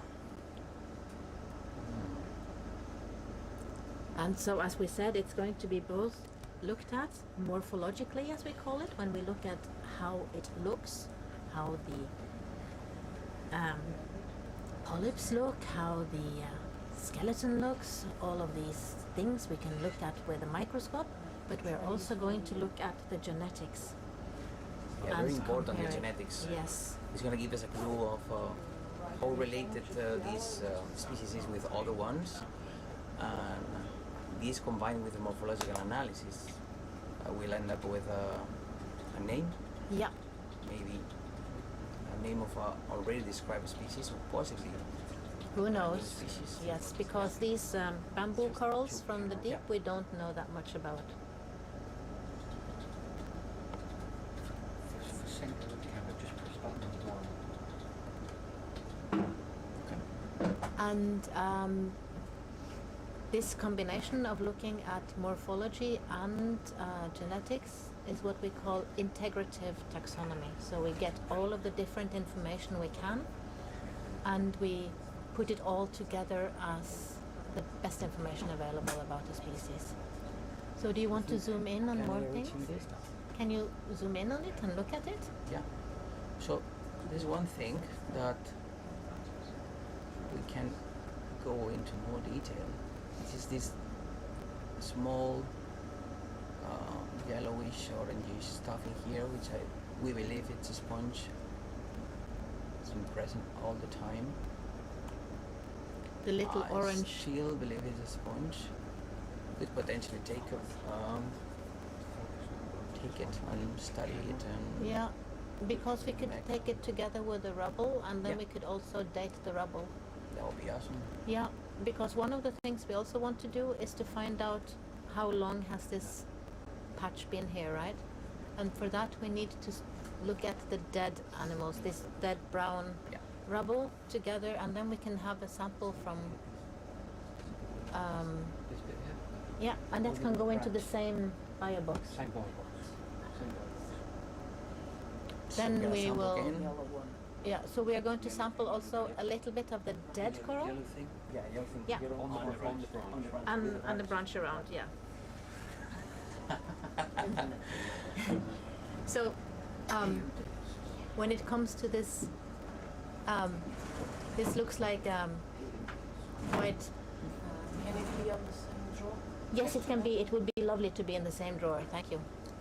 So this is something really challenging for our pilots. Yes, But yeah, they are we believe probably they going to be will very go. frustrated with us after this picking, but we have the best people to help us with picking this up. So again, the arm in position. I'm gonna get a close up as the arm Yeah. gets closer to. And you can, sample. if you have to do a few of these dead strings, then that's okay. Because look at the size of that arm, and it has a lot Yeah. of power in it. It's got some polyps from the previous Yeah, sample. it's good that it goes into the same box then. If you get a few branches, it's not there's a problem. Actually, Yeah, that would would be better, right? Yeah.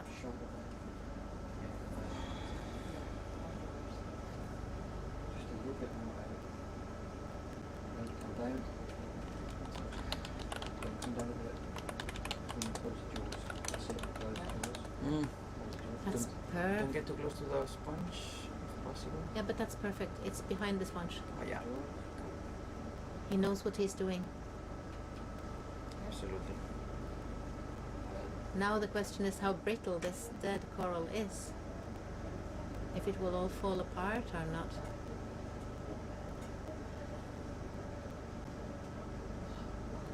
Ooh. Yep, you got it. So we're getting what Wow. we want. Oh, Okay. Just that bit there then. Open the jaws. it broke. a But little then bit. this piece with the orange sponge that we would also like is already broken free, so we can just pick up that and its neighbors. Open. Oh yeah, Open. That's it. Come down. Keep my open. No. Come in. Come down. Keep coming down. Too high. Down.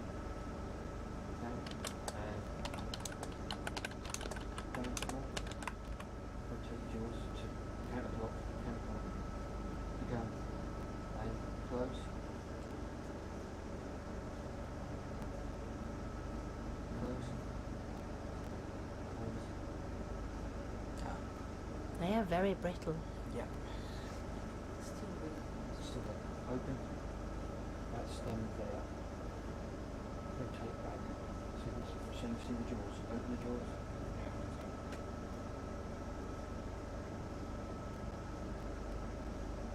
Rotate.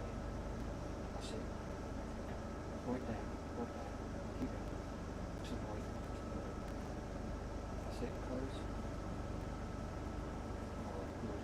That's it.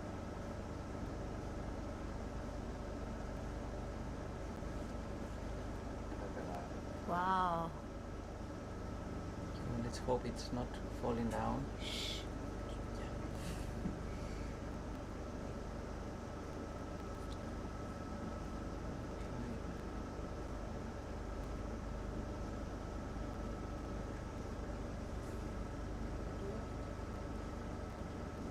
Super challenging.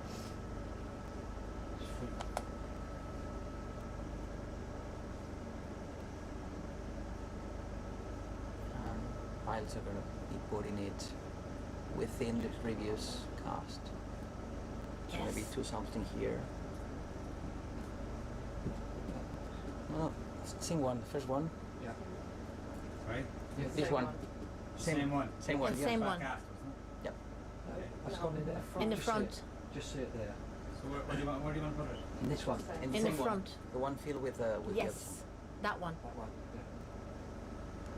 So we have the dead coral. So for the listeners, what this we we are suppose is, putting it in the same box because it is a sample from the same place. So we want to put the sample with the geographic location we have been doing. Oh, it's still hanging on. There. Oh, maybe no, it's still hanging. Oh. What you've got to try and do is open the jaws and rest it in the middle there and no, still there. Come between the two. Get the aluminium between the jaws. Yeah, straight. So we're all sitting here in the shack holding our breath because this is so exciting. Left side.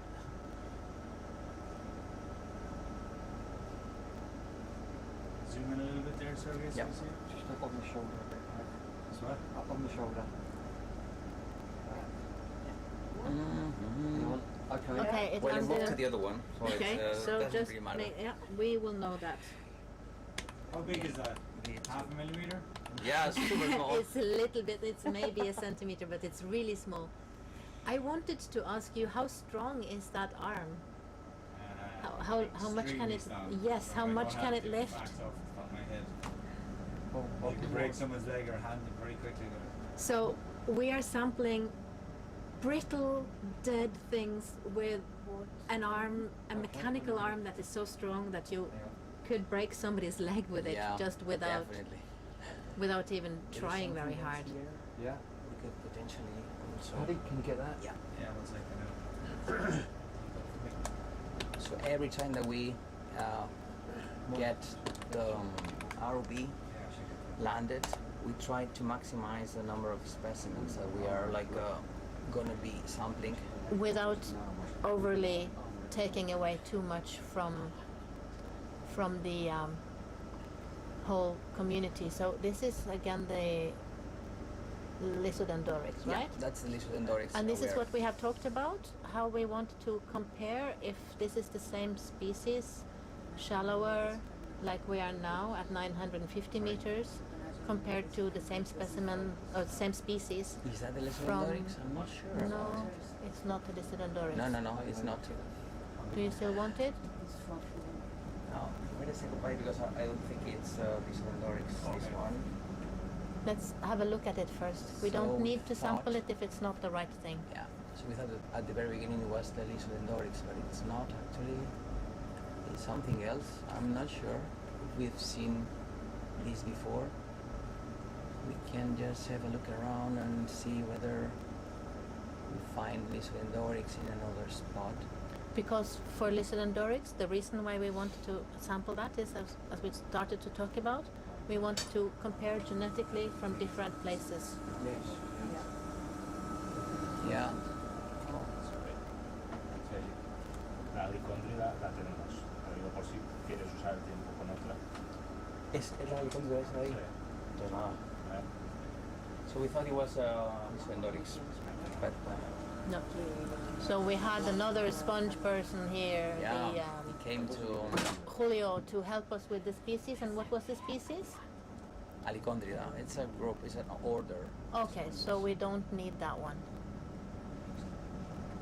Zoom in on the fish. Yeah, let's zoom in on the fish. There. There is a fish hanging out.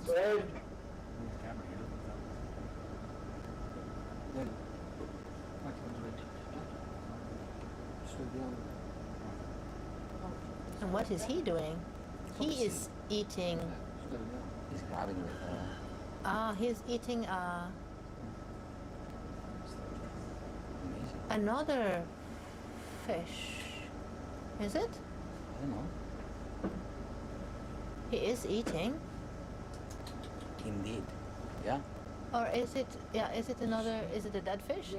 Yeah, it's a dead fish. Squid. Dead squid.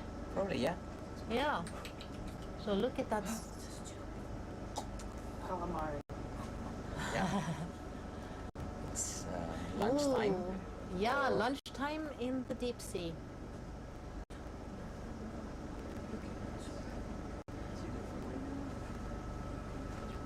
So we were saying before that these habitats plenty of filter-feeded organisms, and there's a few predators on. This is an example of these predators here. Although the squid seems to be dead for a while, right? Yes, it's not alive 2 seconds ago. No.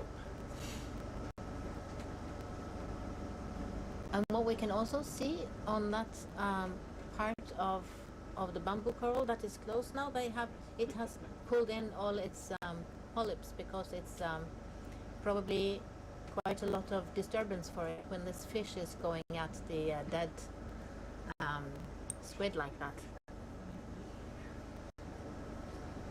Mm-hmm. So if any of you are having this as the slow tea for your lunchtime, then you can see that the fish is also having lunch at the same time. And you can compare your eating habits to the fish. Or your table manners. Yeah, we were in the right moment, the right spot. Yeah, that's great. Great. So let's move right. Yeah, I think all the fish is done. Say goodbye to the fish and squid. And the beautiful brazil behind there. Yeah, and we move for. But that was a super sampling. Thank you so much. Please stay there now when we get up. So you want to be more looking?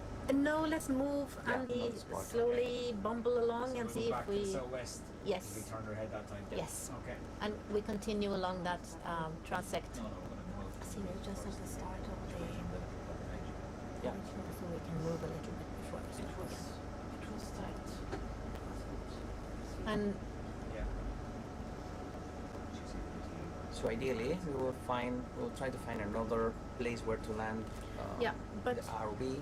and have another look at things, or if it is better to hover so that we can zoom in a little bit, then we can do that as well. First, we will have to turn the RV around in the flying direction, because we turned to the starboard, didn't we, to get a good place to look and to sample. So you may And look ask how, yourself yeah. about the plumes of that we are producing. May disturb some of the organisms in here, but since the currents in here are quite strong, these sedimental plumes are going to be like swept away quite quickly. So it's a very, very short time plume. So it's nothing to worry about for these No. plumes? And another thing about these plumes is that what we are whirling up when we are moving like this, when we have been sitting down at that muddy place, is sediment that has already been coming down through the water. It's old sediment, so it's kind of round around all of the edges. It's old sediment in that way, and it will, if there's a lot, it can clog the filter feeders a little bit for some time, but it will not cut any of their structures because it's not fresh cut sediment that can be very much sharper. Oh, what is that hole? Is that a hole or is it a... Could be a hole, yeah. Yeah? Can we zoom in? So Sergi is having the control of the camera, so I have to point and hope that he will agree with me that things are interesting. Kind of a burrow in there. Yeah. For the fish, some fish. This is the anemone that you've mentioned before in the transects. Yeah. Let me just make it closer. And the soft corals are everywhere there as well. And So this anemone Acidia. with the tentacles yeah. averted and the mouth in the very center. So once they get a prey, they get into this cavity, but they only have one so cavity, they have yeah. one opening. It's the Yep. same opening to go in and out. Yep. So that's different from the Acidia that has one in opening and another out opening. Yeah, let's fly on.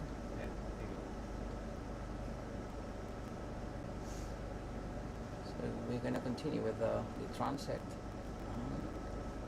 And we see what we get. Yeah, see, we have these bamboo corals the entire way.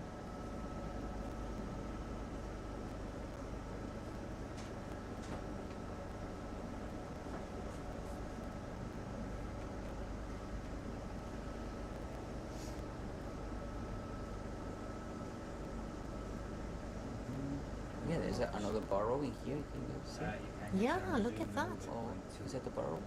That looks like a burrow. It's so... Oh no, it's I don't know. But it's Are so... they rich? Are they rich?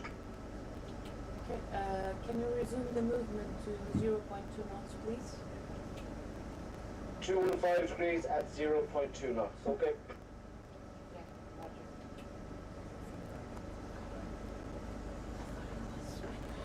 So another thing about on the move. doing this kind of Okay, thank you. very slow movement with the ROV along a transect is that we need the ship to be able to position itself more or less over us the entire time, and that takes dynamic positioning Yeah. from the vessel as well. So that's why we are always in contact with the bridge, and they have this computer that helps them to position the vessel exactly where we want it. So we can do this on more or less a centimeter or two Yep. to the right side place of Look where at we this want it. sponge This with is the amazing. 3 crinoids. Oh, sorry. So that's two.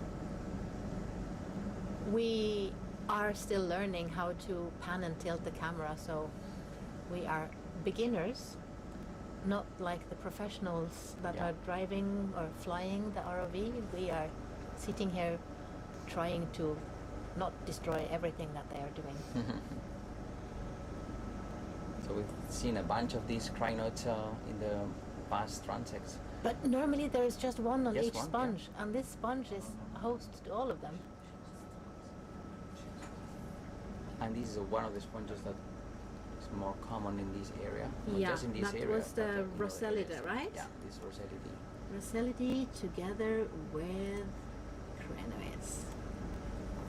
Beautiful. And bamboo corals on the side. And since we're at it, bryozoans down at the bottom of the bamboo corals. think we can move. Yeah, let's move. There are a lot of these little yellow dots that we sampled a little bit of already, so we're going to find out what those yellow dots are. Paco and Julio will tell us later. Yes, but soon. Not during this dive, because we are still bringing that sample with us. So you have to have a little bit of patience.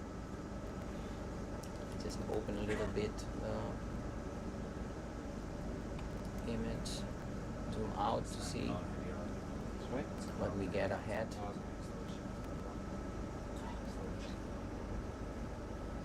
Bridge RB.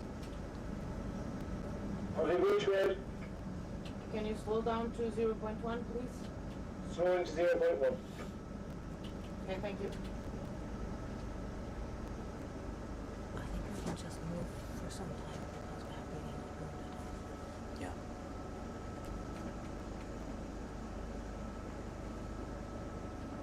There is another of the sponges with 3 on them. Maybe it's on the left, you see. Do you think it's a fashion statement? To sort of, if you're a sponge, to get decorated with several crinoids? Could be. Yeah, like the ladies who go to Ascot with a big hat, then the sponges are standing here at the ridge with a big crinoid hat. Maybe. Do you think I'm doing too much of it now? Yeah. I'm through more making them human, and they're not. They're sponges. So as you can see, there's a quite dense bamboo coral in here. Yeah. In the very middle, the brown stuff that you see in the middle is the remainings of dead corals, dead bamboo corals in here. And there's some areas devoid of these corals, as you can see here in the middle. Yeah, but it's quite interesting that there is sort of linear stretches that are following the ridge of the live of the live corals. So anything that goes a little bit less exposed is not covered by these organisms. So they try to be in the edges of what's most exposed, so that to get advantage on the currents and maximize the uptake of food that they take from the water. Can we now move at 0.2, please? Increasing to 0.2. Okay, thank you.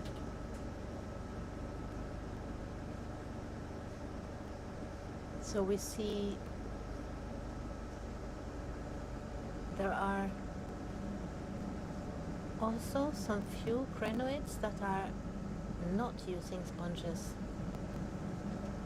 but they are finding places where it's still kind of on the top of something. So it seems to be very much trying to sit up on things, if you are a crinoid here. And we see, or almost see, all of these Acidia, the Siona, the very see-through ones.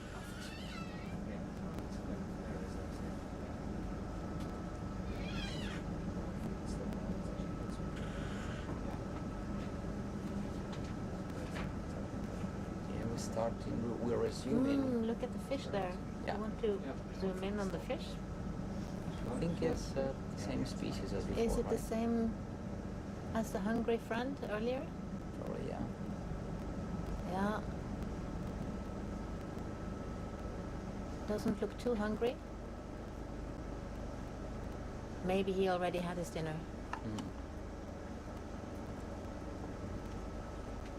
And these white things are the carnivorous sponges, right? Yeah, some. Yeah, but not in the back. In the back, in the top of the picture would be the bamboo corals. Bamboo coral, Yeah. This is something that we haven't seen in a while. Oh, yeah. Now we come back to my understanding of Italian food and sponges. Asconema foliatum. The exactinellid. It is another of those sponges that are all made of glass. right? Not as common as the other one, as the Rosellini, but this one is, yeah, Can we slow down to find it 0.1? from time to time. 0.1, please. There's another one in the middle of the image, I think, smaller one. Yeah. Now you can spot it And just below the crinoid. crinoids and lots of soft corals around it.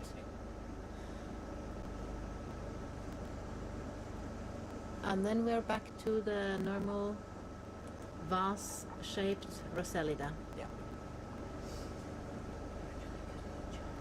In among all of this coral rubble that are making a structure of everything.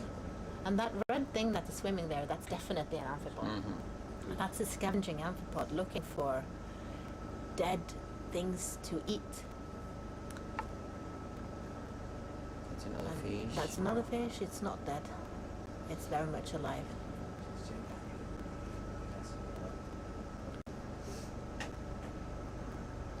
And another fish there, hiding in between the bamboo corals.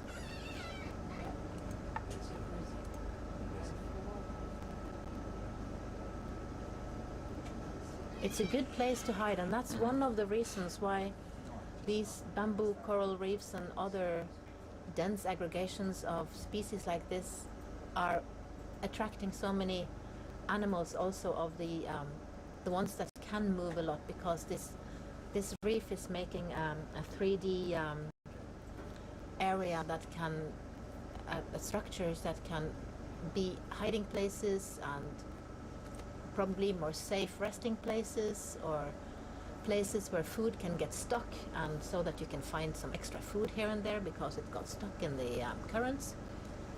So many reasons for these aggregations of species to be attracting all the time even more animals and more species.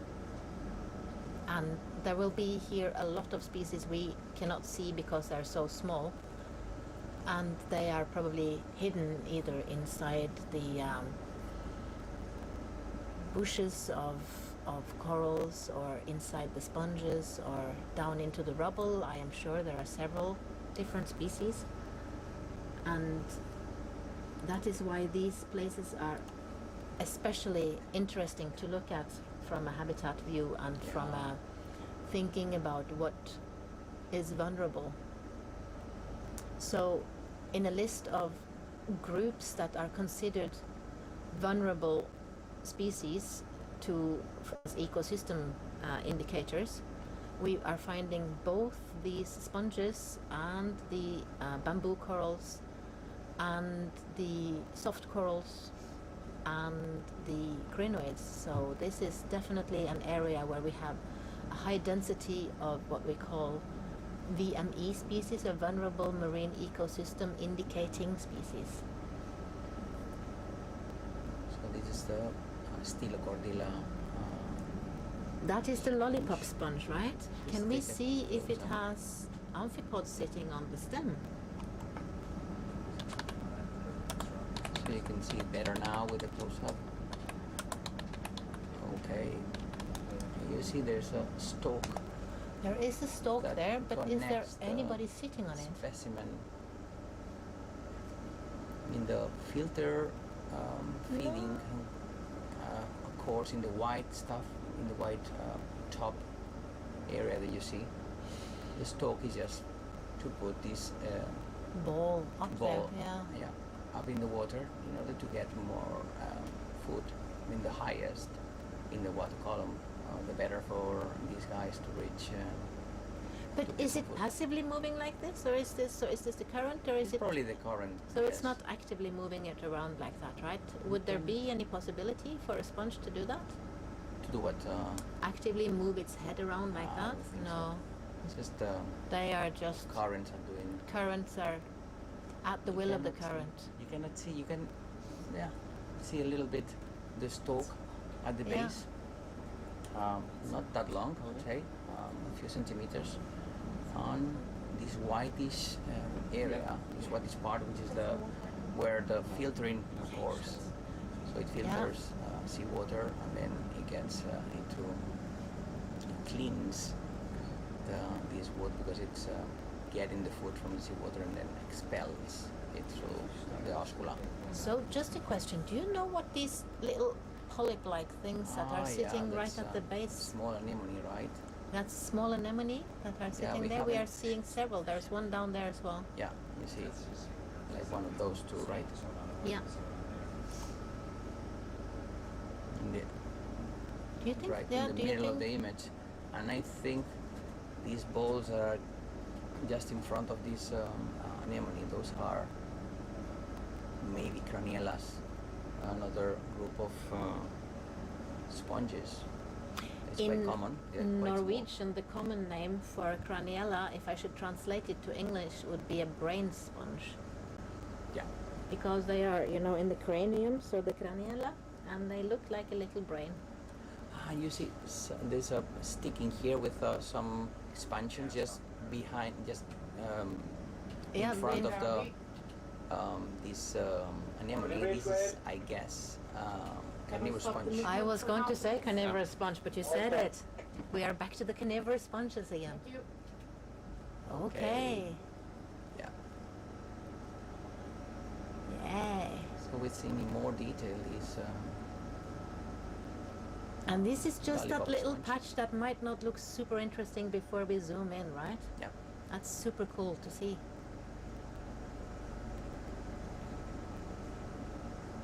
Sorry guys, let's slowly move on. Thank you.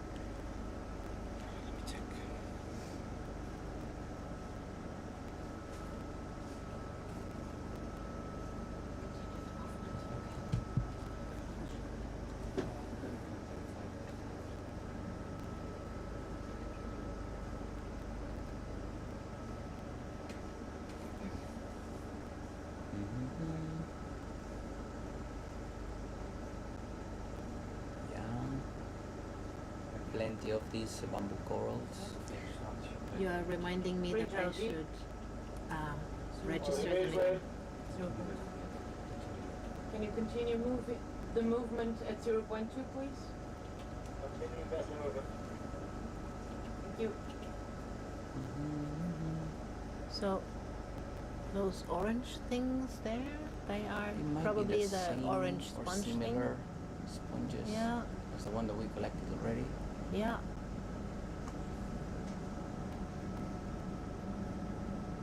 It's going to be interesting to find out what that is. Yeah. Ooh, I see a sponge, a rosellid that is decorated with 4. Oh yeah. With 4 cranoids. This is the height of fashion. I'm sorry, this is just the height of fashion.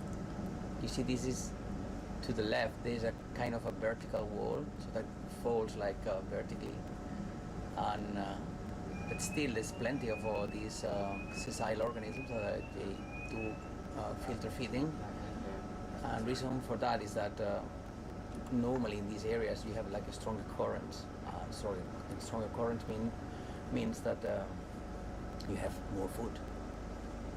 So, in this little stretch, there isn't very much of the bamboo corals that we were looking for. So we have a little bit of an opening in our patch, but instead we have lots of cranoids and soft corals, which are using that same ecological space in a way. They are still the filter feeders. They are still needing this current, and they can live on, I mean, the cranoids can move around, so they can choose wherever they want, and the soft corals need a little bit of a hard substrate. So we see here that they are attached to, I guess it is going to be boulders, because they're slightly larger than 25. As Ellen mentioned, this plenty is like fully covered by these it's kind of soft beautiful, corals. right? The Gersemia, they're beautiful. And now we're coming to a steep wall. Ooh! Look at this boulder. Fully covered by these soft corals again. And the white thing in the back there, is that another of the upper left corner? Is that another of the... Carnivorous. I'm not going to say it anymore. You can just say it. The let's meat-eating just check. sponges. But Yeah. the meat eaters only eat small crustaceans. Yeah. Not dangerous for you, and not dangerous for the fish, and also not for the crinoid right there that is using it as its climb up in the current. Not place. much to worry about if you are like a big animal, I would say. No. But this is an interesting shape of the landscape that we see when we were zoomed Yeah. out a little bit there. That very narrow, sharp edge that we are following the top of. We are following the crest of a ridge of this sharp thing. It's very steep on both sides. And there is a small... Is it a bamboo or is it something else? I think it's a bamboo, a small bamboo coral in the middle of the path. Yes, in the middle of the image right now. Yeah. Yeah, you can see this rosella with the crinoids. Then these transparent organisms we've mentioned before, these ascidians, and there is plenty of these small potentially sponges, the yellowish ones, like here and there, like scattered all over the place.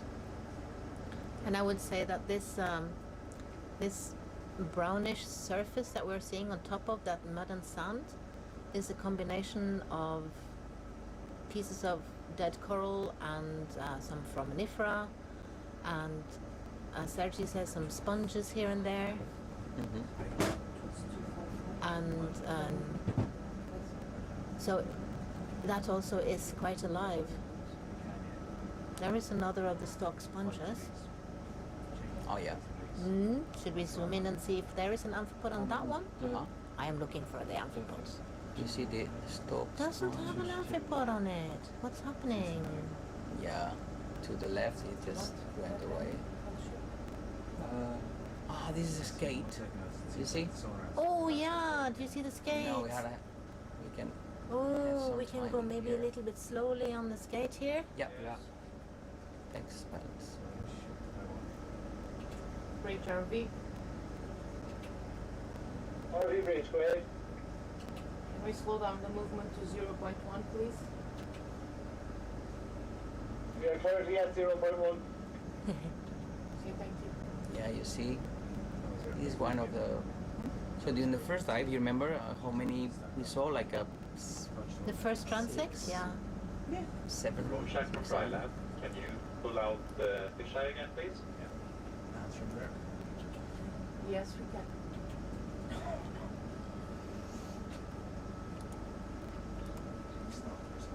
Stan is coming out. We believe this species. We have the name of this species already, right? Let me just. Amblyraja hyperborea. We think it's that. That's the one. But yeah. Of Maybe course we need to check. can we zoom in even though that they're putting up the Yeah, you should be able to get fisheye? inside in the area. Oh yeah, cool.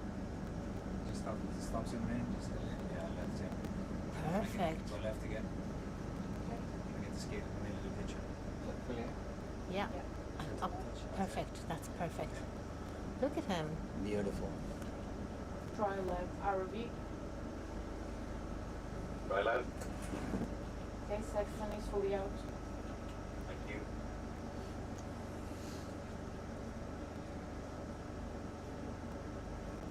So there was a bunch of them in doing the first transect, and this is the first one that we see now.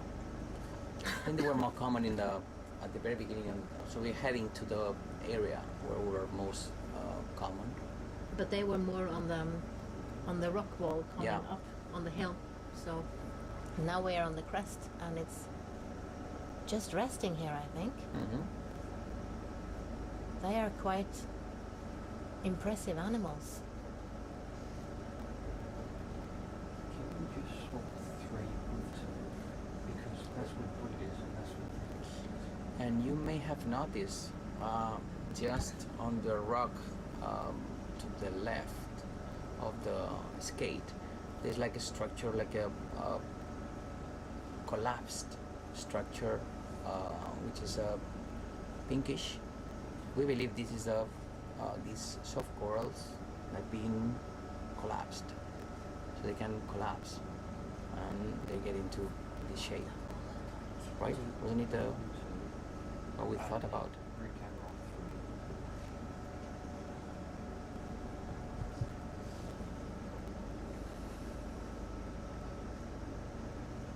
Yeah, lovely. And you see how well some of those ascidia are almost hiding in the sediment there. You just see the Yeah. in and out holes. They're mimetic to the ground.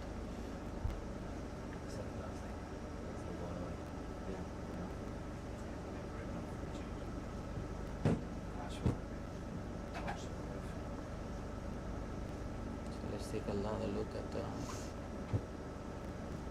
what we have here. So these yellow orangish sponges all over the place too. And it's a big ascidia garden. Obsidian, and then this sponge which is super common. So why does it have this cover on the outside? Is it filtering all of that in? Can we stop the movement for now? I think it's some of the Mucus? spicules. Oh, so is it not mucus or anything on the outside? It's just Probably, yeah. spicules? And you see the holes inside, so that Uh-huh. the holes where they get Oh yeah, they we can get see that water now. in. That's where they pull the water in, and then it goes Yeah. into the central cavity, and then Yeah, it comes after out. it reaches to some cavities which are called corner-side chambers, Mhm. where sponges they get the food from the water, and then it makes the water clean. Then this water is transferred to the very center, the oscula, and it goes up in the water column. Nice.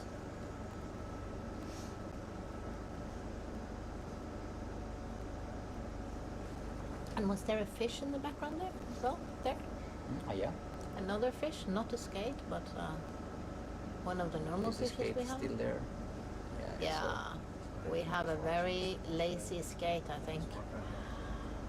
Either that or it's just waiting to attack. Just laying there. So what shall we do? Shall we continue a little bit? I think we can continue, even though the skate is very beautiful. But maybe we just let the sexton be out, so maybe we zoom in a little bit on the side. So we have, you can see we put out an extra camera that I am sure you have in the video feed for you. And it's, so we will try to look to the side of this a little bit and see what we are, so we can have fun pictures for everybody.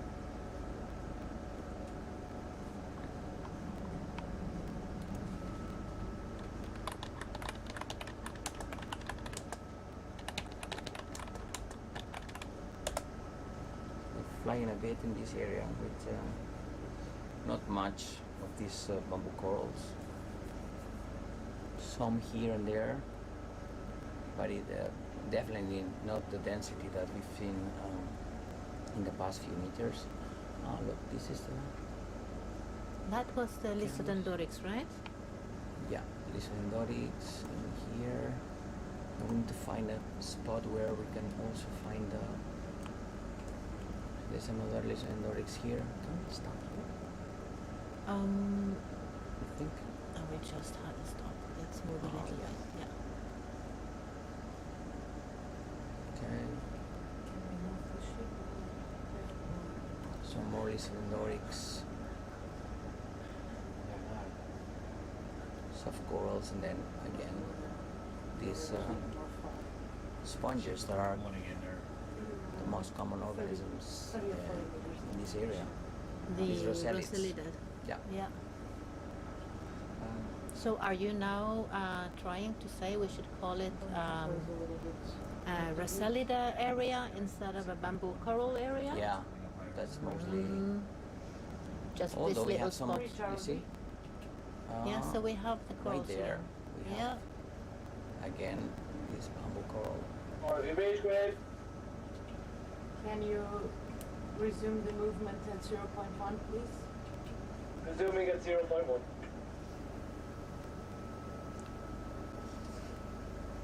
So, in between these bamboo corals that we are looking at now, there is this sponge that might be considered looking a little bit like spaghetti. Yeah.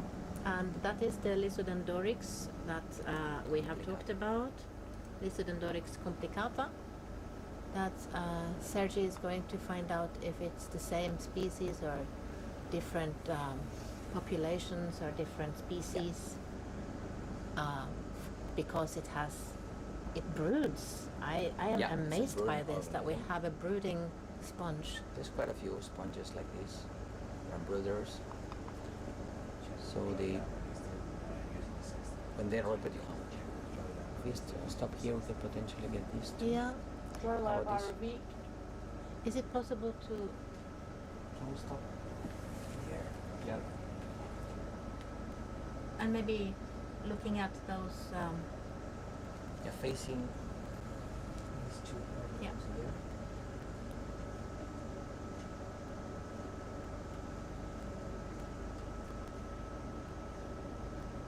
we're going to try to make another sit down. This is a relatively flat area and it doesn't have a lot of animals on it.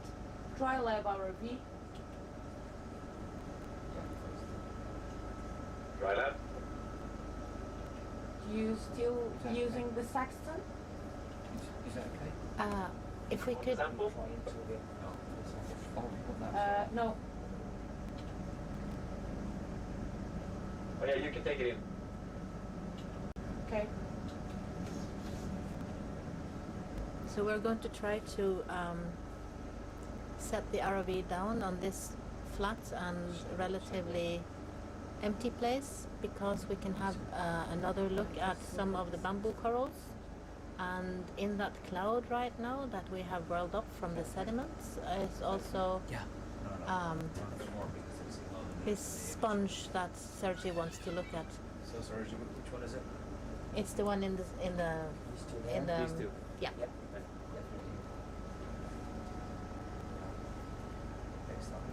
So because we have such an uninhabited area right here, we made a little bit of a cloud when we were moving around. So that's quite normal and not, as we talked about, not very super dangerous for any of the animals we are seeing. But this is a nice little spot to look at some animals. Thank you.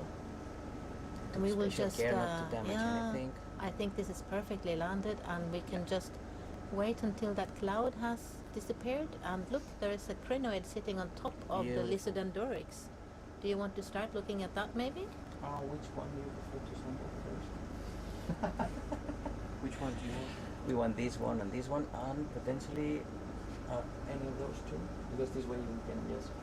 Okay, so what do you actually want to sample? This sponge, I mean, we don't care about this finer. So the whole sponge is just come underneath? If you can just grab... No, but it's possible to go underneath there and take that. And take one. if we can inspire the crinoid to stay in its area, it will be nice. We are asking the almost impossible from Paddy, and he is still being kind and going to try. So we are going to try to sample this Lysodendorix that Sergi is going to find out if it is one or two or several species. And since we want to find out about the genetics of the same about the bamboo corals, we are going to try to pick a few of the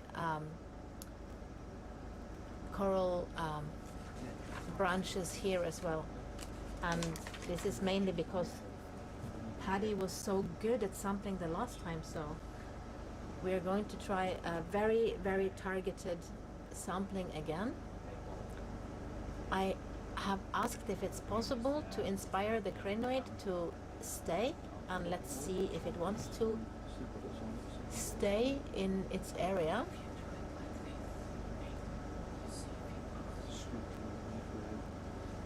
We are going to try to sample the sponge under. Zoom there, guys. Yep. Yes. Can you zoom? Just taking notes.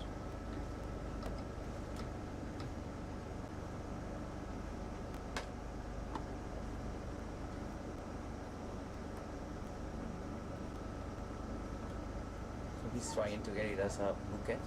Yeah. And to bring it to put it inside one of these bio boxes.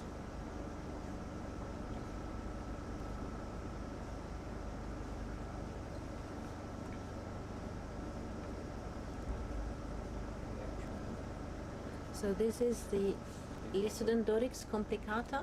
Yeah. And at the moment, together with a crinoid,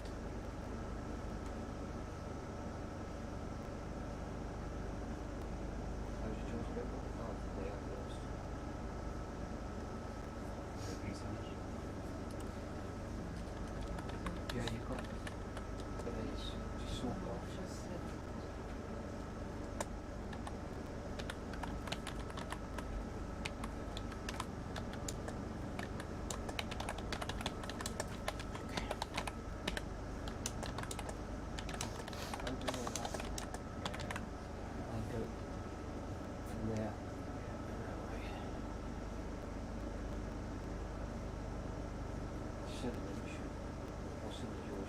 In this case, we're going to get the whole specimen.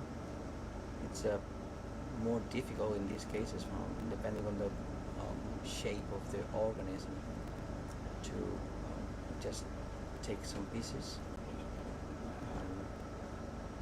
Since this is a really common species in the area, it's not going to affect the population of this species that much. Yeah. and at the same time it is going to help us understand if it is a very segregated What drawer do you want this in, please? where it is easiest, but not in the one we sampled the first time. So it's again going to the port. And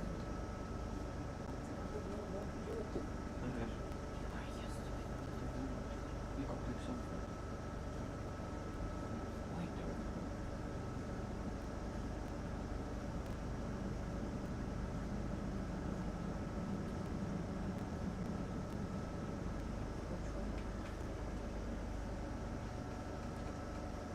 Not that one, or that one. so it goes into BB2? BB3. No, BB3, yeah. BB3. That is beautiful. Open. Shake.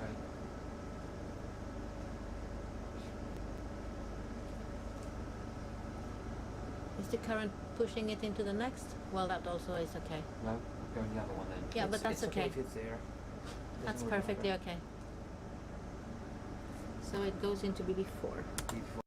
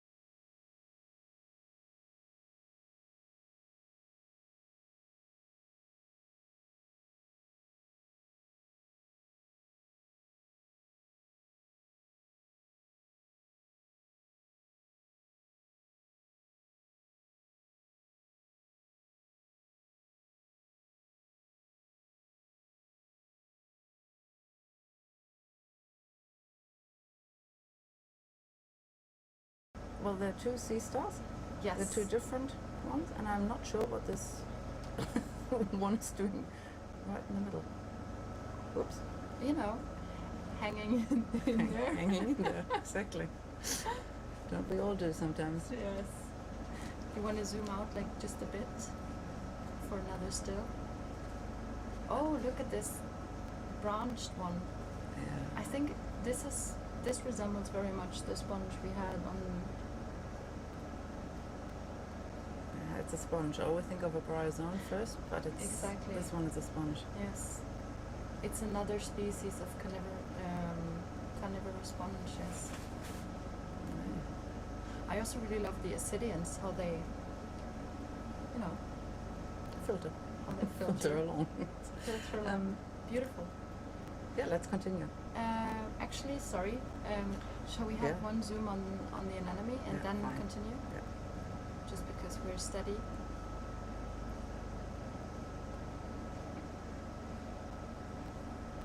Aw.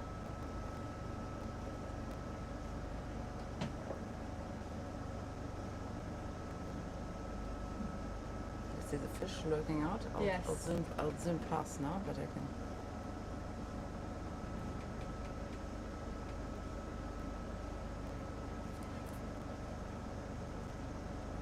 It's pretty. It is. It's also waiting to eat little crustaceans. Yeah. I think we should do as the fish does and continue. Thank you. Thanks a lot. We'd love to continue with lasers on, please.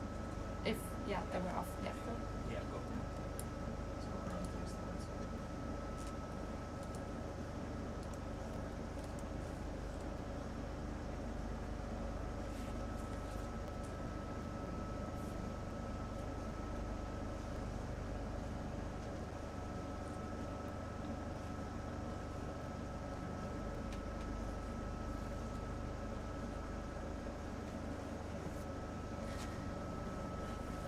So,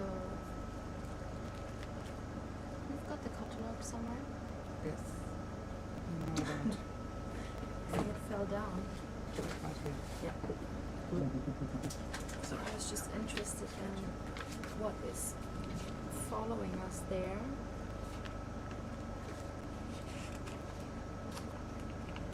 I think it might be a rockling. Look at this. And the fins. I entered Rockland. Yes. Very nice. Pity amphipods are so small. Amphipods are these orange things that keep swimming through on the screen. I've seen many this morning. They know, were but- really photobombing. Well,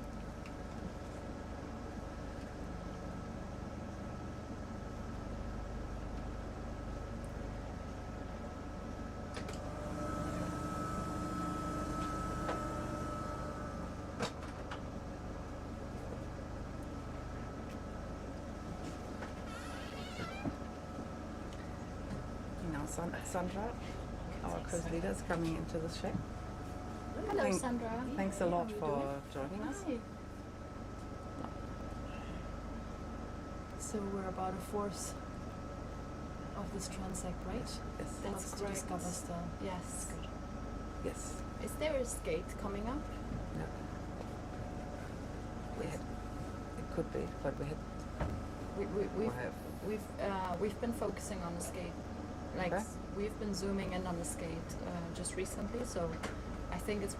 We'll continue, but it's we'll definitely. note it's another. Yes, and Okay. I mean there can be several species, but yeah, let's not. Yeah. I'm not certain it's an Arctic skate. It might as well be. It's very similar, but could be Ambleraya, Hyperborea. Shall I tilt it a bit down? I like it that way. You like it? Perfect. Because you can see that it's dropping on the side. Decapod Yes. visiting us.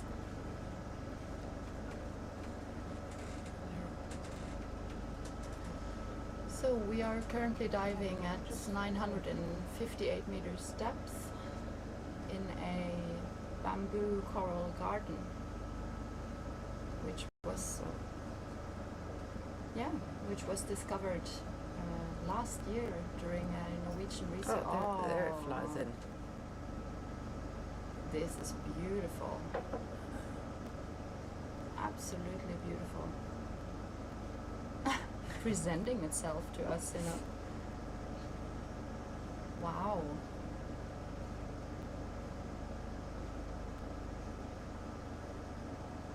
Very elegant. Amazing.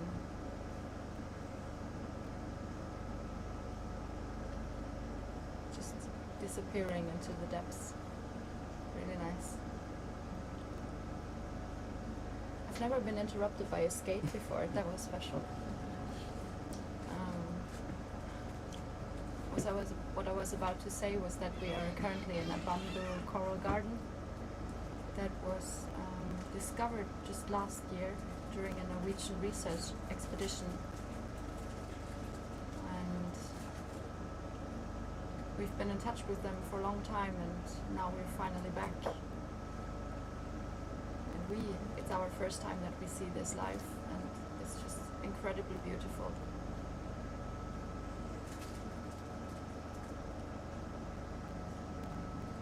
And I think it's very interesting how the habitat changes throughout the transect. It's very diverse with regard of sediment type, and I think the bamboo corals will now stop. Maybe. And we'll have a lot more of those glass sponges. Probably, yes. There were anyway different zones identified by the Mariano researchers, right? Yeah, you're Like, right. so, Yes. yeah. Yes. We can't expect the same coral cover to continue throughout the whole transect. There's different patches, different parts of my crest. Look at the rockling, having beautiful boulder there to hang out on. That one is sitting still. The other one we saw just before was feasting on a squid. Really, I missed that yeah, one. it was really, really strong. There are two lollipop sponges to the left. Yeah. You know, it was such a pity. I was watching the dive. I've been watching the entire morning, but there was this very small time window where I really needed to brush my teeth. And then there was a fish eating on a squid, and I missed it. We have people in Australia tuned in. Ex-people who used to work here on the ship.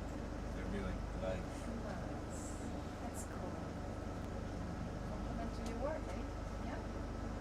That's one word you could put on it. This looks so beautiful. Still a fan? So we All still the- follow? Stuff. But Yeah, the they coral chose a coverage different word is coming just for back. banter. Yeah, it's patchy. They want to Yeah. see you fail. So I just Look, followed the there's an amphibod George is in charge of swimming, the makeup department. isn't it? Yes. You know, he's a feeder. Good talk already. I'm not seeing at the speed of the ship yourself, right? It seems to work at the moment.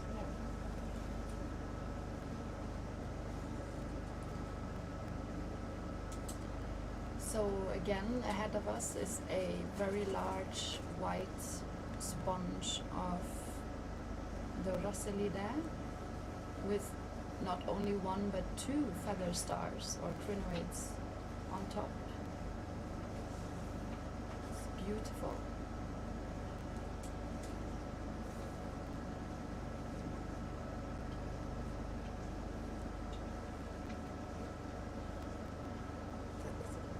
It's lovely. It's lovely, really. And another rockling, probably. Yes, probably. Quite a few. So there's some more rubble again, right? Yeah, the corals are back. We are. Have we sampled any of the rubble on the previous one? So we had a cast on that coral. Yeah, good.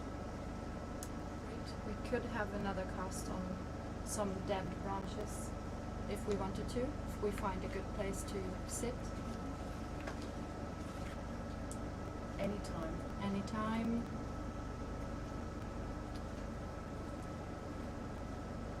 I mean, I'm just thrilled to tackle the question whether that is an actual reef as per definition, or if it's just, in quotation marks, coral garden. But it looks very much like the living coral cover is directly dependent on the dead coral rubble underneath. Could be a reef indeed, but I think that's what we're trying to find out, right? Yes, exactly.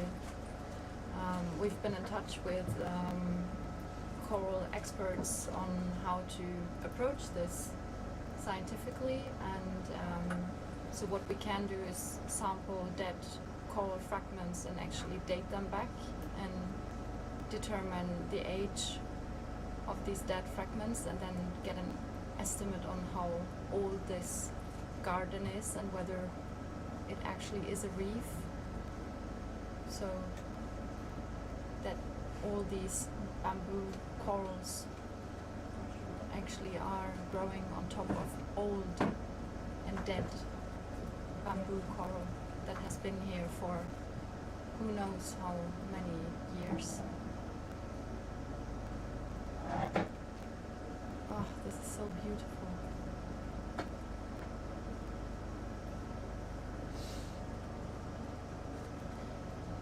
Are you into, I don't know, finding some amphipods? Well, I would love to find some more critters, but this is a very fragile system, so we're not into sampling. No, but let's restoring zoom in maybe anything. at some point if you see something interesting. Yes. Could we hold it Please. closer? Yes. Thank you. It's fine. I would love to zoom into the actual bamboo corals. Let's go into the forest. I don't know if we can sit down next to it. Would that be an option? Do you think we could sit to the right, like sit in that Here? area? Yes. Can we look? If it's too sedimented, we. Where do you want to look? To the left, to the actual. I would love to zoom in. Reset. We would like to zoom in on this area there. Yeah, we could. I would love to zoom in on the polyps. Was the other close up than the sitting on the sleeper? Yeah, some of it is. You're gonna do it there? Yes, that would be. That would Oh, be. you have to rotate because Yeah. coming in, you don't have to land arms and touches. So this whole ROV landing is a thing of itself, that it's technically very challenging to land an ROV, and it's especially challenging to land it amongst corals, because of course we don't want to sit down with the ROV on corals, so finding a spot of sediment, of a bare patch right next to corals. and our pilots got cameras everywhere on this sub to to find a spot where they can land and sit tight so we can do our zooms on the little critters. They do know what they're doing. They sure do.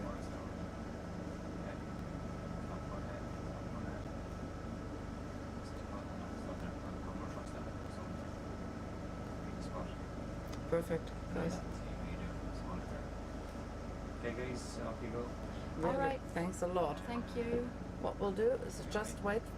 Bridge RV all stop. Are we All good? stop. Are We good to go? Yeah. Thank Fine. you. We leave that. I will Sure. zoom in just as we are. Go ahead. I'm thinking about this patch actually afterwards. I will, but I will just go straight forward.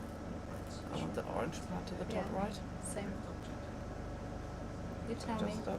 I know. Let's go down there so we No. can go in it. Yeah, in a second. Okay. In a second first, we will zoom in and look at the polyps. Okay. And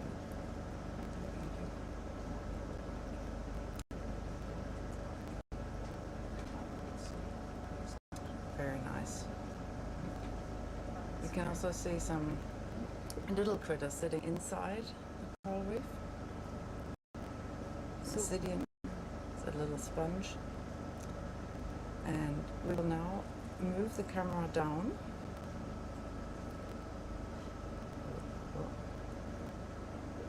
Slowly, slowly. I can zoom out again. You see the pycnogonid, the sea spider on the right side? This is especially for Solvin, our photographer on board. That's He's really very, amazing. That's very a really good shot. fond of them. Wow. Can you please turn the lasers off? Thank you. Pycnogonids are sea spiders. Oh, I can't zoom in anymore. Maybe I'm a at bit limit. out because of... No, I'll lower the light a little bit. Have you locked it? Oh, damn. Should I go They're, a bit more they're down? super special. These. Center it a bit more. Yes, you can.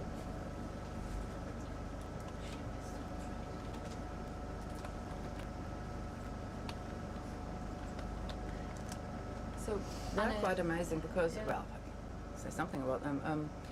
It's rather rare amongst animals that the dads take care of the children, and in this case, the males of the pycnogonids carry the little ones on their back. There are very few other groups that do that. Seahorses, for example. But we cannot focus, or our zoom is maxed out here, so we cannot see what's on its back. I think we can get it more into focus with if we put it on manual and I'm trying.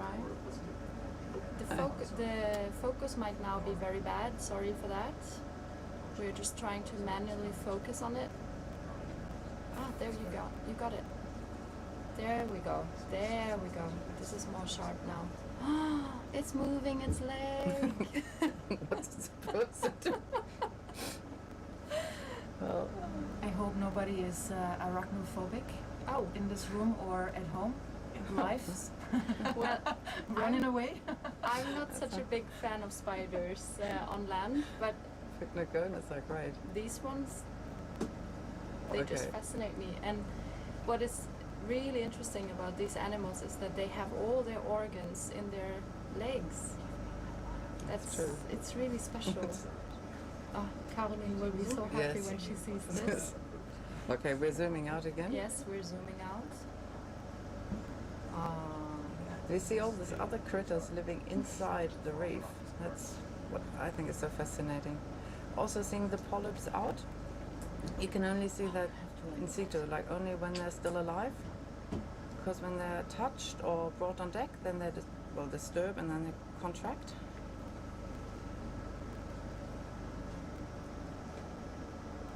Shall we zoom in on that part Just a over second. there? Sorry, I'm so eager. I know. Yes, we can now. Okay. I'm moving. Should be fine? A little bit more? Hmm? Like this? Bit higher, please. Like this? Yeah. Okay.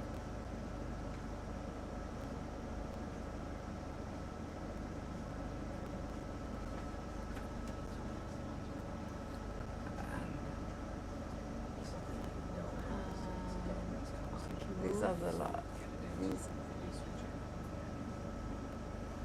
Could move to that side. There.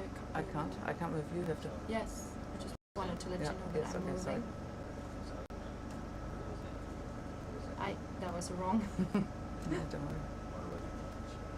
Okay.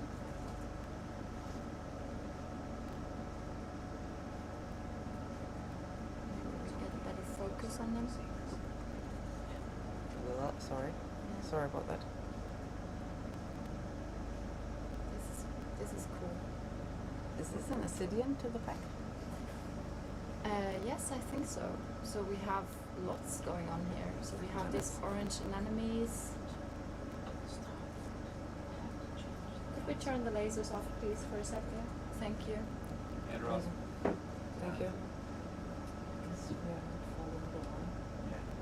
Is it in focus? I'm trying. I'm trying with that. What is this? I don't know. Is this another? Wait. Sorry, this focus adjustments are very sensitive, so we're still practicing on this. Okay. We can't go in further. No, okay. But it's beautiful, and it seems these anemones are very closely associated. Like, they're really clinging to these coral stems. It's really beautiful. Shall we... Sorry to look. Yeah. Shall we maybe sample some of the dead coral branches? What do you think? I think we might have already got enough dead branches. I think. No, we only... I think another cast would be... I would do it. Would be good. That's why. But I'm not. Okay. We have found a perfect spot. Yes. We're sitting still. Yes, so let's do it. That we can sample from here. Okay. Do you want to use the clipper? Yes, with the manip. Shall we put it back in auto for the sampling? For sure. Okay, guys. So we would like to try and sample some dead coral fragments with the manipulator. So this is the brown stuff here. Exactly. It doesn't matter, just a little pinch. and It's put it just a across. little pinch. Thank you. Pinch. I think we've got some spare on the port side. Some spare space on the port side. Yes. Yes, The we number do. 3. Yes. With one spare on port. The This lower one left. is free. Yeah. Lower left If a is little free. bit falls into the other chambers, is that okay? Yes. Then Okay. Because it's dead. that's Yes. Yeah, that's fine. Yeah, so we're going to port aft.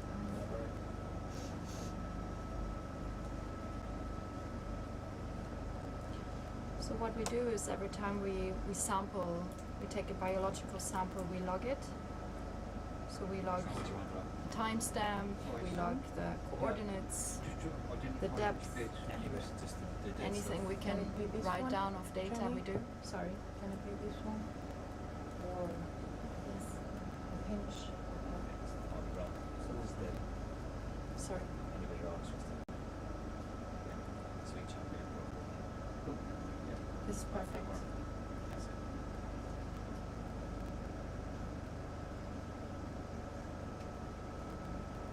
Oh look, there are a lot of clamps actually.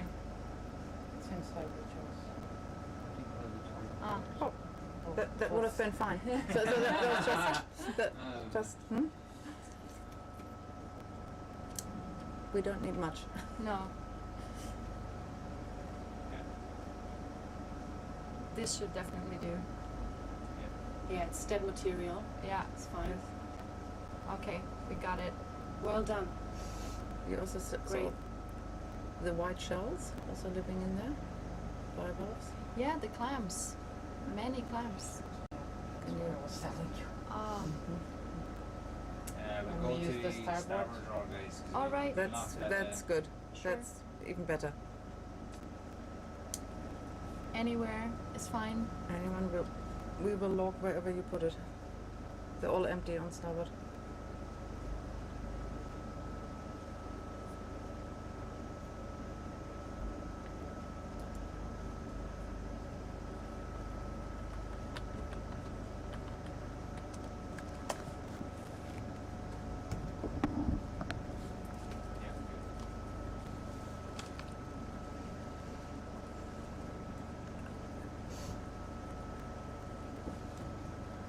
Thank you.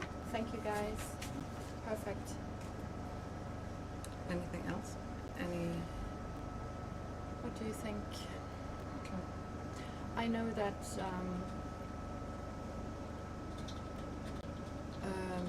the carnivorous sponge trees and Yeah, I know. just tell them The branch. call them trees because Yeah, they the branch. look, I think they but might we're be too far away. That's what I think. Yes, yes, we I are. think we might be a bit far to. Yes, we are. Oh. But there will be. Okay. How is the distance, Andrea, from these Christmas tree? Like these are the sponges that some of our colleagues on board would really love to have a bit of. Is that too far off for the rough standing here with the manipulator? It looks too far. Little bit without. Yes. Okay. So Sorry, Sergi, we tried. There will be Next time. There will be another There time. will be another time, and then we are going to sample one of these. Are we ready to go? We're ready just, to. just so you're clear now, when we come back up, we're turning back 90 degrees to starboard. Yes. Yeah. Yeah, and we're going on. So you don't want to go to that area up there. No. Or do we? You've got the transects in mind. No, we Good, want to good, good. follow. We want to follow the transect. Well, yeah, so we're actually following the top of the ridge. The Yes. transect, the yellow line is actually off. Mm. So we're staying on top of the ridge. Yeah, that's good. That's fine. So we're going to be Yes. turning back 90 degrees and going ahead again. Yes. That's fine. Yeah. Yes. Thanks. Okay. Thank you. Yep. Start. You We- can we start. can start. Yes. Thank you. Okay, lasers are back on.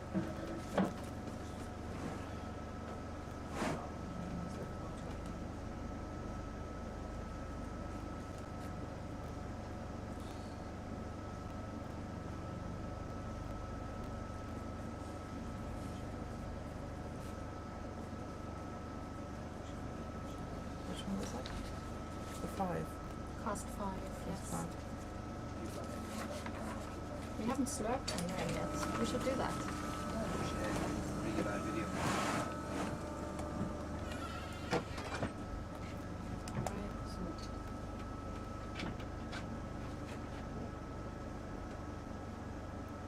Are our lasers on? Yeah. Okay. Press that too. Yes.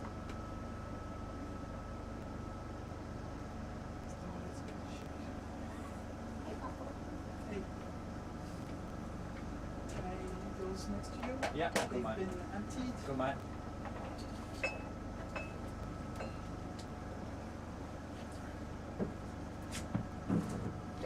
In steps Paco, our sponge expert. No. Square. This is for us to record later in the offer. Thank you. Thank you. What's that yellow animal? Okay, Ray Jarvie. I think it looks like an anemone. It does. Yeah. Okay. Resuming vessel move. I think it's just a light reflection. I think it's a bit more pinkish. That's a critter.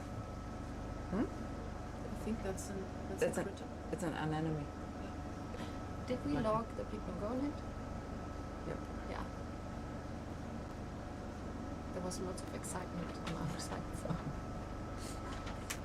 And the crinoid again.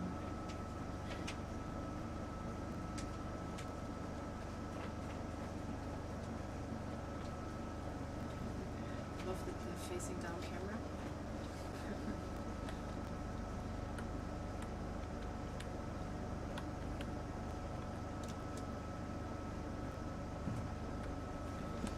So I mean, if we had gone to backward side, I mean, we've been mapping there this morning, right? So we didn't really have to go there. What we are still missing is the slope on the other side. I see. Yeah. Okay. Let's check it out later. Yes. Yeah. Yes. Good. Look, there's a swimming clam. This is a swimming clam. Oh. Yay. Yes.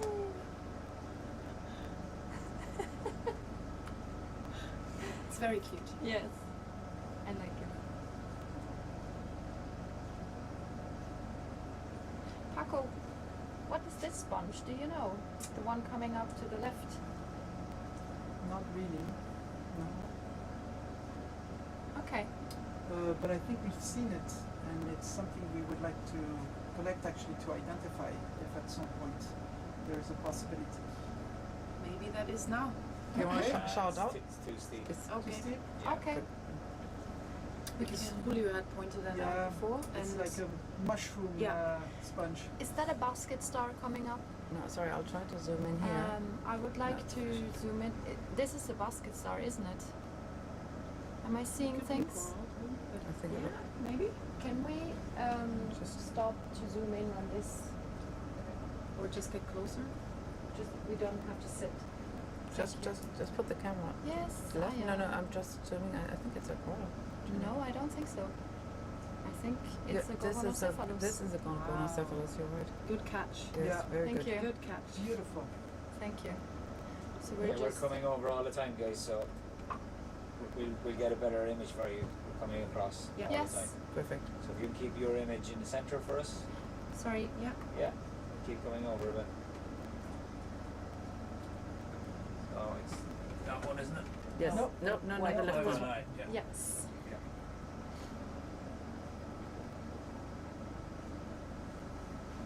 Just tell us when you're steady and then Yeah. Then we can zoom. And then we also take the lasers. the off. light is very intense at the moment. It's very white. Weren't we supposed to also play with it? Oh, yeah. Sorry. It's better, isn't this it? is better. This is Yeah, better. it's much better. More detail. Yeah, we will stop and then Yeah. we can zoom. Yeah. More detail is visible now with the less white.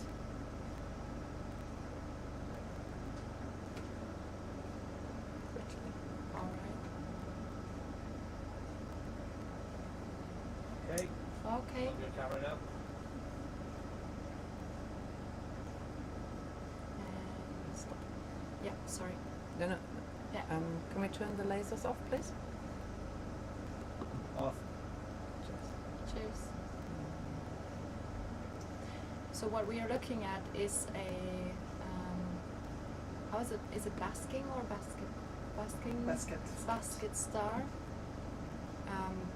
In scientific terms, it's a Gorgonocephalus, and it's feeding actually. Gorgonian head. Gorgonian head, many names. It's absolutely beautiful.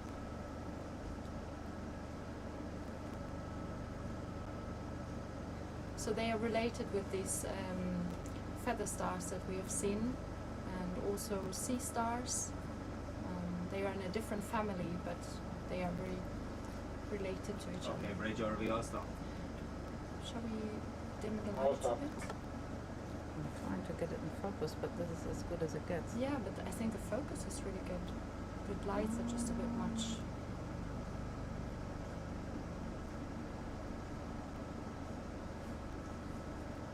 Well, Sorry, that's no, us. no, I don't think so. No? Can you change something there again?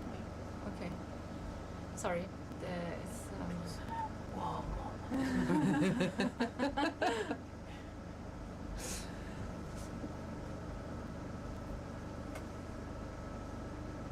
it's beautiful.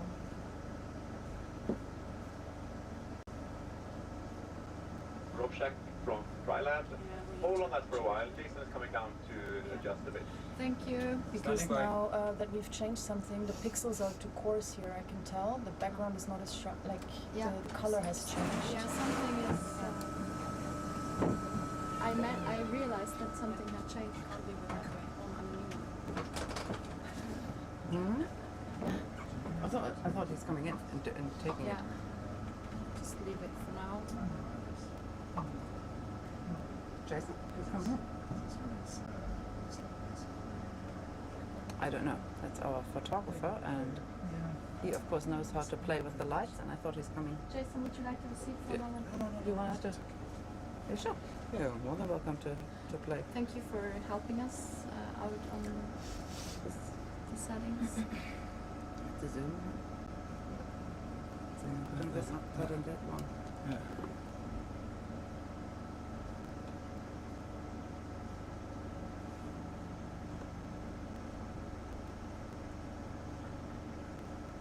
Oh, it doesn't actually.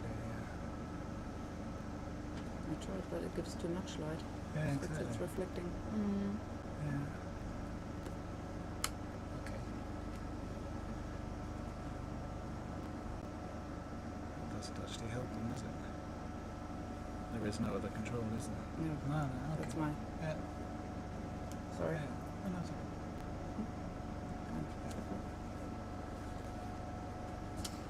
Where are we hoovering? Or are we Is sitting? that something for the sextant? Are we no, sit- we're not sitting. We're not sitting, We're stopped. But not we're but not. we haven't just ground. touching, Okay. just tipping the bottom. Yeah. Okay. Jason, is that something? The for reason why I'm sextant? asking is because Yeah. once we sit later on, I'd love to turn the lights off. So have that in mind. But Yeah. Yeah, Okay. but only when we're sitting, of course. So. Oh, we're sitting now. As in, we're not landed, but we're touching the bottom just If to you get you want. a steady image for this. Would you feel comfortable turning the lights Yeah, off? how long are you thinking about? 10 seconds maximum. But are you talking about like Just to see if it glows. Just dimming the lights. dimming the Final answer? Phone a friend? Yes. No phone a friend. telephone choker? Final answer. Yeah. Final answer. Okay, we're going to do this now. Okay. It's getting dark. So why actually would you like to do that? Can you explain that? Because there's so much bioluminescence in the ocean, and we don't know which animals are glowing and which are glowing by themselves and are triggered. So we're dimming the lights now to see if anything glows. We'll just wait for a few seconds to adjust. And you see this little sparkling units? This is from the plankton. Some of these, well, copepods also glow, but there are no sponges and no anemones glowing here. We can turn the lights back on. Okay. Otherwise we would see them now. Thanks a lot, guys.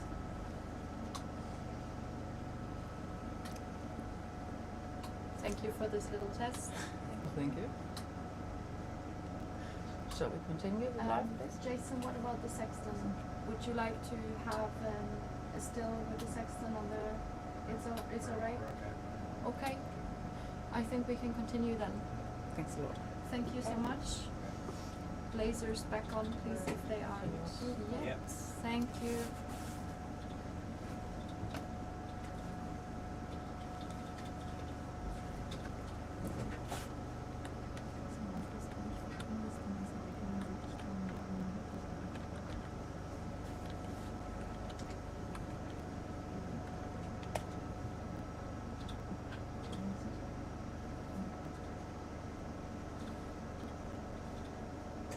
Sorry.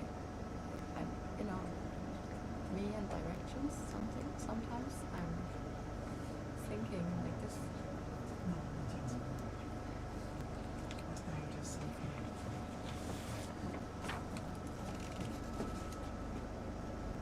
There are lots of these rocklings. Just Okay, just, resume the move there, please. just click fish. Yes. Oh, again, my one, you got it once to start. I know the bright orange. This could go in your heads. So we were moving to port side, so we should get back on track. Yeah, but We'll be coming to starboard. they're on it. Slow. See here, this is top of your ridge. Yeah. Perfect. There's another kangaroo sponge, right? The what did you call it? Abyssoclador? Cladorhiza. Cladorhiza. This is Cladorhiza. Cladorhiza. Okay. Do you want to sample or Have we sampled any carnivore sponges yet? We haven't, but I don't know if I should tell. We have a cast on Complicata. No, but then if there's a way to settle I think somewhere, only one sponge was I cast have a couple before. of lights I can turn down. that would be fantastic if we could sample. It's just Because there's two species, and without the sample, we can actually not Wait, discriminate. but now we need to give Andrea a call here. I think we're not. We can't sit there, so we have to sit on this. Can you sit or can't? Yeah, but not next to the sponge. I have a sediment place here, but I don't know if it has the sponge you're saying. Okay, let me know. Just don't let me know yet. Then we would need to sample backwards, and that's not possible. Can we just hold, please? Look what the skate is doing. This is very interesting. I would like to move in closer to the. So there's a position, skate here with a certain it's- type of behavior, like it feeds maybe. I have no idea what it's doing. It's putting its tail up in the air. It's very interesting, so we will have a zoom in on that one. Just get a bit closer and then we'll just gently zoom in on it. Links on, please. They're off. Okay. Ready? No, they're not yet.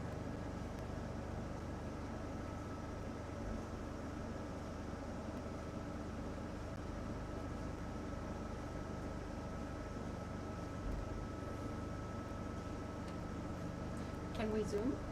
Yeah, to you.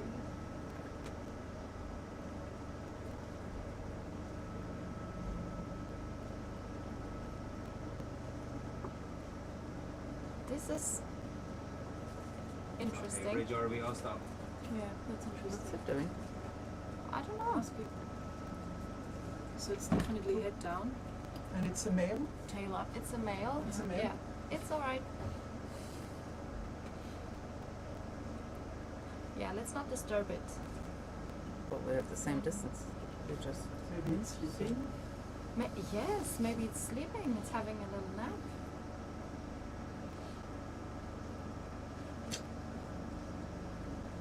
It's alright. I think we can continue. Don't worry. We'll just. Don't you We'll worry just about it. continue. Otherwise, we'll. It's fine.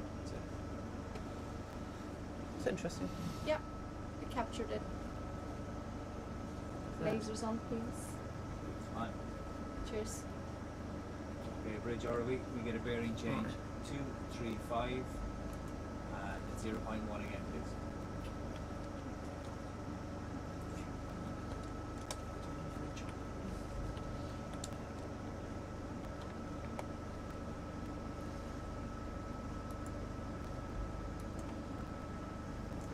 So now again we have this change in, yeah, it's almost like a habitat change. Suddenly there's no coral whatsoever and very soft sedimented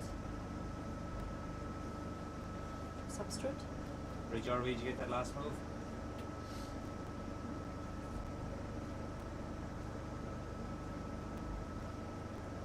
Of course, another fish hanging out. And Crinoid. lots of, it's glass sponges, the Rosalida. Yeah, all the white sponges Yes. are glass sponges. Bridge ROV.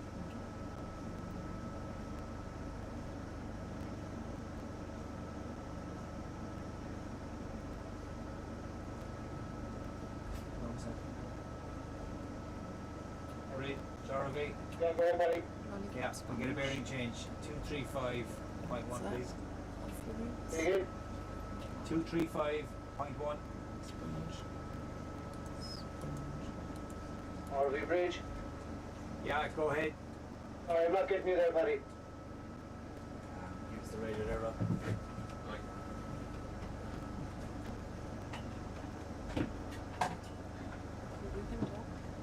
Yeah, I just didn't want to talk right into You this. get me now, Paul? Yeah, go ahead. We'll just Yeah, zoom in while bearing we're change, flying 235. a little bit. Yeah. 0.1, please. There's a nice sea star and another crinoid. Some 0.1. encrusting yellow sponge maybe. Look at that.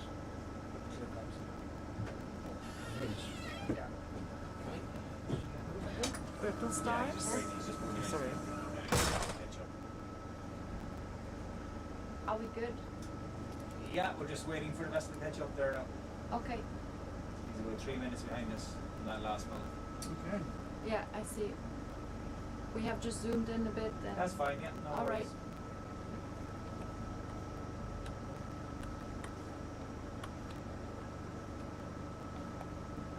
So once again, we see some soft corals and ascidians, feather stars or crinoids, whatever you prefer. Are those sedimented? Are those sedimented sponges? No, I think these are RV bridge, ascidians. comms check. Okay. Go ahead, Bridge. That's the vessel move starting value 235 at 0.1. Perfect. Loud and clear, Paul. Thank you. If you want me to tilt or pan, just let me know. Just while the ship is catching up on. There's another pygmalgonid. If we have the chance to hold the ROV, that would be lovely.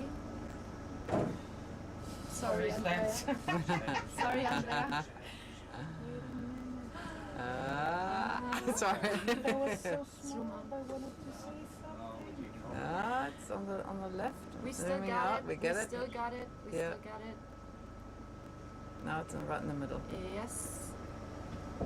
You just. It's all gonna be good. This is so cool. Ooh.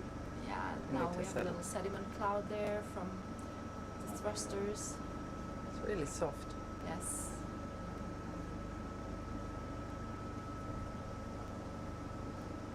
Ooh. almost artsy with these. Look at now, quick now. Yeah. RV bridge, just do the comms check whether Rob is here. Yeah, getting loud and clear, Paul. So we've still. All clear, thanks, buddy. We're zooming in. Yeah, you can. Thanks. Sorry. Yeah. Just open. There we go. It's a big one. So once again, for those who might have missed, the distance of our lasers is 200 millimeters or 20 centimeters.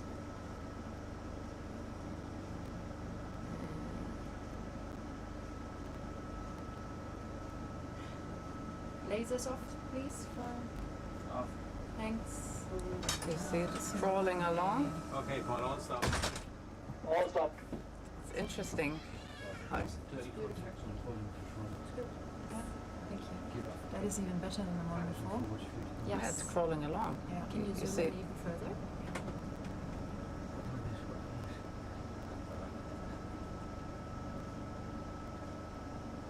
Or are we maxed? No, we are. It's Yeah, really but I just- busy. We'll just leave it.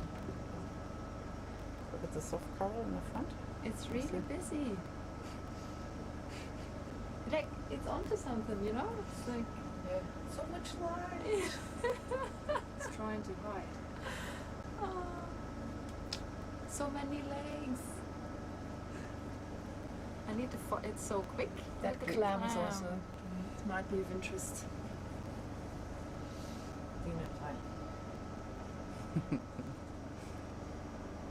Night. Thanks. Sorry, that's on me. Now we're back.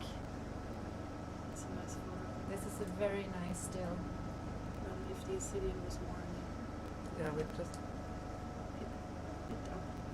It's quite no, don't move because it's quite nice. So, What do you think? Could we, I'm not interested in sampling the pycnogonid, or maybe, no we're not, but maybe we could use the suction sampler to sample this clam. Would that be Yeah. we'll get a lot of. gently? It will take a lot of the other stuff. But yeah, you're correct. I don't think it's a good. Yeah. It's not a good spot just to No. withdraw a place. Actually, let's scratch that. It will disturb too much of the biodiversity. It will Yeah, take you're up too many correct. You're correct. little stuff. Yes. Yeah. If it's more isolated on the Yeah. sediment, I'd No, go I for agree. it. But this will. I agree. Yeah. Shall we zoom out a bit to get the Assyrian in? Yeah, now I would do that for a still. Yeah. So if we hold on.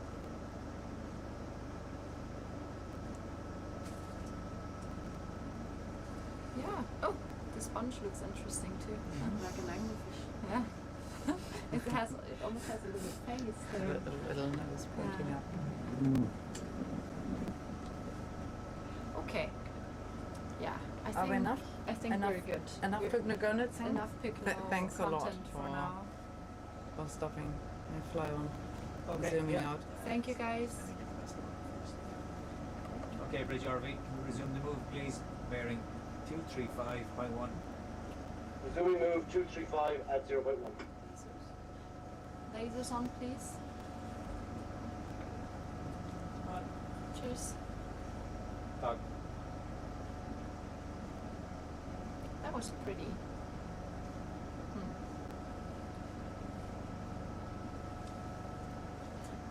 I have been thinking of, you Can know, we continue, yeah, please? we can Okay.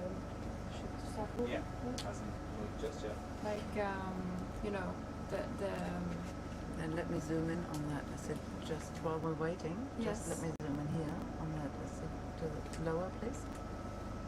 I want to know. Yeah, thank you. what exactly are you interested in? What's going on there? Oh, look at the ophiurid. Beautiful. And there are all these buccinium snails, you see? Yes, I do. I don't know if it's buccinium, but like whelks or Well, I think whelks is the whelks, English name. right? Well, snails. And there's one off your it that its whole central disc is covered by sediment. Do you see that? Of course. Yeah. Okay, can we move? Yes, we can. Okay. No.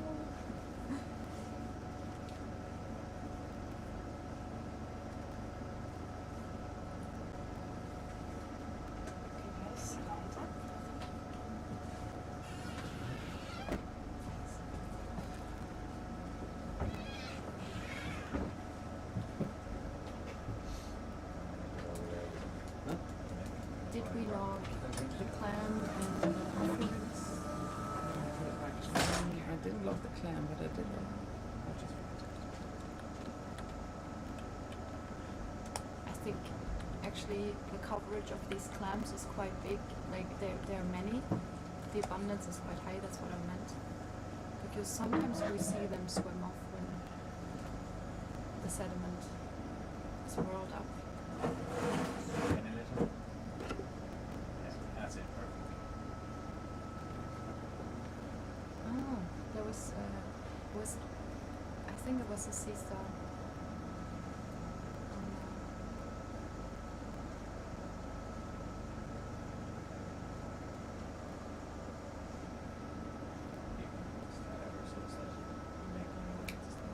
So what makes a glass sponge a glass sponge?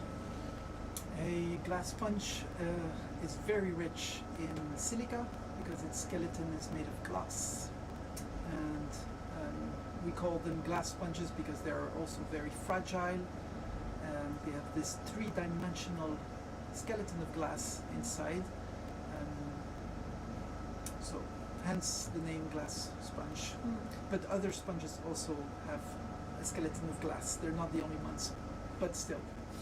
Okay.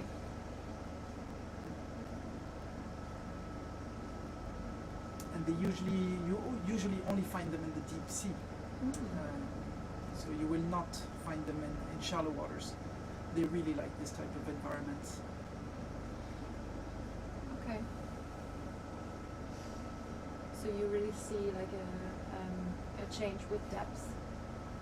Like when you Yes. pass a certain depth, the glass sponges start Appear. to appear. Exactly. Okay. Ah, this is a ctenophore visiting us. Yeah. Mm-hmm. And there's a sponge coming up there that looks different from the others that we've seen. In the back? The fan-shaped? Yes. Yeah, possibly, yeah. Mm.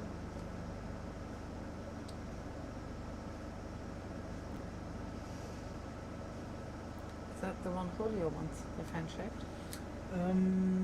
It's difficult to say from here. He wants the mushroom shape. Okay. Well, these sponges come in all kinds of shapes.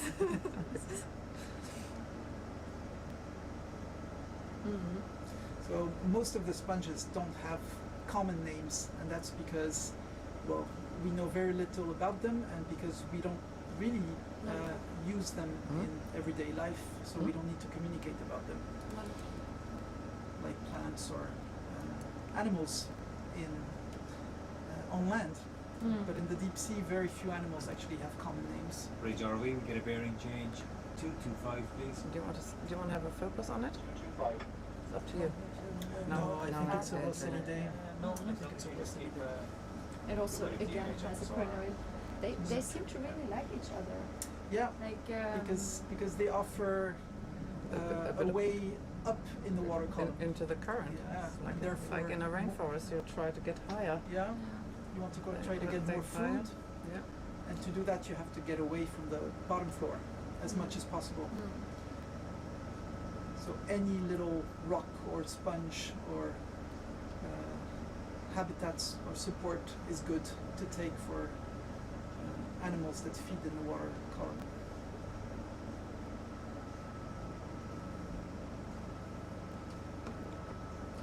there's another lollipop sponge centered.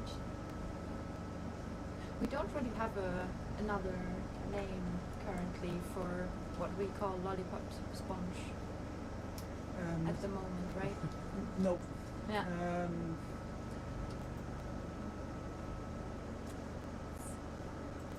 So this lollipop sponge has another sister species in the Antarctic that looks very much like it, and it's called the chupa chups sponge. So Okay. we're in the same types of names Yeah. around lollipops. Yeah. So it's lollipop in the Arctic and chupa chups in the Antarctic. Okay. Can we zoom on the yellow part of that lower thing? Thank you. Sorry, Anna. No worries, I will zoom in here. That's another sponge. Very nice. And so many brittle stars on the sediment. Incredible. You can see hundreds. Yes, and the clam Wow. again.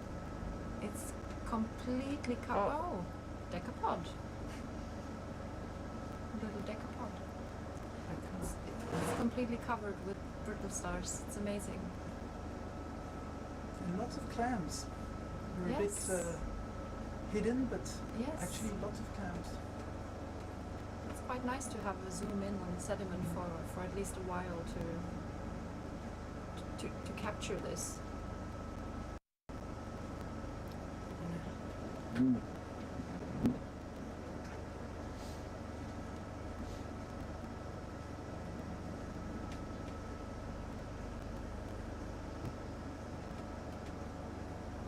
So these brittle stars are closely related to sea stars, but they belong to a separate family, Ophiurids.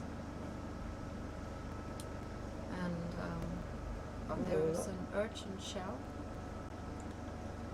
or like a dead sea urchin, and another pygmagonid, but we are not stopping for that No, one. not again. No. But we can log it. That's true, and two. Is that the Lucilendorix? Yes. We can log that too. Move out. There are two of them, aren't there? Yeah. On both sides. I'll zoom out on both sides of the zoom. Mm-hmm. So we've got. Do you want them? Because this would be a. Yes, we can absolutely collect But a specimen. we have collected the specimens. Yes, but because we are doing population genetics, we actually need several specimens of the same species to know how connected the populations are. So any opportunity is good to collect. Just say it a little bit ahead of time, then we can. Yeah.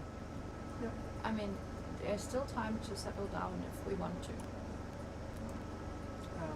Then let's do it. Yeah. Can we sit? What do you want to sample? This one? Which is This one? that one there. Yeah. Right. So if you go up in the open drawing, which is like slightly. So we shouldn't mix it with this one. We can either use that one or put it in here because we will be able to separate it. Sure. Doesn't matter. Let's put it there. Or if you prefer. In case they want to use starboard side, would that be fine? Sure. Absolutely. Okay.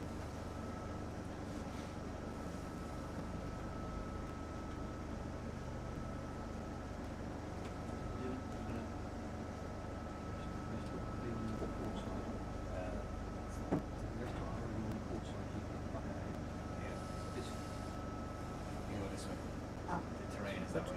Yeah. You go that way. And all the stuff goes out. On the ports. Yeah. Just point on the monitors after the settle which one. Yeah, we'll do. Just trying to keep this on that side of the center.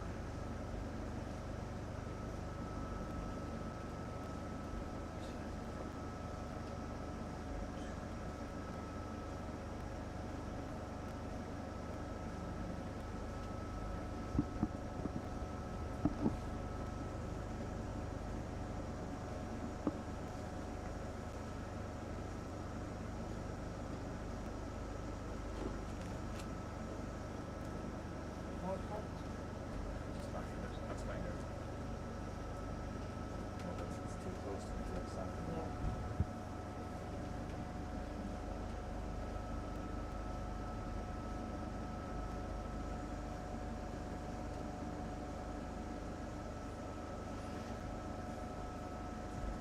Ready, Jeremy, on stop? All stop.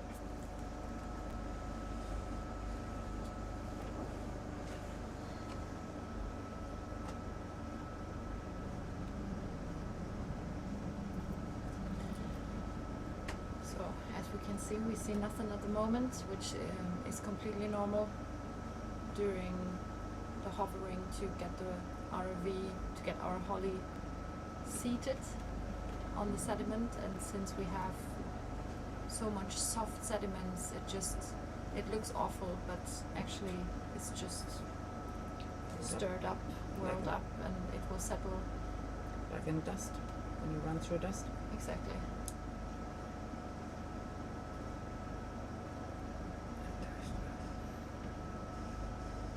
We just have to be a bit patient. That's all.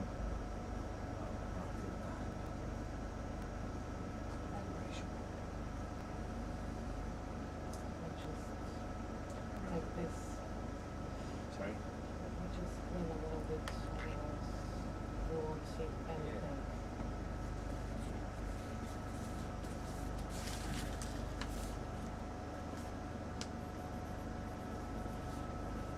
We're gonna come this side, yeah?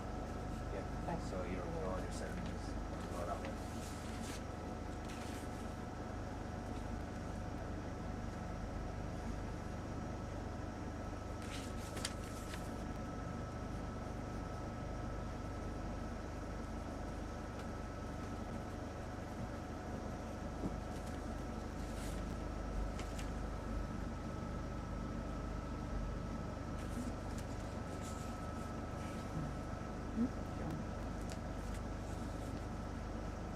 Look at all the clams. Isn't that incredible?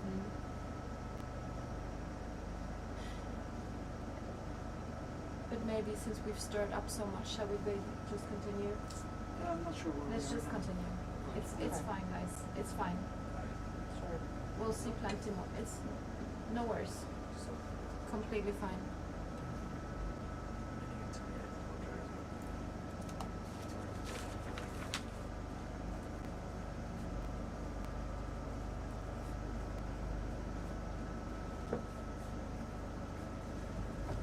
Okay, Bridge, can we resume the move, please? Resuming 225 at 0.1. Thank you. Oops, sorry.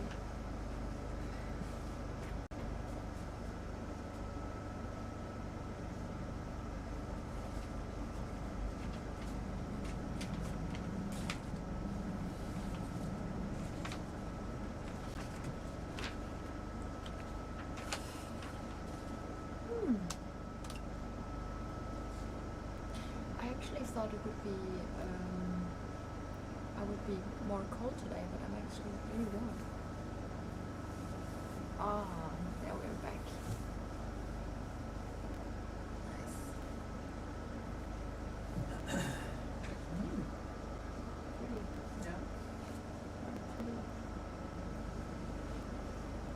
Just let up there and give the ship a chance to catch up.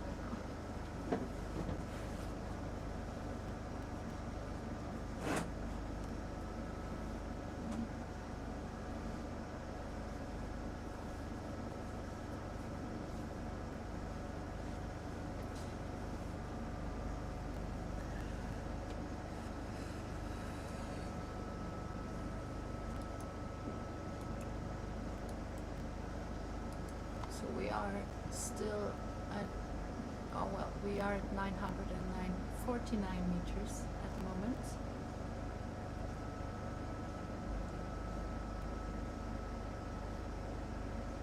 And we're still following our transect along this ridge.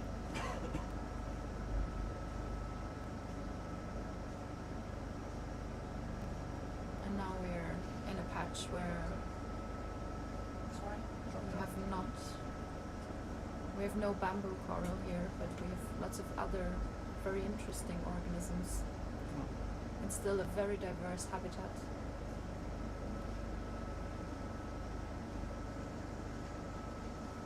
Sometimes the devil is in the details, like we've just seen how diverse the sediment is. Very good to be very close to the sea. Yeah, especially Of course, we see more when we're closer down, but the sediment is so soft that it's then rolled up by the thrusher, so we at the moment fly a little bit higher. catching ahead and we are the ship is catching up.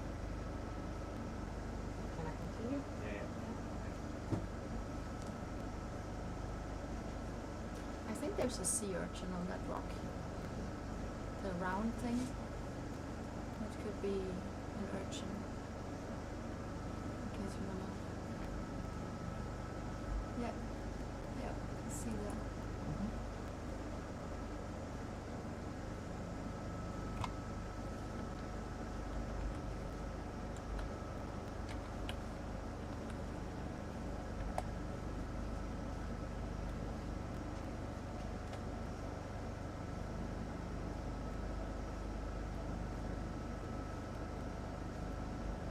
So we don't know what these yellow encrusting sponges are, right? No. Mm. So we've collected one earlier, so hopefully we'll have an answer tonight, Yes. and we'll be able to tell you during our next live stream. Little cliffhanger there. Oh, look what's coming up. More bamboo. Yeah. Another patch.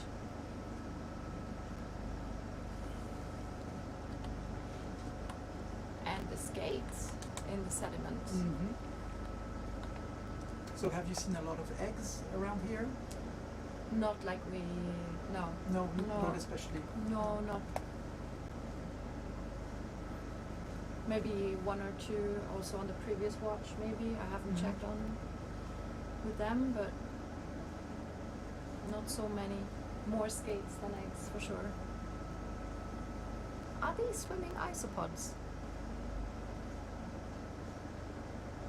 I saw something white there swimming in the... I think it was, but I didn't get a good look. But bamboo is back on. I noted. Mm-hmm. It's logged. It's logged. So again, I'm still learning a lot here from about sponge taxonomy. So these white, let's call them bushes, is Lycodendrorix. I think it is. Okay. Lycodendrorix Complicata. complicata. Right. I knew that one. Complicata. Wow. Oh, Oi. Hello. he wants to be in the picture. Come on. Look at me. And it's a male. Okay. A male showing off. Maybe it's the same. You are very pretty, okay? Thank you for this little show. That was beautiful. So these animals can go down to 2,000 meters. We are at 1,000 more or less. Yeah. These are deep sea fishes. And they're from the same group as sharks. Rays, that is. They have a skeleton made of cartilaginous. They're not bony fishes, so they have a very different skeleton. And we saw lots of eggs. Yeah, Yesterday. and here Yeah. they do lay a lot of eggs. I think it's a nursery ground for that species. Often on the top of the sea mounts. So Yes, we've the seen a higher lot. parts, the 600 meters. Yep, absolutely. So a little bit shallower. And we're back in the gardens.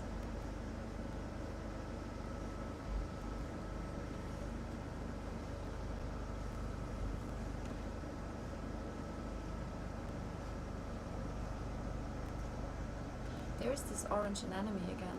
You saw it? The one we zoomed in earlier? No, but I. We yeah, passed yeah, it, yeah, sorry. sure, but I. Yeah. Mhm.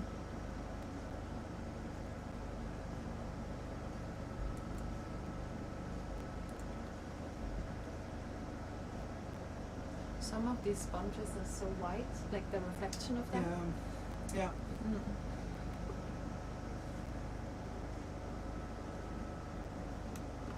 Ay. I'm trying to make them less white, but it's not possible. What kind of fish? Is that a small grenadier? Maybe? It has a large eye, that's for sure. Do you want to see something? Yeah, Oh, can you? We'll zoom in just a bit on the fish. Just but so. it's fine. It's moving anyway. I always have the feeling that when we go on manual for the lights, that it gets. Yeah, well. Yeah. I think Grenadier is very good. good guess, or we can continue. It's fine. Thank you.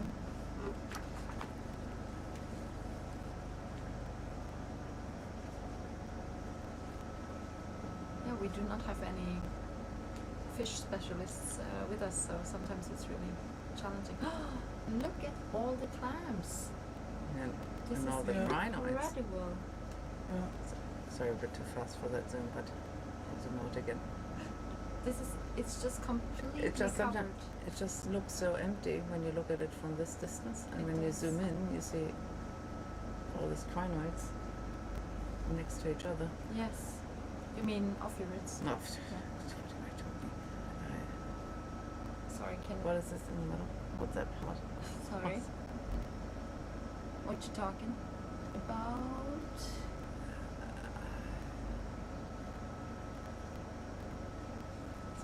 Bridge, are we increase the These point are- 2, please? These are all clams. Yes. And good Increasing to sauce. point 2. Oh. And a soft coral bed.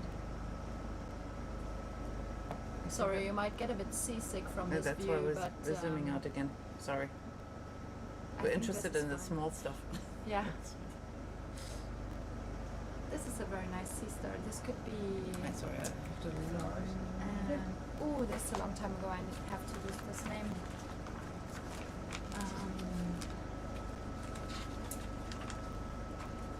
I'm thinking about it.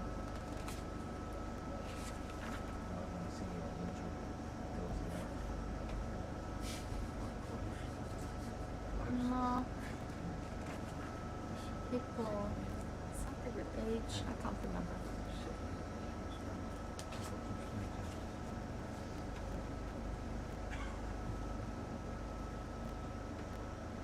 So this is interesting. It's again like we have bamboo coral, make a patch of it, and now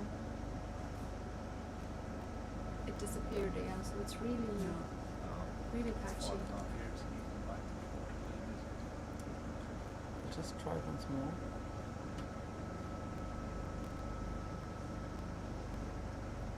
Get another image of the bottom. We're moving too fast. Yeah. I'm sorry. Oh, that's all right. Oi, another ray. There's so many. Hello. I think it's the Arctic scales. It is. Yes. It is. Yes. So, Yeah. as I was saying, cartilaginous fish, their skeleton is made of cartilage. You have cartilage in your nose, you have cartilage in your ears. It's not bone. It's just a different type of bone. But these fish are entirely made of cartilage. So, just like sharks. Sharks and rays are cartilaginous fish.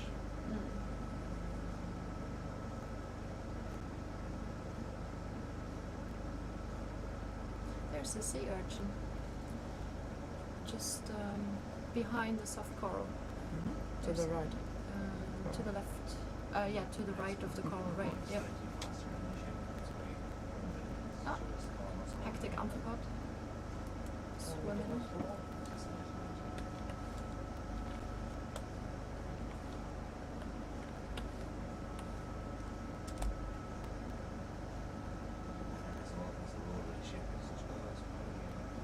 I'll try it.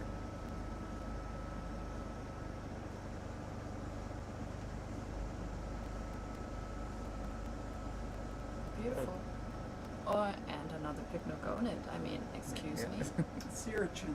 Yes, but that's what we're trying to zoom in on. Oh, sorry. Yeah, don't worry. Another grenadier. Yeah. Pretty.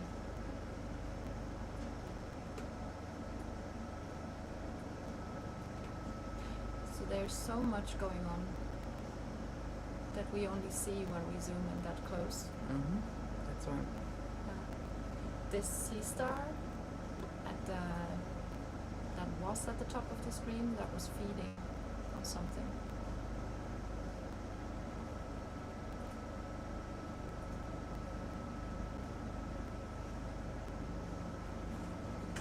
Yeah.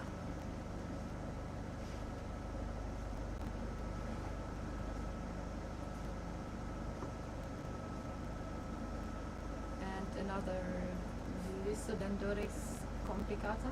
Yep. Yes. Okay, what's that on there? Ah. That one. Yeah. What's that? I don't know. Can we try and stop? I mean, not land, but try and stop. So I'd like to focus. Yeah, we can Thanks. stop whenever you wish, yeah. Thanks a lot. Where is that? I'll try to. Oops. Isn't it Want to- gone now? We'll Can try. you zoom out, please? Yes, I'll try. Okay, we are And trying. Yeah. But I'm not sure if it is. Take his name, ship is coming all the time.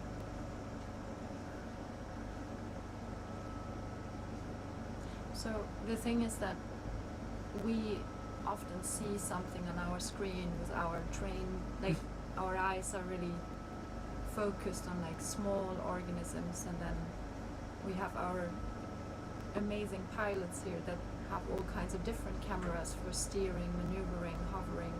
So We are stopped. Thanks a thank lot. you. To actually find Just thank you. the location so we can zoom in on our critters that we want to have a closer look at. Go lower, please. That's not always that easy. Sorry, yeah. Over there. You know, talking and steering. that's, Ignore the fish. Thank you. Thanks a lot.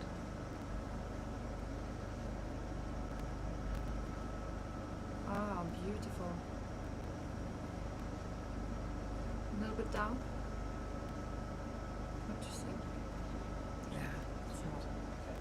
That's alright? Yes, so pretty. Lasers off, please. Are you Yeah. right? Doesn't matter. Doesn't matter.